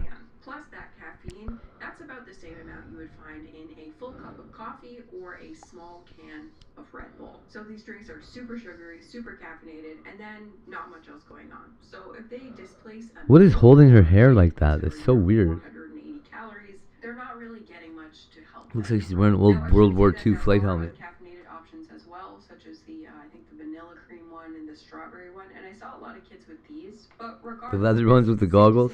being proud of your kid being full on addicted to Starbucks or Frappuccinos or whatever is completely unhinged. But now that we've acknowledged the situation, it's finally time to discuss Starbucks. Because as you'll see, they're not innocent. They directly target kids, tweens, and teenagers. I didn't think I was imagining it. They still claim that they do not market to anyone under 18. Now, Starbucks didn't start off targeting kids. Almost the exact opposite. When Howard Schultz bought Starbucks in 1987, he had one goal: bring classic cafe culture to the USA. He talked about it being a place where adults could sit, listen to jazz music, talk about philosophy. Yeah, I don't know, like, what the hell is it? He was so serious about this pure coffee culture that he didn't even want to offer cream. That's where things were at. But by the early 2000s, It moves, but only behind her ears. Families were loving Maybe it. it's a So wig? the company did what any good company would do. They started catering to them, selling reusable sippy cups. And Maybe if she's got like milk an inch boxes. long At hair. first, they just Oh, wanted families feel welcome. But in 2002, they added something new to their menu: coffeeless frappuccinos. And that's what I'm thinking. I think she's got Quote, like a weave wasn't just a caffeine-free option or extension, not extensions, but like it also the provided parents clippy the ones. opportunity to share the frappuccino experience with their kids and teens. And to quote the Aw. article again, it also allowed Starbucks Get to in there. market to young people for whom caffeinated products may Have a not good be one. viewed as appropriate by the parents. Also, while researching this video, I came across this article: Starbucks recalls teddy bear tumblers from 2003. In it, it mentions that Starbucks had launched a teddy bear-shaped sippy cup. The tumbler cup is shaped that like real? a bear and has the words That's Barista Bear hilarious. printed on the front. The cup has a screw-on lid in the shape of a bear's head, Oh, cool. from which a soft, flexible straw. I'll watch my language. AKA, this is basically the exact same cup that people were going insane for a few months ago. Oh my god, it's so Starbucks had cute. already made a version for babies back in the 2000s. So yeah, at this point, Starbucks is still claiming that they're not marketing to kids, Aww. but things are starting to get a little bit murky. More and more children Is it the Dora couch? I used to sleep on the Dora couch all the time. teens and tweens who wanted to be cool by drinking coffee that they didn't really need yet. Plus, if you check the media of the early 2000s, shows like Friends, where everyone Oh, hangs cool. out in the local coffee shop, Oh, were yeah. huge. Also, I was gonna do that Gilmore too. Girls, where both Lorelai Woo. and Teen Rory have coffee What? addictions, and celebrity Uh-oh. teen icons like Lindsay Lohan That's not like a and panic Paris Hilton were frequently photographed with their own Starbucks addictions. So even with very little Starbucks intervention at this point, kids were just kind of naturally into Starbucks, even from the very beginning. But in 2007, Starbucks decided to really lean into it. And in an interview with NBC News, they publicly admitted that they were going to begin marketing to children. Starbucks rethinks stance on young customers. For years, Starbucks has insisted that it does not market to children, even as stroller traffic jams build outside some stores and teenagers pack others. Now the company is revising its stance on kids, acknowledging that the under 18 set has become part of the coffee chain's customer base. Now, they didn't leave any good specific quotes or anything, because you know these companies like to be a little bit obtuse with this stuff. But Starbucks just claimed that they were finally recognizing that people under 18 came into their stores and that they should start catering to them in a way that made them feel welcome. And thus they were going to embrace working on drinks and products specifically meant to appeal to young people. And in the years after this moment, we have seen the invention of products that have become honestly iconic with children, such as the Cake Pop, their Refreshers line of caffeinated juice-like drinks, the pink drink, of course, and many, many colorful Frappuccino drops. By 2011, they were named the teen favorite store. And since then, they've just become more and more and more of a young person focused place. And in April 2017, they launched probably one of their most successful kid oriented products to date, the Unicorn Frappuccino. Well, this is no myth. Starbucks is selling a unicorn frappuccino. It's kind of pretty too. It's called the Unicorn Frappuccino. Do you want one? Unicorn? You said I want it! Guys, are you excited? This frap was made So, with pink powder, mango my syrup, friend and sour blue dressing, that I haven't plus talked to in whipped quite a cream and while, colorful sprinkles. that, It's a mix of ice, milk, frappuccino well, I hope she syrup, comes around. vanilla syrup, mango Man, I syrup, hope she comes pink around. powder, sour blue powder, and something Holy called shit. blue drizzle blended I wonder if together. she's got a car yet. Topped with whipped cream Anyways, and I'm going to show you a picture of my daughter, my little princess. This is the first year that she wasn't a crocodile, and I think I told you what she decided to be. But many locations sold out much sooner. Teens and tweens were particularly hyped about the product, with some stores having lineups over 7 hours long. Now, the unicorn frap being pink and blue and fun colors obviously appealed heavily to young children who are the primary demographic for unicorn-related stuff, but it was actually also part of this broader Instagram trend in 2016-2017. There was actually this whole unicorn aesthetic like this. Man, I completely forgot about this aesthetic right here. It's so weird to see it. Why was this unicorn thing so popular? And again, things are so murky here. That's what just came in my email there. They just doing smart marketing and kids came along for the ride. It's hard to say, right? I mean, it wasn't explicitly just for kids, but it certainly resonated with them the most. A lot of plausible deniability going on here. And quote, several former senior executives who spoke on condition of anonymity to avoid harming professional relationships said Starbucks didn't design products specifically for kids, but kids were definitely getting the message. AKA,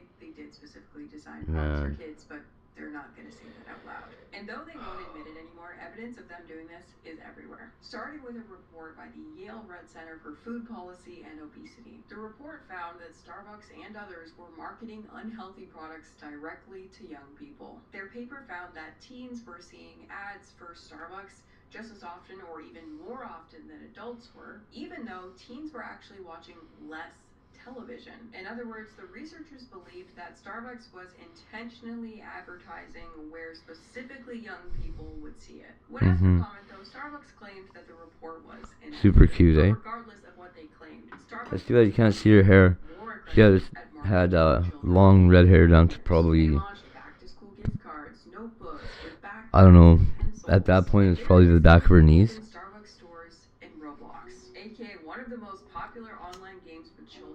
And redder than mine, man. Really red. Exclusive in-store prizes waiting to be found. Chat with our Such a little cutie. order coffee faves. Outdoor seating, can't go wrong with a terrace for friend catch-ups. Limited time wearables up for grabs. Around Oh yeah? 42% of the Oh yeah. Are you going? users of this game are under the age Does that matter to you? Does that matter to you? I don't know if it does. I used to do that when I was like a kid. Yeah, and it's thick like mine too, right? But she's got, her and Tiger both look a lot like Trish. That's her family's, I don't know what, soft tissues.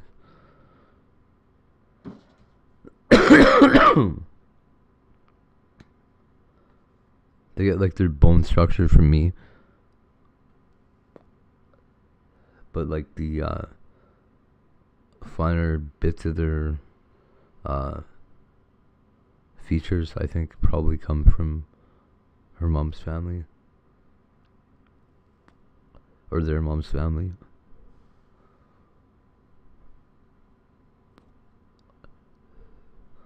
Oh yeah. You seem pretty enthusiastic about church. That's good.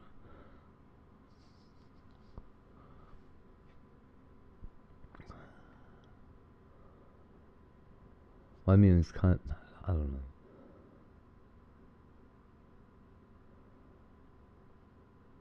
know.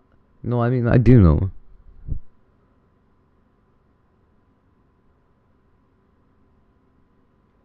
Don't you ever feel like the people there are,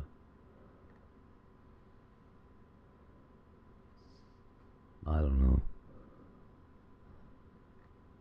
less than genuine?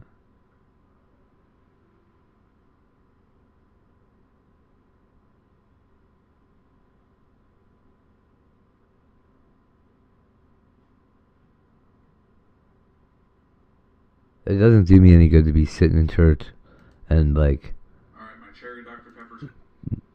having this like a judgy attitude about anybody.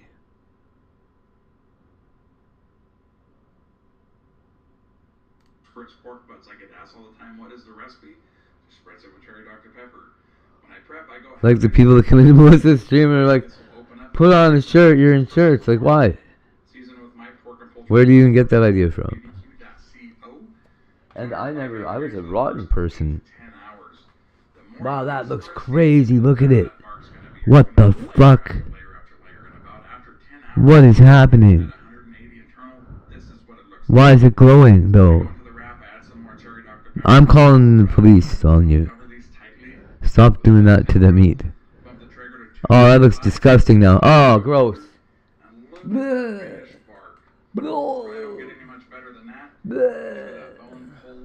Why did it look like lava rock and...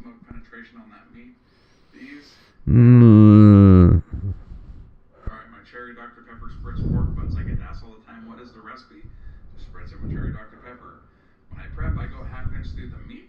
That way this... What is it? It looks neat though, eh? Oh, It's hurting me. CO. 225 degrees for the first 8 to 10 hours.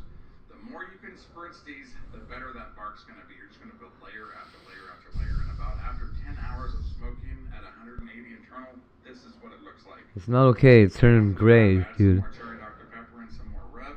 Then I'll cover these tightly with tinfoil. Why is it turning gray? To finish it off to Pro Kinder. Looks like lava. That finished bark. Really don't get any more than that.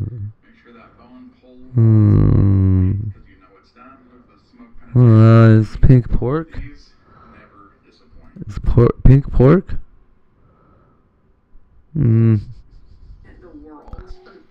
When I was in jail, come on, I'm gonna fight you.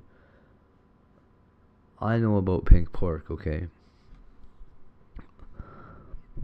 I had to do weekends in jail for a little bit.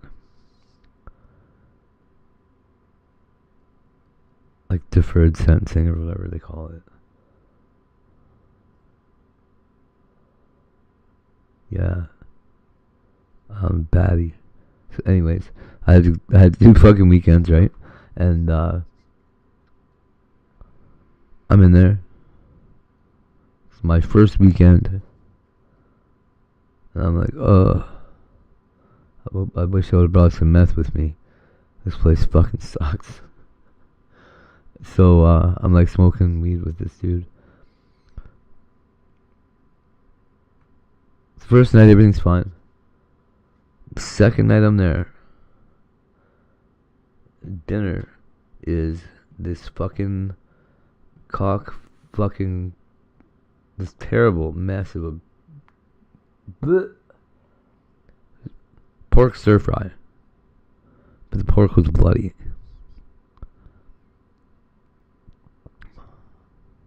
And I didn't notice it was bloody until I had like 2-3 probably chunks of pork in me already. I got so sick, dude. I got so sick, they sent me home from jail. They're like, you better go to the fucking hospital. I'm like, yeah, I better go to the hospital. I was sick, terribly sick. They kicked me out at 3 o'clock in the morning. Because, this is the best part. I went straight to the hospital. Fucking... When I went to court, the judge said he's to be here, to be in jail from 9 o'clock on Friday until midnight on Saturday. Or midnight on Sunday, right? And I was like, shit, I'm gonna be stuck here for a whole another 24 hours. No, I went in on Friday night, slept, woke up, had lunch, went home, and I got 3 days credit for every time I did that. I was like, yeah, that's fucking awesome. But I didn't realize that's what had happened, and it wasn't supposed to be what had happened.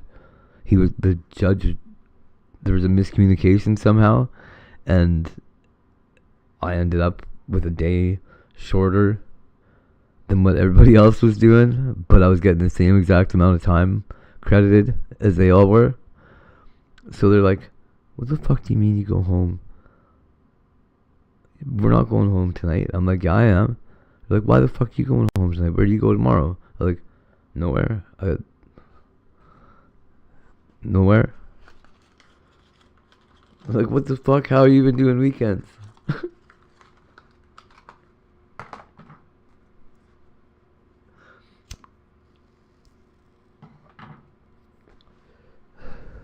Because I was a working artist. And I didn't have a regular job, but we were playing gigs and stuff.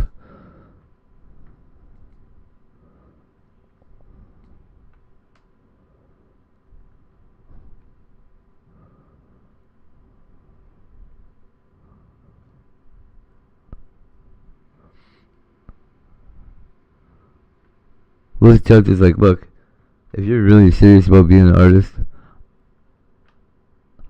I don't want to piss you off. I hope that you're going to view Canada as a just place, and you're going to be fair in your criticism of us in the future.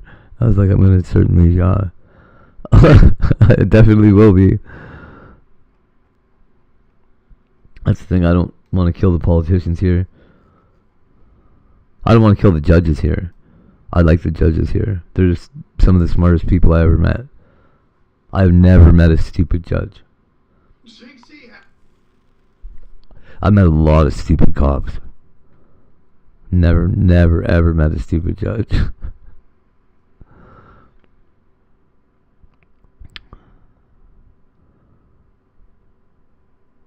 There's some kind of, it's like there's like a barrier to entry. At some point before people become a judge, like, the fuck was that? I guess being a lawyer for 20 years or whatever it is before you become a judge is probably a pretty good barrier to entry. What is this shit? $1 sandwich in California versus $1 sandwich in Africa versus a $1 sandwich in India. Let's see who can get the better sandwich. I gotta cut to the chase. There's no. I'll tell you what. There's no such thing as a $1 sandwich in Canada. I can get you a $2 sandwich at the Salvation Army. Such thing as a $1 sandwich here in California. That's right.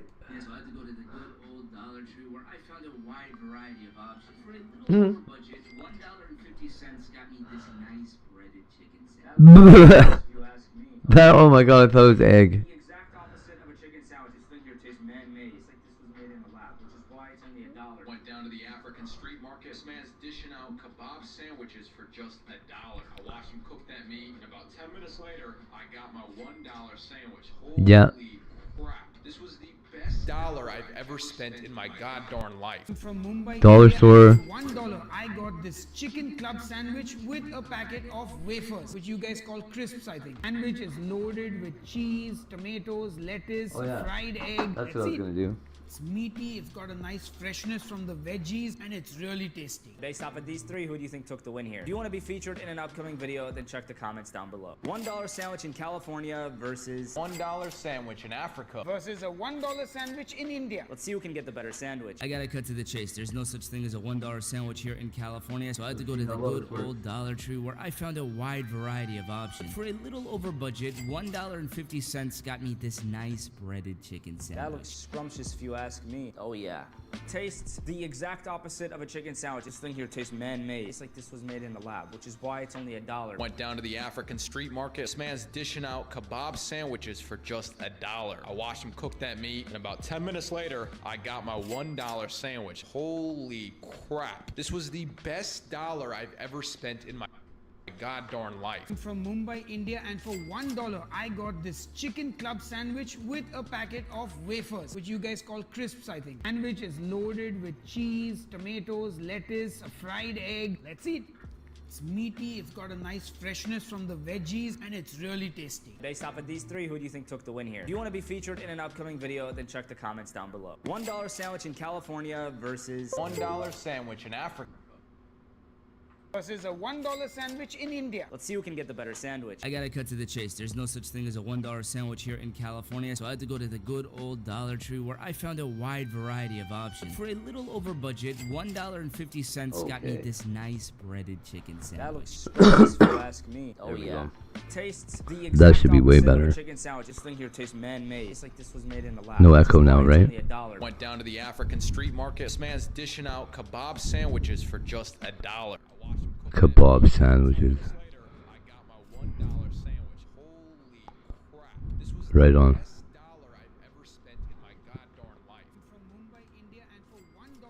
I'm using Tiger's headset. It's fucking awesome, dude.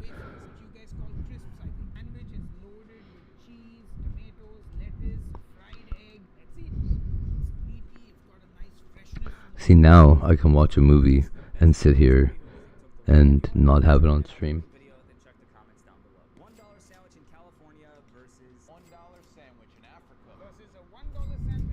Yeah, I did. I think. Oh wait, no, I didn't. Oh, hey, my mic changed. Does my mic sound different?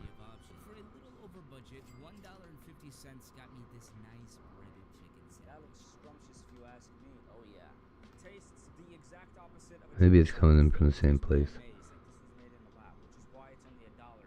I'll switch it over here. Boop. There we go. That's way better.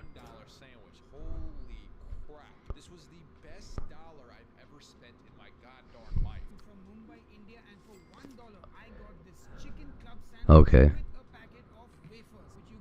Oh wow. $1?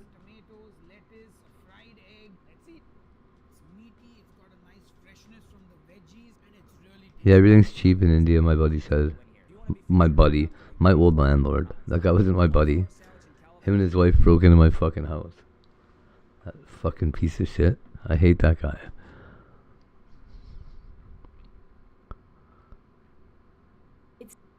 We had the day off or whatever, and she's just like, let's go to my friend's island. It's just literally like right over there. My friend's island.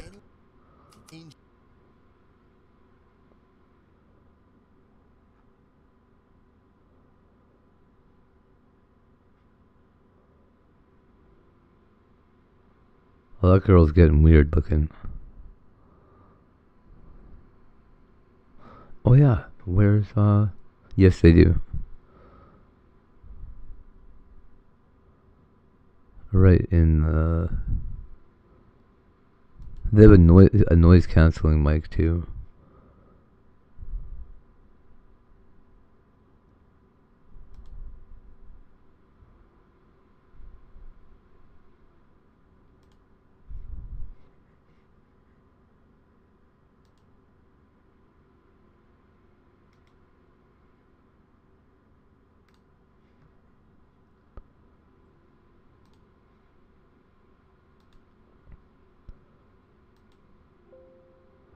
Okay. So, let me see. I'm not sure if it's using... It can't possibly be. Here. Let me add this thing on here.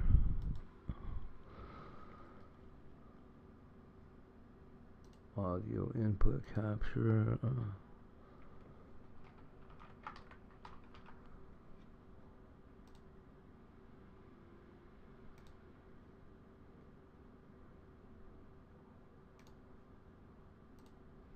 Okay. Oh.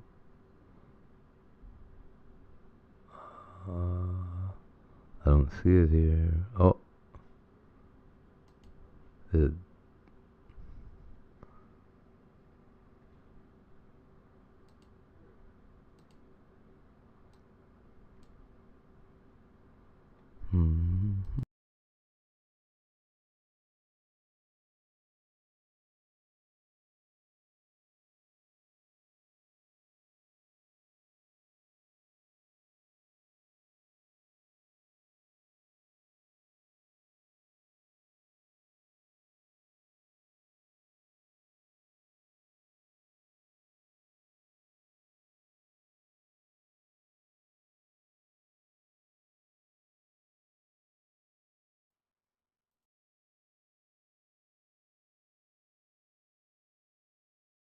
Well, I don't know.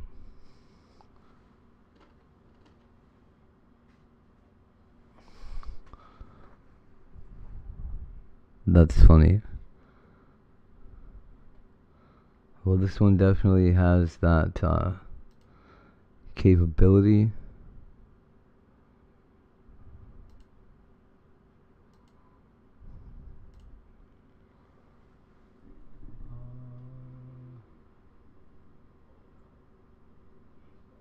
That's so weird. I added it as a source, but it's right here. It's not.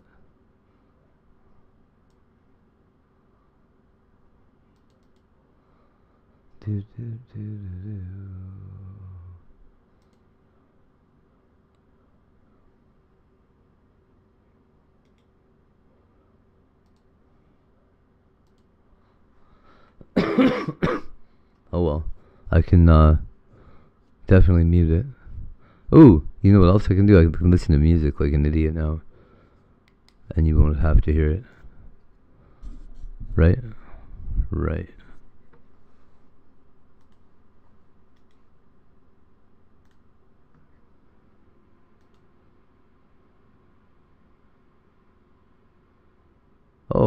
No, but you know what? If I leave it like this, right?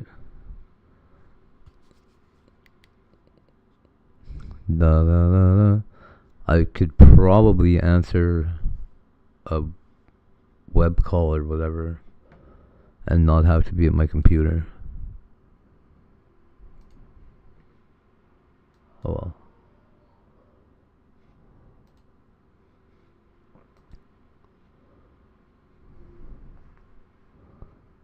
That's so funny. Was it Mike?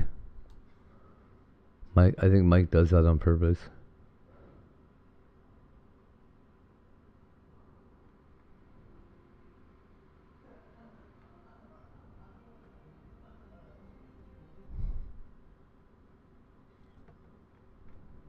In this case. Oh my god.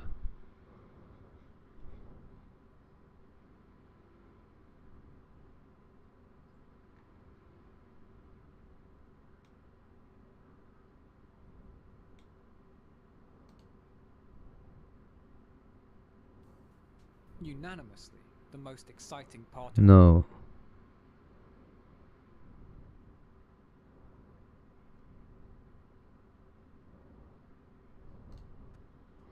Are you sitting down? ABC has replaced The Bachelor with Amber Heard? No way. Welcome to Popcorn Planet. Yeah, right. Yeah, right. As you are, I don't even know what to say. ABC taps Amber Heard as new Bachelorette in shocking emergency casting. With Taylor Frankie Paul's season Better be an Saturday, emergency. the network made a call nobody saw coming. You can say that, right? Look at this poster. No way. Oh my God. The Bachelorette. Everyone thinks they heard her story. Now it's her second chance. Oh my God. What? What? We gotta read this. Just days after pulling Taylor Frankie Paul's season of The Bachelorette 3 days before its scheduled premiere, ABC is reportedly scrambling to salvage the franchise, and sources close to production say the network has landed on a replacement that is guaranteed to break the internet. Amber Heard. Yes, that Amber Heard. Sources familiar with the casting discussions say ABC executives have been in talks with the actress for several weeks, with a deal reportedly close to finalized. The network wanted someone with name recognition, someone who could dominate the cultural conversation from day one. One insider tells us, love her or hate her, and plenty of people do both, nobody is going to ignore this season. Well, damn, you can say that again. That's hilarious, dude. The move would have marked Heard's most significant return to the public eye. Amber shit the bed, Heard. Defamation trial against ex-husband Johnny Depp in 2022. According to sources, Heard has been living quietly. Leave Johnny Depp alone. But warmed the idea after conversations with producers about controlling her own narrative. Yeah, by going on a reality show. She sees it as a chance to reintroduce herself on her own terms, the insider adds. Honestly, the network sees the exact same opportunity. Now, the irony is not lost on observers. I was going to say, this is the same company that wouldn't put Johnny in Pirates. Disney, ABC's parent company, has yet to reinstate Johnny Depp in the Pirates of the Caribbean franchise, despite years of fan campaigns demanding his return following the trial verdict. The decision to potentially platform Heard before Depp. I don't think Johnny Depp wants to be in it. Bachelorette trending within hours of the first rumor surfacing. A spokesperson for ABC declined to comment beyond confirming that the network remains committed to the future of the Bachelor franchise and the values it represents. I mean, given who they had previously, you know, yeah, I guess their values are quite clear. This isn't that far off, is it? Let's see here. A representative for Amber Heard provided the following statement. Amber has always believed in the power of love and the importance of being seen for who you truly are. Now, not who others have tried to make you out to be. She has grown enormously as a person over the past several years and feels the time is right to open her heart again. Are there going to be billionaires on the show? This time on her own terms and in front of the world. She has nothing but excitement for this next chapter and looks forward to showing audiences a side of her that they've never seen before. Amber asks only that the process be respected, that her privacy during filming be honored, and that people remember everyone deserves a second chance at love at life, at happiness. A representative for Johnny Depp said, "Are they effing serious? The woman who left a grumpy in my bed?" Oh my goodness! Filming will begin this summer with a fall premiere window targeted with Jesse Palmer expected return. Sources say that even that has not been fully whether audiences watch, given the confirmed chaotic is no, whatever audiences turn out to be, yada yada. Oh, and April Fools from Popcorn Planet. Gotcha! Did I get you? Now hold on. Don't go leave a comment and ruin the surprise. Don't go be that person. Of course, a lot of you are going to figure it out. None of you, I'm sure a lot of you didn't even believe it when you saw the headline. But did I get a few of you? Today's the one day, April Fools here in America is the one day I get to clickbait you all and also teach you all a lesson. I'm gonna kill this guy. Just believe everything you read. No, we made this completely up. This is all false. Thank God. Don't sue us. Amherst was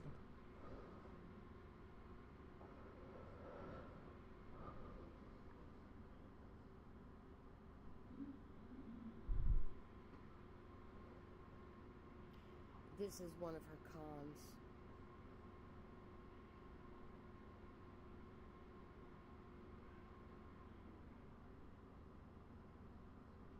Silver wrapped gold. Ever heard of that? No, you're not mistaken. It's literally using silver to completely wrap the gold.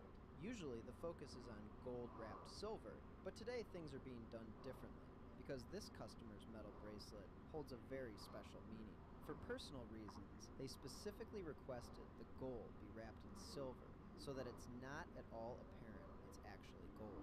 The specific crafting process involves Why? a hollow silver tube Well, duh. with an inner diameter that matches the thickness of the It existing can't match it. It's gotta be. Then the gold bracelet is inserted inside this tube and welded completely around the entire circumference. That's how the bracelet is finished.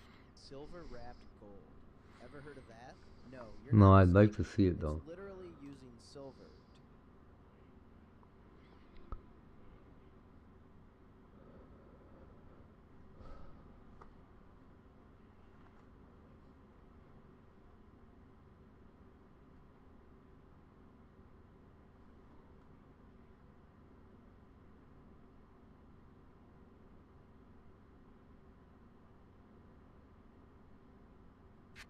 Stone cost over $10,000 and it was completely destroyed by a tap against a kitchen counter. So what the hell is going on with gemstone pricing? It seems like a lot of the time the price and the quality have... La troca es esta y el carro. So cuando yo estaba aquí, ¿estabas adentro de la troca? Sí, me vine corriendo, me sacó la pistola. La troca es esta y el carro. Un tal trailer, So cuando yo estaba aquí, ¿estabas adentro de la troca? Sí, me vine corriendo, La troca es esta y el carro. un tal trailer, So cuando yo estaba aquí, ¿estabas adentro de la troca? Sí, me vine corriendo, me sacó la pistola y me quería subir y me empezó a gritar, help me, help me.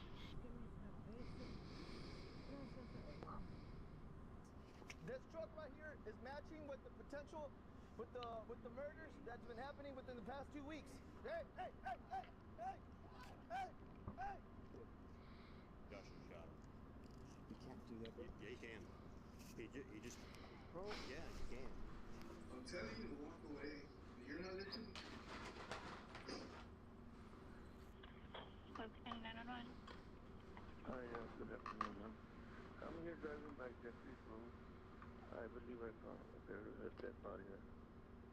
On September 3rd, 2018, the Webb County Sheriff's Office received this chilling 911 call. Examining the crime scene, detectives realized that they were dealing with someone very experienced and professional. What they didn't know was that this crime scene was just the beginning of a horrific killing spree carried out by one of their own. That dead body that was sprawled out and left on a rural road in Laredo, Texas, belonged to a woman who loved singing 80s ballads at the top of her lungs.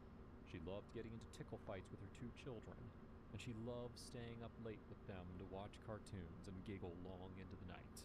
Her name was Melissa Ramirez, and she was 29 years old. After being assaulted when she was just 13 years old, depression and substance use disorder took hold of her. She found herself working as a sex worker to support her habit. Right before her death, she told her family in tears that she wanted to make a better life for herself and her kids. She wanted a different job, a different way of life. And yet, at the same time, she was terrified. One of the last times she saw her family, she told them that she had had a dark premonition. She was going to be shot in the head and left for dead. Just 2 weeks later, that's exactly what happened. Police in Laredo discovered her in the early morning hours of September 3rd at the edge of a desolate street lined with desert sage and brush. She had been shot in the head several times, left fully clothed with no signs of a struggle nearby. Excuse me. Little did anyone know, Melissa's case would become only the tip of the iceberg. 10 days later, the Webb County Sheriff's Office received a bone-chilling 911 call. Webb County 911. Hey, I'm on Highway 255. Oh, it's Friday. Alright.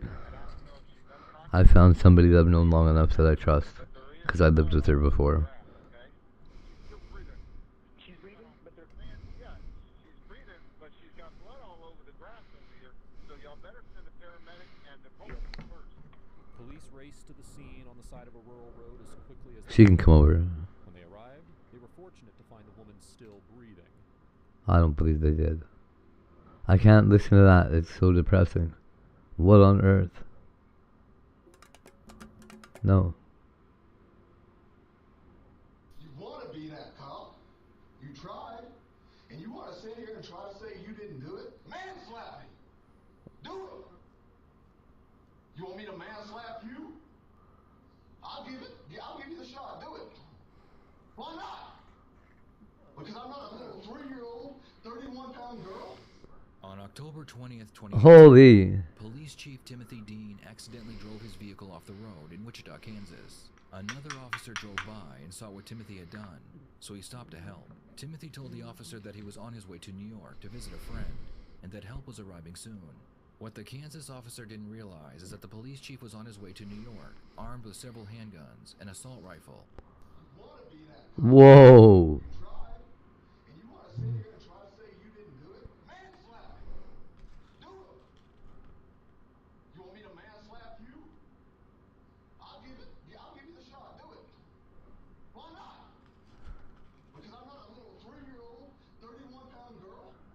Man slap me? I don't know what a man slap is. Oh, I know what it is. Yeah, he can't do that. Not to that guy. Holy fuck.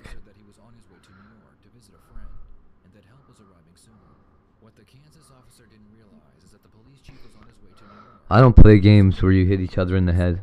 That's for fucking idiots. I'm acting like Eric.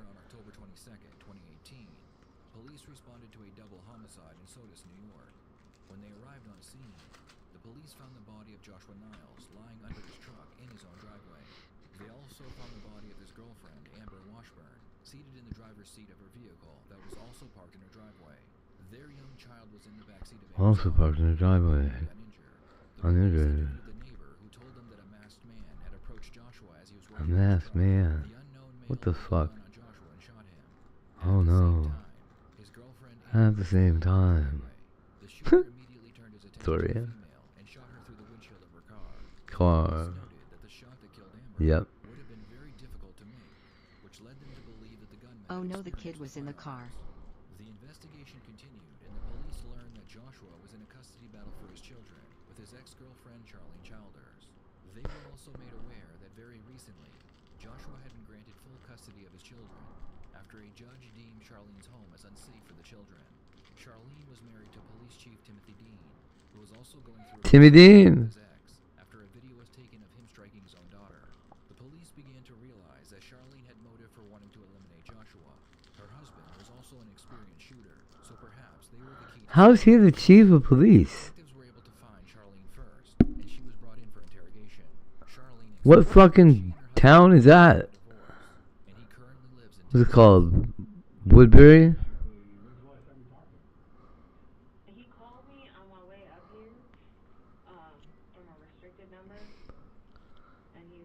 That place where Mr. Furley was the sheriff.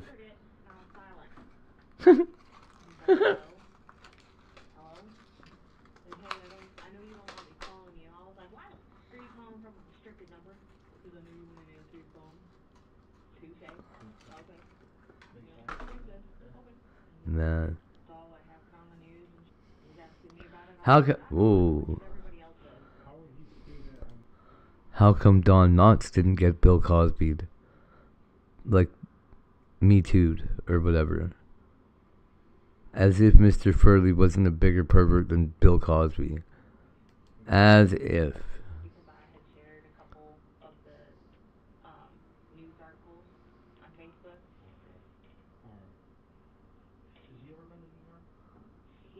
There's fucking Mr. Furley.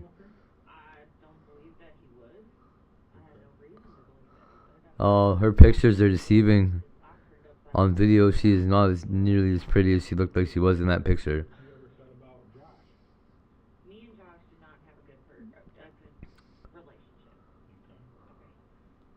What's going on by your ears?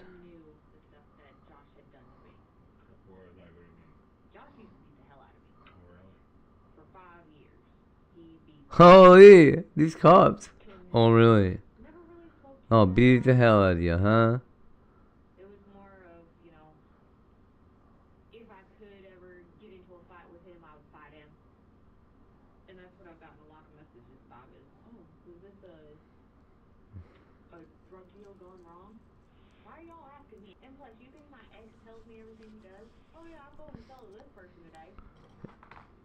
Huh? Oh!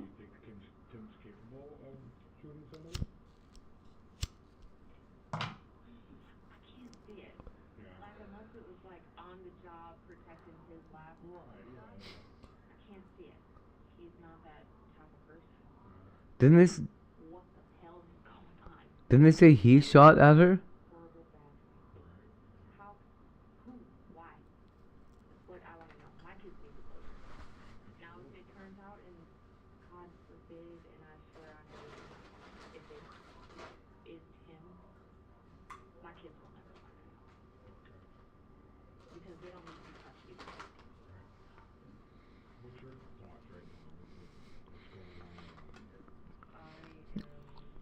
I feel like she's lying.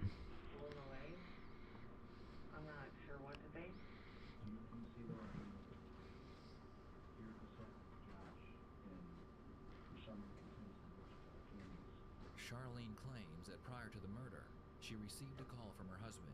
Timothy told her that he had wrecked his vehicle and he needed a ride to rent a car. Charlene explains that she did pick him up in Kansas, but only to give him a ride to rent a car. The detectives believe that she drove him all the way to New York and helped him map out the plan to kill her ex. So, but it was definitely at night. Oh.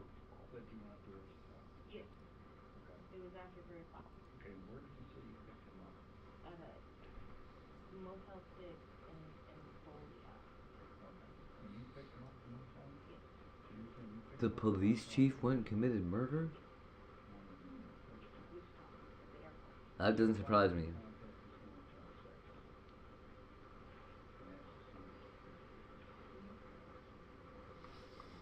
If they have cameras outside, because all I did was pull up right by their front entrance. If they have cameras outside right there, then you would. You'd see it, my black SUV. Did you have anything to do with Tim putting Josh in there? No. Did you put Tim up to it? No. Did Tim, why do we think Tim did this? And knowing what we know now, I'm going to give you just my quick look at this from what I'm hearing this morning. Okay, I have your husband. That was weird. That back in May gets arrested for this child abuse. On the video that you had videotaped, but not the point. The purpose of videotaping wasn't to show the alleged abuse. It was to show the child's fantasies and what was going on. And trying to put child status to kill. Now you have to figure out, your children are taken away from you.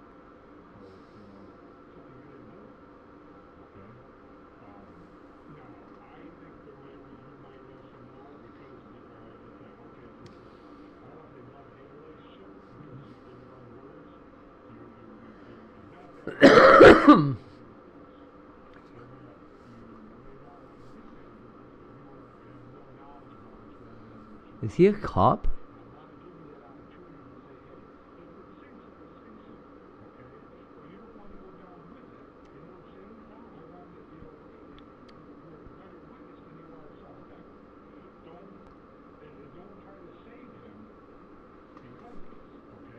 Fuck you, buddy.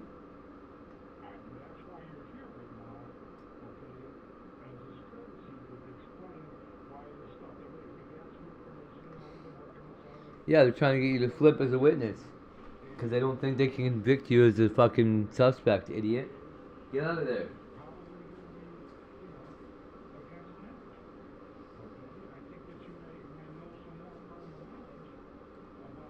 Carnal knowledge?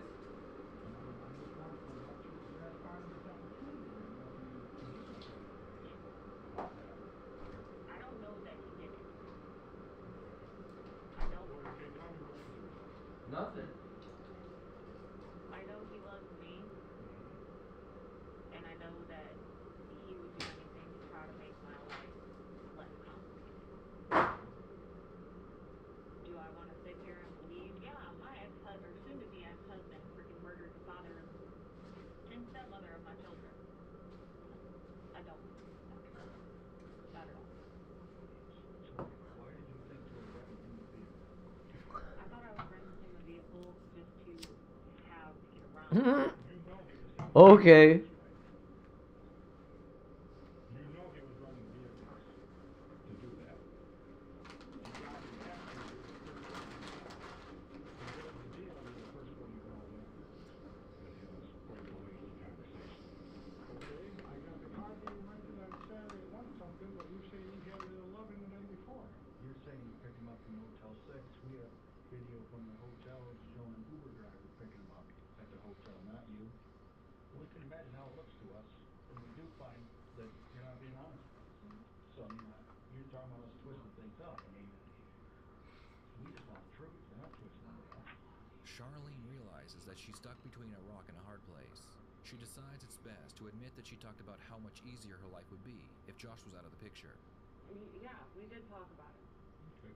Explain that to me. You know, being in pissed off modes. Every time that I turned around, it was like I was getting some other kind of bad news. You know, August when I come up. Yeah, Excuse me. my lawyer's got me pumped. I'm gonna get my kids back. I got this. You know, I'm a good mom. I do what I gotta do. I work hard, and I always support them. They always have what they need. Not necessarily always what they want, but they have what they need. And that's our job. And exactly. I'm a damn good mom. I don't care. I'm torn. Why do you think that happened? I lost my kids because my kids didn't feel safe around Tim. So we had talked about it. You know, I was like, God, I wish you would just die in a ditch somewhere because, you know, 9 years, 10 years now of just total BS. Every time I turn around, that man's trying to do something to my life. Doesn't matter that I live halfway across the country, and that's the reason I moved halfway across the country, was to get away from him. Right. To where he could still see the kids. We had a visitation, but no. Every time I turn around, he's always bad about it. Me and Tim talked about it. You know, yeah. Okay? Shoot it. Just shoot it. Did I actually mean it? No. What did Tim say? He's like, oh yeah, I'll get it done. Whatever. Okay. Then what? Then it's been a few months. Yeah, we've stayed in contact. And then Thursday, prior to that, he said, I'm going to make a trip to New York. Okay. That's all he said was, I'm going to make a trip to New York. And you I said, why? Okay. He was like, Why? I'm going to go get some business done. You know, What kind of business? Nothing you need to know about. a little bit of business.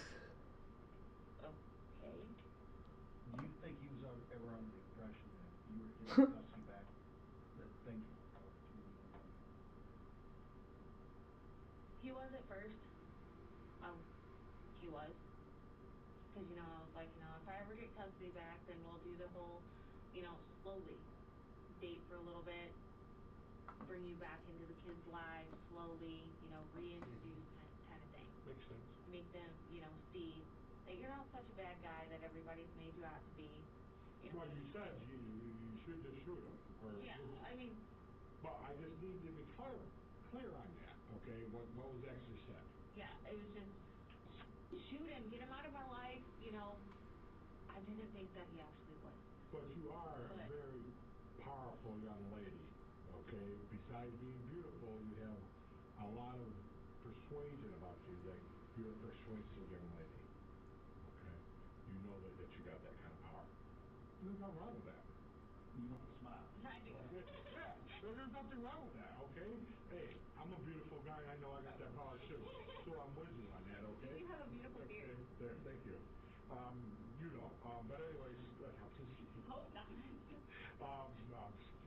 Charlene has admitted to telling Timothy that he should just shoot Joshua to make her life easier. Charlene claims that it was I'm all falling said and back did to in sleep. moment, and she didn't believe he would do it. Oh, good. Despite knowing that he was Okay. in love with her, and she is very persuasive. You know, did I think he was gonna shoot him? Get to it. And kill Amber? I'll be I'm gonna switch the stream to the other next one anyway in a minute here. If even that. I figured he would hold up. In fact, I might do it. If you're gonna cut out, if you're gonna go to sleep, I'll switch it right now. You knew damn well he was going up to New York. Okay, you knew damn well he was going. So yeah, I'll talk to you later. Okay. Have a good sleep.